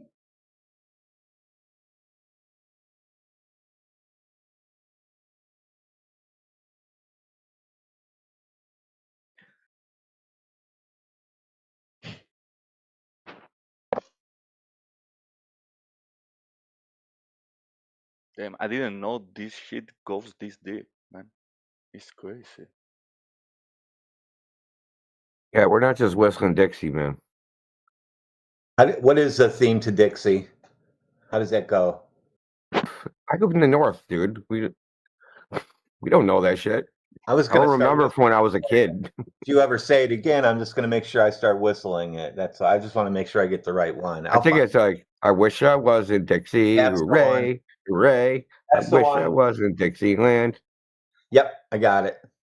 Wrote it down. Got a sticky note on my lampshade right here. Indio, sing song. Oh, yeah, dude. Yeah. Dude, just write down Dukes of Hazzard. It's the car horn, remember? I never saw Dukes of Hazzard. Really? Shit, dude. It was like the #1 show on television when I was in like no, 1981. I'm not a hillbilly. It's just sucks for me. In the nation, it was nationwide the #1 show on television. Yeah. I know. I'm not a hillbilly, and that especially not a nationwide one. You're not an NPC? Come on, man. So I had moved to Georgia in 1981 when I was a little kid, and like everybody's fucking car horn had that horn. They're like, "Oh my God, people are giving us attention."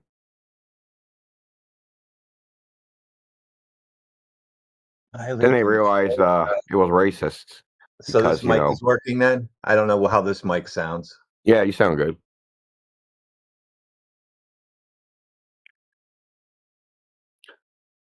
Yeah, and Al,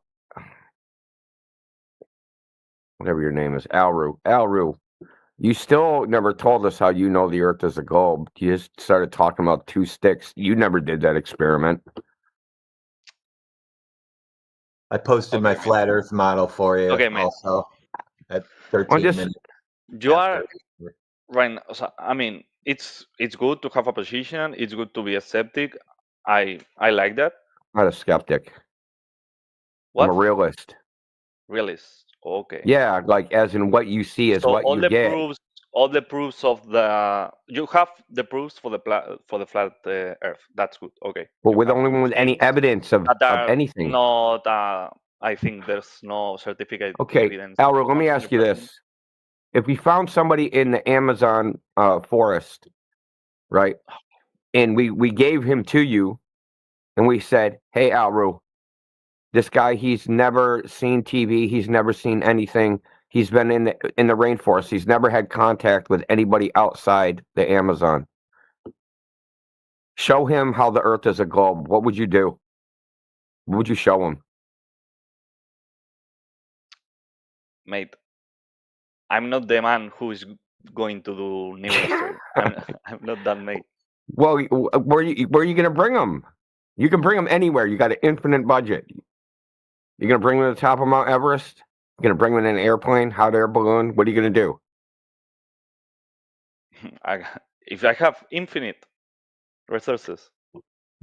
Yeah. Yeah, got a rocket and go up, man. Every fucking time. Want to know what I'm going to do? What? I'm going to go, where's the nearest lake? That's what I'm going to do. I'm going to go, where's the nearest lake? Where's the nearest ocean? And I'll just bring them there. I don't need to go on a rocket.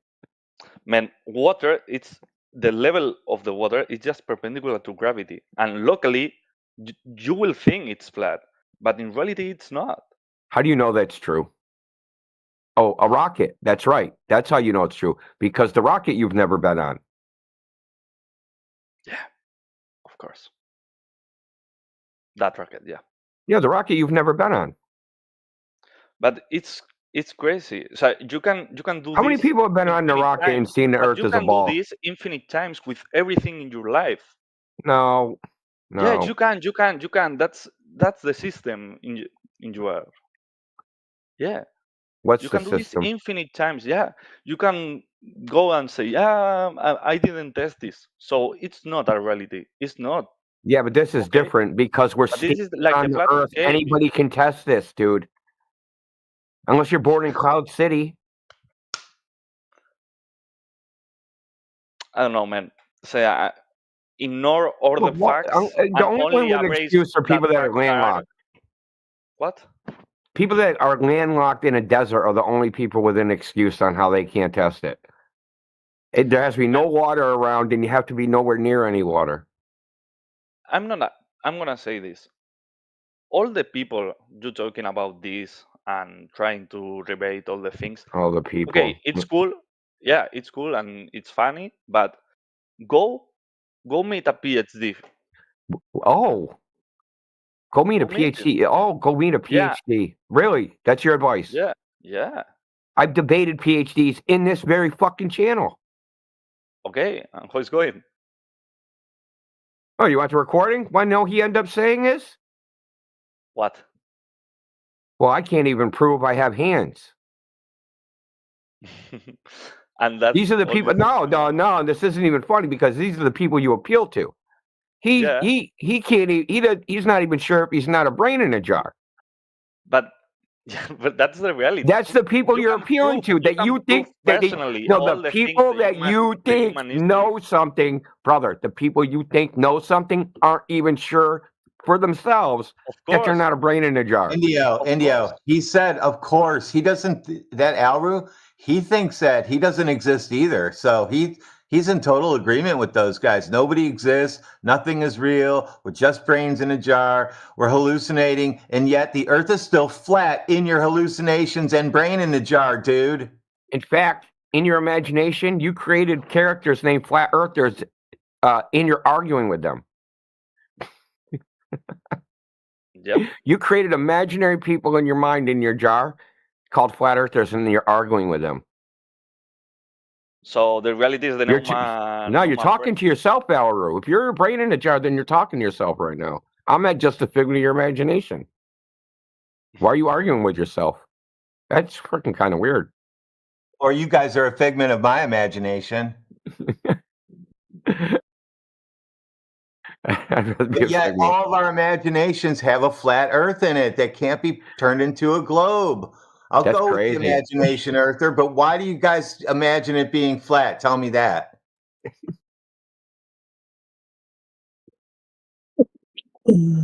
But that's the funny thing, Elru, is that the people you guys appeal to, we've debated these people, and they don't have shit either. I got another one. I got Maxos. We got frickin' Professor Phil. He's got a PhD. There's frickin' Tony PhD. There's frickin' he was a physics PhD. So we've debated plenty of PhDs in physics, in astronomy, in cosmology, and all these things. See, there's what you guys think is true, and then there's what's actually true. You have all these biases and preconceived notions about flat earthers. Oh, if they just talked to the magic science guy, then he'd fucking show them up. No, they get wrecked just like you do. You know why? Because they haven't done any tests. They don't know anything. I wonder why you're rude, Kelly. You got parents? Fuck, man. Has anybody been raised right? His dad went to go get milk. Never came back.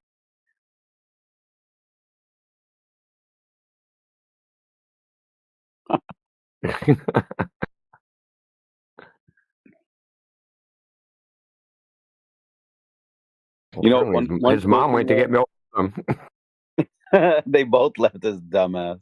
Hey, you know, it's actually kind of cool though about PhDs, or people with PhDs. At least some of them, when you ask a question and they're being honest, like they will admit, yeah, you're right. That isn't. You know, they will like agree in truth sometimes, as opposed to yeah. Yeah, most of the time they're more reasonable than the average Glober. Right, because they will stand on like truths, you know, sometimes, even though they can still have their bias, but you can still catch them with like and you could tell you're making them double think, you know, like take a second look at it, like wait, hold on, that does make sense, or that doesn't make sense. Either way.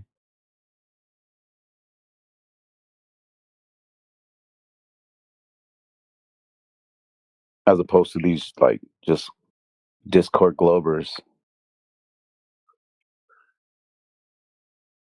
Yeah, these freaking. Okay. Here you go. Here's a PhD that wrote his doctoral dissertation on direct and indirect detection of dark matter. There's one guy. I posted in the chat. It's audio from here, as a matter of fact. It might have been the politics server. I think it was here. That's just one. I uploaded that on. I don't even know what the date was. August 31st.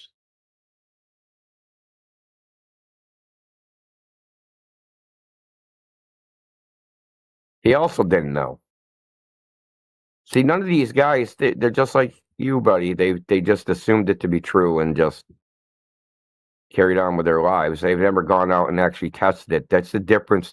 The only difference between us and you is that we've tested it, whether the Earth is a globe, and you haven't.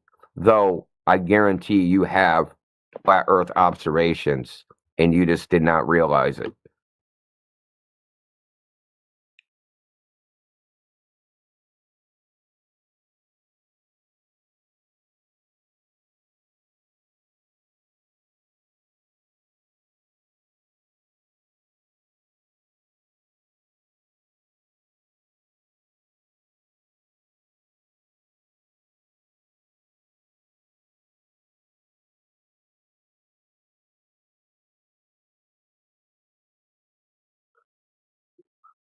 So, user, open your mic.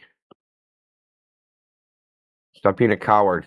He's mad at us. Yeah, I'm gonna text mute him in about 5 seconds. Open your mic. Oh, it's all right. I want to bat him around a little bit. Oh, okay. You're gonna freaking play with your food? Yeah. Carry your dead mouse around in your mouth for a while. Beach flat shitter. What's that mean? What? He's lost his mind. We haven't even started with him yet. Dude, we haven't even broke you in half yet. You already came in broken. Yeah. Get yourself together, would you, please? Well, this is a new game, man. You got to rehabilitate him and then break him. All right, somebody show him a NASA space picture.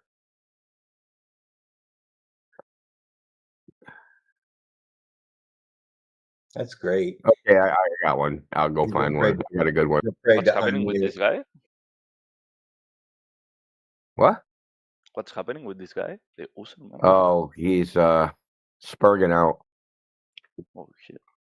Have you ever wondered, Alru, why this topic makes some of you guys very emotional? NASA shoots pictures in Antarctica now. Because what? That's what one of you Globers, Alru, is spiraling so bad. Now he's saying NASA shoots pictures in Antarctica. So they lose their mind when they come in here. They no longer can think sensibly anymore. As soon as they come in here, it's just who knows what the fuck they're gonna say next kind of place. I'm just saying that a lot of things are very well explicated without nothing's well explained. Yeah. No. There's things. Yeah, of course there's things. You know what a triangle is?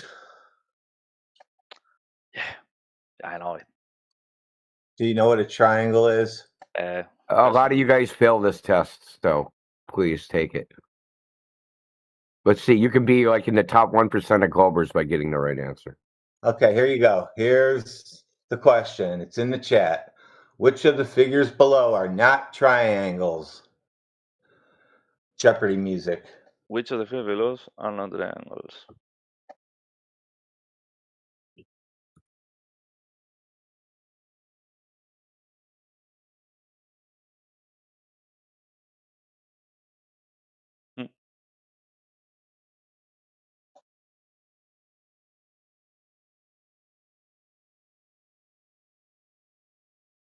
I guess all are triangles, but the last one is kind of strange, but because it's not close.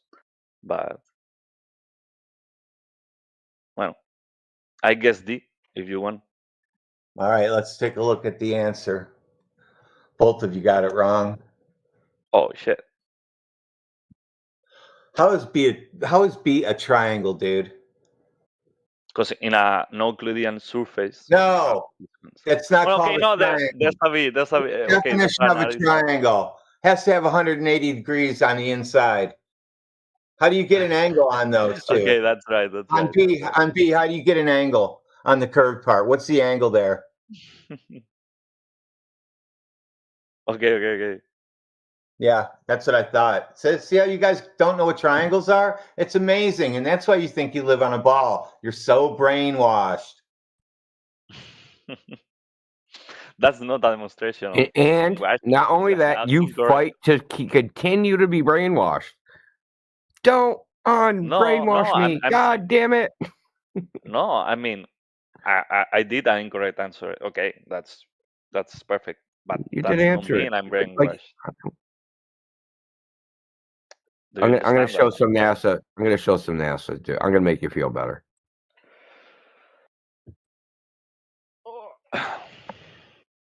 This is the Nile River. This is the Nile River Delta. It's okay to say that. So, do you have demonstration of the mechanics and physics that we're using right now with a plain explanation? Oh, for what? Physics of what? Of everything we know. Physics doesn't explain things, though. You got that part wrong. Physics only describes. Well, I mean, you just got that part wrong. Physics. Yeah, you describes. have later interpretation. It's only it's not. It's I know that, physics is just a description. Yeah. Okay, and they're typically in modern day they're mathematical models.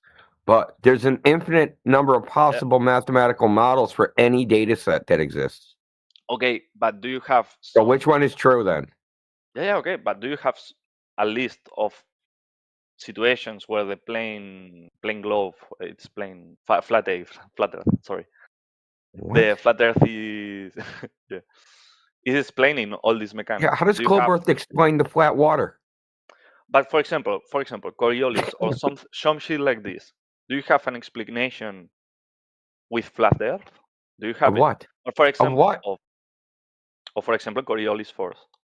There is no Coriolis force. Okay. It doesn't actually exist. Okay. Remember what I told you about? Do you know the force in itself? It's natural. It's something for non-inertial systems. It's something that happens.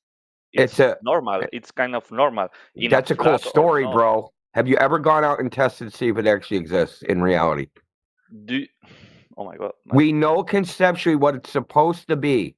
That's the hypothesis. Did you see my last post? No. It said, well, not my last one. If it cannot be settled by experiment, then it is not worthy of debate. That's what Isaac Newton said. So whether there is a Coriolis force or not can only be settled one way, in experiment. In your experimental results will be there is no Coriolis force. Okay. Because you got to have two reference frames. You have to have a rotating reference frame and a non-inertial external reference frame. Which reference frame are you in? Okay, well. Which reference frame are you in? Can you repeat the question? Okay. The Earth would be a rotating reference frame, right? Not being in the Earth would be an external reference frame. Okay. So the Coriolis effect is you shoot a bullet or a projectile, and the Earth spins out from underneath it, but the bullet or artillery round is still going straight. It's going straight in its reference frame, but from within the rotating reference frame, it appears to take a curved path. Yep. Okay. This doesn't happen in reality. So, did you? Okay, so there's something called Iowa-class battleships. The big U.S. battleships from World War I. They have 16-inch. Hold on, they have 16-inch artillery shells. Prove what? That it don't exist? Yeah, just do a test. How did you prove it? You prove it. So, why do you don't publish that? Because you can shoot bullets, you can throw projectiles, you can do all sorts of shit. You don't have to count for it. And if it did exist, it would be impossible to layer in the airplane. But if you prove that Coriolis force doesn't exist, I don't have to prove it doesn't exist. So? You need to prove it does exist. Okay, but why would the burden of proof be on me? Okay, perfect. Why would the burden of proof be on me? There's someone going, "Hey, dude, if I shoot a bullet, it takes." It's what I was telling you. It's a good reasoning. I mean that. It's a good. Listen, it's a hypothetical, right? If Earth was a spinning ball, then we'd see this, right? That's a great explanation, but it doesn't exist. I'm sorry. I would love to talk better English. If Superman could fly, he'd fucking. Well, I mean, you're not listening, dude. You're in abstraction world. I'm in reality. So this is the problem. Like you go, oh, you have a great explanation. You have this fantastic story in your head that you love, but it's just a story. Of course, yes. Because that if we need to prove everything personally, we can evolution. This isn't even personal. You don't have to prove everything personally. No one said that. You're saying that, but you're saying that you need the proofs. But you need to look. You need to trust your eyes. You need to trust your ears. You know. Yeah, that's great. That's but what even are you telling you? Okay, no, that's not what I'm telling you. I just told you explicitly. I'm not telling you that. You're trying to straw man my position. No. Okay, because you actually have no argument. So you can look in the artillery manuals for firing artillery, and they don't do Coriolis calculations for the artillery round. Even ones that go 30,000 meters. So the USS Iowa can throw a shell 30,000 meters. There's no Coriolis calculation in the firing table.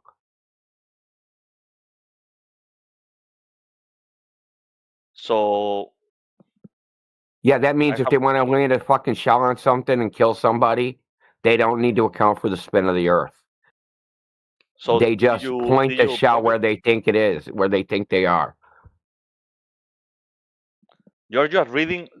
That's a confirmation bias. You're having the things that you didn't prove by yourself. No one That said. Why are you still confirms that sticking to you, this straw man? I never said you have to prove it yourself. man. But you're saying this. No, I didn't say You're that. And saying I'm going to say it for the fourth fucking time. I'm going to mute you if you say it one more time. Then I'm saying you have to prove everything yourself. Never said that. I never said that. Okay. Well, okay. It's perfect. I have also one question. For example, if you have, I don't know what's the explanation of the flat Earth. If you have a plane and you do the 360 degrees of the Earth, and you turn around to the original point, what's happening there? How You is went in a circle. yeah? Yeah, you went in a In the flat circle. Earth can Yeah, in a others. circle. Can you have a circle on a flat So surface, bro? Listen, can you have a yeah, circle on a flat surface? yeah, okay, yeah, Okay, perfect. so you went in a circle. Yeah. Fuck next. Yeah, you went in a So circle. okay. So all You the didn't flip pilots, upside down though. all the pilots are doing circles. Yeah, east and west is a circle, dude. So all the trajectories of the pilots are doing circles. Yes, east and west is So a circle when in in what the moment they polar are coordinate turning? system. In what moment they are turning? Pardon me? Yeah, they're turning. Yeah, so what? When they do that? How could they tell? Oh, How much would they have to turn? I Let's mean, say they go you 10,000 have to do miles. Let's say they go 300. 10,000 miles at the equator. How much do they have to turn per hour? What? Can you repeat? Let's say they're going to fly. They're flying at the equator in a circle around the North Pole on a flat Earth. How much do they have to turn per hour? You need to do. Yeah, I'm how not following you. much? Sorry.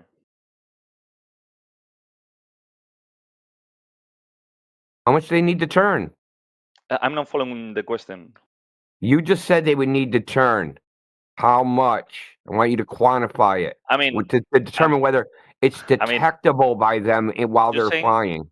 I'm saying in a flat Earth, for example, that you're saying if you have to do an origin and your final point is the same origin, no? Yeah, Okay. look, You need to do bro, I that don't know what you're circle. understanding. Okay. No. I don't understand your question. That's why I said I'm not following the question. But Okay. I want to. You're have the just going context in right a circle around the central point. now. Okay.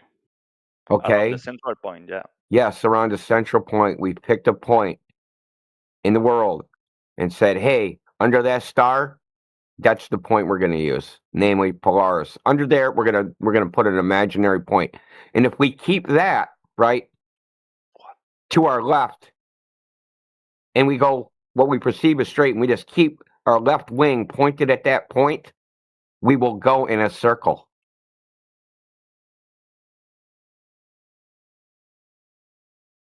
I'll get a dot. I'll get an animated GIF. Okay. Yeah. That demonstrates it. Or It's pain very simple. I know you guys think you're flipping upside down and there's upside down people. I know it's hard. That's not ridiculous though. Flying around a center point's ridiculous. Flipping upside down and going over upside down people, that's not ridiculous. That's normal. You know you believe that, right? That right now there's people upside down. Mm-hmm. Yeah. You think that's just not, it's just normal. It's fucking upside down people.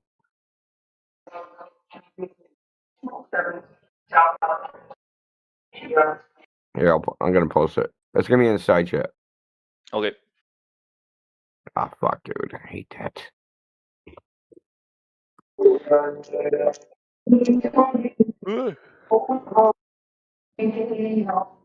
See, that's a magnetic compass, and it always points north, right?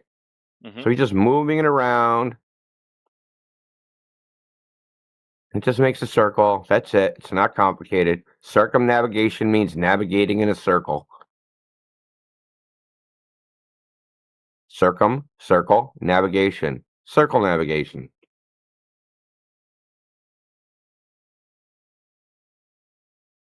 That's cool.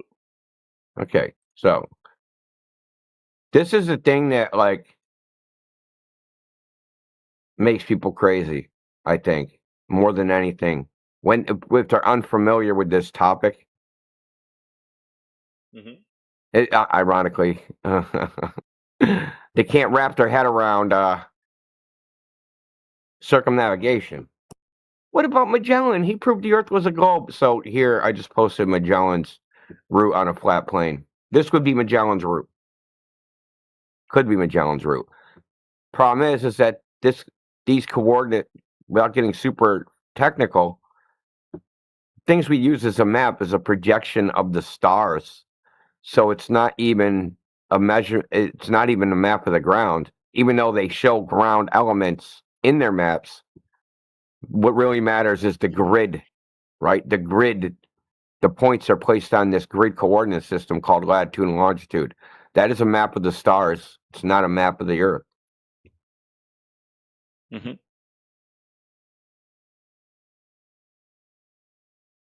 And we know this because that grid doesn't align with the Earth.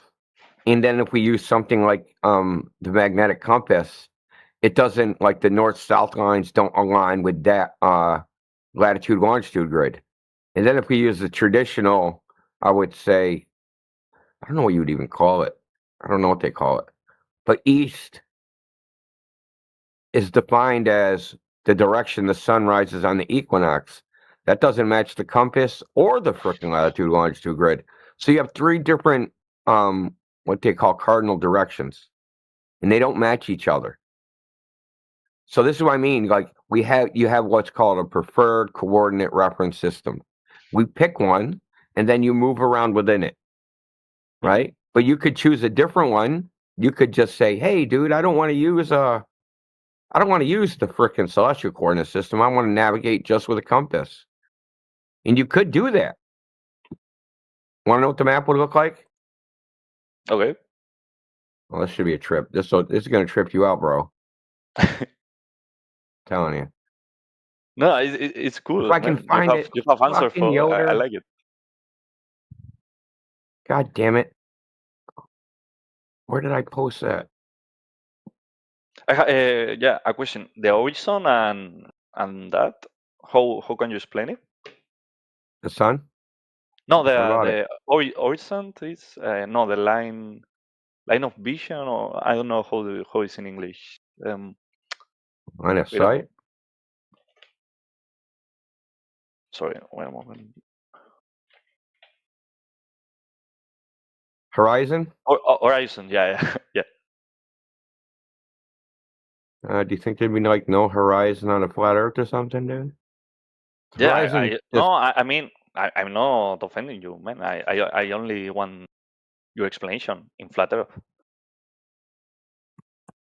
Of the horizon? The horizon is just Yeah. created by the meteorological conditions in the small angle of view. He wants an explanation for flat Earth. How do you explain flat water, dude? Look, it doesn't matter what you're on. You could be on the back of a fucking beaver. There's going to be a horizon. Because the horizon is where the ground appears. Well, the Earth appears to meet the sky, right? Yes. If there was no horizon, then you would see either all ground or all sky. If there's any dividing line, then you have a horizon. Yes. So there's so if you can see the sky and the Earth at the same time. Oh, hold on. If you can see the Earth and the sky at the same time, there's a horizon. Yes. Globe, flat, beaver, velociraptor, don't matter what, pineapple. You understand? Yes. Horizons are not exclusive to a ball. I'm saying you are in the middle of the ocean, for example, okay? Yeah. And you have an horizon that have the same radius for 360 yes. degrees. No? Yeah, well, hypothetically, yes, we can go with that. Okay. So, in a flat Earth, how do you explain that? I think I don't know how you explain it. That's why my question. But Explain why there's a horizon flat, all around you. Well, if you yeah, can see, with the same radius. well, because you can only see a certain distance in one direction. So if you can see 3 miles in every direction, a property of a circle is equidistant from the. Hold on, dude. Hold on. You asked me the question. Why are you answering the question? So you asked me the question. So property of a circle is equidistant from the center. You're in the center. And if the horizon is 3 miles away in every direction, that's a circle. See? Yeah. Yeah, that's same as on a flat surface on a ball or on anything else. Yeah, but why we can see in a flat Earth far away? We can. Why? Why? Yeah.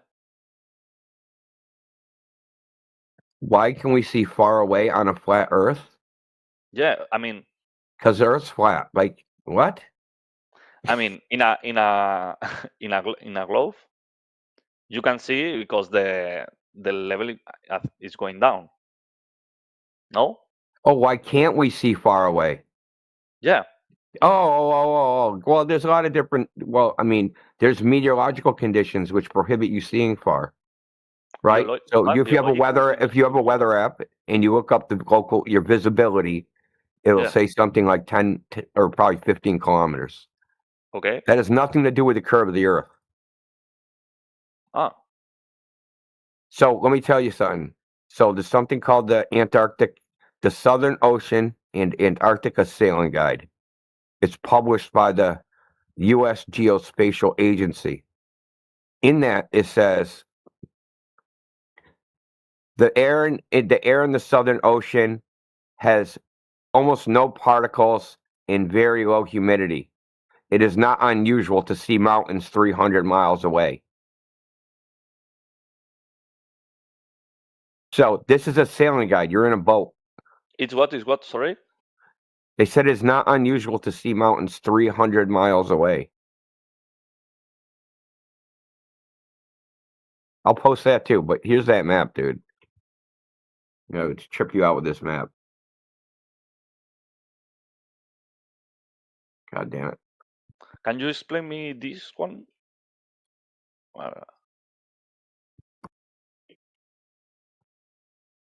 can. So remember us talking about if you wanted to navigate by the compass. So this map altered. What it does is it alters the latitude and longitude so that the north-south lines go exactly north-south. And this is what the map would look like if you use the compass as the reference system. Mm-hmm. That's cool. Yeah. So, sailing guide. Hold on.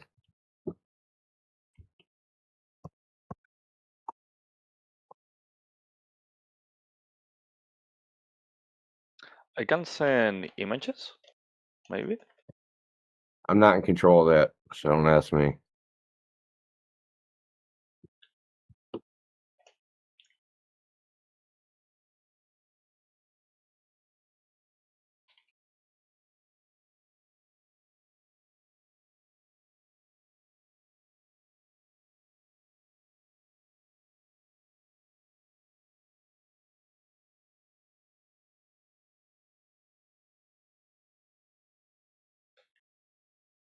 Says there's almost no dust or solid particles in the Antarctic air, and the prevailing winds blowing up the continent have small moisture content. Consequently, the visibility is usually very good and offers often exceptional, a fact which, if not appreciated, may lead the observer into serious error when judging distances. An object which may be thought to be 5 miles distance could well be 30 miles away, and mountains have been sighted at 300 miles. Now, here's the problem. If you're on the surface, if you're 100 feet above the water, let's say you're on a 100-foot boat, a mountain 300 miles away would have to be more than 10 miles tall to be seen. Considering Mount Everest is 5.25 miles tall, this mountain would have to be 2 times the height of Everest to be seen from 300 miles.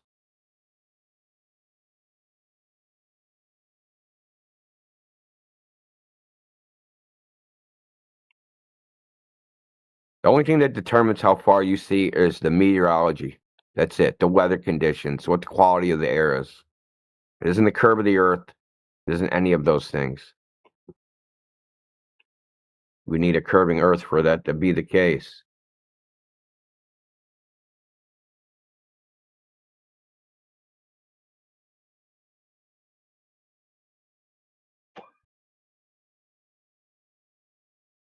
I'm trying to send an image, but I can.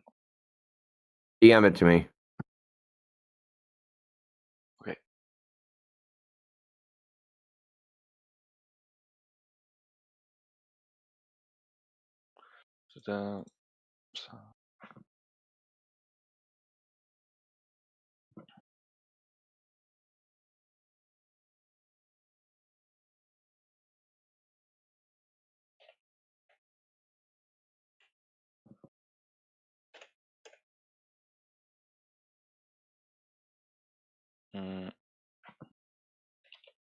I didn't send it.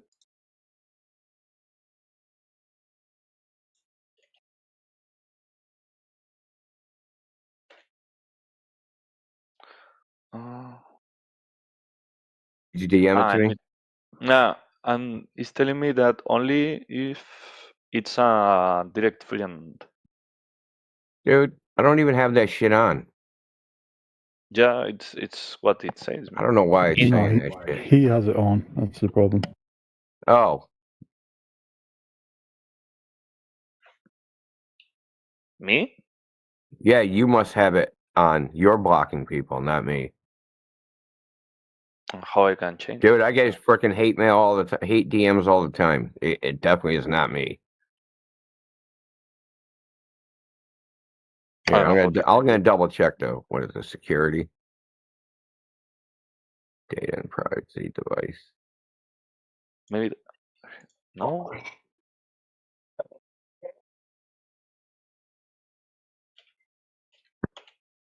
No.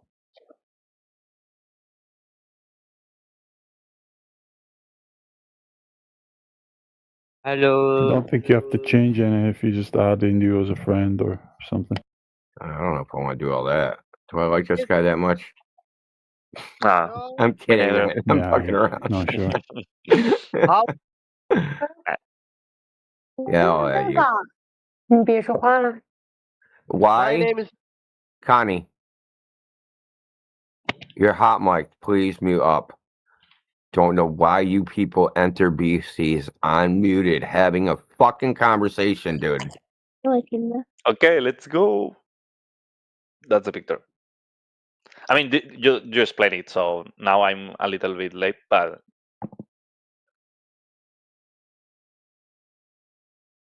Oh, okay, I got it. Where's the rest of it?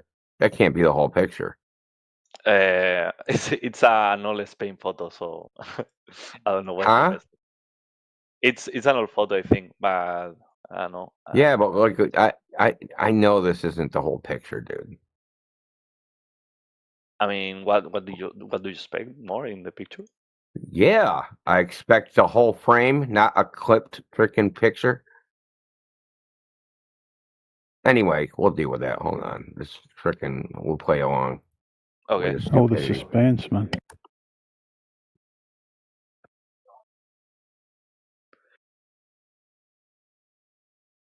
But that's cropped. I know it is. Let me actually find the original. And I'm probably cropped because there's an inferior mirage. There's probably a boat out there, and they don't want you to see the inferior mirage.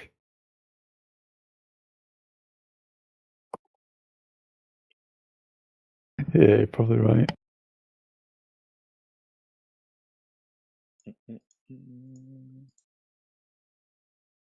Oh, it's from Wikipedia. Some shitty resolution. Yeah, is this the last one? Best match. Most changed. Newest. Oldest. Wikipedia. Yeah, I got a better one. Better freaking quality than that piece of shit.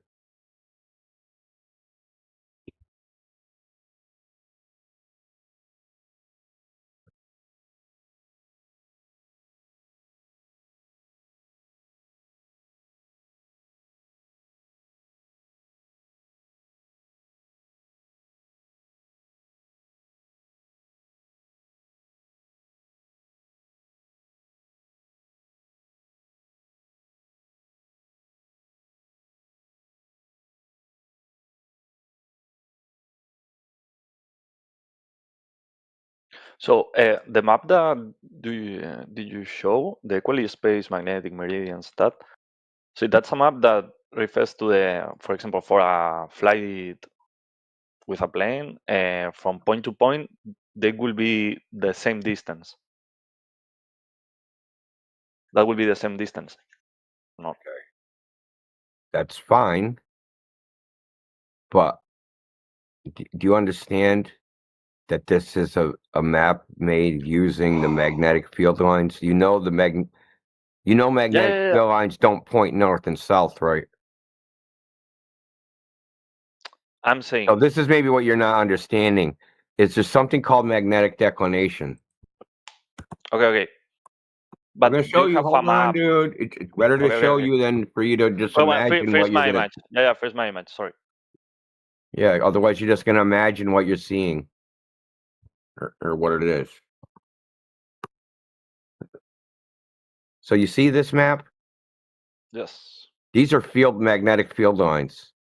If you stood in one of these lines, your compass is going to line up with the line. It's going to point in the same direction as the line. So it's going to say north and south, but you're not facing north and south. You're facing some other direction. Now, if you take all these lines and straighten them out, but curve the latitude and longitude, you get this map. Oh, okay. Now, obviously, this isn't perfect because it's really hard to do. Yoder found this, Master Yoder. I don't know if he's in here right now. No, he's not in here. He found this map, and this is like the best effort the government could do because it's very difficult to do it with any detail. I guess he could make a curve straightening algorithm or something. I don't know. Apparently, they have that for fucking Globetard, but they don't have it for this. Now, the image you gave us. Yes. Yeah. So what you're seeing here, this isn't the curve of the Earth. You know how we know that? Because we can replicate observations like this on a flat surface. Right? And you showed a cropped image. Did you see the shitloads of windmills? What? Sorry? Did you see the windmills? Yeah. You can see some of the windmills, even though they're farther away, they're the same heights. Means you're getting some weird lensing effect. Sorry. You unmuted just to say sorry? I apologize. Sorry. You apologize for apologizing now. Jesus fucking Christ, dude. What's this world coming to? Oh, it's going to be a good day. I can tell already.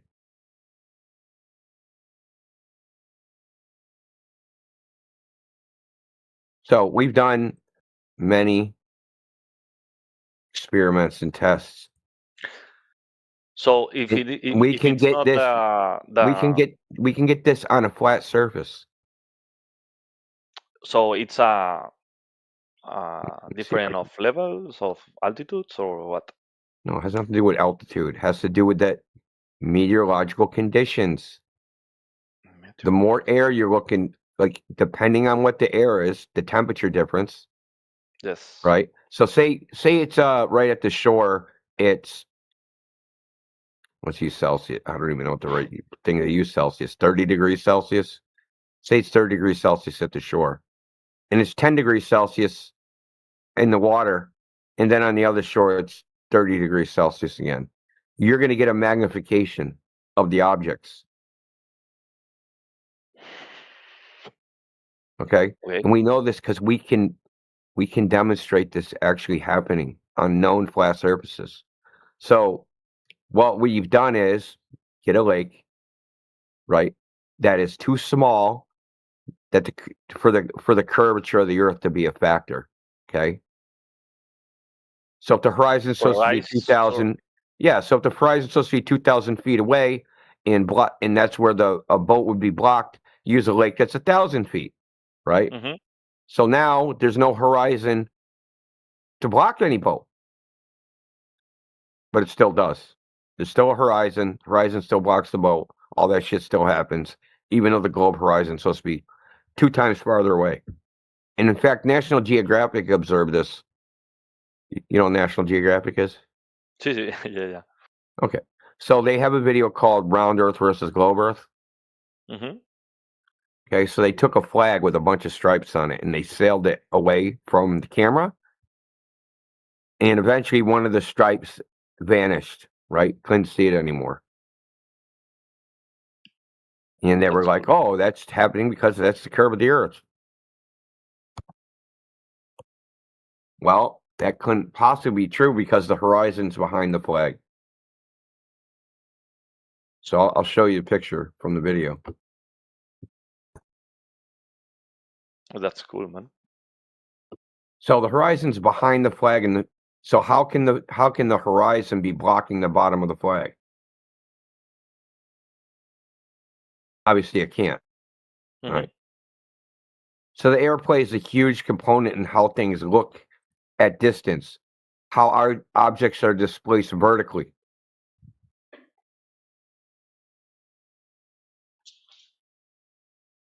The other thing we know, the horizon that's supposed to be blocking that, we know that can't be the physical edge of the Earth because it moves around. One day, one hour, one day, say it's 10 a.m., it'll look like it's 5 miles away. Come back at frickin' 2 in the afternoon. Now it's 3 miles away. Come back the next day, it's 30 miles away.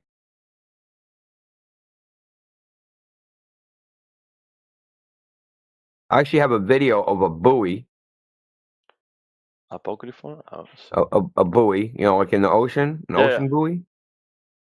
Now it's right at the edge of the horizon, and it's bobbing back and forth on the ocean, and there's like this layer of air that it's going in and out of. So 1 second, it's not going up and down, being hidden. It's going back and forth, like closer and further away from me, because they're attached on a chain, right? So when the wave kind of pushes it forward, it pushes it through this layer of air, and I can see it. And then it goes back and it disappears. Then it comes forward and I can see it, and it goes back and it disappears. Mm-hmm. I actually have to freaking cool ass clip, bro. Check this clip out, bro.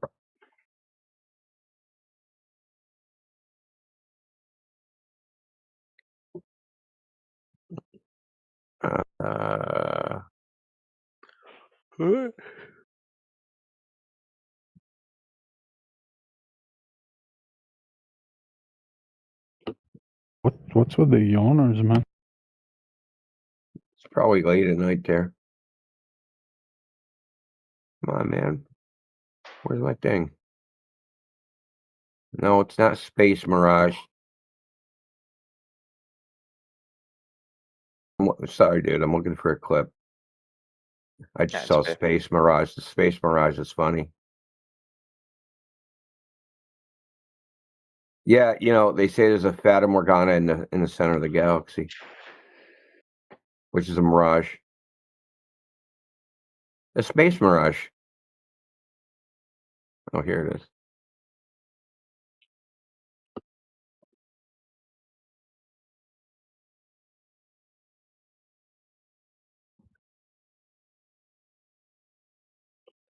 Check out that video.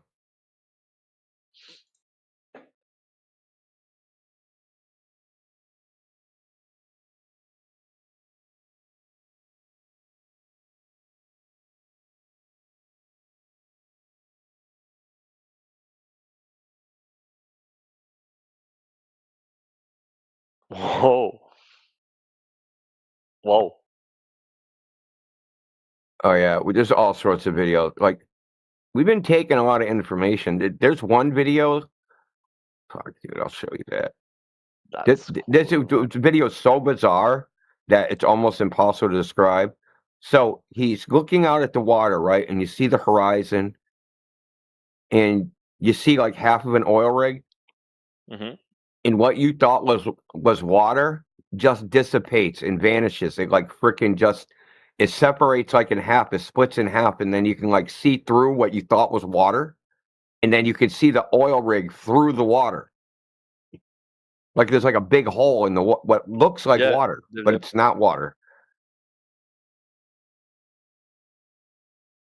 I think I might have that clip too.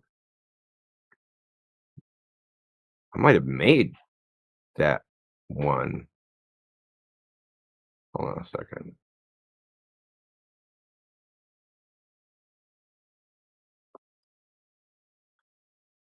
So there's a couple of like number one, this guy that you just saw, right? So for 2 years, he goes to the same spot, the same parking lot, same camera, same height, same everything. Every like 3 or 4 days, going on 2 years, he's been going out making the identical observation over and over and over and over and over and over. Okay, looking across this bay, and you see all sorts of shit. All sorts of crazy shit you see.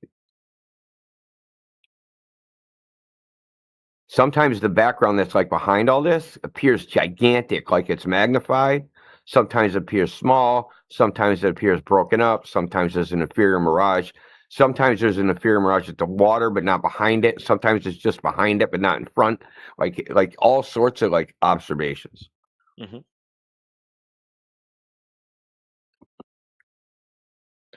We try the plain truth one.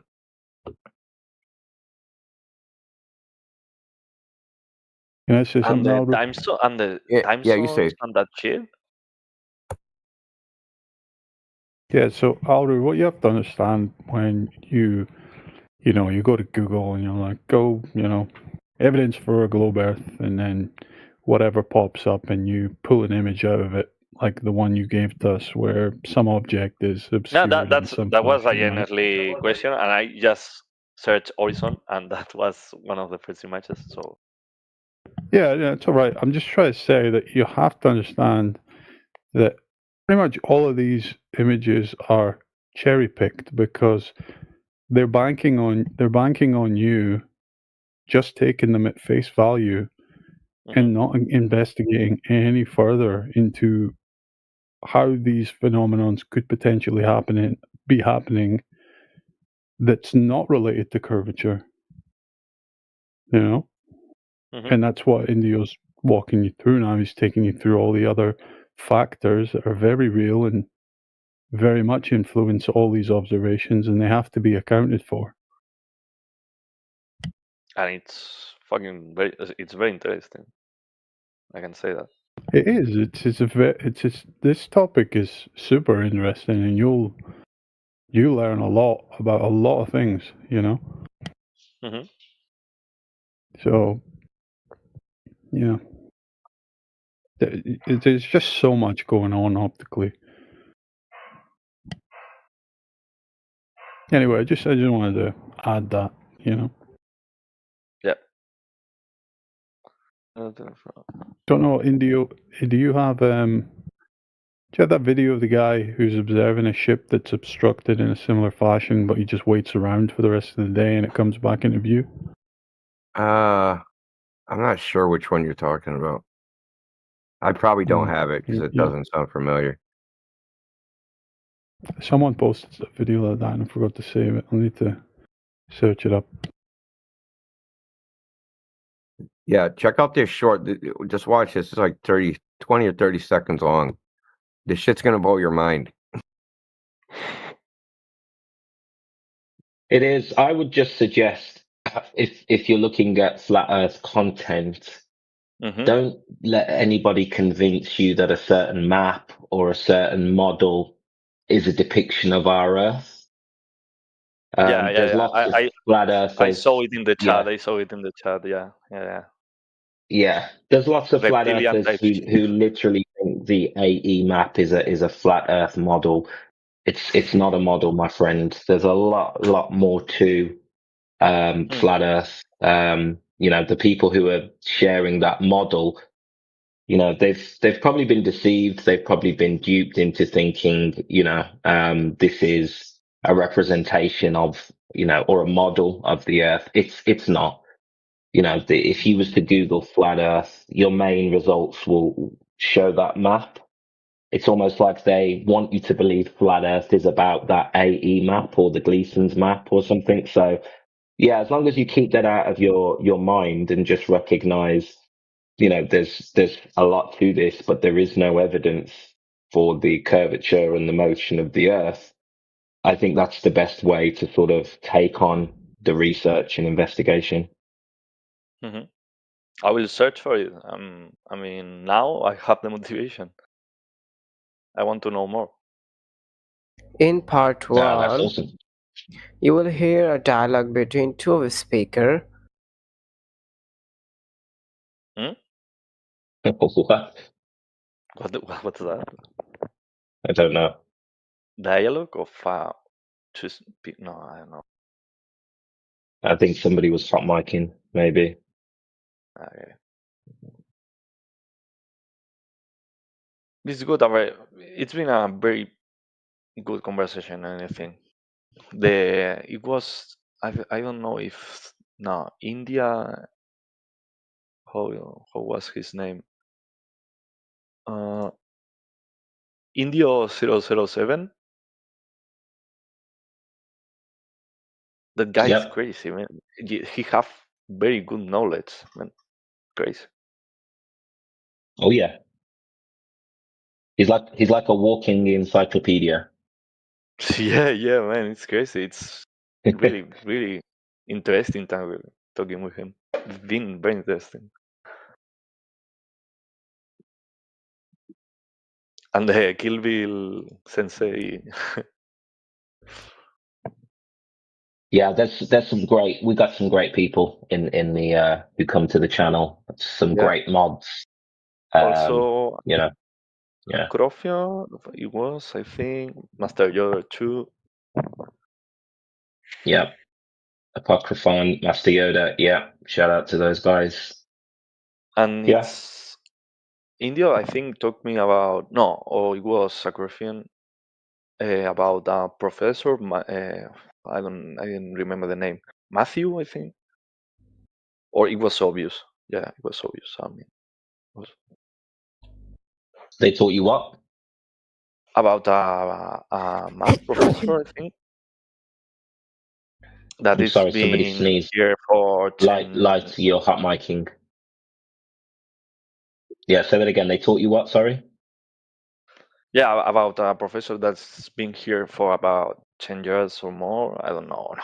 Maybe 10 years is a lot, but for some years, and that he's been into the calculations on geometry and distances and size of the sun. So it will be nice to talk with him. I don't know if you remember the name. I think it was some shit like Matthew. I don't know. Oh, Matthew Learns. Yeah, Matthew Learns. Yeah. Okay. Yeah, I was telling him that Matthew during one of the meetups with some flat earthers, they did some kind of rudimentary triangulation of the sun, and they had some numbers, some values they got from that. Mm-hmm. So I told him to speak with Matthew so he can get it from the horse's mouth. Right. Yeah. Yeah, Matthew's he's a glober, but he's pretty honest. He'll be the first to admit there is no direct evidence. He believes a model, which is fine. He wants a model and needs a model, but you don't need a model to realize that the globe model doesn't work. You don't need to replace that model. But some people think that, some people want a replacement model, and until there's a replacement model, they're going to sit on the fence or they're going to stay on the globe side. And that's fine, But for us, Yeah. a lot of us, we want, we want to know. We don't want to believe anything. We don't need a model to be able to prove the Earth isn't a spinning, curving ball. Yeah.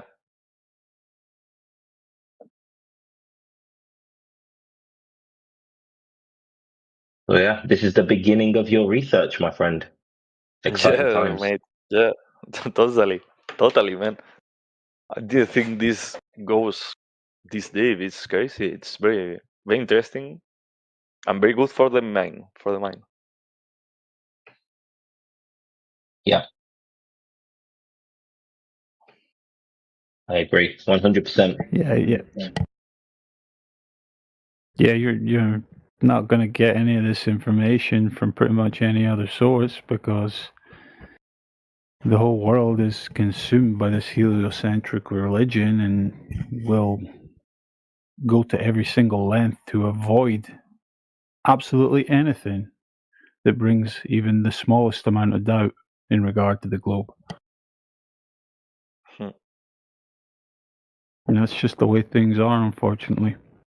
Unless you take it upon yourself to search out the information, you're not going to be able to request it from, wherever.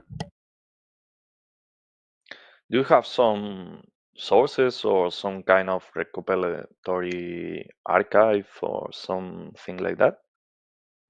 Yeah, on our main server, we pretty much have an A to Z listing of all the relevant topics in each of these channels. Like we have a channel for, say, eclipses and satellites and long distance observations and pretty much anything else you can think of. There's just tons of resources in each of these channels, basically, that you can go through at your own pace,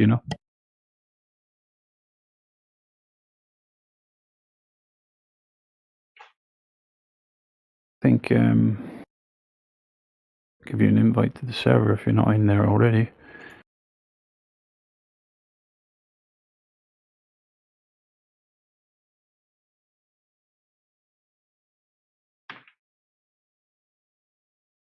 Yeah, I'm trying to send you a link to the server, Alru, but you need to accept my friend request. Yeah, give me a moment. That's it.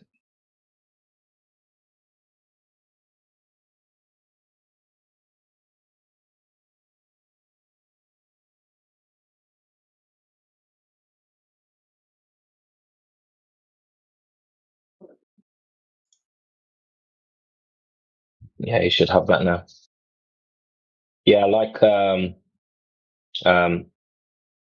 was just said, you need to scroll down to the bottom. You need to have a look at all the different topics. There's any topic you can think of.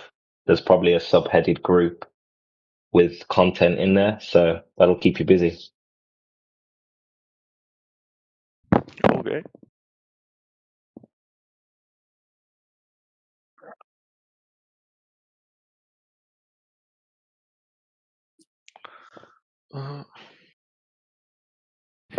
Hey, Wes, you got a mic? That's some facts. What? Sorry? I was talking to this other guy. He's just been clowning in the chat. So I've taken away his text privileges. Let's see if he can man up on voice. Since that's his only option now. Wesh. Come on, Wesh. Don't be afraid of the flat earthers. It's alright. I'll put him back on mute. We'll come back to him in a few minutes if he's still around. Yeah, Alright, so if you go to the main server, you'll scroll down the list on the left, you'll find these channels pretty easily. And you can just click through them and you'll get an idea of what I'm saying.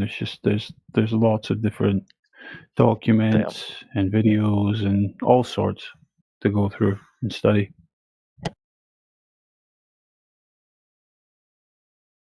Shit, there's a lot. Yeah. See, unfortunately, the mainstream media have successfully painted this perception of flat earthers into the average person's mind that we're all just a bunch of dumb fucks that believe it because of the Bible, or we were taught it by our parents, or we're just really at the bottom end of the scale of intelligence. But it couldn't be further from the truth when you actually come in here and meet us, because we've got the receipts to back up what we're saying. They're not going to tell you any of that because, well, that alludes to the fact that the Earth is not a globe and they're bullshitters. So,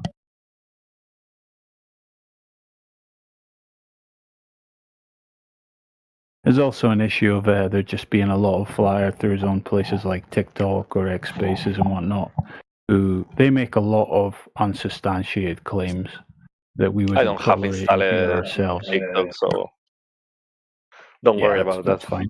I live Yeah. happy without But, it. all I'm saying is there is dumbass flat earthers out there, but we Yeah. don't allow them in here. You know what I mean? We have a minimum standard here, you know, which is I empiricism. mean, it's the first time I talk with this, o sea, with people in flat Earth, and I didn't expect this Are at you all. fucking lucked out? You lucked out, bro. You found the best place to talk to Man, flat earthers. Actual flat totally. So earthers. this is crazy, mad. Didn't expect it at all, and it's been really good, man. Yeah, nobody does. I've got a little thing I constantly post in the side chat for newer people coming in. You know, I'll post it again. You can read it. You know, and And how pretty did much you just end outlines in the server, the English hub? One of our fellow members pretty much set this place up, you know, was friendly with the admin here and, you know, got this channel set up for us so we'd have a kind of an outpost here to speak with people. You know, we've got one also on the politics server and a couple other things going on that are off of Discord, you know. And what do you think about politics? Well, politics is just theatre, really. It's to occupy the person's mind and waste it, essentially. Totally. What's going on, guys? Hey, what's up? What's up, Alpha? What's up, What's up, bro? What up, G? What you up to, man? How you been? You What the know, hell's your intro? I don't have one, man. Every superhero needs one, man. I don't got mine though. Emotional damage. That should be mine.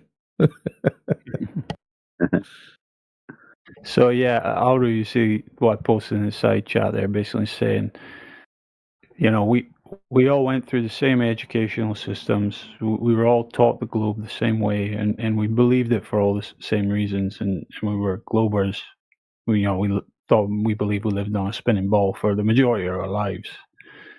You know, until something finally managed to get through all the conditioning and indoctrination and force us to really look at the evidence, you know, and what they're claiming and go and verify it for ourselves. Pretty much anyone that comes to this topic is automatically going to think it's a joke or it's one big LARP on our part, but it's not. And we're deadly serious, you know.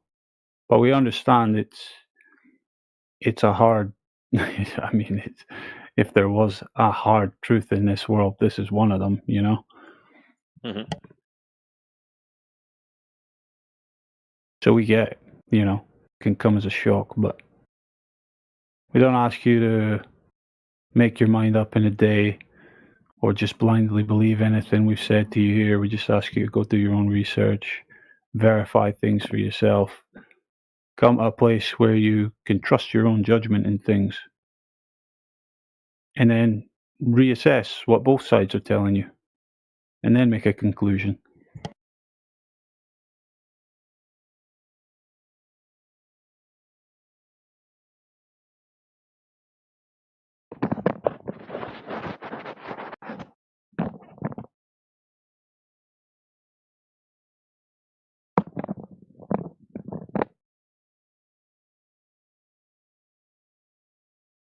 You guys been speaking to Alru, huh? Hi, Yeah, man. yeah, we had a really nice conversation with him for a couple hours now. Couple hours, Me and dang. Duos had a go with him, and I've spoken with him. Jedi spoke to him for a little while too. That's I good. think That's he's good, enjoyed man. speaking to all of us. Putting in work. And what's interesting too, man, is people that are joining this brand new, they don't know what this is, like 24/7 flat Earth. So when they join here, they think it's just a random flat Earth like talking forum. They don't realize, Totally. yeah, they don't realize though it's the best place to talk about Earth Totally, man. on Earth. So you, Well, yeah, Alru just said that this is the first time he's spoke to flat earthers. So I told him he's Yep. fucking lucked out And it in was this place. unexpected. well, and the reason I'm saying that, Alru, is because everywhere on on social media, you're not going to get this kind of like Yeah, they education. told me. Yeah. You get like if you go like to Facebook or Twitter or any of those guys, they're talking about ice walls and the dome, and they don't focus on the important thing, and that's teaching you how to critically think about the world around you. So that's a skill that's been lost because we've been indoctrinated on how to just accept the apparently. narrative. So it's important, I guess, first and foremost, that you're able to critically think about information we talk about. And I mean, people don't really care for that no more because you have so much information coming at you from all angles. You got your phone, you got your watch, you got everything that's telling you what the world around you is. So you don't need to look up information anymore like you used to in the past. Like when I was a young boy, there was libraries and you'd have to search for things, and the computer was very new to everybody. So now you have Now you have a main tool that is and people don't challenge themselves anymore, which is important, right? You have to challenge yourself if how you know what you know. And the wonderful thing about this room is you can do that here. It's a little rough sometimes because we get a lot of trolls that think flat Earth is just a joke, it's a meme. But we start talking to them for a little bit and they realize they don't know if the Earth is a globe. They don't really know that. They believe it, but they have a lot of problems with the worldview not being able to be proven like as a globe. And so when we talk to them, they have like a breakdown in their mind. He almost had one. It was literally what you just said was the first question I asked him. He almost I asked him, I said, how do you know the Earth's a globe and not how you think somebody else knows? And he said Eratosthenes. So maybe Eratosthenes knows, but it was the classic I have in my mind. I know. But like I said, the big question there is why are they using such a shitty argument for globe proof? If the globe was true, any random person could come in here and within 2.5 minutes prove the Earth is actually a globe. But they can't. They fumble around. They say, look at the stars, look at eclipses, freaking climatry, all sorts of nonsense. Yeah, climatry is an actual globe proof that's on the internet. Did you know that?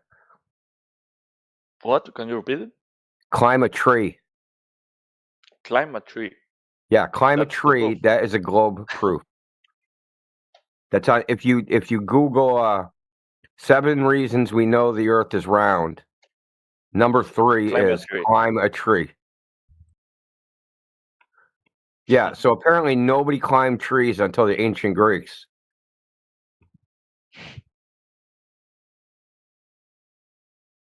I'm just saying, like, with evidence that shitty, like, come on, man, that's the best you can do. Climb a tree. That sounds like a WikiHow moment. Well,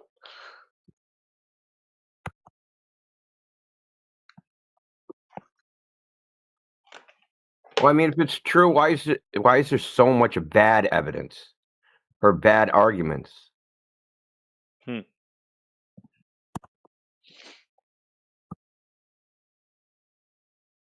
Like Eratosthenes.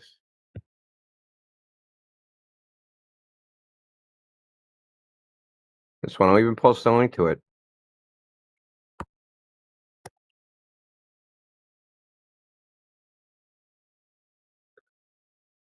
Number 1, watch a ship sail out to sea. Number 2, watch a lunar eclipse. Number 3, climb a tree. Number 4, travel through different time zones. Number 5, watch a sunset. Number 6, measure shadows. Number 7, Google International Space Station photos.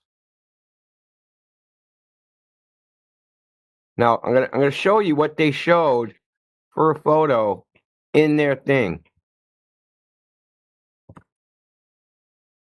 This. Fucking this. Yeah, that's not very compelling. Well, yeah, but you know,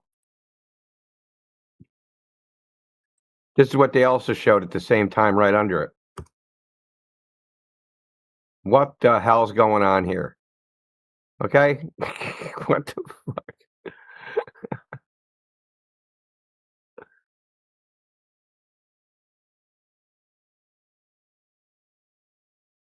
No, that's the best they can do.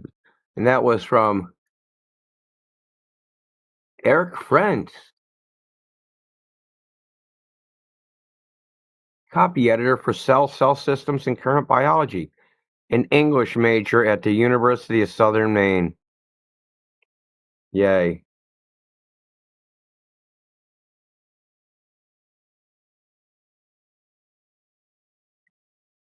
Well, proof English majors don't know the Earth is a globe.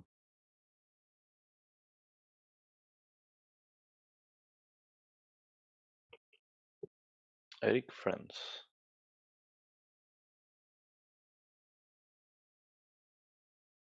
What's up, Harry?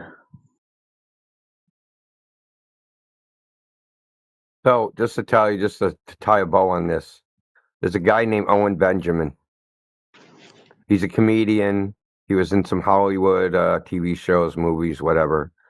He used to go out with used to date, what is it, Richie? Something Richie. She was freaking famous because she was buddies with Paris Hilton. Whatever. So, he had a live stream. He's not on YouTube no more because he got kicked off, but he was on YouTube. He used to have like a few 100,000 subs and have live streams with thousands of people in it. He's a flat earther now because what he did was he said, I want globe earthers to come in here and prove the earth is a globe to me. And the evidence they presented was so bad, he is now a flat earther. He did this over a period of like 3 days. Every day he was coming in to scream, dude, come on, prove the earth is a globe to me. He's like, I don't want to be a flat earther. Like, prove the earth is a globe. And it's just their evidence is just horrible.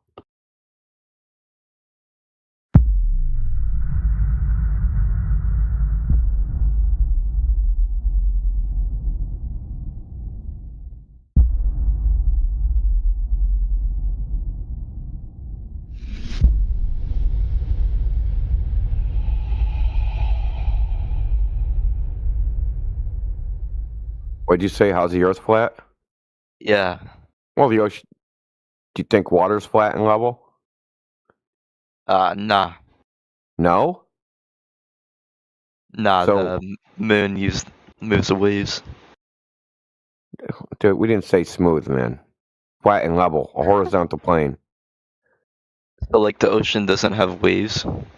Yeah, they have waves, but there's a different property. Smoothness is not flatness.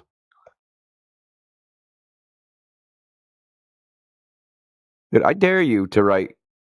Go to when you got Thanksgiving coming up, right? When you go there, be like, that table's not flat because if I take a microscope, there's bumps all over it. And you're gonna be eating outside. Okay, stop being pedantic. Yeah, because does you that would mean? never talk like this, dude, in real life, dude. This, like, oh, the Earth's not flat because there's waves. It's 193 million mile on the horizontal axis, and it's 3 feet high on the vertical axis. So it's not perfectly flat. Yeah, but like, how is it flat though? Like, I want to know how it is. I'd like I to be just told you, educated. the oceans of the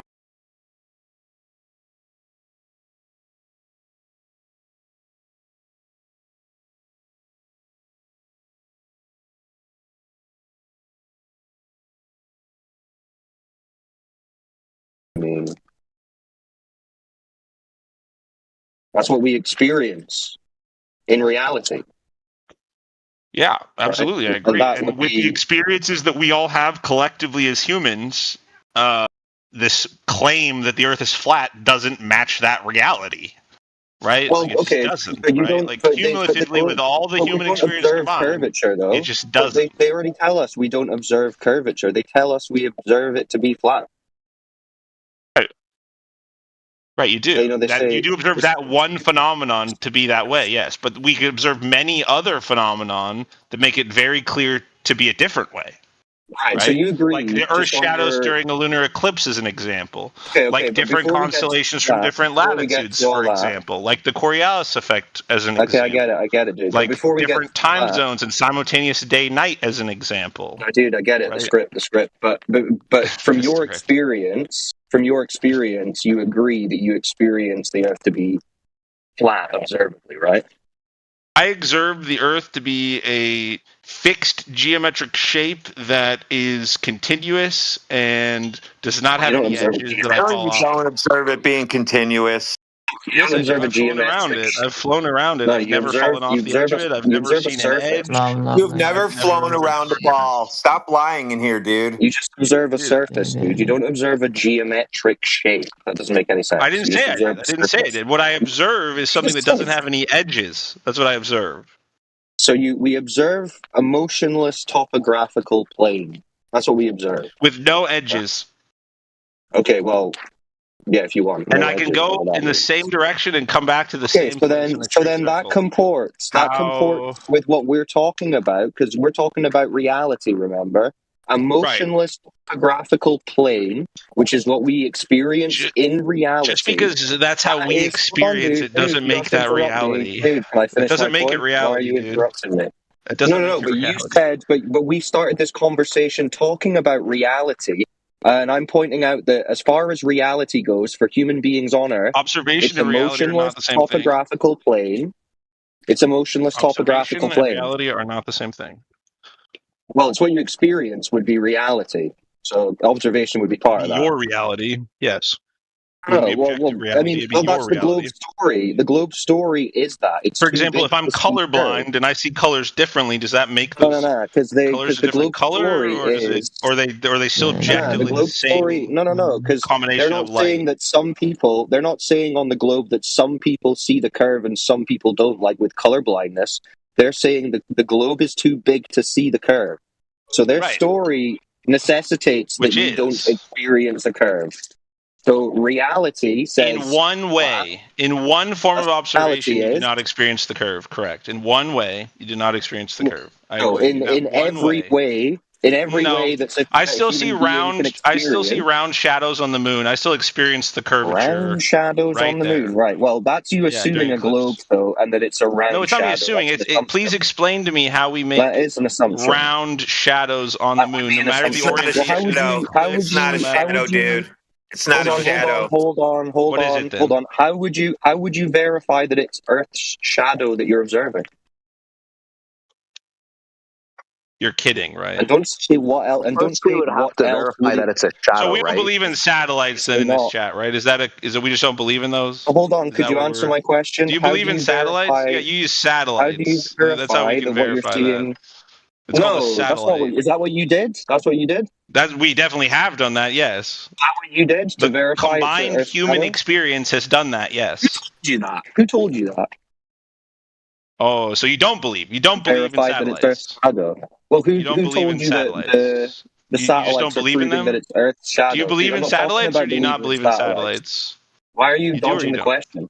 But Why do are you you dodging believe? the I question? asked a question first. I asked a question first. Do No, you no, believe in no. the I asked you the satellites? question. No, You I asked this said like We're talking about, five you minutes weren't ago. I asked this talking 5 minutes about ago. satellites, either one of you.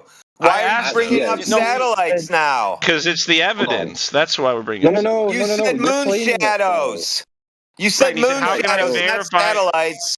And he said, "How can I Hold verify on. that it in fact is the shadow of the Earth on the moon, and that's how we can verify it? You dense rock." How can you verify it? You didn't explain. You just said satellites. You don't believe in satellites. You don't believe in satellites. What do you mean? Well, I'm just asking. Do you believe Satellites allowed you to verify? Do you believe that there are I'm not. satellites You need in to answer space this rotating first. around us? Yes or no? Well, it's Well, important no, I because if you don't don't believe in them, believe. there's I no don't reason to believe in a explain it. globe. Right. Don't believe in So them. your There's no argument. reason to Hold explain on. it.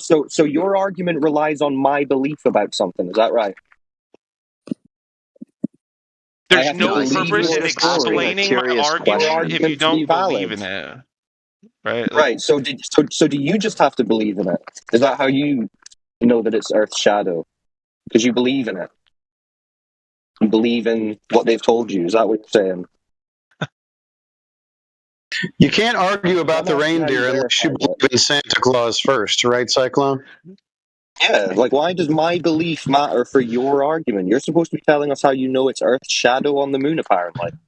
Right, know and that? it's through satellites. That's how we know. No. Right? I don't have to have been the person to have Satellites. done What does it that to mean? know that. Like, What does that mean through satellites?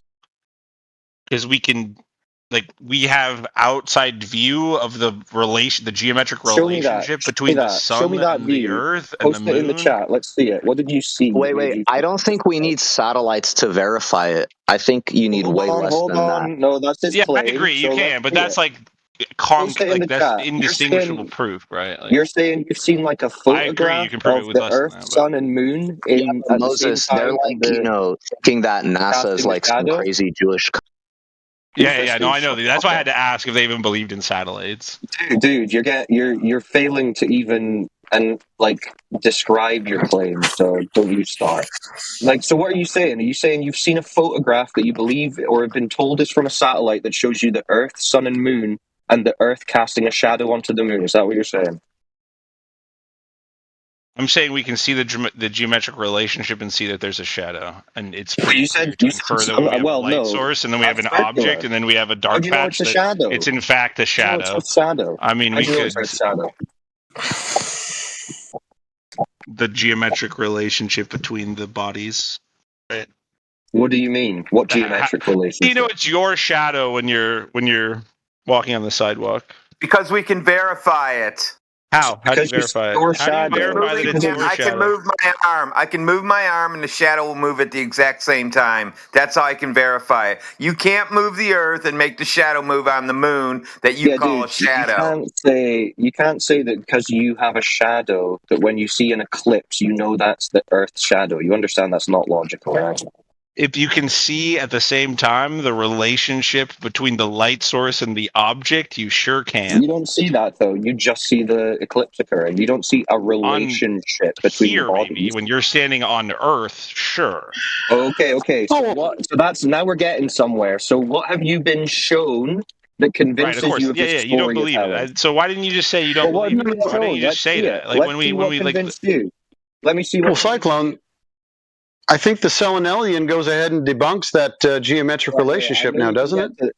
I know we can get to the Selenelian, but I want him to confront that he doesn't even have justification for making this claim in the first place, because he's not actually been shown any satellite proof of this geometric relationship. So show it. So what is it? Please enlighten me then. What is a lunar eclipse? What is a solar eclipse? What is happening during a solar eclipse? Please explain it to me. Are you agreeing? Yeah, I'll agree. For now, I'll take your point at face value. You tell me what it is. Okay. I don't tell know me what it is, boss. You don't know what it is. You don't have a clue what it is. Neither do you. Verify what it is. How do you? Well, I do know what it is. I just said what it is. No, you don't. You don't know what it is. We just asked you, and you said, "I know it's this through satellites." And then we said, "Okay, post that evidence." And you said, Okay, I don't have that, so let's just I assume didn't say I know don't what it have is. that. I didn't say I don't have that. I Post didn't it in the once say I chat. don't Post have it in the that. chat then. Yeah, Let's see it it. takes Let's some see it. fucking time to look up a source that some random fucking person just asked No, for. it's not. Just say you're just do Link your me a source whatever it that was says you it's thought. not that. Link me a source that says it's Oh, not that would that. be easy to do. Please, yeah, link me a that's source that you. says it's I not don't have to the Earth's debunk what shadow You on the got to moon. shut up, Please link me a Moses. source. Just Moses, link it. Moses, Just shut link it. up. Shut up for a second. They How are. about you You are stop going to talking get a and link link. it? You are going to get a link, and you're Yeah, going to but you've explain got the burden of how proof there, shadows Moses. work. What's your claim?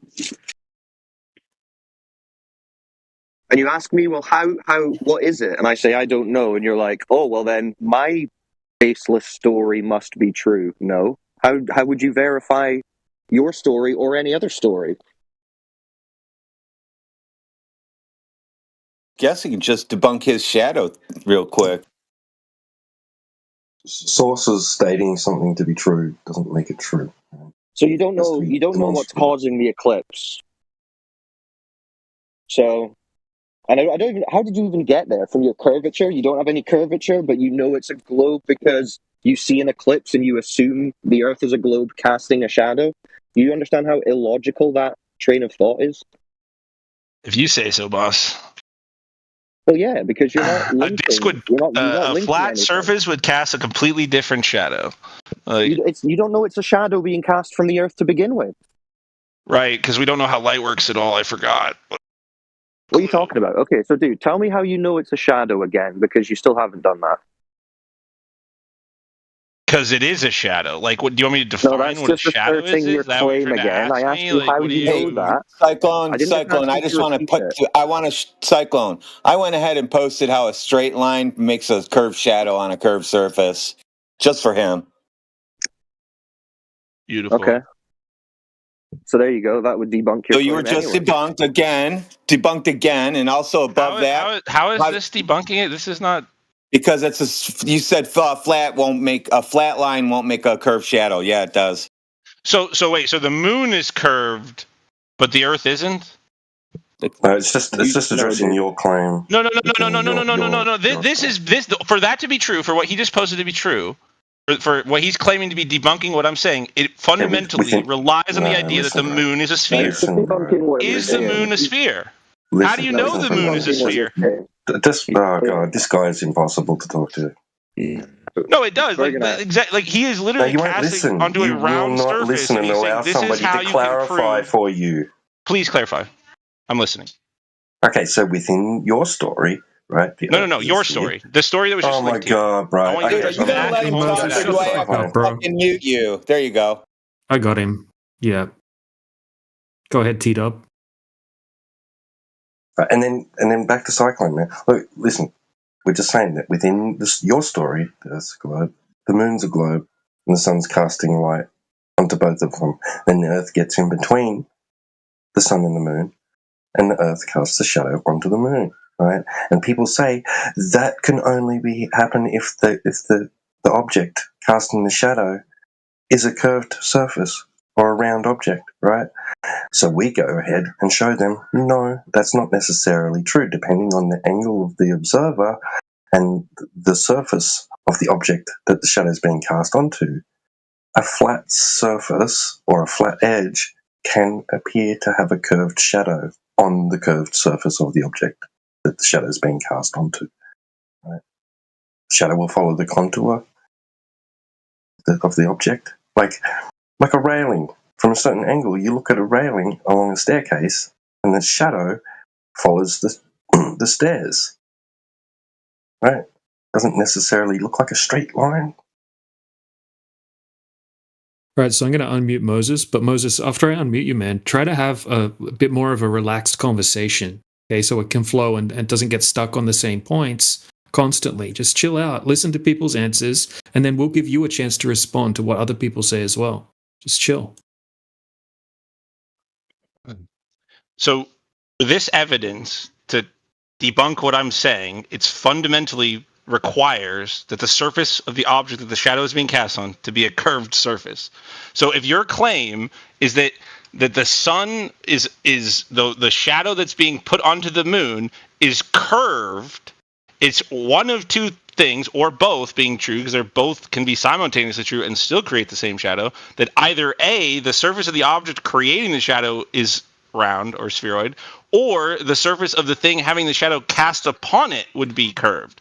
So is it that the moon is curved and the Earth just isn't? We're just different than the moon, or is that just complete bullshit? Well, yeah, But it does that whole piece of evidence is completely useless. Oh yeah, it doesn't matter what the moon is. It doesn't matter what the moon is, Moses. We don't give a How shit. does it not How's matter? that? How does it Because not it doesn't matter. It doesn't matter. How do you like that? Hold on.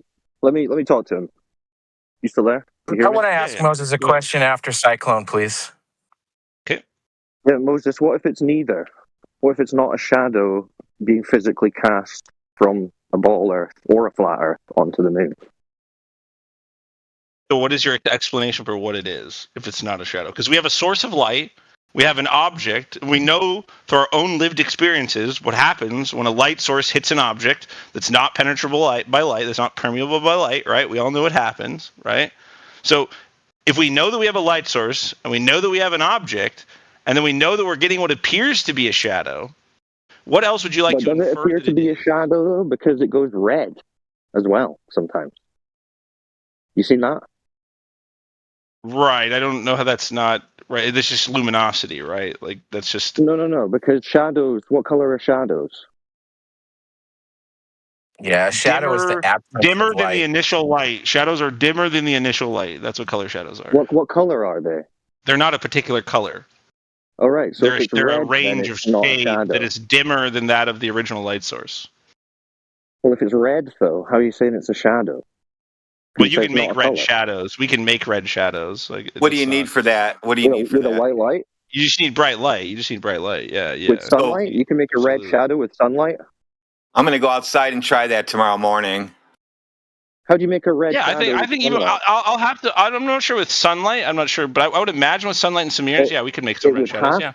It would have to be with sunlight because that's what your claim is, right? Well, yeah, on something that large, yeah, absolutely. We can't do something like that in our own personal type. We don't have something that large. We can't have that much light being blocked. If you can't make a red, if you can't make a red shadow with sunlight, then your claim's debunked. That's not true. Just because I can't make it at my scale, I'm not the sun, right? And I'm not the Earth, right? If I was the size of the Earth, I sure could do it. Yeah. Oh well, but that's just fantasy, though. That's just you saying no one could ever prove this, but it's true because I say so.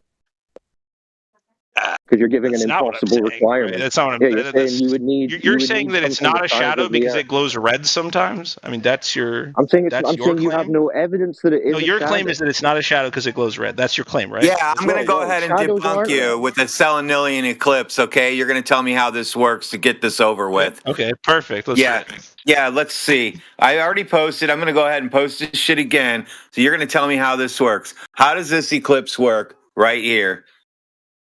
How does eclipse work where the sun's in the sky and the moon is in the sky at the same time, and yet you have a shadow on top of the moon? You need to get him to explain how the globe eclipse works to begin with, or he's just gonna. Yeah. So how you're saying the way the globe eclipse works is that the sun, earth, and moon are in a alignment, a syzygy, right? Based on your angle of perception, yeah. On the planet. Yeah, they're in a straight line. So if you can imagine a sun on one side, Earth in the middle, and moon on the other side, and they're in. It doesn't actually require a perfectly straight line, right? Like a partial eclipse. Well, it would require a straight enough line that you can cast a shadow directly through the path of light, right? Right, absolutely right. Yeah, but that doesn't require something to be like directly. So let's say, let's say we've got just imagine them lined up next to each other in a straight line for these purposes. Sure. Now, if I lowered the Earth below them, so it was more like a shallow V rather than a straight line, would we get an eclipse then?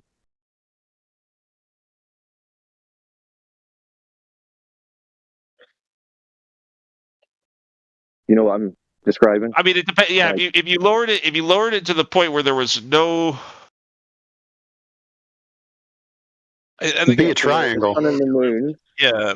are both above. They're both above the Earth in this geometric relationship. Would you be able to get an eclipse then?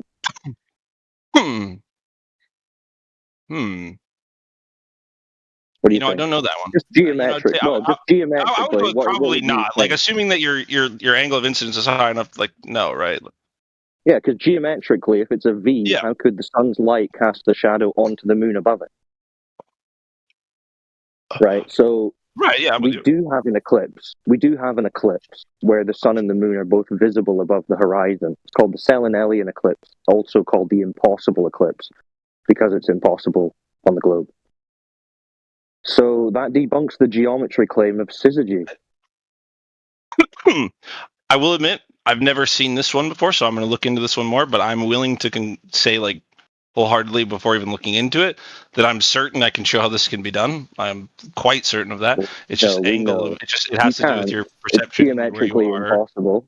Well, but you'll come up with whatever fantasy. They just come up with the same refraction fantasy. But yeah, go for it. The same refraction. So do you not believe in refraction then, or not in the way you say refraction? You lose. How's that? Yeah, if you say refraction, you lose. If you say refraction, then you can't go to the moon because the moon isn't there either. You're basically just saying light magic at that point. Light how does that magic. make any sense?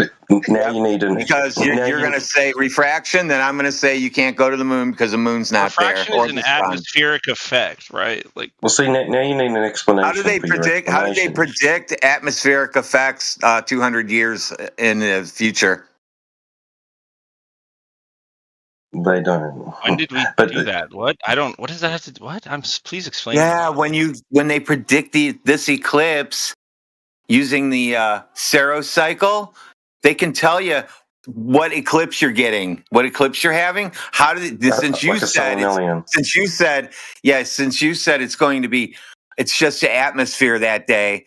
How do they know in the future what the atmosphere is going to be that day? I didn't say it's just the atmosphere day. I said it's going to be a relationship between where the person is and like. How do they know where I'm going to be? How do they have a ball that says where I'm going to be? You can know they do. They definitely have a ball that knows exactly where you'll be able to see any type of eclipse from. Like we know that we can predict that, right? Like I went and watched the eclipse today, and it was predicted to the exact time that it was predicted for. I'm confused. Like. What do you? They don't use it was beautiful. I don't know if you guys have ever watched a solar eclipse, but my God, is that beautiful! We have. They don't use a globe to predict eclipses. Lunar eclipses are cool, but it's all well and good to have explanations, right? But that's not evidence. That explanation needs to be proven to be true, right? And what you've done now, when you were showing the Selenelian eclipse, what you had to do was provide an explanation for your explanation. Right, because your explanation is at fault. So now you need another explanation on top of your previous explanation, which you never provided proof I just have to look into the specifics of the geometry. That's what I have to do. That's not a different but you never provided It's just proof. I have to look into the specifics. You never provide. Hey, listen, right? You never provided proof that your original explanation. Well, you guys true. are flat earthers, so proof is never good enough for you guys, right? So no, you know what's even worse? I just being honest, right? Like I'm not. But I did contest that I don't know about this thing, and I need to look into it. Okay, yeah, Moses, I'm going to tell you more about it. I don't. Okay, I'll let you tell me more about it. If you want to, go ahead. What's even worse is that what you think of as a shadow, the eclipse, the darkening of the moon that we see, comes from the top down. Right? So the shadow of the Earth somehow, even though the light from the sun is coming from above it, like the moon is, above the horizon, is somehow bouncing back upwards and coming from the top of the moon down, not even from the bottom up, which you would expect if the Earth's shadow is coming from beneath it. It doesn't work geometrically. You could not possibly diagram. I'm going to agree with you wholeheartedly that that's a unique looking phenomenon. Absolutely.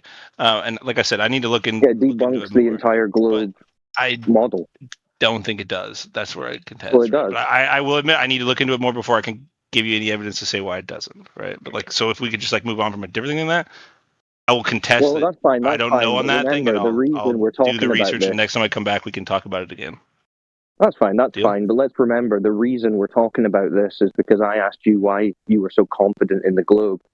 and you essentially went to eclipses, and now you're saying, well, this eclipse does seem to debunk the globe explanation of eclipses.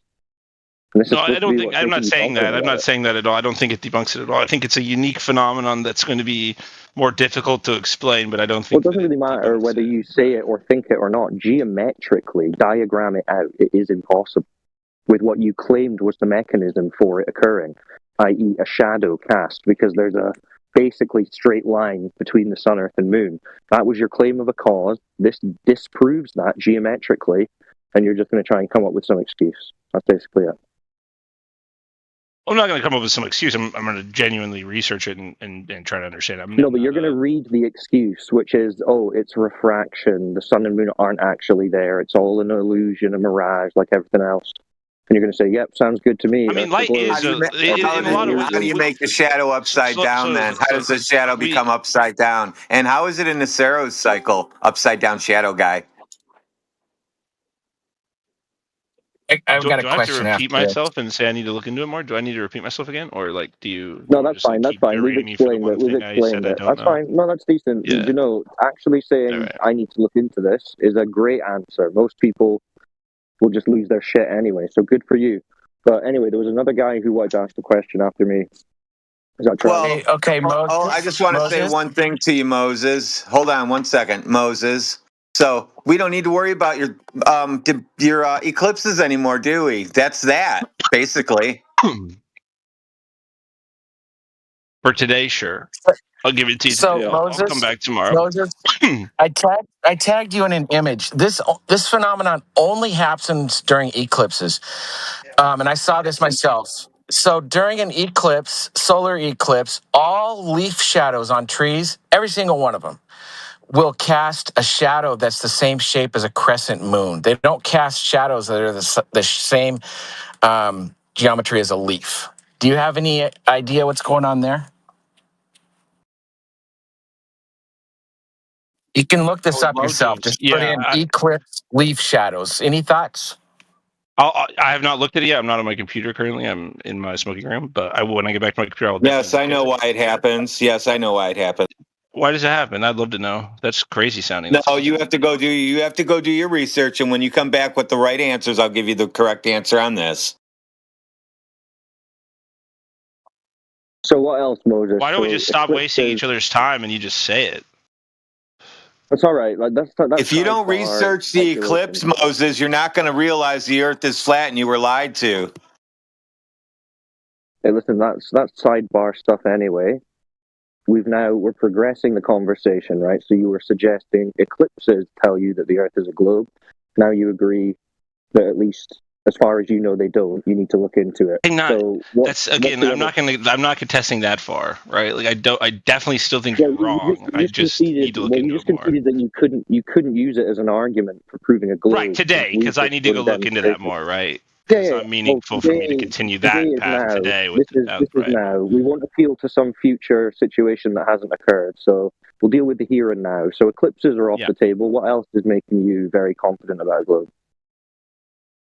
Why do we see different constellations at different places on the planet?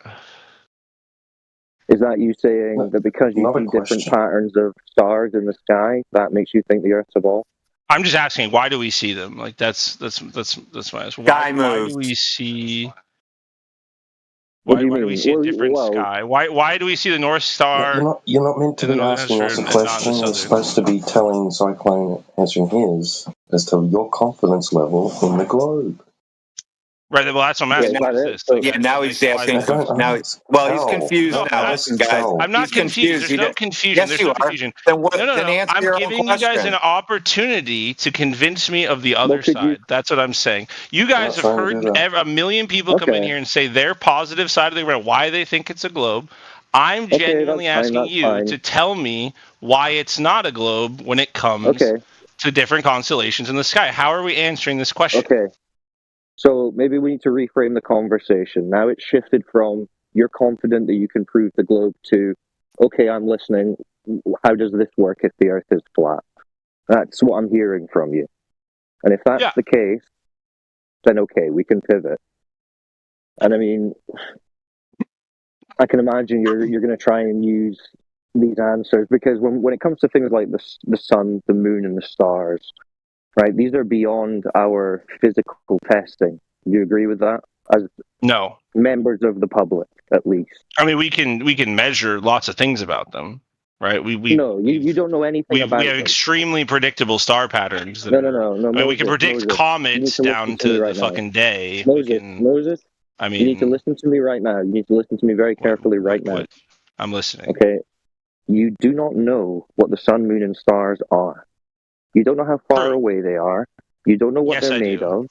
You don't know what medium they're in. Some of them we do. You don't know what mechanism makes any of them function. Okay, so before we go on to then speculate about these things, because you're under the illusion that you know what these are, we're going to have to address that illusion that you have. And we're going to do that by asking you, how do you know these things? And you're going to realize that you don't know them. You simply believe stories you've been told about. You're going to think I don't realize them because other people experience them. Other people made the drones. Okay, for example, what is the sun? What is the sun? What's the sun? The sun is a hydrogen reaction. Who told you that, and how do you know that? I'll admit that's one that we haven't said to probe. See, exactly. But, you don't it's know. pretty you don't know evidenced, anything about right? it. Okay, so It's what pretty is a star? evidenced. What's a star? It's pretty evidenced. What's a Have star? have you ever seen a nuclear power plant? It didn't look like the sun. Have you ever What's a seen one of star? those? Right, but you do understand that the scientists that said what the star was, the sun. Yes, I've been in a nuclear power plant They're the before. ones that And made as the a nuclear visitor. power plant. Yes, I've been in a nuclear power plant. Not this is as important, a visitor. Hold on, Radwin. This is important. This is important. Let's Do hear him you say understand what that the the scientist science, the said the same star was. science that you're discrediting, is the same science that built that, right? They said, okay, this is what the sun is. These are the principles of the sun. How can we replicate this? They replicated and they made nuclear You power, just said right? you don't know what the sun No, is. that's not true. They speculated about what the sun was. They Right, had they no idea what the yes. So you said they knew what the But sun it's was. the same speculation. I'm just saying it's important. It's important to Careful with your recognize words, man. that when You're something rambling. builds upon something. No, I'm not rambling. Wait, When so now are someone, you saying You are. You said that's what the sun was. Now you're trying to defend that position. He thinks that if he keeps talking, when he's someone going to avoid makes a his embarrassment. hypothesis, and then they perform scientific experiments to prove the hypothesis. Show me one for the sun. What else do you want? Like what Show else do me you one want? for the sun. We did the same thing. Like what? Show me one for the sun. Show me a scientific hypothesis that proves anything about the sun. Well, the radiation that we experience as light and heat and our entire life existence is a consequence of the same reaction. No, it is though. Like that's experimental evidence. It's like Sorry, that do you know would what be a the output. hypothesis is? That's an output. We can measure the output. We make a hypothesis that this is what it is, and we It's one of fucking these measure, guys who and just bam, keeps that's what it is. talking. Like, Sorry, I asked for a hypothesis. Ask for a I'm not going to go hypothesis. down. I've heard you bully a kid about the scientific method before. We're not going to go down that line. Like we're not doing that. Really? We're all aware of what the scientific method is, and we all support the scientific method. I hope. Well, guys, He's here to I'm be going to be on for like another 5 minutes. Sorry, Cyclone, you carry on. No, I'm just going to be on for like another 5 minutes. So I'll just like say a couple more bits, and then I'll let you take over. But it's all you, bro. This is what I'm talking about, right? You don't know what they are. You've essentially now just conceded that it's speculation. Even if you believe what you've been told is true, you've no way of verifying it, right? So you don't know what the sun is, you don't know what the moon is, you don't know what the stars are. So we're not going to go off and just speculate about what they could be while you're like, well, I know it's a giant hydrogen reaction, nuclear reaction in a vacuum. You don't know any of that. But if you're going to maintain that you do, you're going to have to give us the evidence, right? So you said you don't know what the sun is. What about the stars? What's a star? Same thing that the sun is. The same thing that the sun is, but you said you don't know what the sun is. I can still know it's the same thing, right? I don't need to know what a church is to know it's the same as the other church right next to it. Wow. I can So still you're know just that they're saying the you same don't know what thing. it I don't is. need to know that they're a church to know that they're the same as the next to it. And now you're talking about churches. Could be. Same you're thing. talking about Same the sun, thing. dude. So it's the same thing, and you don't know what that thing is. Could be 21 Jump Street. I know what it is. So it's You two don't know things. what it is. So it's, no. Okay, so what is it? I just said it. It's a hydrogen reaction, right? I mean, like that's. Yeah, and I said, who told you that, and how do you know it's true? The best scientists in the world.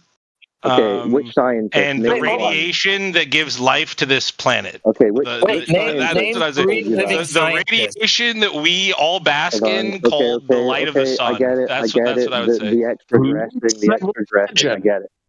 But just which scientist was that? What is the sun if it's not that? How does it produce the radiation that we live on if it's not that? Moses, which scientist was that you're talking about? Which one? I mean, it was a massive. That proved what the sun is. People that proved what the sun is. What the sun is. Yeah, and it's what you said it was. I'm trying to think of one specific thing that would be definitive proof. It's all right, so you don't even know. You just said it then. So you just said it then. You don't even actually know that what you said is true. You're now just thinking about it. Just everybody knows. Do you see how you're doing this backwards? What is the radiation that we all live on then? Like what is sunlight? Well, yeah, I'm sure you've got a million What is sunlight? questions. What is sunlight? So no, answer that. What's sunlight? Yeah, okay, good. What is sunlight? What is sunlight? It's not the glow of hydrogen. It's not the glow of hydrogen. It's okay. What is sunlight? Perfectly valid spiral at this point. Perfectly valid. So you're conceding now that you don't know what they are, right? What is sunlight?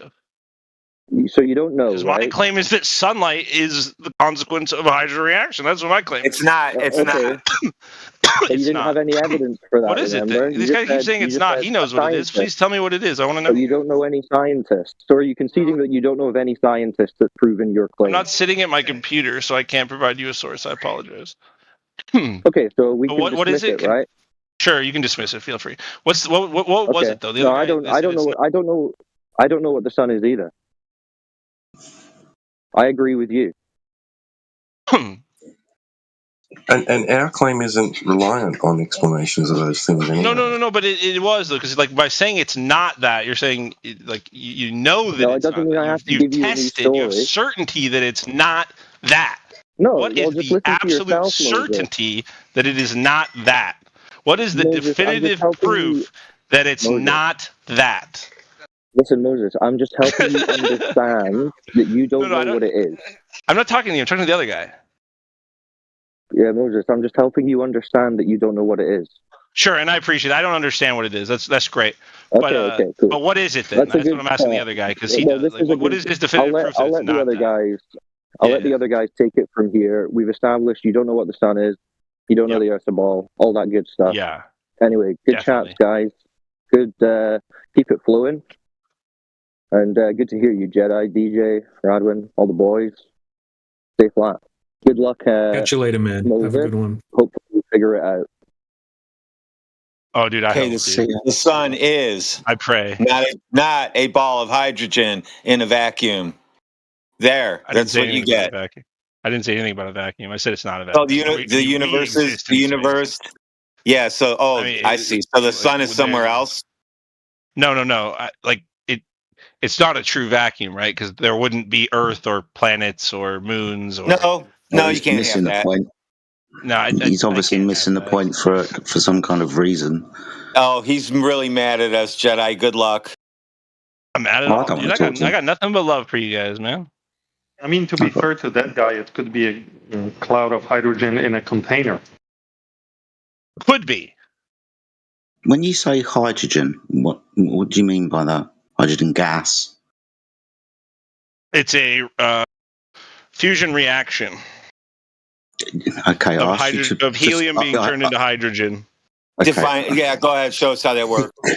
I just wanted to know the state from of matter high that you're pressure. specifically From talking high about. pressure. High pressure. So gaseous, a gaseous state, I'm presuming then. Huh? High pressure in a vacuum, Jedi. He said it's high pressure inside a vacuum. High pressure in a vacuum. Yeah, you're not retarded, dude, are you? You Just guys wanted keep to be claiming clear this that that's vacuum word. I've never Moses, said dude. anything about a vacuum. Moses, Just to be clear. What's up? Moses.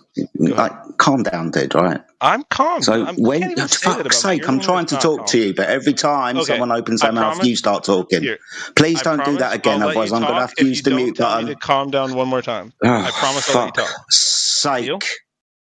No, fuck off. We'll do it like this. When you say hydrogen, do you mean in a gaseous state? Unmute so he can answer. There you go. I Is said that no what you 3 mean? times. You're just deaf. You keep Okay, cool. talking. So I you said no don't 3 mean. times. Thank you. Right, the reason why I had to keep asking is because I didn't hear the first 3 fucking times, obviously, you pedantic prick. Is this the way this Well, that's 'cause you were conversation is going to go? talking. All right. Is this the way that this conversation is going to go? You're just going to be a prick. Oh, with you? I mean, if I have to be, yeah. Because I mean, you just talk over me. And Okay, I'm going to try and have a conversation with you. So you don't mean in a gaseous state. What do you it's mean? not a conversation if you're constantly muting a person when What they're do speaking. you mean if it's not a gaseous state? What other It's in state a of much matter higher do you state see? than that. Yeah, it's like in Much a plasma hotter? state. Yeah. Okay, so in a Yeah. plasma state. Okay, Yeah. would you be able to provide a spectrum of the sun that shows that the hydrogen is a hot enough state that it's plasma? Is it entirely plasma, or is it just No, a surface plasma? No, it would definitely be hotter. To my understanding, it's hotter inside now. I will admit, I'd have to like pull this up to No, misquote here. I think it's hotter outside. It might be. That's why I didn't want to misquote because, like, it is a unique. It's a complex thing. It's the whole thing's fucking. Yeah, I know it's a complex thing, and I'm trying to understand from you when you say it's complex because I'm giving you leeway. All right, I'm trying to understand what you're saying. Well, what I'm saying is, I asked what the radiation we all live on is if it's not the reaction of that. If it's not the radiation from that, what is it that we live on? If it's not whatever the reaction is in of the sun, at the moment you're saying it's plasma, right? I'm saying it's the result. Yeah, it's the radiation that's the result of the reaction. Okay. Yeah. Is all of the sun plasma? Again, I'm going to go with there's probably a series of varied states, right? I mean, that would be my assumption, right? So there would be, okay. Let's put it like this. Do we know exactly? We can see it changes. Like there's solar flares. I'm going to ask you a question. Come on, dude. Please. Sorry, go ahead. Thank you. I was just trying to elaborate. I hadn't quite finished speaking. I didn't need you to elaborate. Well, you never do. You never want No. No, I just want you to answer my questions. So it's complicated, the sun, then. Do we exactly know what the sun is? Or do we just have a best guess at the moment that constantly changes? Science is always changing, right? Information is, we always have a more accurate understanding than we did before, right? So absolutely, it's constantly changing, right? As all good science should. With regards to our understanding of the sun, I mean, there hasn't been a macro mega shift change in anything in a long time to our understanding of the sun, right? I mean, really? There's been small improvements in our understanding for sure, but because the general idea has been pretty static for a while in modern science. Just waffle now. It just feels like you don't want to get to the end of the road and the obvious logical conclusion. You carry on talking. Can you just tell me what the logical conclusion? We obviously don't know exactly what the sun is, dude. Oh, sure. Obviously. We don't know exactly what anything is, right? Like, let's be real. No. No. Why do you have to say that? No, because I'm just pointing out, with regards to the thing that we're fucking talking about, which is the sun, and I use the ubiquitous we because we'll be included in the endeavours of mankind for this instance. We don't know really what it is. Not really. We've got best guesses, and it looks like this. This is why I asked you about the different layers, right? Because it's complicated. How complicated is it? Well, we don't really know. You're going to... Why? I let you talk, dude. I literally shut up and let you talk. Now it's my turn to talk. I'm pointing out something to you. You're demonstrating to me that you're not fucking listening, which again shows me I'm wasting my fucking time. Just piss off, dude. I would agree, like, that every time, like, the second half of everything you say is a waste of time. I do apologize for interrupting you. I don't mean to interrupt you. It's just like when you're saying something that's completely off of the thing that I said just before that, it's like difficult, right? Yeah, you defend your honour in right whichever now, here way you by are cutting pouring me off some again. kind of score on me, Cutting dude. me off again. Because you're just bullshit again, dude. Yeah, Right, I'm just pointing out to you, You can you cut don't me off really know every what. time. It's totally justified. But anytime I talk over you, I'm such a terrible person. Because you just waffle on about nothing. It's just meta with you. I'm just reaching a conclusion that we You do really the don't same know. thing to every single person in this channel. I've literally heard you use those exact same of lines to you everybody in already. this channel. What the fuck? Anyway, how is everybody else this evening? Hope everyone's doing well. DJ's in the house. See, Indio's here. I am the Lex has joined us as well. Peter, I heard your voice earlier as well, Sunshine. Good to see you. Doog221. Chess Clown's in the house. Dan Aveda, what's up? So, anybody else but that guy for a bit. So, I hope you're all doing well. Says who's in the house? T-Dub is here. Travis towards the bottom, and some Russian guy's name that I can never pronounce. Professor Triangle's here. Hold on, Mr. Freeman's muted. I'll say hello to you about that. Anybody else but that guy at the moment? That's Satoshi. Hey, Oh, is Jedi, look at that image I posted. That's that software I wrote last week. I don't know if you saw it, but I'm tracking those planes with an antenna in the back of my house. Oh, wow. Okay, dude. Where did you... Live. Yeah. Oh, okay. Gotcha. Oh, wow.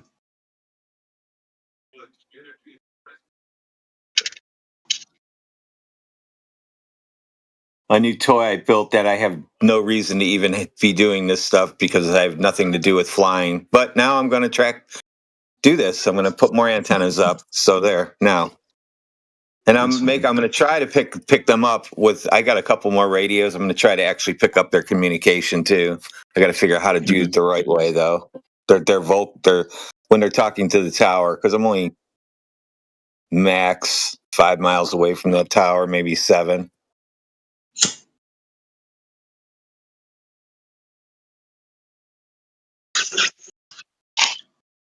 Sorry, man. I'm just looking at what you're showing.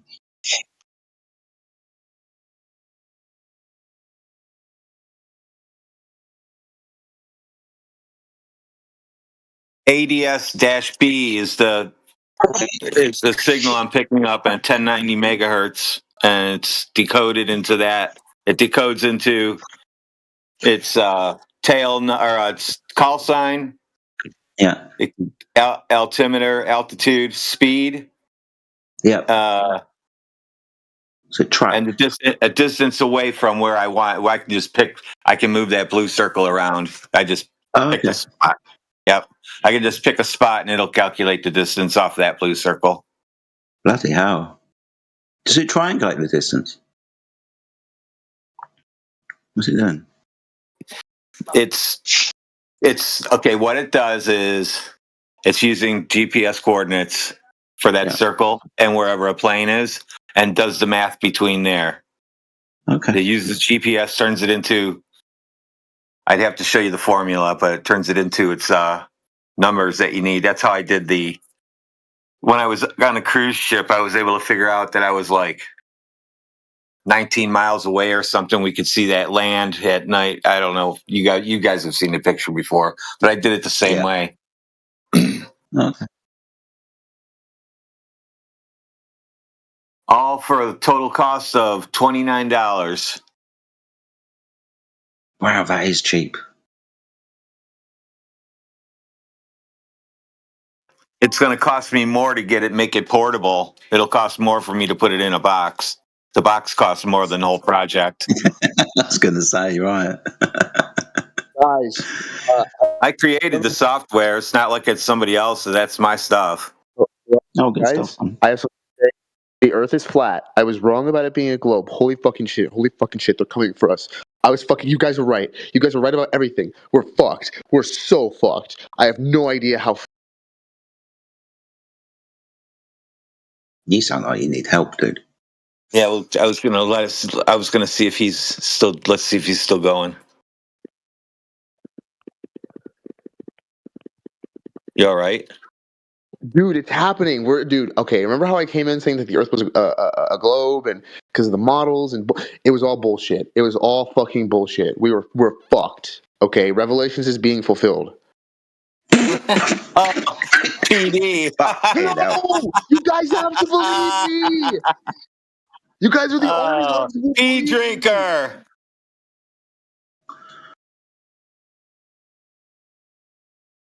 Wow. Everybody's coming out tonight. Bloody hell. I shouldn't have taken a drink then. What the hell? That went everywhere. I keep looking up and down the channel and seeing Moses still muted. So I have hope for him. I want to give him another chance, but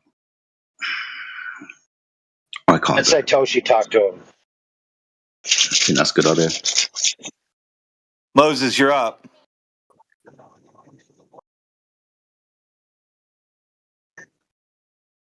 I guess I'm not sure if Saitoshi's available.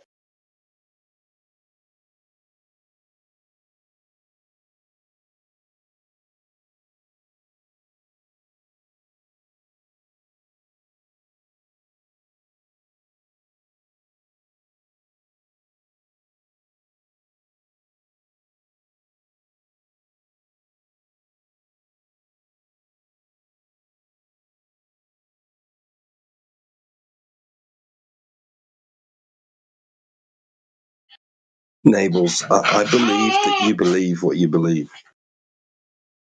Nah, I don't believe he believes it.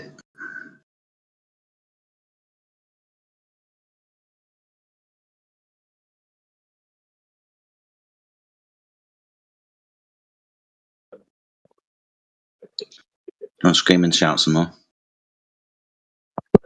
Space Jews! Space Jews!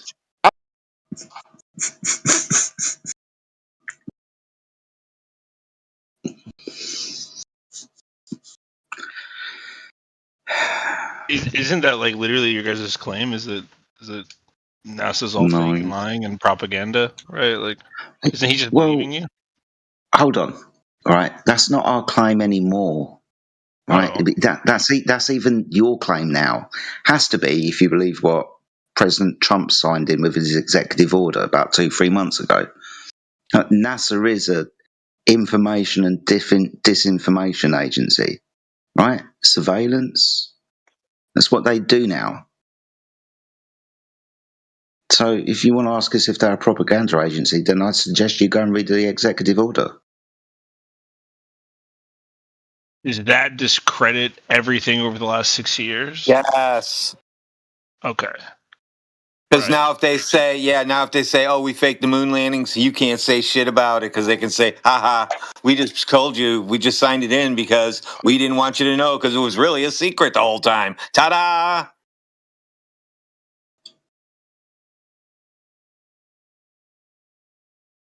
Propaganda exists. What about the everywhere, rest of space? Like, did we ever have astronauts orbit around the planet? Did we ever shoot rockets into space at all?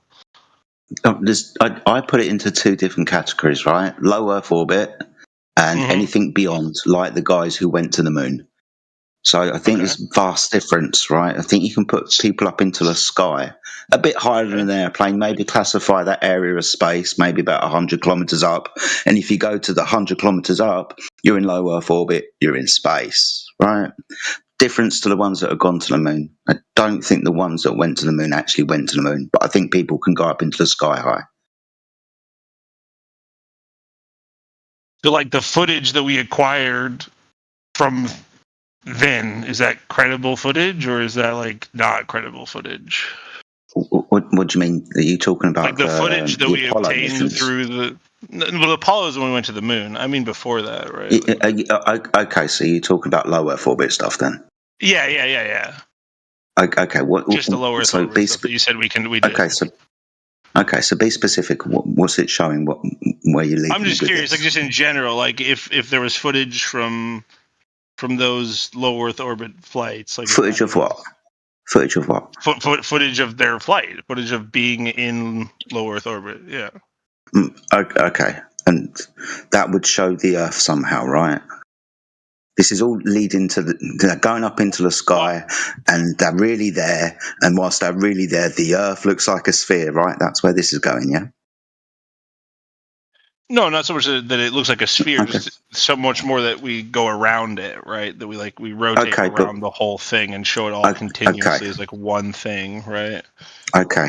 So rotation around a sphere. It's not even about is the different shape. from- It's just like that it doesn't even, I don't even care about the shape. It's just like that we created we traversed around it in a way to create a 3D model of the whole thing, right? Like we went around the whole thing in many passes, in many directions, right? Many rotations. Okay.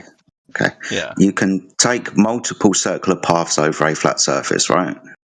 You don't need to have a sphere to end up where you started from. I'm not saying you do. just I'm not saying traveling- you, right. I'm not. I'm just asking. Like, if there was footage of that, that would be real footage, right? That's not fake. That's not propaganda agency footage, right? Like, what from NASA? Yeah, from the. I don't know. See, I don't know now. If you're talking about stuff in the I'm talking like past, then- footage. I'm talking like we're talking like shit from like before we went to the moon, right? We're talking like Yeah. low Earth orbit shit, right? Okay.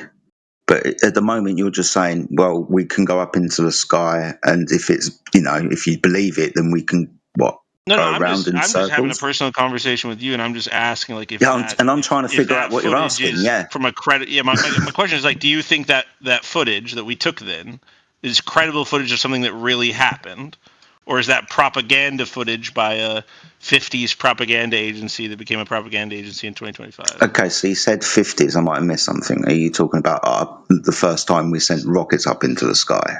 I'm talking everything Right, from I think- the start of the I think space we've race sent to rockets before up the into the moon. sky. I think everything before Yeah, the moon. Yeah, so you send rockets up into the sky and there's cameras on them. Okay. With people I in get. them, with cameras in Oh, their with people. hands. Yeah. Oh, with okay. people in When them. did they do that? The Because really, all I know is the only person who's gone really high before we started sending rockets up into the sky were people I'm on talking low balloons. Earth orbit. I said low Earth orbit. I said low Earth orbit. So in the 50s, that was balloons. Do you think people and Maybe not. balloons It were might have been going? like the early 60s. It was before. I'm just saying everything from the start of the space race. I said everything from the start of the space race until before we went to the moon. Right? I get that you don't believe we went to the moon. That's all propaganda. I Okay, get no, that. that's fine. I'm just asking: Right. is the rest of this propaganda as well, like the moon landing, or is this credible information? That's what I'm trying to ask. So I'm struggling to answer because I think the answer's both. I think some is real and I think some's propaganda. Even back then, right? Like we're just talking low Earth orbit. We're pushing the bounds of science. We're literally shooting massive rockets. Okay. I mean, one of them blows Okay. up and kills a school teacher, right? Okay. I mean, like it happened. Do you know the history of NASA and how they were established and started? Do you know who was in control of NASA and the associated companies like JPL, for example? Yeah. Do you know who started? So I know that JPL was were, a major contractor and did most of it. Yeah, I'm aware. Yeah. We understand. My wife's father. You know the chain of events before the end of the Second World War, right? The nuclear bomb, the Project Manhattan, yes, and then NASA. You know that logical absolutely. framework, right? Yeah, absolutely. Right, cool. We wanted to put warheads in space. Yeah. So we have to understand this is military. Absolutely, right? No question. Right. So then, in that case, I don't know. Because military is very much a need-to-know basis. Now, just look at Project Manhattan, for example. Right? Now, the people that were involved with that... Did the school teacher die on the Challenger or not?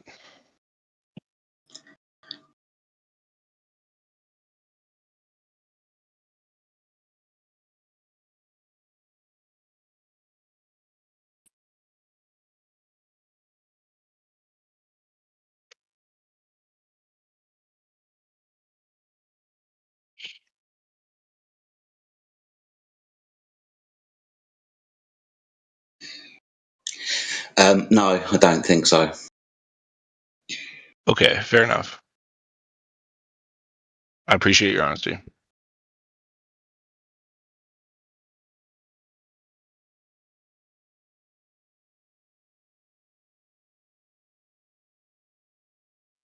Did Jedi drop? No, he might. I'm still here. Yeah. It's just Oh, okay. was talking about NASA in the early days and trying to walk down a path, and I got sideswept with that question about Kirsty McCulloch or whatever her name was. Yeah, I'm just like trying to understand like what if you were to give me like a. I'm just trying to gauge how much like where like what NASA's a propaganda agency. Why would you believe anything they said? And so nothing. Your take is 0%. Yeah, 0. Ever said. No. 0%. Yeah, nothing they say at all matters. Not even from the beginning. No, till no. Nothing. Yeah, my dad worked for a spy agency. Yep, he worked for a spy agency. Have you followed the document trail showing the founding of NASA after World War II? Yeah, we were just talking about this. Yeah, yeah. I'm not disagreeing. Yeah, so it was born out of the President's Psychological Coordinating Board. We want to put nukes in fucking space. I'm not disagreeing, man. I can elaborate on much of this too. I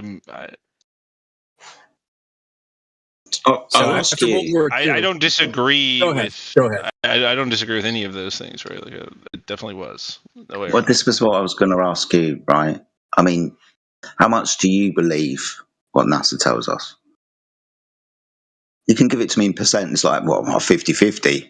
Like now, with new knowledge that it's been declared as it's what has been, and you look back to the history of NASA and how it was started off. I've known all that, blah, right? Blah, blah. Right, I've known all that from minute one, right? Yeah. I respect the need to be trepidatious about information from any government agency ever, of any kind, or really of any person at all, right?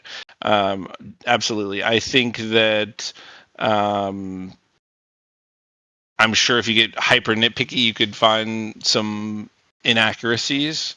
I think that there was a lot of amazing scientists that put a ton of amazing work into the development of a ton of amazing systems that definitely were created, definitely did work, were definitely manufactured and made, and we definitely have video evidence of it occurring. We can watch the rockets launch from the ground. We can watch the video footage of the astronauts in their capsules. Sorry to interrupt you.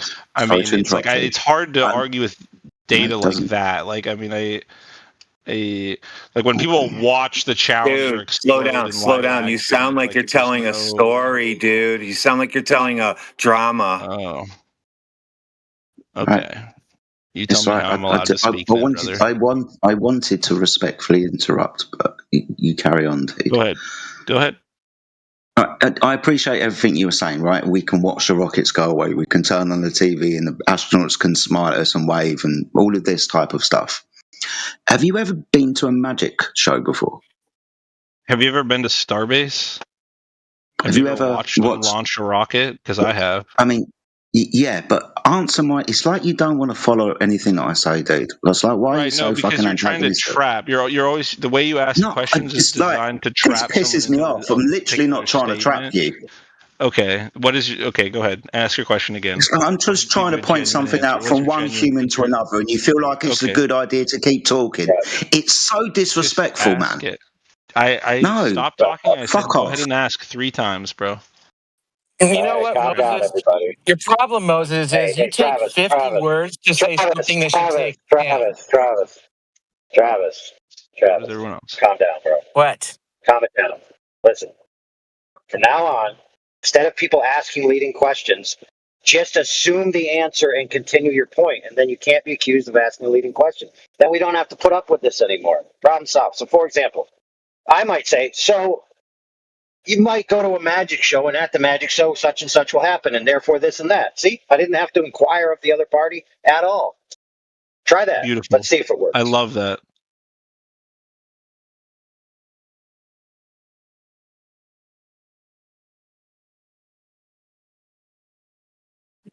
Right, so you might go to a rocket launch and you see the rocket go up and far, far away. That's it. No globe required. If ever I can watch a continuous feed that shows the exact place that I'm at, and then it continues on farther, long beyond that, into space. Right? Yeah, how's that in orbit around a globe? Right. You At guys what point does watched this any of the become a globe SpaceX orbit? launches? Have you watched any of them? Yeah. Which one shows us a globe orbiting around a globe? All of the math done No, I in just need one because I allowing haven't seen it a to single one that shows attach a to globe the. orbit. I guess we're watching different things. I'm not really sure.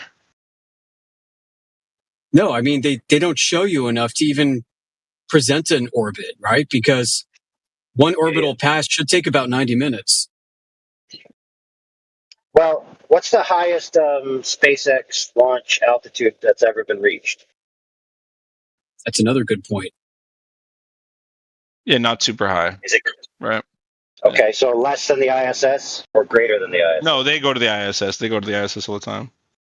Okay, fair enough. So the ISS can only see, in an ideal I mean, the situation, ISS isn't 3%. even really technically in space. It's just Okay, yeah. Okay, bro. I know.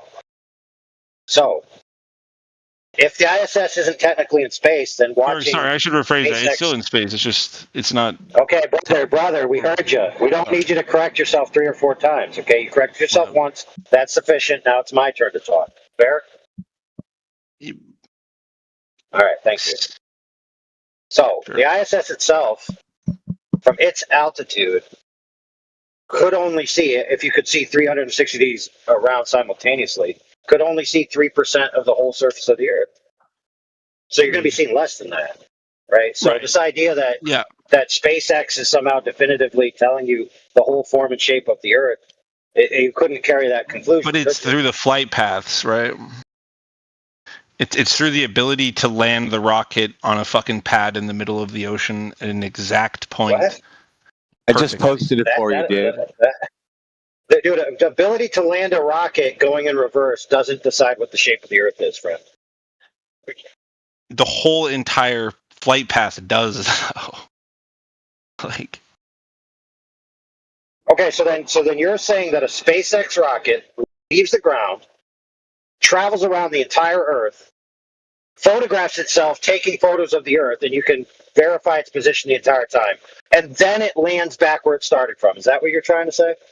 different parts. Those are disconnected parts, right? So we have a capsule and we have a booster rocket, right? So the booster rocket is the part that lands back on the platform, right? That just shoots up, right? The capsule, fair enough. So flight path is what shows the curvature of the Earth, right? Like that's the part, right? Like okay, so what capsule? How it gets to where the ISS is and effectively docks, the math and the path that it does to do that is around a circular Earth, right? Like the math that keeps the space station in the sky is the fact that the Earth is circular and it's falling as it rotates around the Earth at the same speed, so it stays steady in the same place. So it's like both, like the existence. Yeah, but you got a lot of assumptions only in there. works if the Earth is round. I like the math keeps it in the sky one myself. Yeah, that was a good one. By You the can way. look this up. I know, I understand, dude. I Mathematically know where you're coming. I know where you're coming from. I used to be a Glober just like you. Yeah, math keeps it in the sky, dude. I used to think math can grow apples and everything, but I realized math does not grow an apple. It depends on what you mean by that.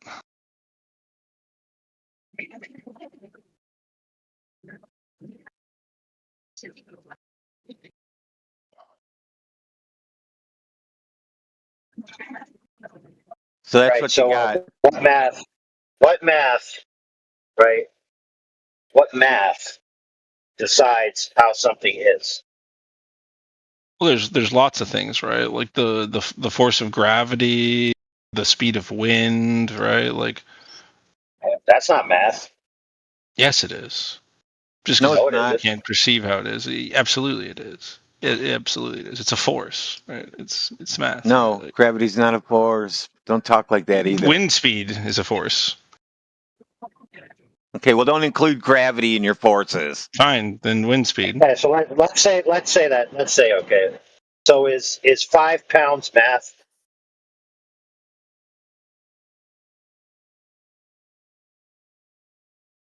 Wait, sorry. What was your question? 5 pounds. I have 5 pounds of dough. Is that math? You have 5 pounds of dough? Yeah, dough. You know, you make pizza with it. Yeah.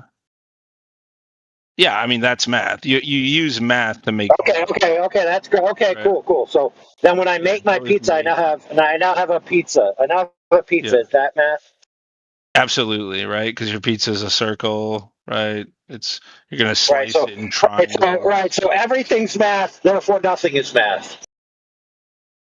Well, I would definitely take the claim that everything is math for sure. Yeah, everything is geometry. Absolutely. Oh my goodness.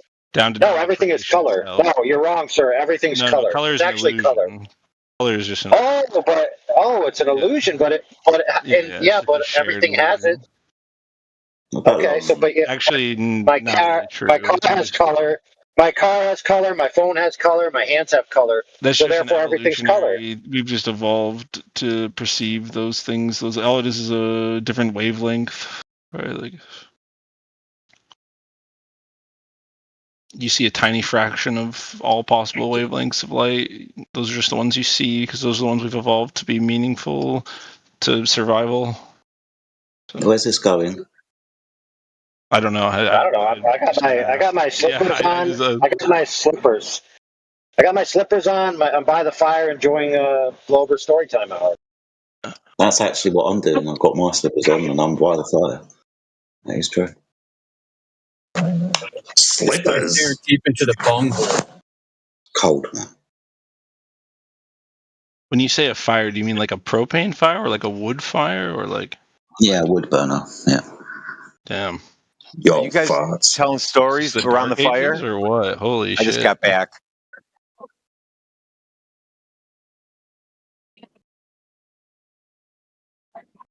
Do you have a glass of brandy as well, lying on a tartan rug? Just lying naked on a bearskin rug.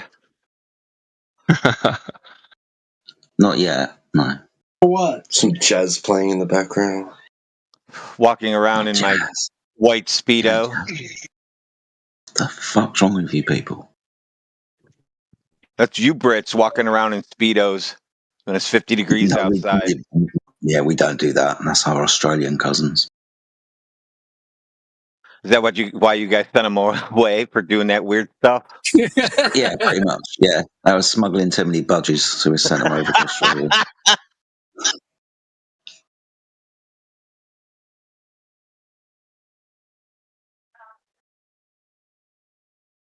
So yeah, I don't know where we're up to. I do apologise.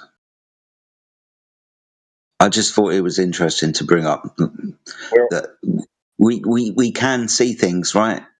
We can give evidence to an observation of something, but if we look logically through the steps of the observation, like for example a rocket launch, right? There are stages to what we can see and what we perceive, right? Yeah, we can watch the rocket go away and then we turn on the TV and then the TV will tell us that what's happening when the rocket's gone away, because eventually it will go out of our sight, right? When we have cameras on rockets, we get multiple cutscenes. Now, we have to understand that it's probably prudent to understand that these types of things can be akin to like a magic show, right? You can be shown things, the sleight of hand, you can be distracted by something, look over here whilst I do this. And it's interesting to lay the parallel with these types of propaganda tricks. NASA doesn't have to be the example. SpaceX is a private company, though, right? Just to be clear, right? What's their purpose for doing that? Like, if they are doing that, like, that's my only question. Like, this is like a cabal, like, fucking conspiracy theory. Like, they're like, what is the advantage to a maybe they're just like magic driven public company? Dude, how do you know they're a public company? Well, they're not a public company, sorry, a private company, but they're a profit-driven company is what I said. If I said public, I didn't say that. I mean to say that. They're a private-owned company that's for profit. All right, like what is their... Who? Why? What is this conspiracy? SpaceX. You need top secret clearances to work there. Just do a job search.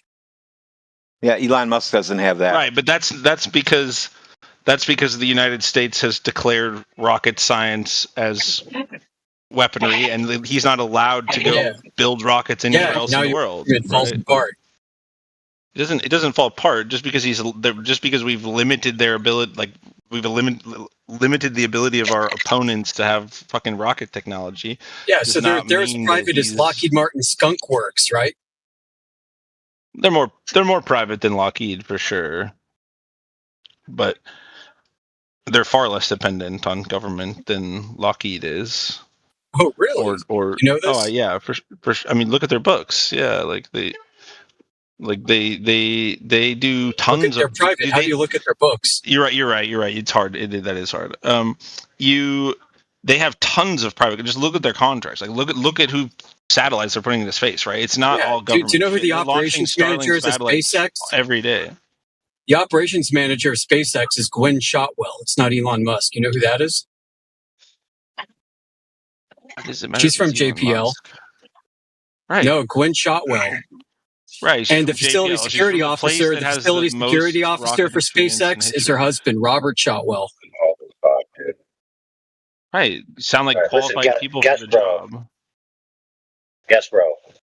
Okay, I'd like for people to finish their sentences. So for the love of God, let them do it. Thanks. Yeah, so my greater point is you haven't looked into this like we have. Those sound like qualified people for the positions. I don't like when you're trying to build a successful rocket company. Are you going to take the people with experience or not? I mean, I don't like they're good at their job. Like they have those jobs because they're good at their jobs and they provide quality service. I mean, Elon Musk demands some of the highest quality out of employees of any boss, right? He pays extremely well and demands extremely high quality. Right? I don't. Yeah. Well, you know what the funny thing is, Elon Musk is not the highest cleared person at SpaceX. It's the Shotwells and a whole army of other people, including engineers, right? And because of their clearance, they actually have to lie to Elon Musk about certain things they're working on. Yeah, I'm not going to say that that's not possible, right? I could see. Well, I they could have to. definitely They see have the to. government using a backdoor. As part of I can see that. obtaining a facility clearance, they have to. This is also for FOCI mitigation. You know what FOCI mitigation is? Foreign ownership, control, and influence. Yeah, I'm not objecting, right? It's the same thing as the limitations on the rocket's technology. I honestly, yeah. So they're not just like right. So you can't really make it out as just like they're a couple dudes in their backyard shooting rockets. Yeah. I'm not trying to make it out like it's that. I'm not trying to make it out like it's that. I'm not at all. But like, it's like I don't know. The conspiracy angle still just seems. It's like you have to suspend so much belief, right? Like you have to they're just a very tight-lipped company, and very few people have full knowledge and access to what's going on. Just like Skunk Works at Lockheed Martin. Right. I'm not. That's a fair comparison for sure. Right, and furthermore, this being part of the space program, the space program is founded under the National Security Council in 1958, which sets forth a psychological warfare operation. You can download a copy. You're not even allowed to ask those people questions, are you? You're not even allowed to ask people above you questions about stuff. If even you asking questions will get you fired. Yeah, because they will report you for asking questions because you're a security risk. Yep. Because why are you asking questions when you know you're not allowed to ask these badge colors any questions? You're not even allowed to say hi to them. Right. So let me help set the context here. I don't know. I'm confused. Absolutely, friend. Absolutely. So let me set some context here. So many people will bring up SpaceX because it's one of the most famous alleged private institutions that does space stuff. But they bring it up to try to combat this idea that space is highly controlled, militarized, and secretive. And they give us this example, but then when you study it, you find out that they're still under the umbrella of that secrecy and being controlled by governmental agencies. So there is no free, open source space programs. They just don't exist. They're all highly controlled. They're all highly modified. They all have agents from the government inside the works that represent the government's interest, et cetera, et cetera, et cetera. So this idea that space is just available to the common rich dude and he's just doing all this stuff and there's no conspiracy that he wouldn't be aware of and he'd be blowing whistles, like that's just la la land. I'm not saying that there's not any secrets, that they're not testing technology or they're not fucking, hiding proprietary. Like I'm not saying that's not happening, right?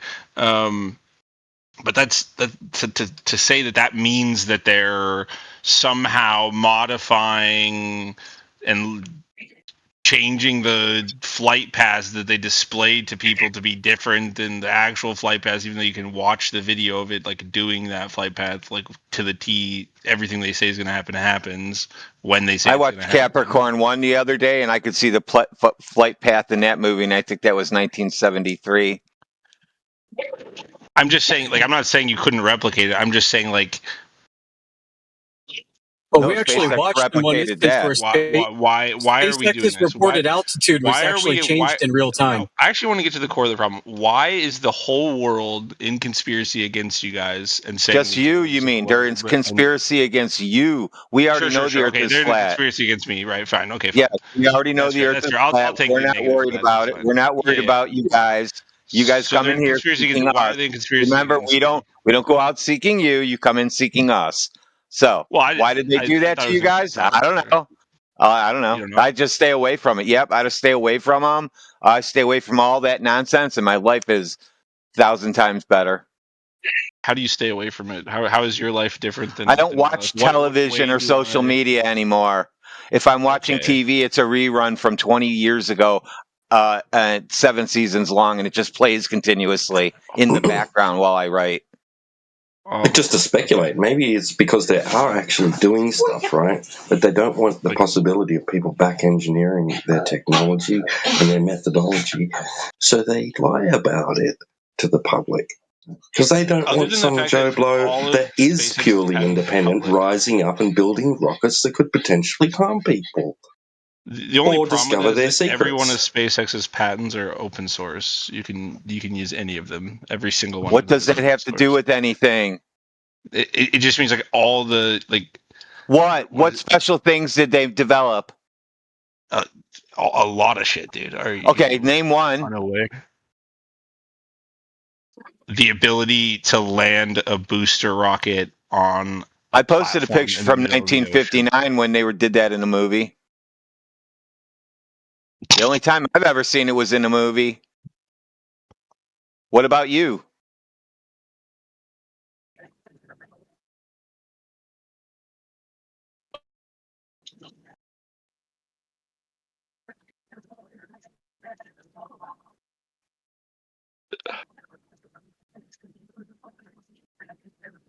It's funny how the very validatable things that are used to endorse the veracity of such endeavors are all things that are on the ground. Kind of weird.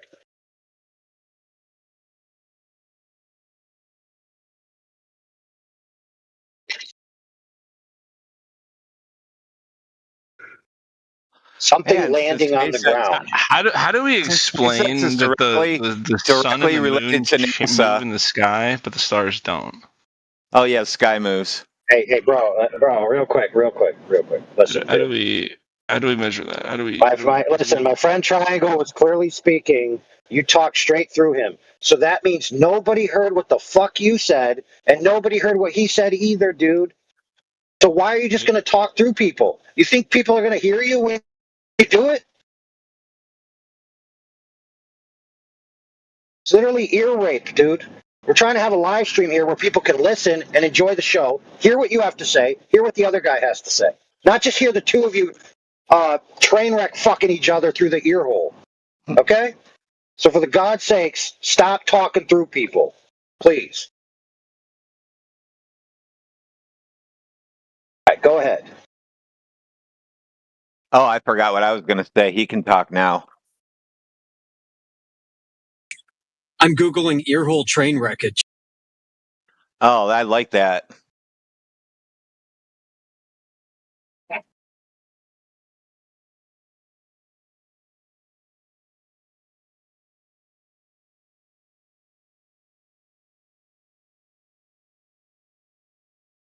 Okay, so now that I cleared the floor for you, you don't want to talk? All right, somebody else talk so he can interrupt you. Maybe we'll finally get him to say something.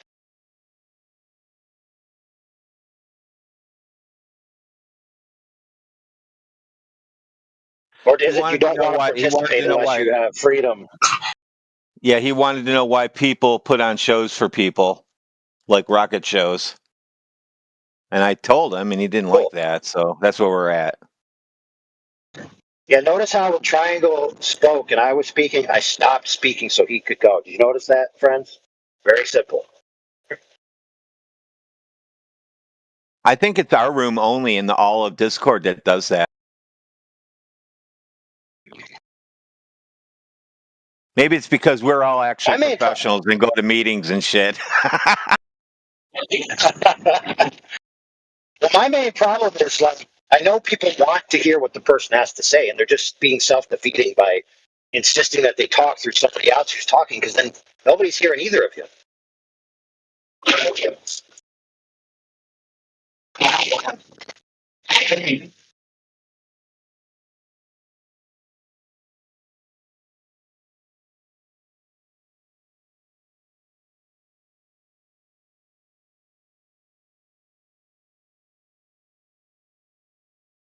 You know, not a lot of people have been in a situation where they are actually in an environment of a government lying to the people, and they were above the lie. Do you follow what I'm saying? So, like, in certain factors, there'll be, you know, the heads that know, that they truly know what's going on, but all their subordinates don't. So they know that what they're telling their subordinates isn't true. The subordinates just all believe it's all true. But then there are outside people that are even above those people that know that it's not true. And very few people are in those positions at certain times in their lives. Most people are really grasping at straws for the greater picture of what's really going on, even within their own society.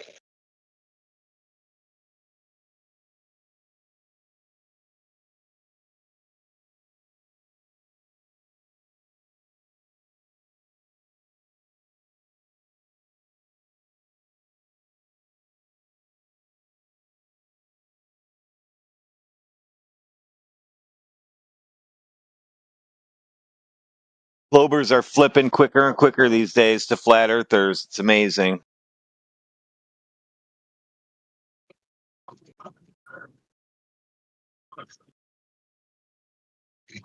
So don't test. Who here thinks there was WMDs in Iraq?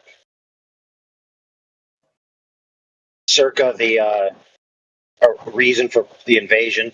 You know, they got WMDs. Part of the reason that was given for the 2003 invasion. I can't comment anymore since NASA was declared an intelligence agency. I'm glad you said that, because evidence was presented to Congress of NASA photographs, high altitude aerial reconnaissance and satellite imagery, supposedly, of weapons of mass destruction in Iraq territory. It was presented as evidence that there are WMDs. Maybe that was just propaganda. Who is the US to say that other countries can't have them anyway? They have them. No, you're not allowed. You guys aren't even allowed to have guns. You should really. You guys. Now that's a knife.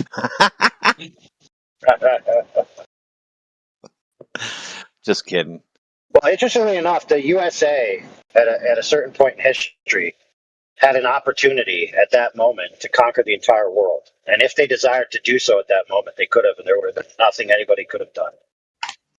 But rather than conquer the whole world by military force, they rebuilt a lot of the stuff that was destroyed. Now, that doesn't mean what's going on now is as benevolent as what happened then. But, I mean, the reason why America gets to tell other countries what to do is because they decided we get to, and ain't nobody told them no. And nobody can tell them no. Well, you just Pretty much carried the on. reason. You just carried on building your military up after the end of the Second World War. You had the largest navy as soon as the war finished. You just kept producing shit. You had a massive the ability to produce arms at a massive scale, and you just kept doing that. Yeah, like I think our aircraft carriers are like greater. Our aircraft carrier space is greater than all the other countries in the world combined. Yeah. And many of our facets are like that. And our military doctrine was be greater than the next 7 nations. Yeah. So if America is number 1, then they're bigger than number 2 through 9. Or no, Well, 2 through 8. China and Europe, basically. Yeah. But now keep in mind, friends, it wasn't just America that was involved with the Iraq invasion. There were three facets that were involved. British were involved, but there were 27 nations that were involved. 27. So it wasn't just America going rogue and deciding what to do on its own per se. Now, after the first Gulf War, Iraq invaded Kuwait. Okay, and so the first Gulf War was to repel an invasion. But after that, there was a treaty signed. And so Iraq agreed to certain terms in the treaty, and supposedly they broke those terms over the years. And part of those terms were to have their WMD facilities, which were capable of producing WMDs, be inspected on a certain regular interval by certain members of that 27 group treaty. And so they started not allowing that to happen. Supposedly. So, no, you're not allowed to look in our weapons closet to see if we have weapons. And so they were like, okay, you're in breach. And then there was some other evidences that came out that maybe they do or don't have them. For example, the guy that put the NASA photos said, look, here they got them, et cetera, et cetera.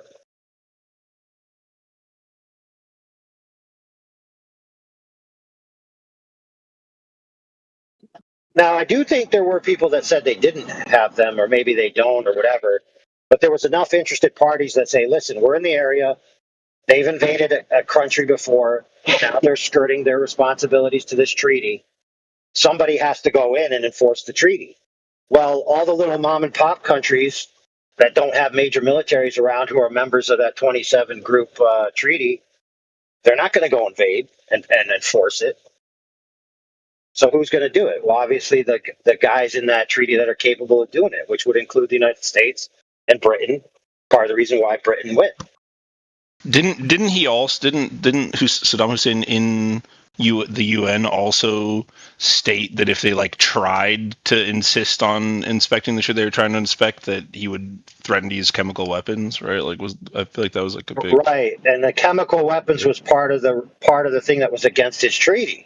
So it's like if you're threatening to use chemical weapons, you're basically admitting that you have the weapons you're not supposed to have. Yeah. Now, interestingly enough, when we ever find them, right? I don't think. So that comes later in the story. Now, when we did invade, when you're saying you have them and you're going to use them, we have to assume you have them, right? I agree with your logic. Yeah. Yeah, to that degree, where it's like, look, bro, you're basically on parole. Mm-hmm. Somebody said they saw you in your house with 17 AKs, and you're not supposed to have weapons, bro. And then you threatened your neighbor to shoot them with an AK. I think we have probable cause to come in and check if you're violating your parole. Yeah, I agree. But doesn't now we did threaten back, dude. So you guys may not know this, but we brought the Moab with us, and we also brought tactical nukes. And we told the Iraqis, if you chemical warfare our troops, we're tactically nuking you. It's that simple. So there ain't going to be no chemical warfare, or you're going to get it. Now, whether that was a bluff or not, who knows? I'm just saying that's what we told those guys. Of course it was a bluff. Yeah, I think we'd have been unlikely to actually drop the nukes, right? I think, but at the same time, I wanted to see sand turn into glass myself because I wanted to try to sell that shit on eBay at the time. Well, I don't know. Maybe the Moab is sufficient to do that. I don't know. I haven't done too much research on what happens after that blast.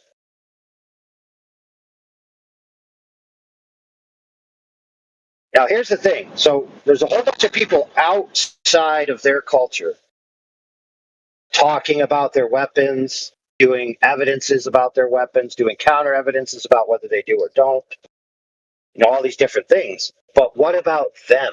How were they thinking about their own weapon? Well, I can tell you. You know why? Because I was there. I was in their facilities. I actually was in their WMD facilities. I actually saw their propaganda and some, training material, all that type of stuff.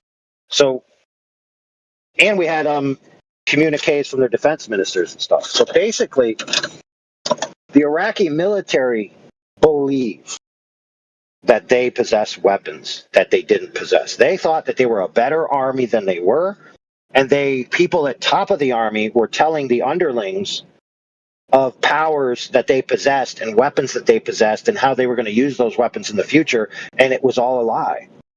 It was just pure chutzpah, like, oh, we're the best. We got missiles, we got rockets, we got WMDs. Eventually, we're going to shoot America and blow them up, and we're going to shoot Israel and blow them up, and then we're going to take over. We're going to have barbecues on their land, and we're going to date their blonde chicks. All this huge propaganda machine. And they were deceiving their own people. And not only that, but they were deceiving their local enemies. Because some of their local enemies, or other countries that they had problems with in the past, believed that they had these weapons. So it was basically this big bully saying, hey, I've got all these weapons and I'm going to use them, so you better be under my heel. Power projection. So they had a vested interest in maintaining the deceit, in maintaining that, oh, no, we can't let you look at our WMD facilities, because if you broadcast, yeah, we looked and we didn't find anything, then our enemies will know we don't have them. So there's all kinds of weird motives going on and in flux.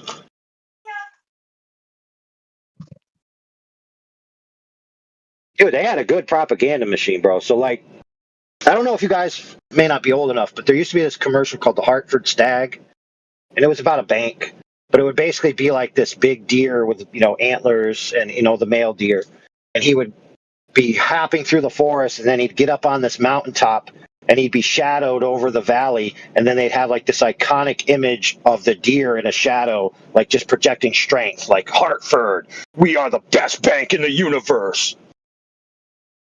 Or there's also was the classic Americana cabin in the woods with your family and a barbecue on 4th of July. All these different imagery, and they had different versions of this imagery where they were now in our land taking over us. And part of the reason how they get to that is with their weapons that they didn't have, that they were telling all the people, yeah, we're going to build up this army. We're going to take over America. You're going to be living at the lake house, barbecuing with the kids. The Hartford Stag is going to be ours. All of these or you types could of just weird get your Coca-Cola machines, vending machines, out of our country. Yeah. Yeah.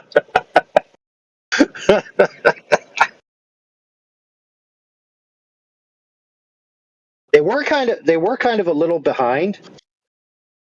It's hard not to believe that, though, right? As a person there, right? It's hard not to believe the promise. Oh, yes. A better tomorrow, right? Correct. And part of it too was kind of there's obviously, when it comes to places like that and places like North Korea and different other places, they do a lot of systemic censorship on outside world knowledge. First off, they denigrate it. Oh, the other countries are always lying. Of course, they teach you that, but then they try to stifle you from finding out good information. And it really warps the way you perceive reality. This was the most weirdest reality warp that I encountered when I was there. So the defense minister told, so there's the elite guard, the Republican guard, and then there's the general troops and stuff. So they basically told the general troops, who were going to be the ones that would encounter the American army first as we went north towards Baghdad. They literally put out a publishing saying, what are the forces that are coming? What to expect? How are you going to counteract the American forces that are coming? And so basically a synopsis of what we have, how it works, how to attack it.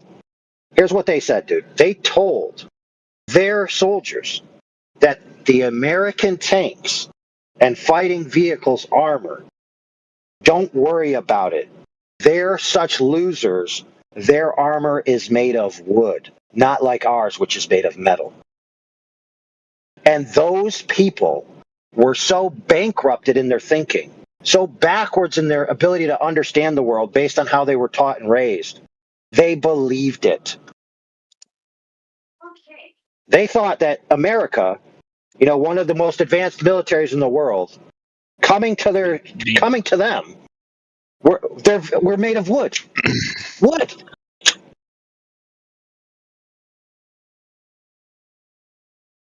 Like, how backwards do you have to be to think that?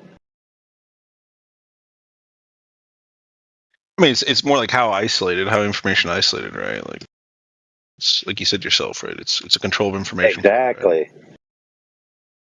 Exactly. To them, that makes sense. Because that's their world that they live in, and they don't understand the levels of deception. Now, if they had a friend, like, I don't know, just imagine some Iraqi name. We'll just call him Jeeves, because that's all I can think of. So imagine your friend Jeeves is like, hey, bro, that ain't made of wood, that's made of metal, you dumbass. You think tanks are made of wood, you stupid? Everything else we have, vehicles, parts, they're all metal. You think a tank is going to be made of wood? From a country that has enough money to be able to send their army to us? Are you dumb? And that person's going to be like, bro, you're a conspiracy theorist. Why would our government lie to us? Don't you know that NASA tells the truth? NASA tells the truth. This is a beautiful story. I loved it. Don't you know that Elon? Don't you know that? Hey, real quick, brother. Don't you know that Elon Akbar has a rocket program?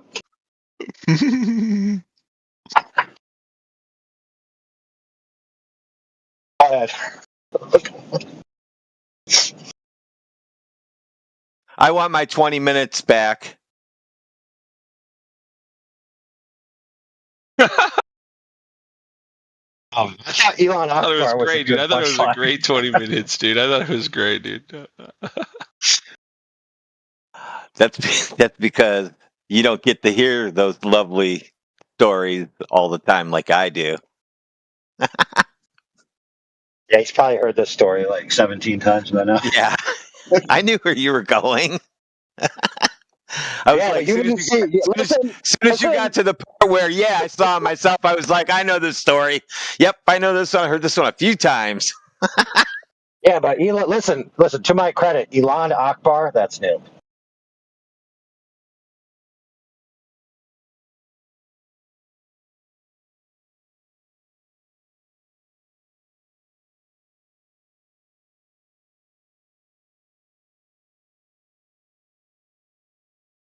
Yeah, so the moral of that story is that from the inside looking out, there's one perception, and from the outside looking in, there's another perception.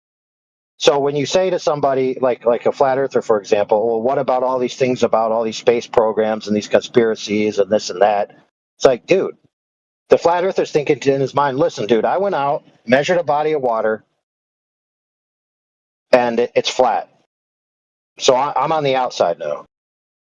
So when you're telling me all these fancy stories about your space dramas and Elon would have to be lying or this person or that person would have to be doing this or that if the earth was flat, it's like, no, dude, the earth is flat. So I don't need to know why they're doing all their weird stuff. You could keep looking on the inside thinking the tank is made of wood, but I know it's made of metal, my friend.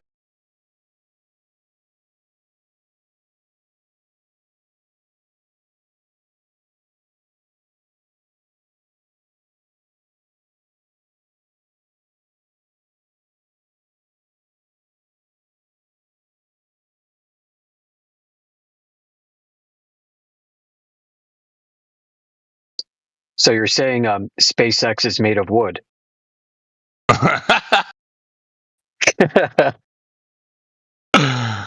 I'm saying it's pretty easy to land a helium balloon.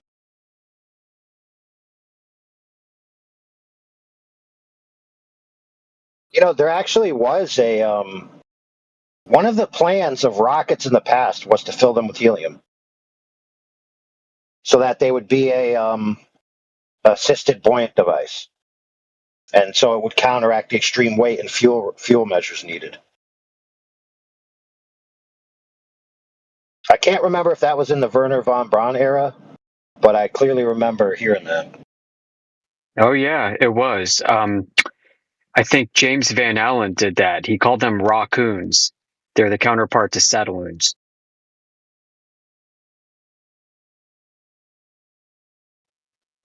I might be a little wrong about that. Somebody might want to fact check me.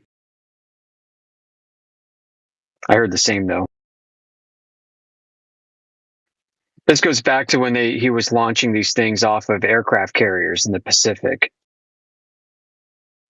which I believe preceded the White Sands Missile Base days.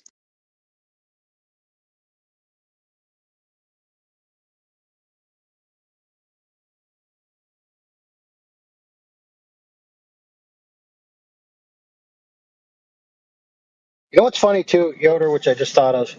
Obviously, people understand helium, how it functions, right?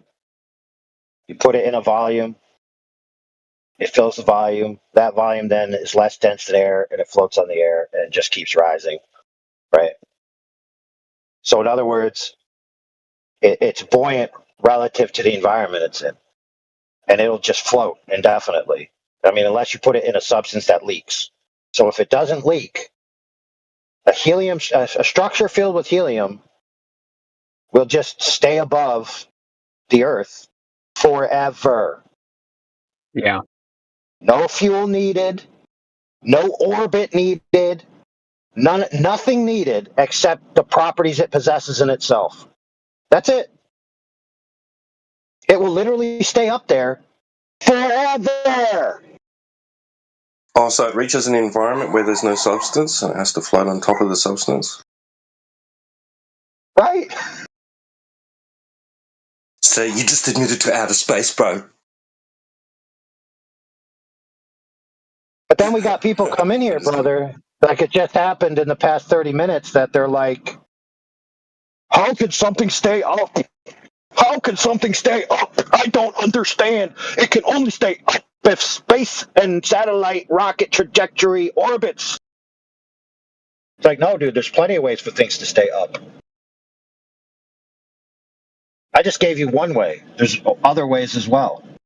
I'm not even going to tell you what those are because I want the Globers to scratch their head and try to figure it out on their own. Actually do some work give them for once. another one? Oh. You can if you want, I guess. Well, theoretically, you could get an unmanned glider to remain aloft indefinitely by remotely operating it to stay within your jet streams and trade winds.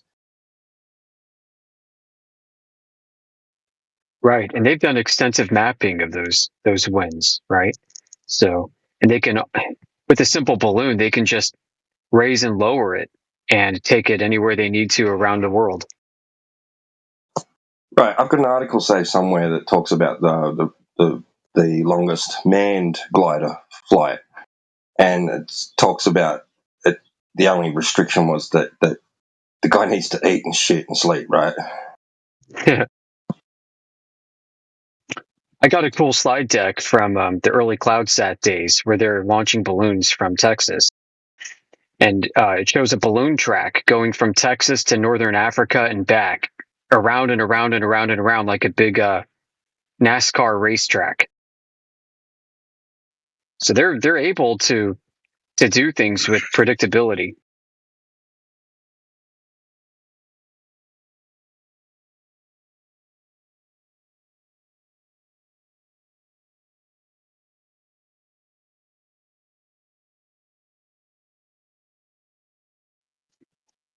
I got a minute, I'll post it.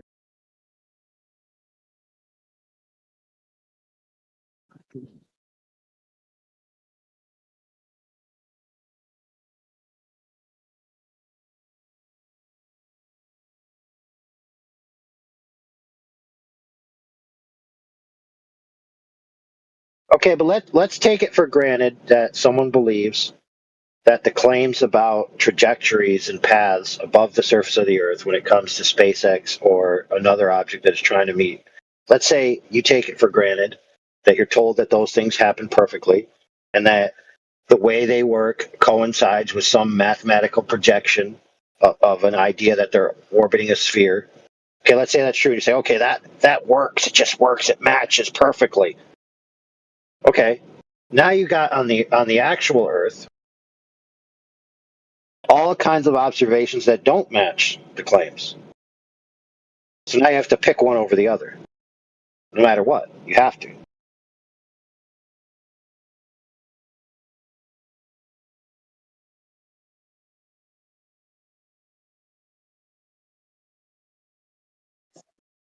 Well, I would rather listen to the authorities and the experts than some guy on the internet. Some Joe Blow. Yeah. Well, for example, the guy was talking about images taken from high altitude, where he assumes is an orbit and a thing traveling in a space around a ball, and that it's traveling in a manner in which it's scanning the entire surface, and then you could put that all together and get a three-dimensional ball. Okay, let's say that's even possibly true. Then how come is it when a couple of us just checked it out over the past few days? One of our guys we know in that post content to Flat Earth called Jay Tolan, he used photogrammetry software and took the images that they were showing to be scans of the Earth, took still moments in time of where the camera would be relative to the surface, put it in the software, measured the distances from what is shown on the image, and then laid it out in the software, and he ended up with a globe that is more than 4 times larger than the globe that they claim that they're circling around. So now we got a problem because the guy previously said, oh, these trajectories, they just mathematically work. They just coincide perfectly. Well, if that were true, then the Earth would be 4 times larger. So no, it's not that these things just happen perfectly.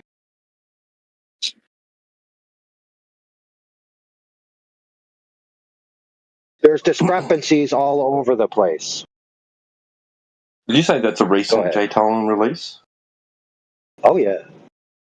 Oh, that's weird because somebody was just talking about how he hasn't released anything for a while the other day. Huh. Well, let me put it to you this way, friend. He hadn't done anything for 2 months or something like that. But based on what he was doing, it could have took him 2 months to do this one video. Especially if he has a normal job, right? And he's got to do it here and there. Because he was getting images and footages of high altitude passovers of the Earth that are claiming to be taking certain paths, and then you can obviously see the terrain that they're over underneath. And so then he was matching to maps and data sets, getting the measurements, and then putting them in his photogrammetry software. I mean, that could take quite a while. Especially you got the holidays, all this other stuff going on.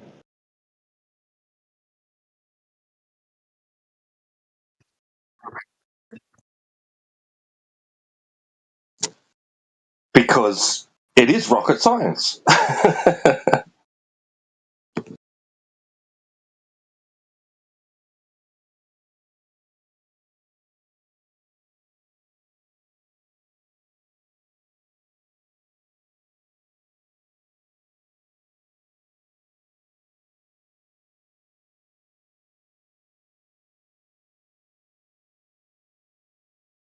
Yeah, when you apply, so if both of his recent videos that have to do with these measuring softwares, when applied, they result in an Earth that is way, way, way bigger than the alleged 3959 radius.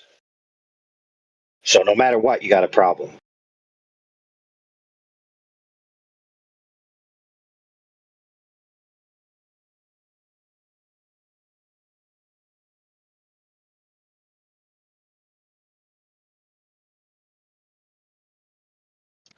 Who are you talking about? Tolan Media. Uh-huh.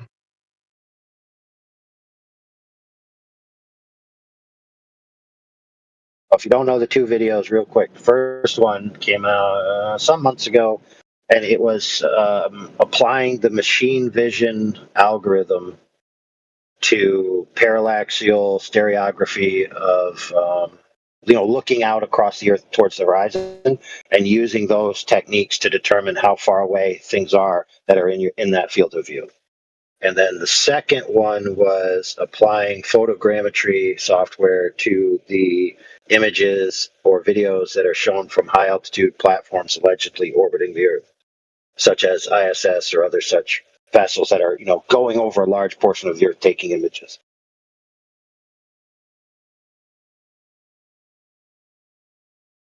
ISS takes 90 minutes to circle the Earth?